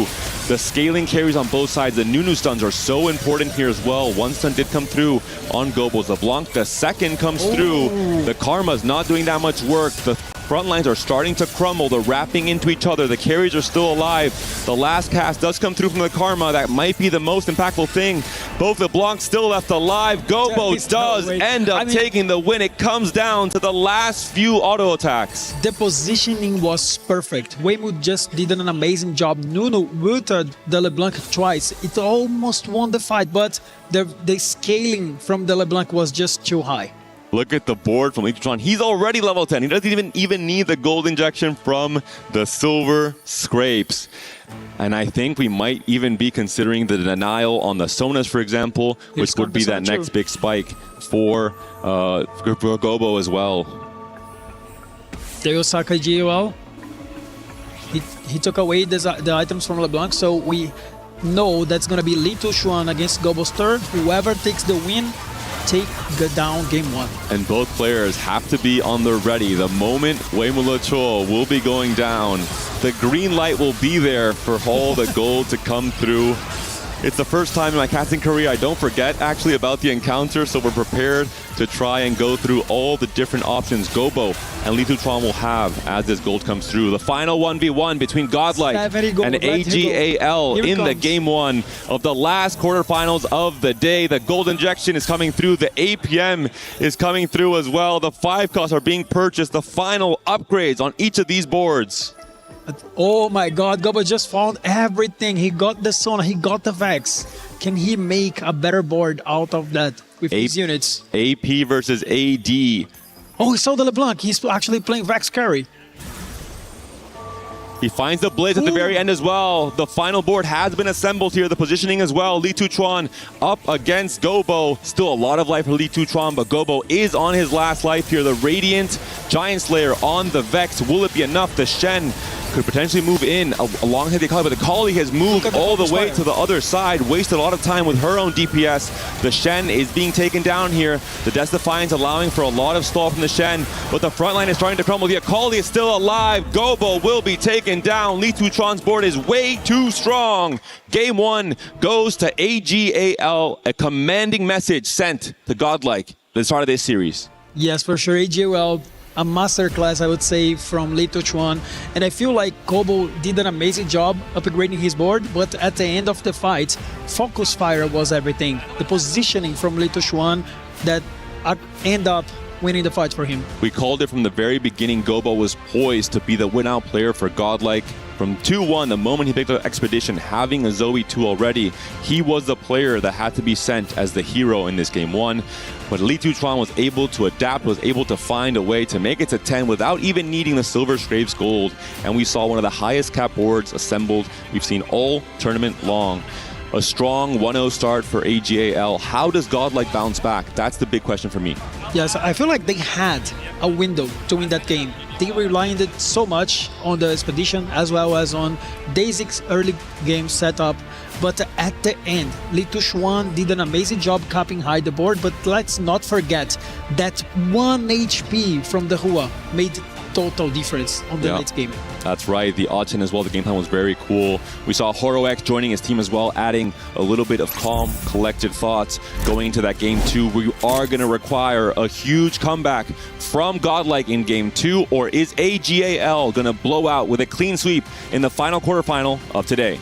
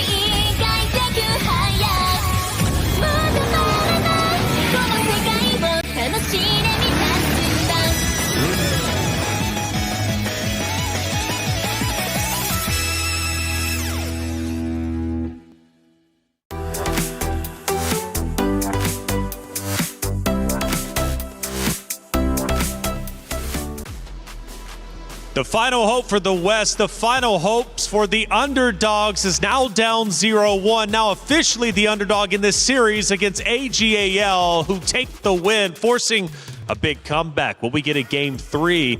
Who knows? It's up to Godlike to decide. Hey, welcome into the Allianz Vault. I'm Taylor Reflections Noble, joined by Clement and Casanova. Man, Gobo did everything he possibly could to try and clutch that out. I mean, looking at it from his perspective on the Expedition loss streak, he was able to rack up a ton of gold. From that perspective, though, he also lost a lot of health. And in the end, not having the health to be able to battle, of course, against AGAL did him in the end. I mean, it looked good from the start for Godlike. They actually had players win streaking to save a lot of HP to hopefully give Gobo some extra lives later on. Dasik, even with Latent Forge, which is often used to win out, was able to hold HP. So Godlike seemed to have the plan in order. Gobo hit what he needed, and it looked like he was on track to win out, but it all came down to Li Tutuan in the end. That's right. I agree with you a lot. I felt like this game was actually Godlike's to lose. They had the win-out player, and Dasik was full streaking. I think the big problem is they actually contested each other on the side between Dehua and Raiko, both of them going for Nova Akali. Yeah, I feel like, man, it's been hard to watch some of these team kills, but they do happen nonetheless. We take a look at one of the actions from that game number 1 that AGAL was able to secure. We're now deep into the game. What are we looking at?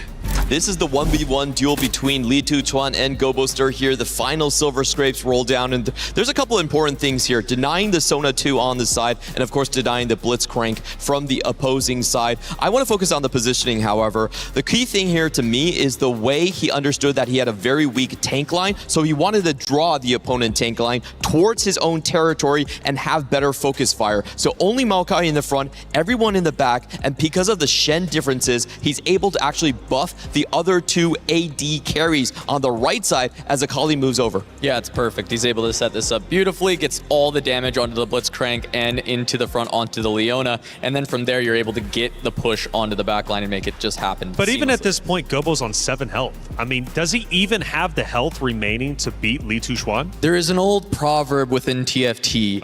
One life is infinite lives. And it doesn't matter what your HP total is. If your board is stronger, you'll never lose. Well, fair enough. I feel like Gobo played that so incredibly well, and I think at one point I was rooting for him to get that win, but he doesn't.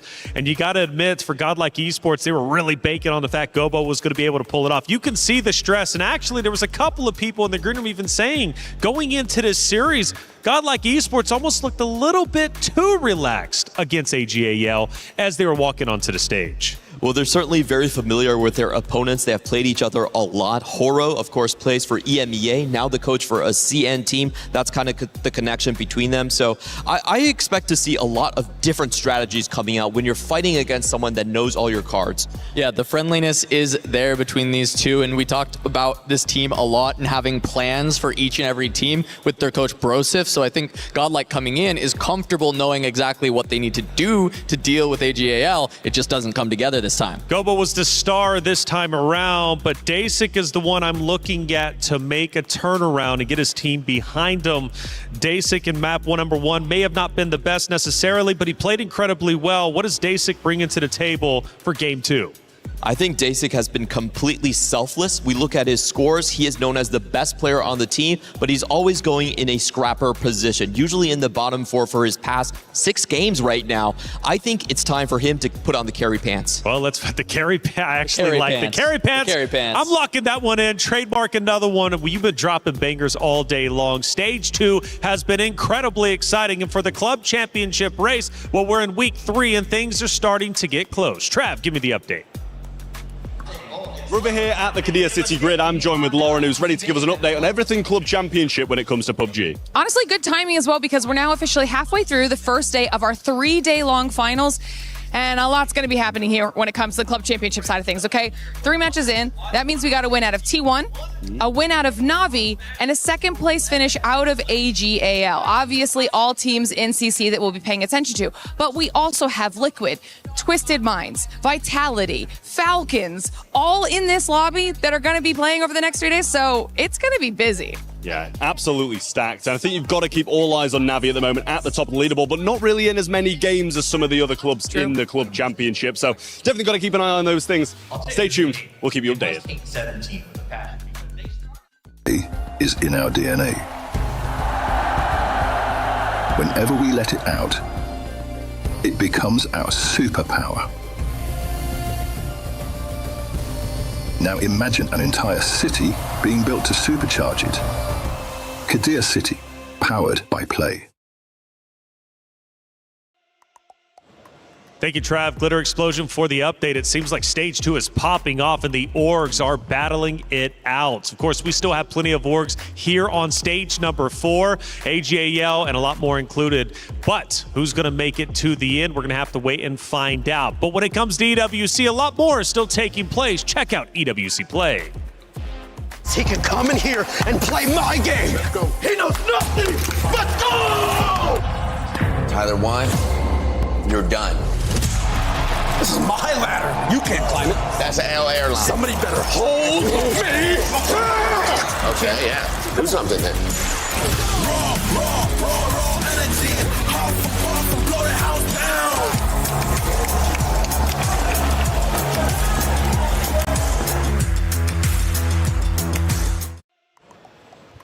Godlike Esports are forced to come back. They need a game number 3, but it starts here in game 2. For AGAL, they want to close it out, but can they do it? Let's find out as we head to the stage.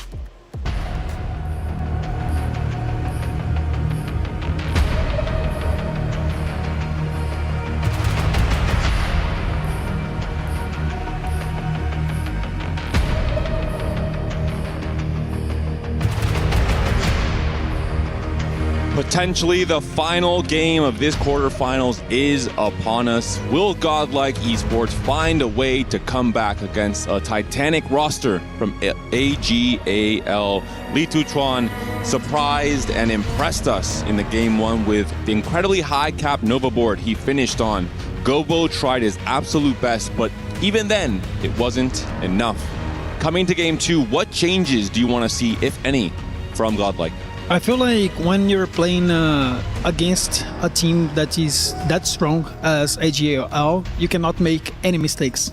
And I feel like by the mid game, transitioning to the very late game, Raiko had an opportunity to roll an 8 or either go 9. So when you go 9, your cap might be higher, but it's risky. And then they didn't save enough HP, and then suddenly AGAL took the heads of the game. We didn't apply enough pressure. That could be the case as well. Moving into this game 2, though, we do have our gods, we do have our encounter, and we do have our Stargazer constellation. And if you believe in coincidences, I have some good news for you, because pretty much everything is exactly the same as game 1. Silver Scrapes yet again, the Serpent yet again for the Stargazer, and we have Varus yet again. The only thing that changed from Ahri to Thresh, so some extra randomness coming in. But players and teams have to think about that final 1v1 yet again and how they'll be using the gold if the Silver Scrapes does become relevant. The thing is, Ahri actually an economy god, and I feel like even though Thresh is random, usually most of the rewards are actually gold. So at the end of the day, it's gonna be almost the same game as game 1. Yeah, either straight gold, units, some amount of different options to have there. We saw the most impactful silver augment of the sets in game 1. Potentially we see gold augments coming through now in game 2. Potentially we see things like Birthday Reunion making yet another showing in this tournament. Yes, quite strong options you just mentioned in here for the Hua Double Pantheon. Quite strong units in the game. Quite difficult to see some Lulu. I think we have seen just a couple times with Medallion. So Serpent might be angling towards Xayah, I would say. And even when Lulu is picked up, of course, it can be denied so easily in terms of the 3-star in particular. Our team's poised for the game 2 start here. Really 2-1, one of the most important rounds of 4v4 TFT. You select your augment. You tell your team, hey, these are my options. What kind of player do we need where? Who's the win-out player? Who's playing for immediate tempo? Who's going to play for something like Aura Farming, for example? Legion of Threes with the emblem synergy that we could have. Oh, a lot of good options here, like a lot of different strategies that Li Tuchuan can actually perform. Aura Farming, an augment that's slow pace, but later on you get a legendary 2-star unit at stage 4. Quite good. Early learnings, you can go to that reroll. And with a god like Varus, that's something that you can actually aim for. Loot Singularity is going to be the option. The moment this augment was released this set, we have heard great things coming out of CN in particular. As a region, they have really favored this augment to play into the Dark Star line. And with a start like this, why wouldn't you? Li Tuchuan, Cho'Gath, 4 different copies. Lissandra, 5 different copies. Has a Vhagar pair as well. and a chance with Varus to find those one-cost duplicators from last game and have an incredibly explosive start to this game. I would say that if Lutuchuan was playing a solo game, he would insta-click that augment. I feel like he was just waiting for his friends to actually get those options. Because like when you have such an amount of Shogouts as well as Lissandras, I mean, there is nothing that you need else. I mean, it's a perfect setup to this Singularity. We saw Gobo on the opposite side there. He might be countering that same strategy, had the frontline foundation and had a lot of Cho'Gaths for himself. Patience starting from Ziwe. He will be playing for more of a loose streak line. He'll be playing that role of a player maybe going for a 10-loss streak and then coming back into the game. We're looking at Gobo's spot here also on a ton of copies of Cho'Gath. Has a Brawler +1, not quite the Darkstar +1, that would be ideal, but still able to make 10 here, able to hold Cho'Gath, able to make life more difficult for Li Tuchuan. And if he finds a Darkstar +1 or a very early Cho'Gath 3, these two players, yet again, Li Tuchuan and Gobo, could be taking over the game. Yeah, and speaking about taking the heads of the game, Achen, having Birthday Reunion, an augment that we're talking so much along the day, as well as Treasure Hunt, one of the powerful augments right now, and you can play Data Kali composition, aiming for the artifacts, aiming for the value that this augment gives you towards the whole game. That Treasure Hunt will be for Dehua. Looking at Raiko's board here, solo plate has already 2 stone plays built onto this Aatrox here, trying to, not really play for a win streak right now. He hasn't leveled to 4, but just trying to set up for a huge solo tank coming into the later stages of this game. Yeah, I feel like this is such a great augment to take the game early in the game, but when you face a Talon, it's quite difficult to get any value of it. Talon does a great job in terms of having these really long fights where you can apply the bleed. For Daysec, this might be a Xayah game. For sure. You have the Kraken built already, you have the Talon 2 as an item carrier, you have the Serpent, which is definitely a playable constellation for the Stargazer, as we mentioned earlier. You don't have to have Stargazer right now. It's okay. You don't need to, index into 3 Stargazer for emblem printing with the Mountain or for sacrifices with the altar. You can just play this straight up. Yes, of course. And I feel like for Daysec, especially, he had 2 items that are gonna be quite offensive, Krakens and a sword to play around, and he picks makeshift that is quite good for not having frontline augment. So I like Daysec heading into the tempo play. He's quite good at it. Let's see if he can convert a great finish. A small win streak here would be big for Daysec. We'll see if he can get it, especially not allowing the Cho'Gath to get too many stacks here on the side of Li Tuchuan with the Luke Singularity in particular. And yeah, looks like a really strong board from Daysec to start things off. We will see what Varus has to offer. Is it going to be some one-cost duplicators? And the randomness, of course, of Thresh. It's going to be the Lover, so 3 cost and a 2 cost will be offered instead. Yes, I think the opposite from last game, right? But 3 costs and 2 costs of tempo play, I feel like it's quite important to look at it when you're playing 4v4. But sometimes Trash is actually very good as well, because later on, his bone is way better than Varus, unless you're playing reroll. Even if you think the Varus option might be a little bit better, if you think you could play around some of the Varus God offerings in stage 3 and 4, you want to go for the Thresh now, so you can still get the Thresh boon, as you mentioned, at the end of stage 4. Even if you might be slightly lesser value right now in stage 2, the difference won't be that big. Looking at Dehua's board, he was a tempo player last game. He was a player rolling down on 3-2 to try and stabilize for his team. Didn't quite work out in the end. Obviously, he went out in 8th for the godlike esports squad, but we'll see what he can do here. Timebreaker early, has some extra rolls, can get some more procs off the treasure hunt as well. Yeah, I feel like Dehua is great at playing as a comeback player, and I feel like this is a great opener because he will stack a lot of rolls, and then later on he can try to roll down a lot on 3-2, and then using this treasure hunt, I feel like he's in a very better position comparing to game 1. We saw the high APM there from Ah Chen, selling out most of his board, trying to position to make it as weak as possible to try and maybe break the lose streak from Dehua, who is yet again, I imagine, trying to go for the 6th loss into the huge tempo rolldown, as you are mentioning. We've touched on most of the players' augment pickups now on 2-1. I think that's really the key game plans that we have to cover. Trade sector for Weimulucho is the one last board we haven't looked at too much, but for now, not too much going on just yet. Yes, for sure. And I feel like the game started a little bit low pace. So a lot of augments that will scale up later in the game. Singularity, Treasure Hunt, Birthday Reunion. A lot of these augments were the choice, as well as Patience Study.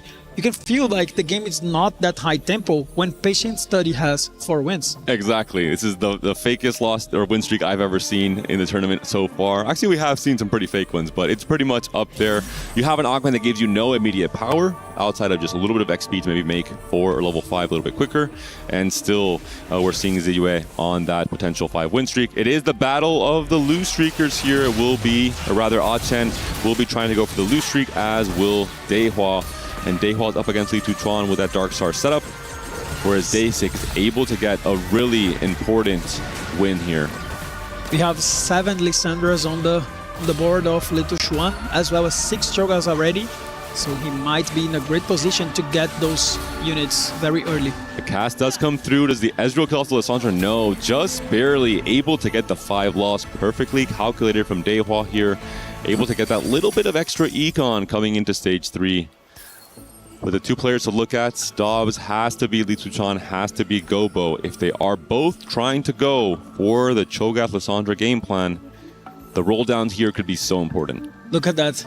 It's just 1 Lissandra away, and he will get another duplicator later in the game. So I feel like this is a great thing for him, because you can either hold a little bit, and then if you get the Lissandra, you don't need to wait for that Cho'Gath as well. You can push levels, and then you're gonna get those duplicators, so it's easy to actually ramp up in the game, so not wasting too much economy trying to get the Cho'Gath early on.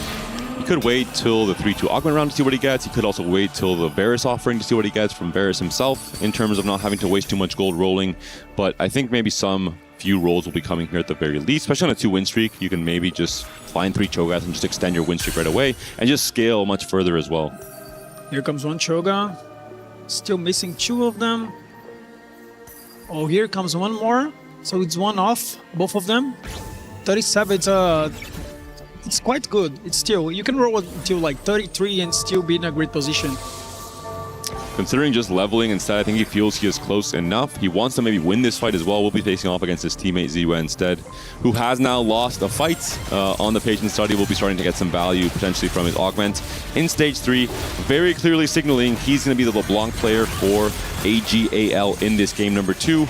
We saw how important the LeBlanc players were last game, with both Wei Mulucho and Gobo making it to that top 3.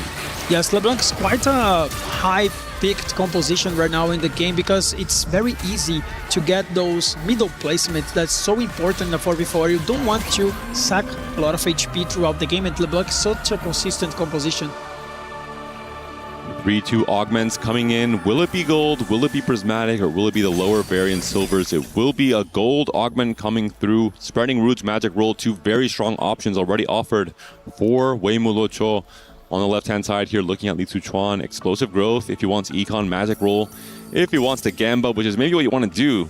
2 augments giving him a ton of resources already. We're seeing the Milio and the Pike 2 immediately sold, or actually played here alongside the Ezreal for the 3 Timebreaker setup.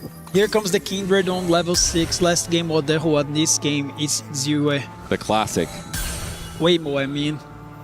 Looking at the roll down from Li Tuchuan, finds the Lissandra 3, is still missing the most important upgrade, which is going to be the Cho'Gath 3. Does he want to wait 1 more turn? He just levels immediately to 6, expecting to get the duplicator potentially in the next few rounds.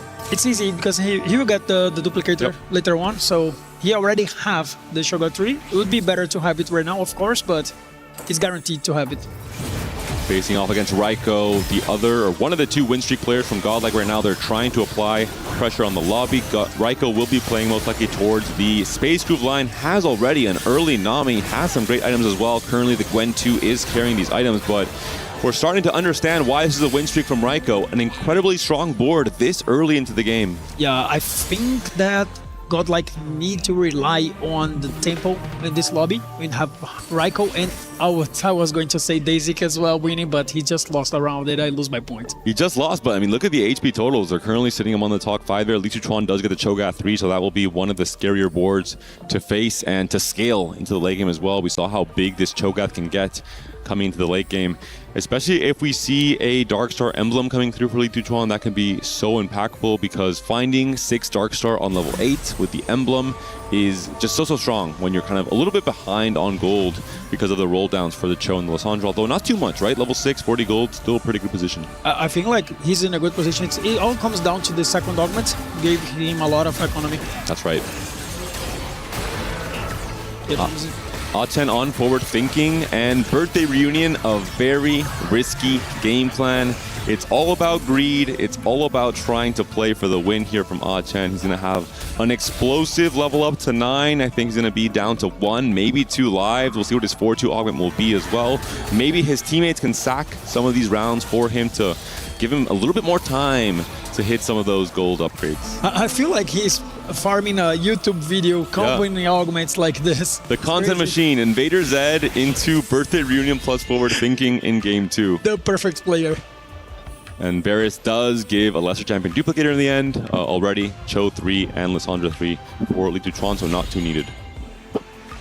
Yeah, I would say that for the Hua side, having Treasure Hunt as well as Cybernetic Implants, such a great opportunity to cap high the board.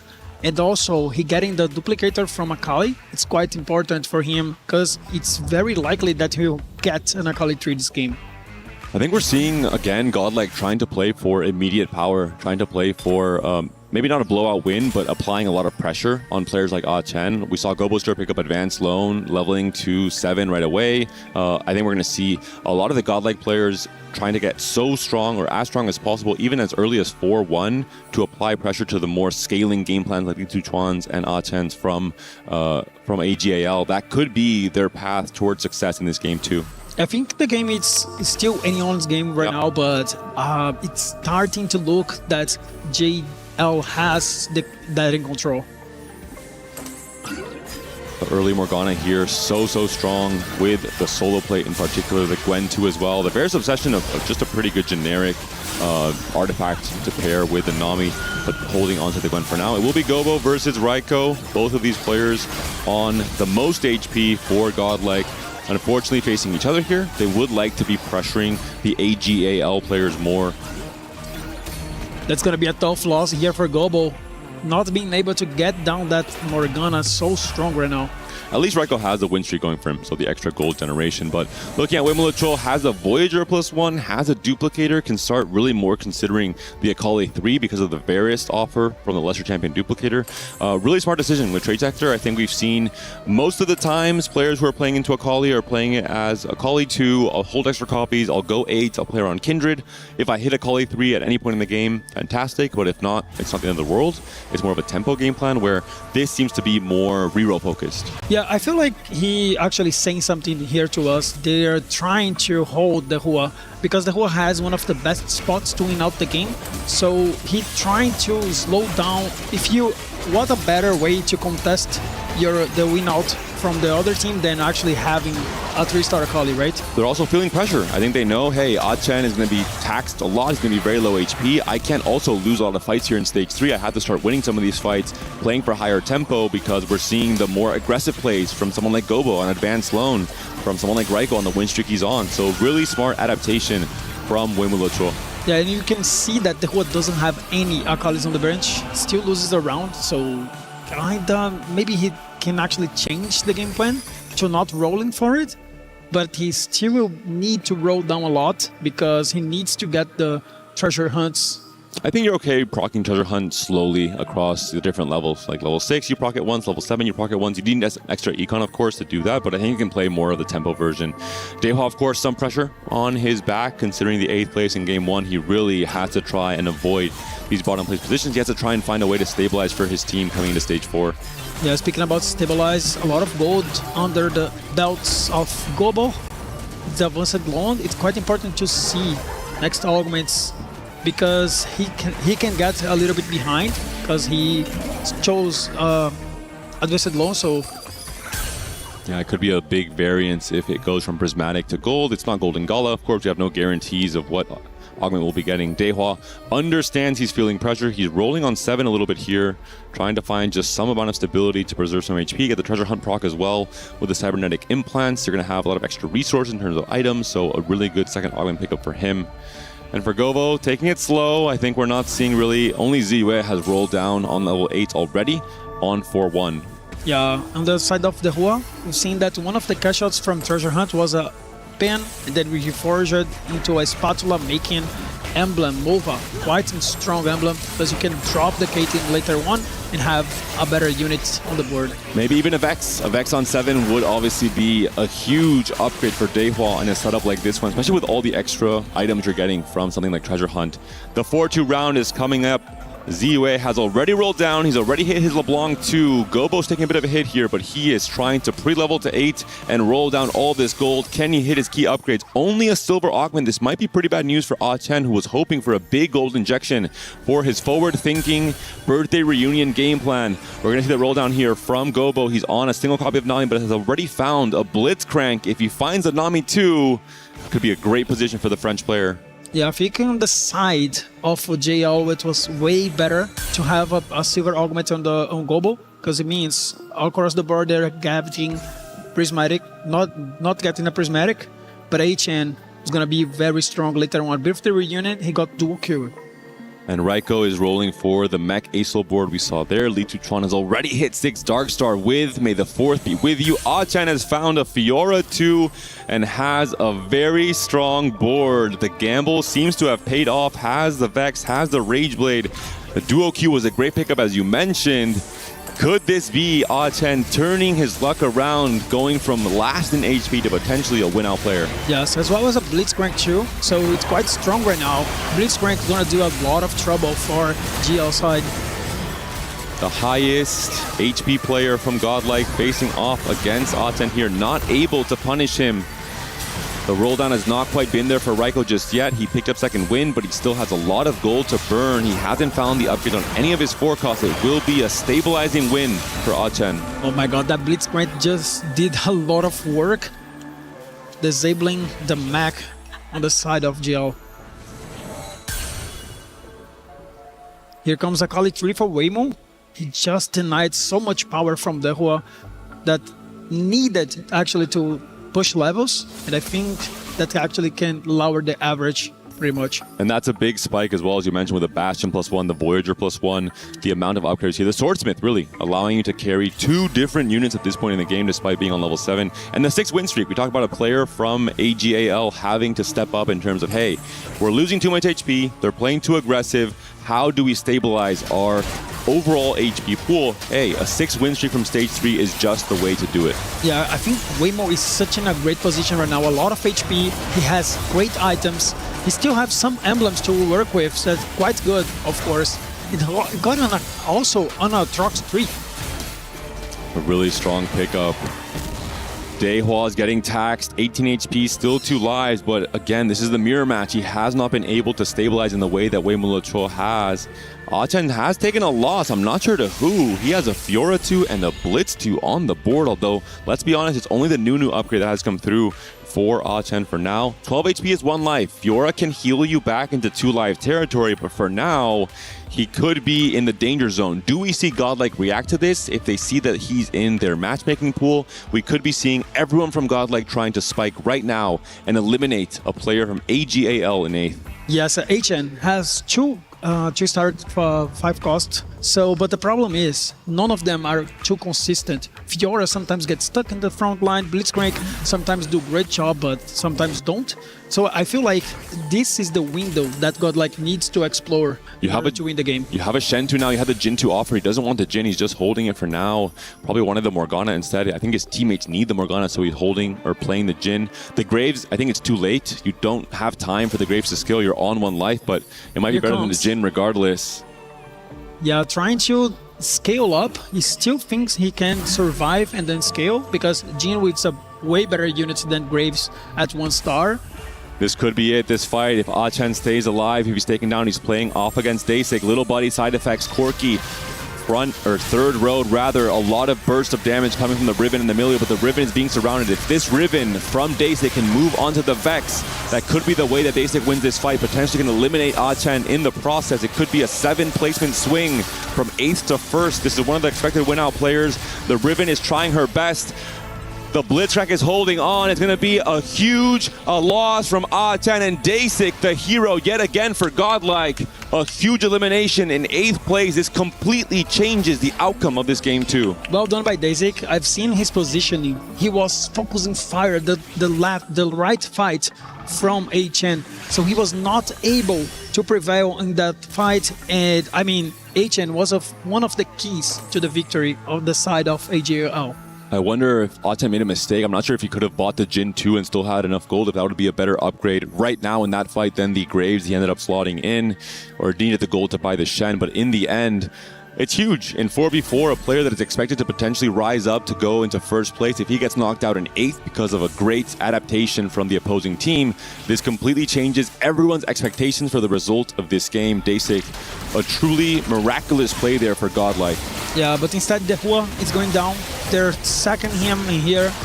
Yeah, actually won the 1v1 against HN. He did the job, but they will need a little bit more to take down the victory. One player down from either team, a small advantage towards Godlike because of that 7th place position from Dehua. Now it's all about the cap. The HP totals are very even for the remaining 6 players. There was a big gap between Goboster and everyone else at the bottom.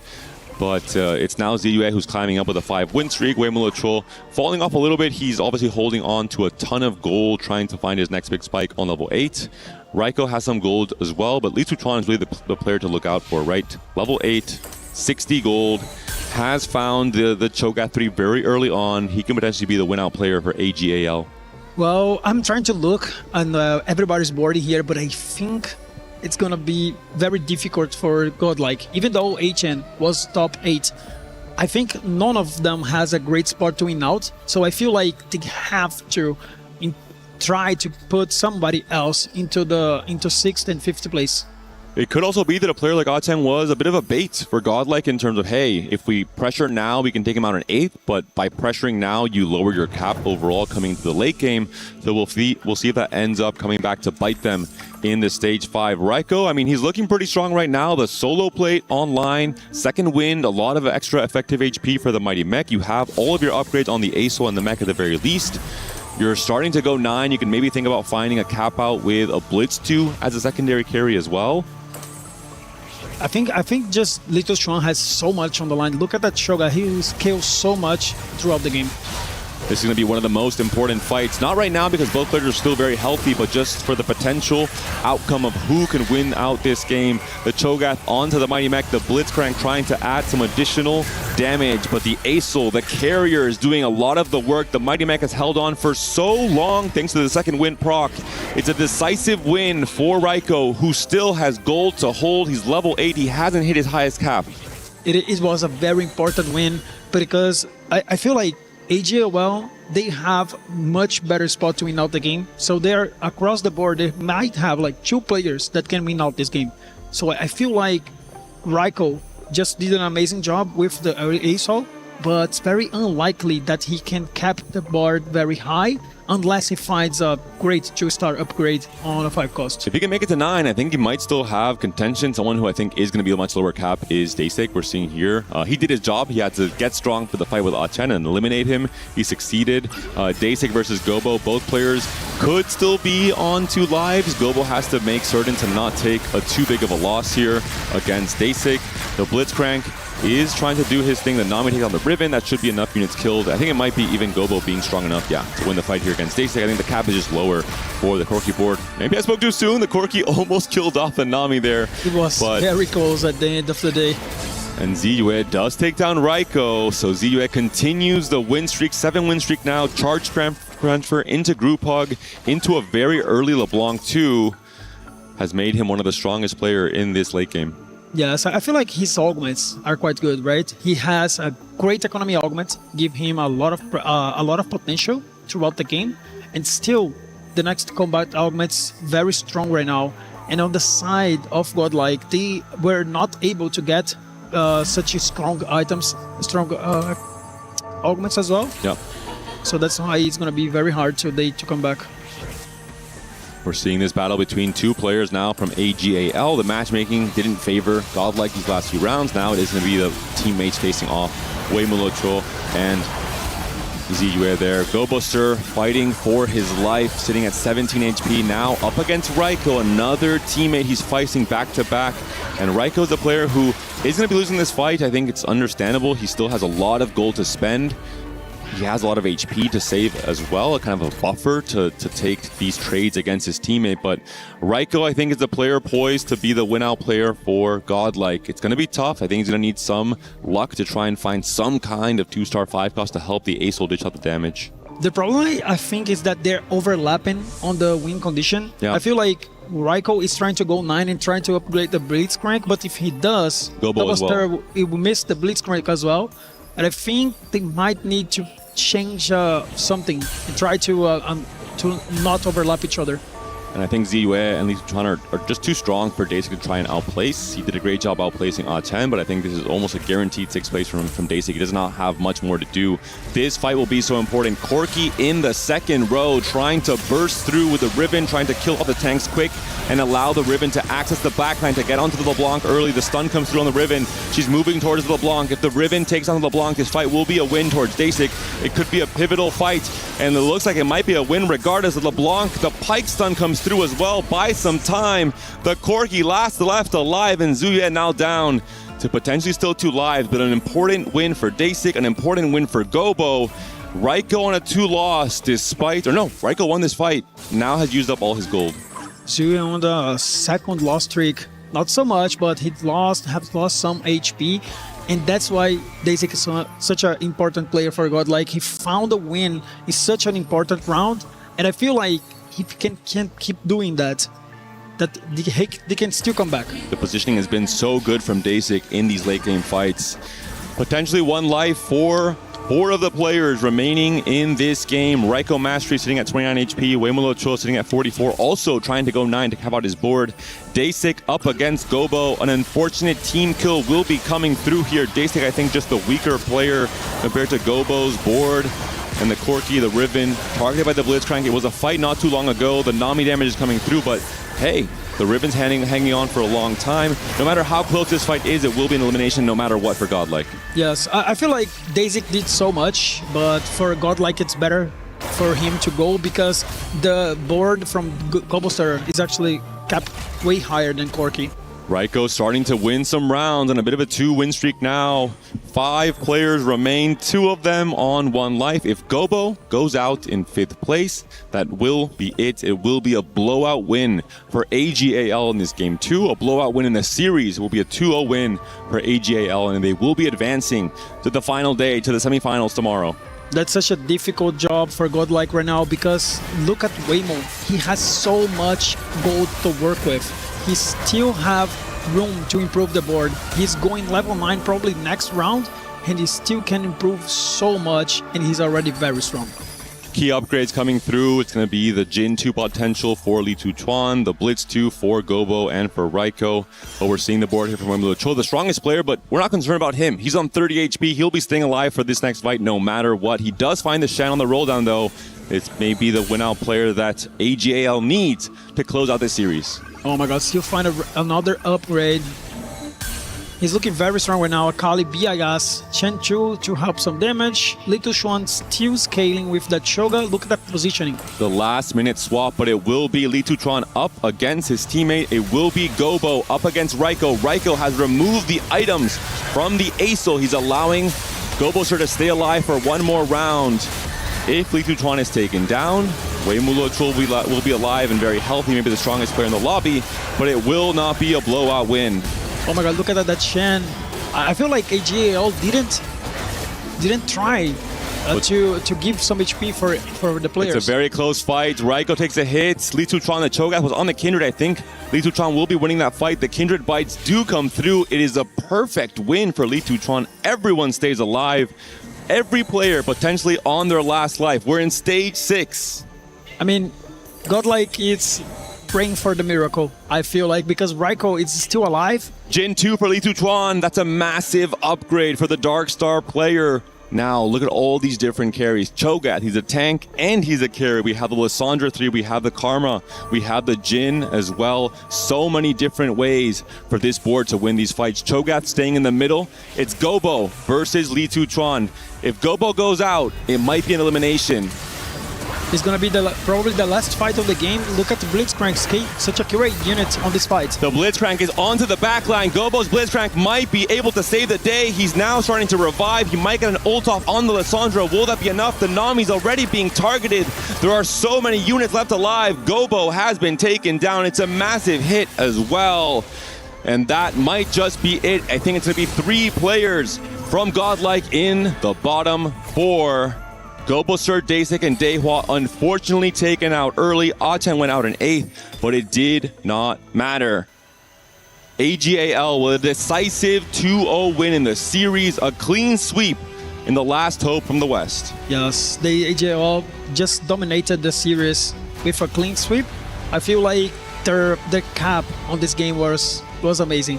They were so strong by the end of this game. We were talking that Godlike didn't have the tools to come back right after the stage 4. So well played by AGAL, recognizing their spots and winning out. Especially in this last game, AGAL was able to create 4 different threats that could all have become win-out players. We saw Wemulu Chul, we saw the Dark Star board there as well. The code Toro X joining the team, congratulating everyone on their play, on their success across the series. Godlike has had a fantastic run, a top 8 from an org like this. You have to be proud of these players. They fought so hard to make it here, but this is the end of the road for Godlike Esports, the end of the road for any Americas or EMEA player in TFT at EWC 2026. Yeah, that's why China is saying to us why they're so dominant. You see in a match like this, playoffs, quarterfinals, EWC, TFT, and they just swept the best team on the West. So it was not even close this last game. I feel like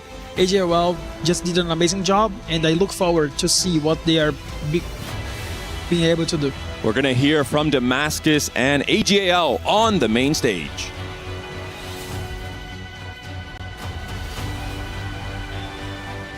And it is time, the last hope of the West is out. This is a full Chinese business for tomorrow as AGAL moves forward. It is time for them to claim another key in their road to victory. They have been absolutely ridiculous and looking so determined, but Kitty is still there to have a quick chat. 在这里来一下赛后采访。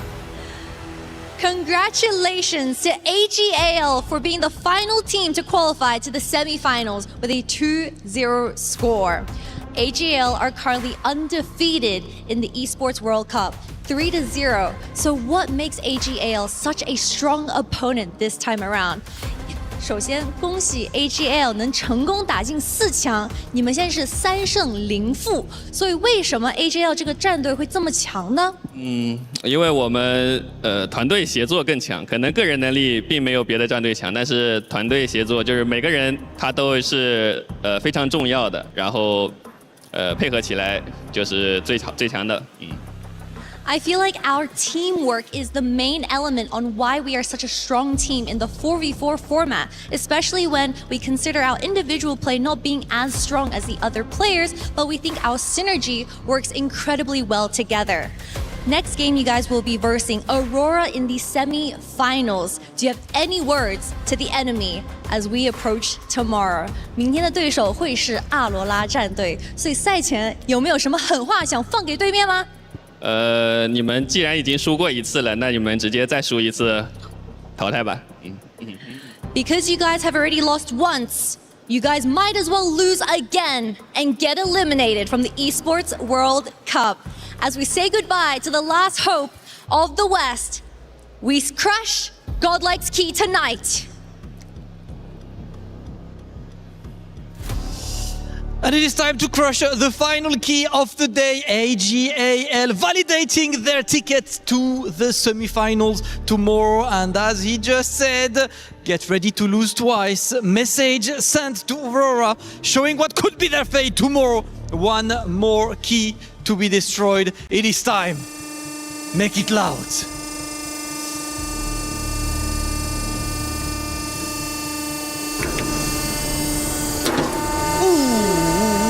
I love the jump scares every single time. Once again, another kick crushed, another dream dies, but another dream stays alive. This is the dream for AGAL, still undefeated in this tournament, and that's all they want. Continue that entire tournament without a single defeat. AGAL, congratulations, you will be back tomorrow. Gonna get ready for Aurora Gaming. We're gonna have absolute banger semi-finals. Can't wait for these matches.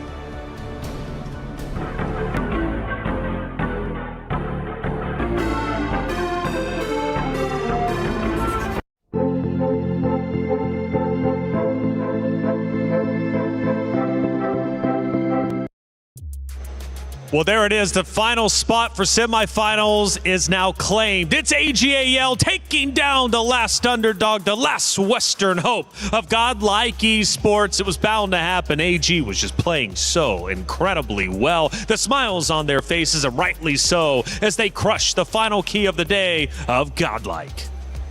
And this is just an amazing team. Actually, even before Hwanmye won the last TAC round, AGAL was considered the strongest roster out of CN. They had 2 players that were runner-ups at TAC round. And of course, we have to mention Lee Tu-chuan, that was a former champion in the EWC 2024 run. Plus the highest AVP in the tournament coming in, right? This is a player who individually is also just a monster. So not only having the pedigree from Wolves, but coming in as an incredible player in his own right. But for godlike, though, we got to give them their flowers. They played incredibly well. The fact that they made it to the stage is a massive accomplishment. Top 8, you know, of course, the club championship points that they're able to gain. But on top of that, just the pedigree that you walk away with, knowing that you got top 8 in such a unique format, they got to hold their heads up high. I think they should be very proud. I think godlike outperformed many people's expectations. They looked very impressive in each of their series, and none of them felt like they were entirely run away from them. They were incredibly close in this first game, and it felt like this easily could have been a 3-game series. Absolutely the case, but it wasn't. It ends 2-0. We take a look at AG's journey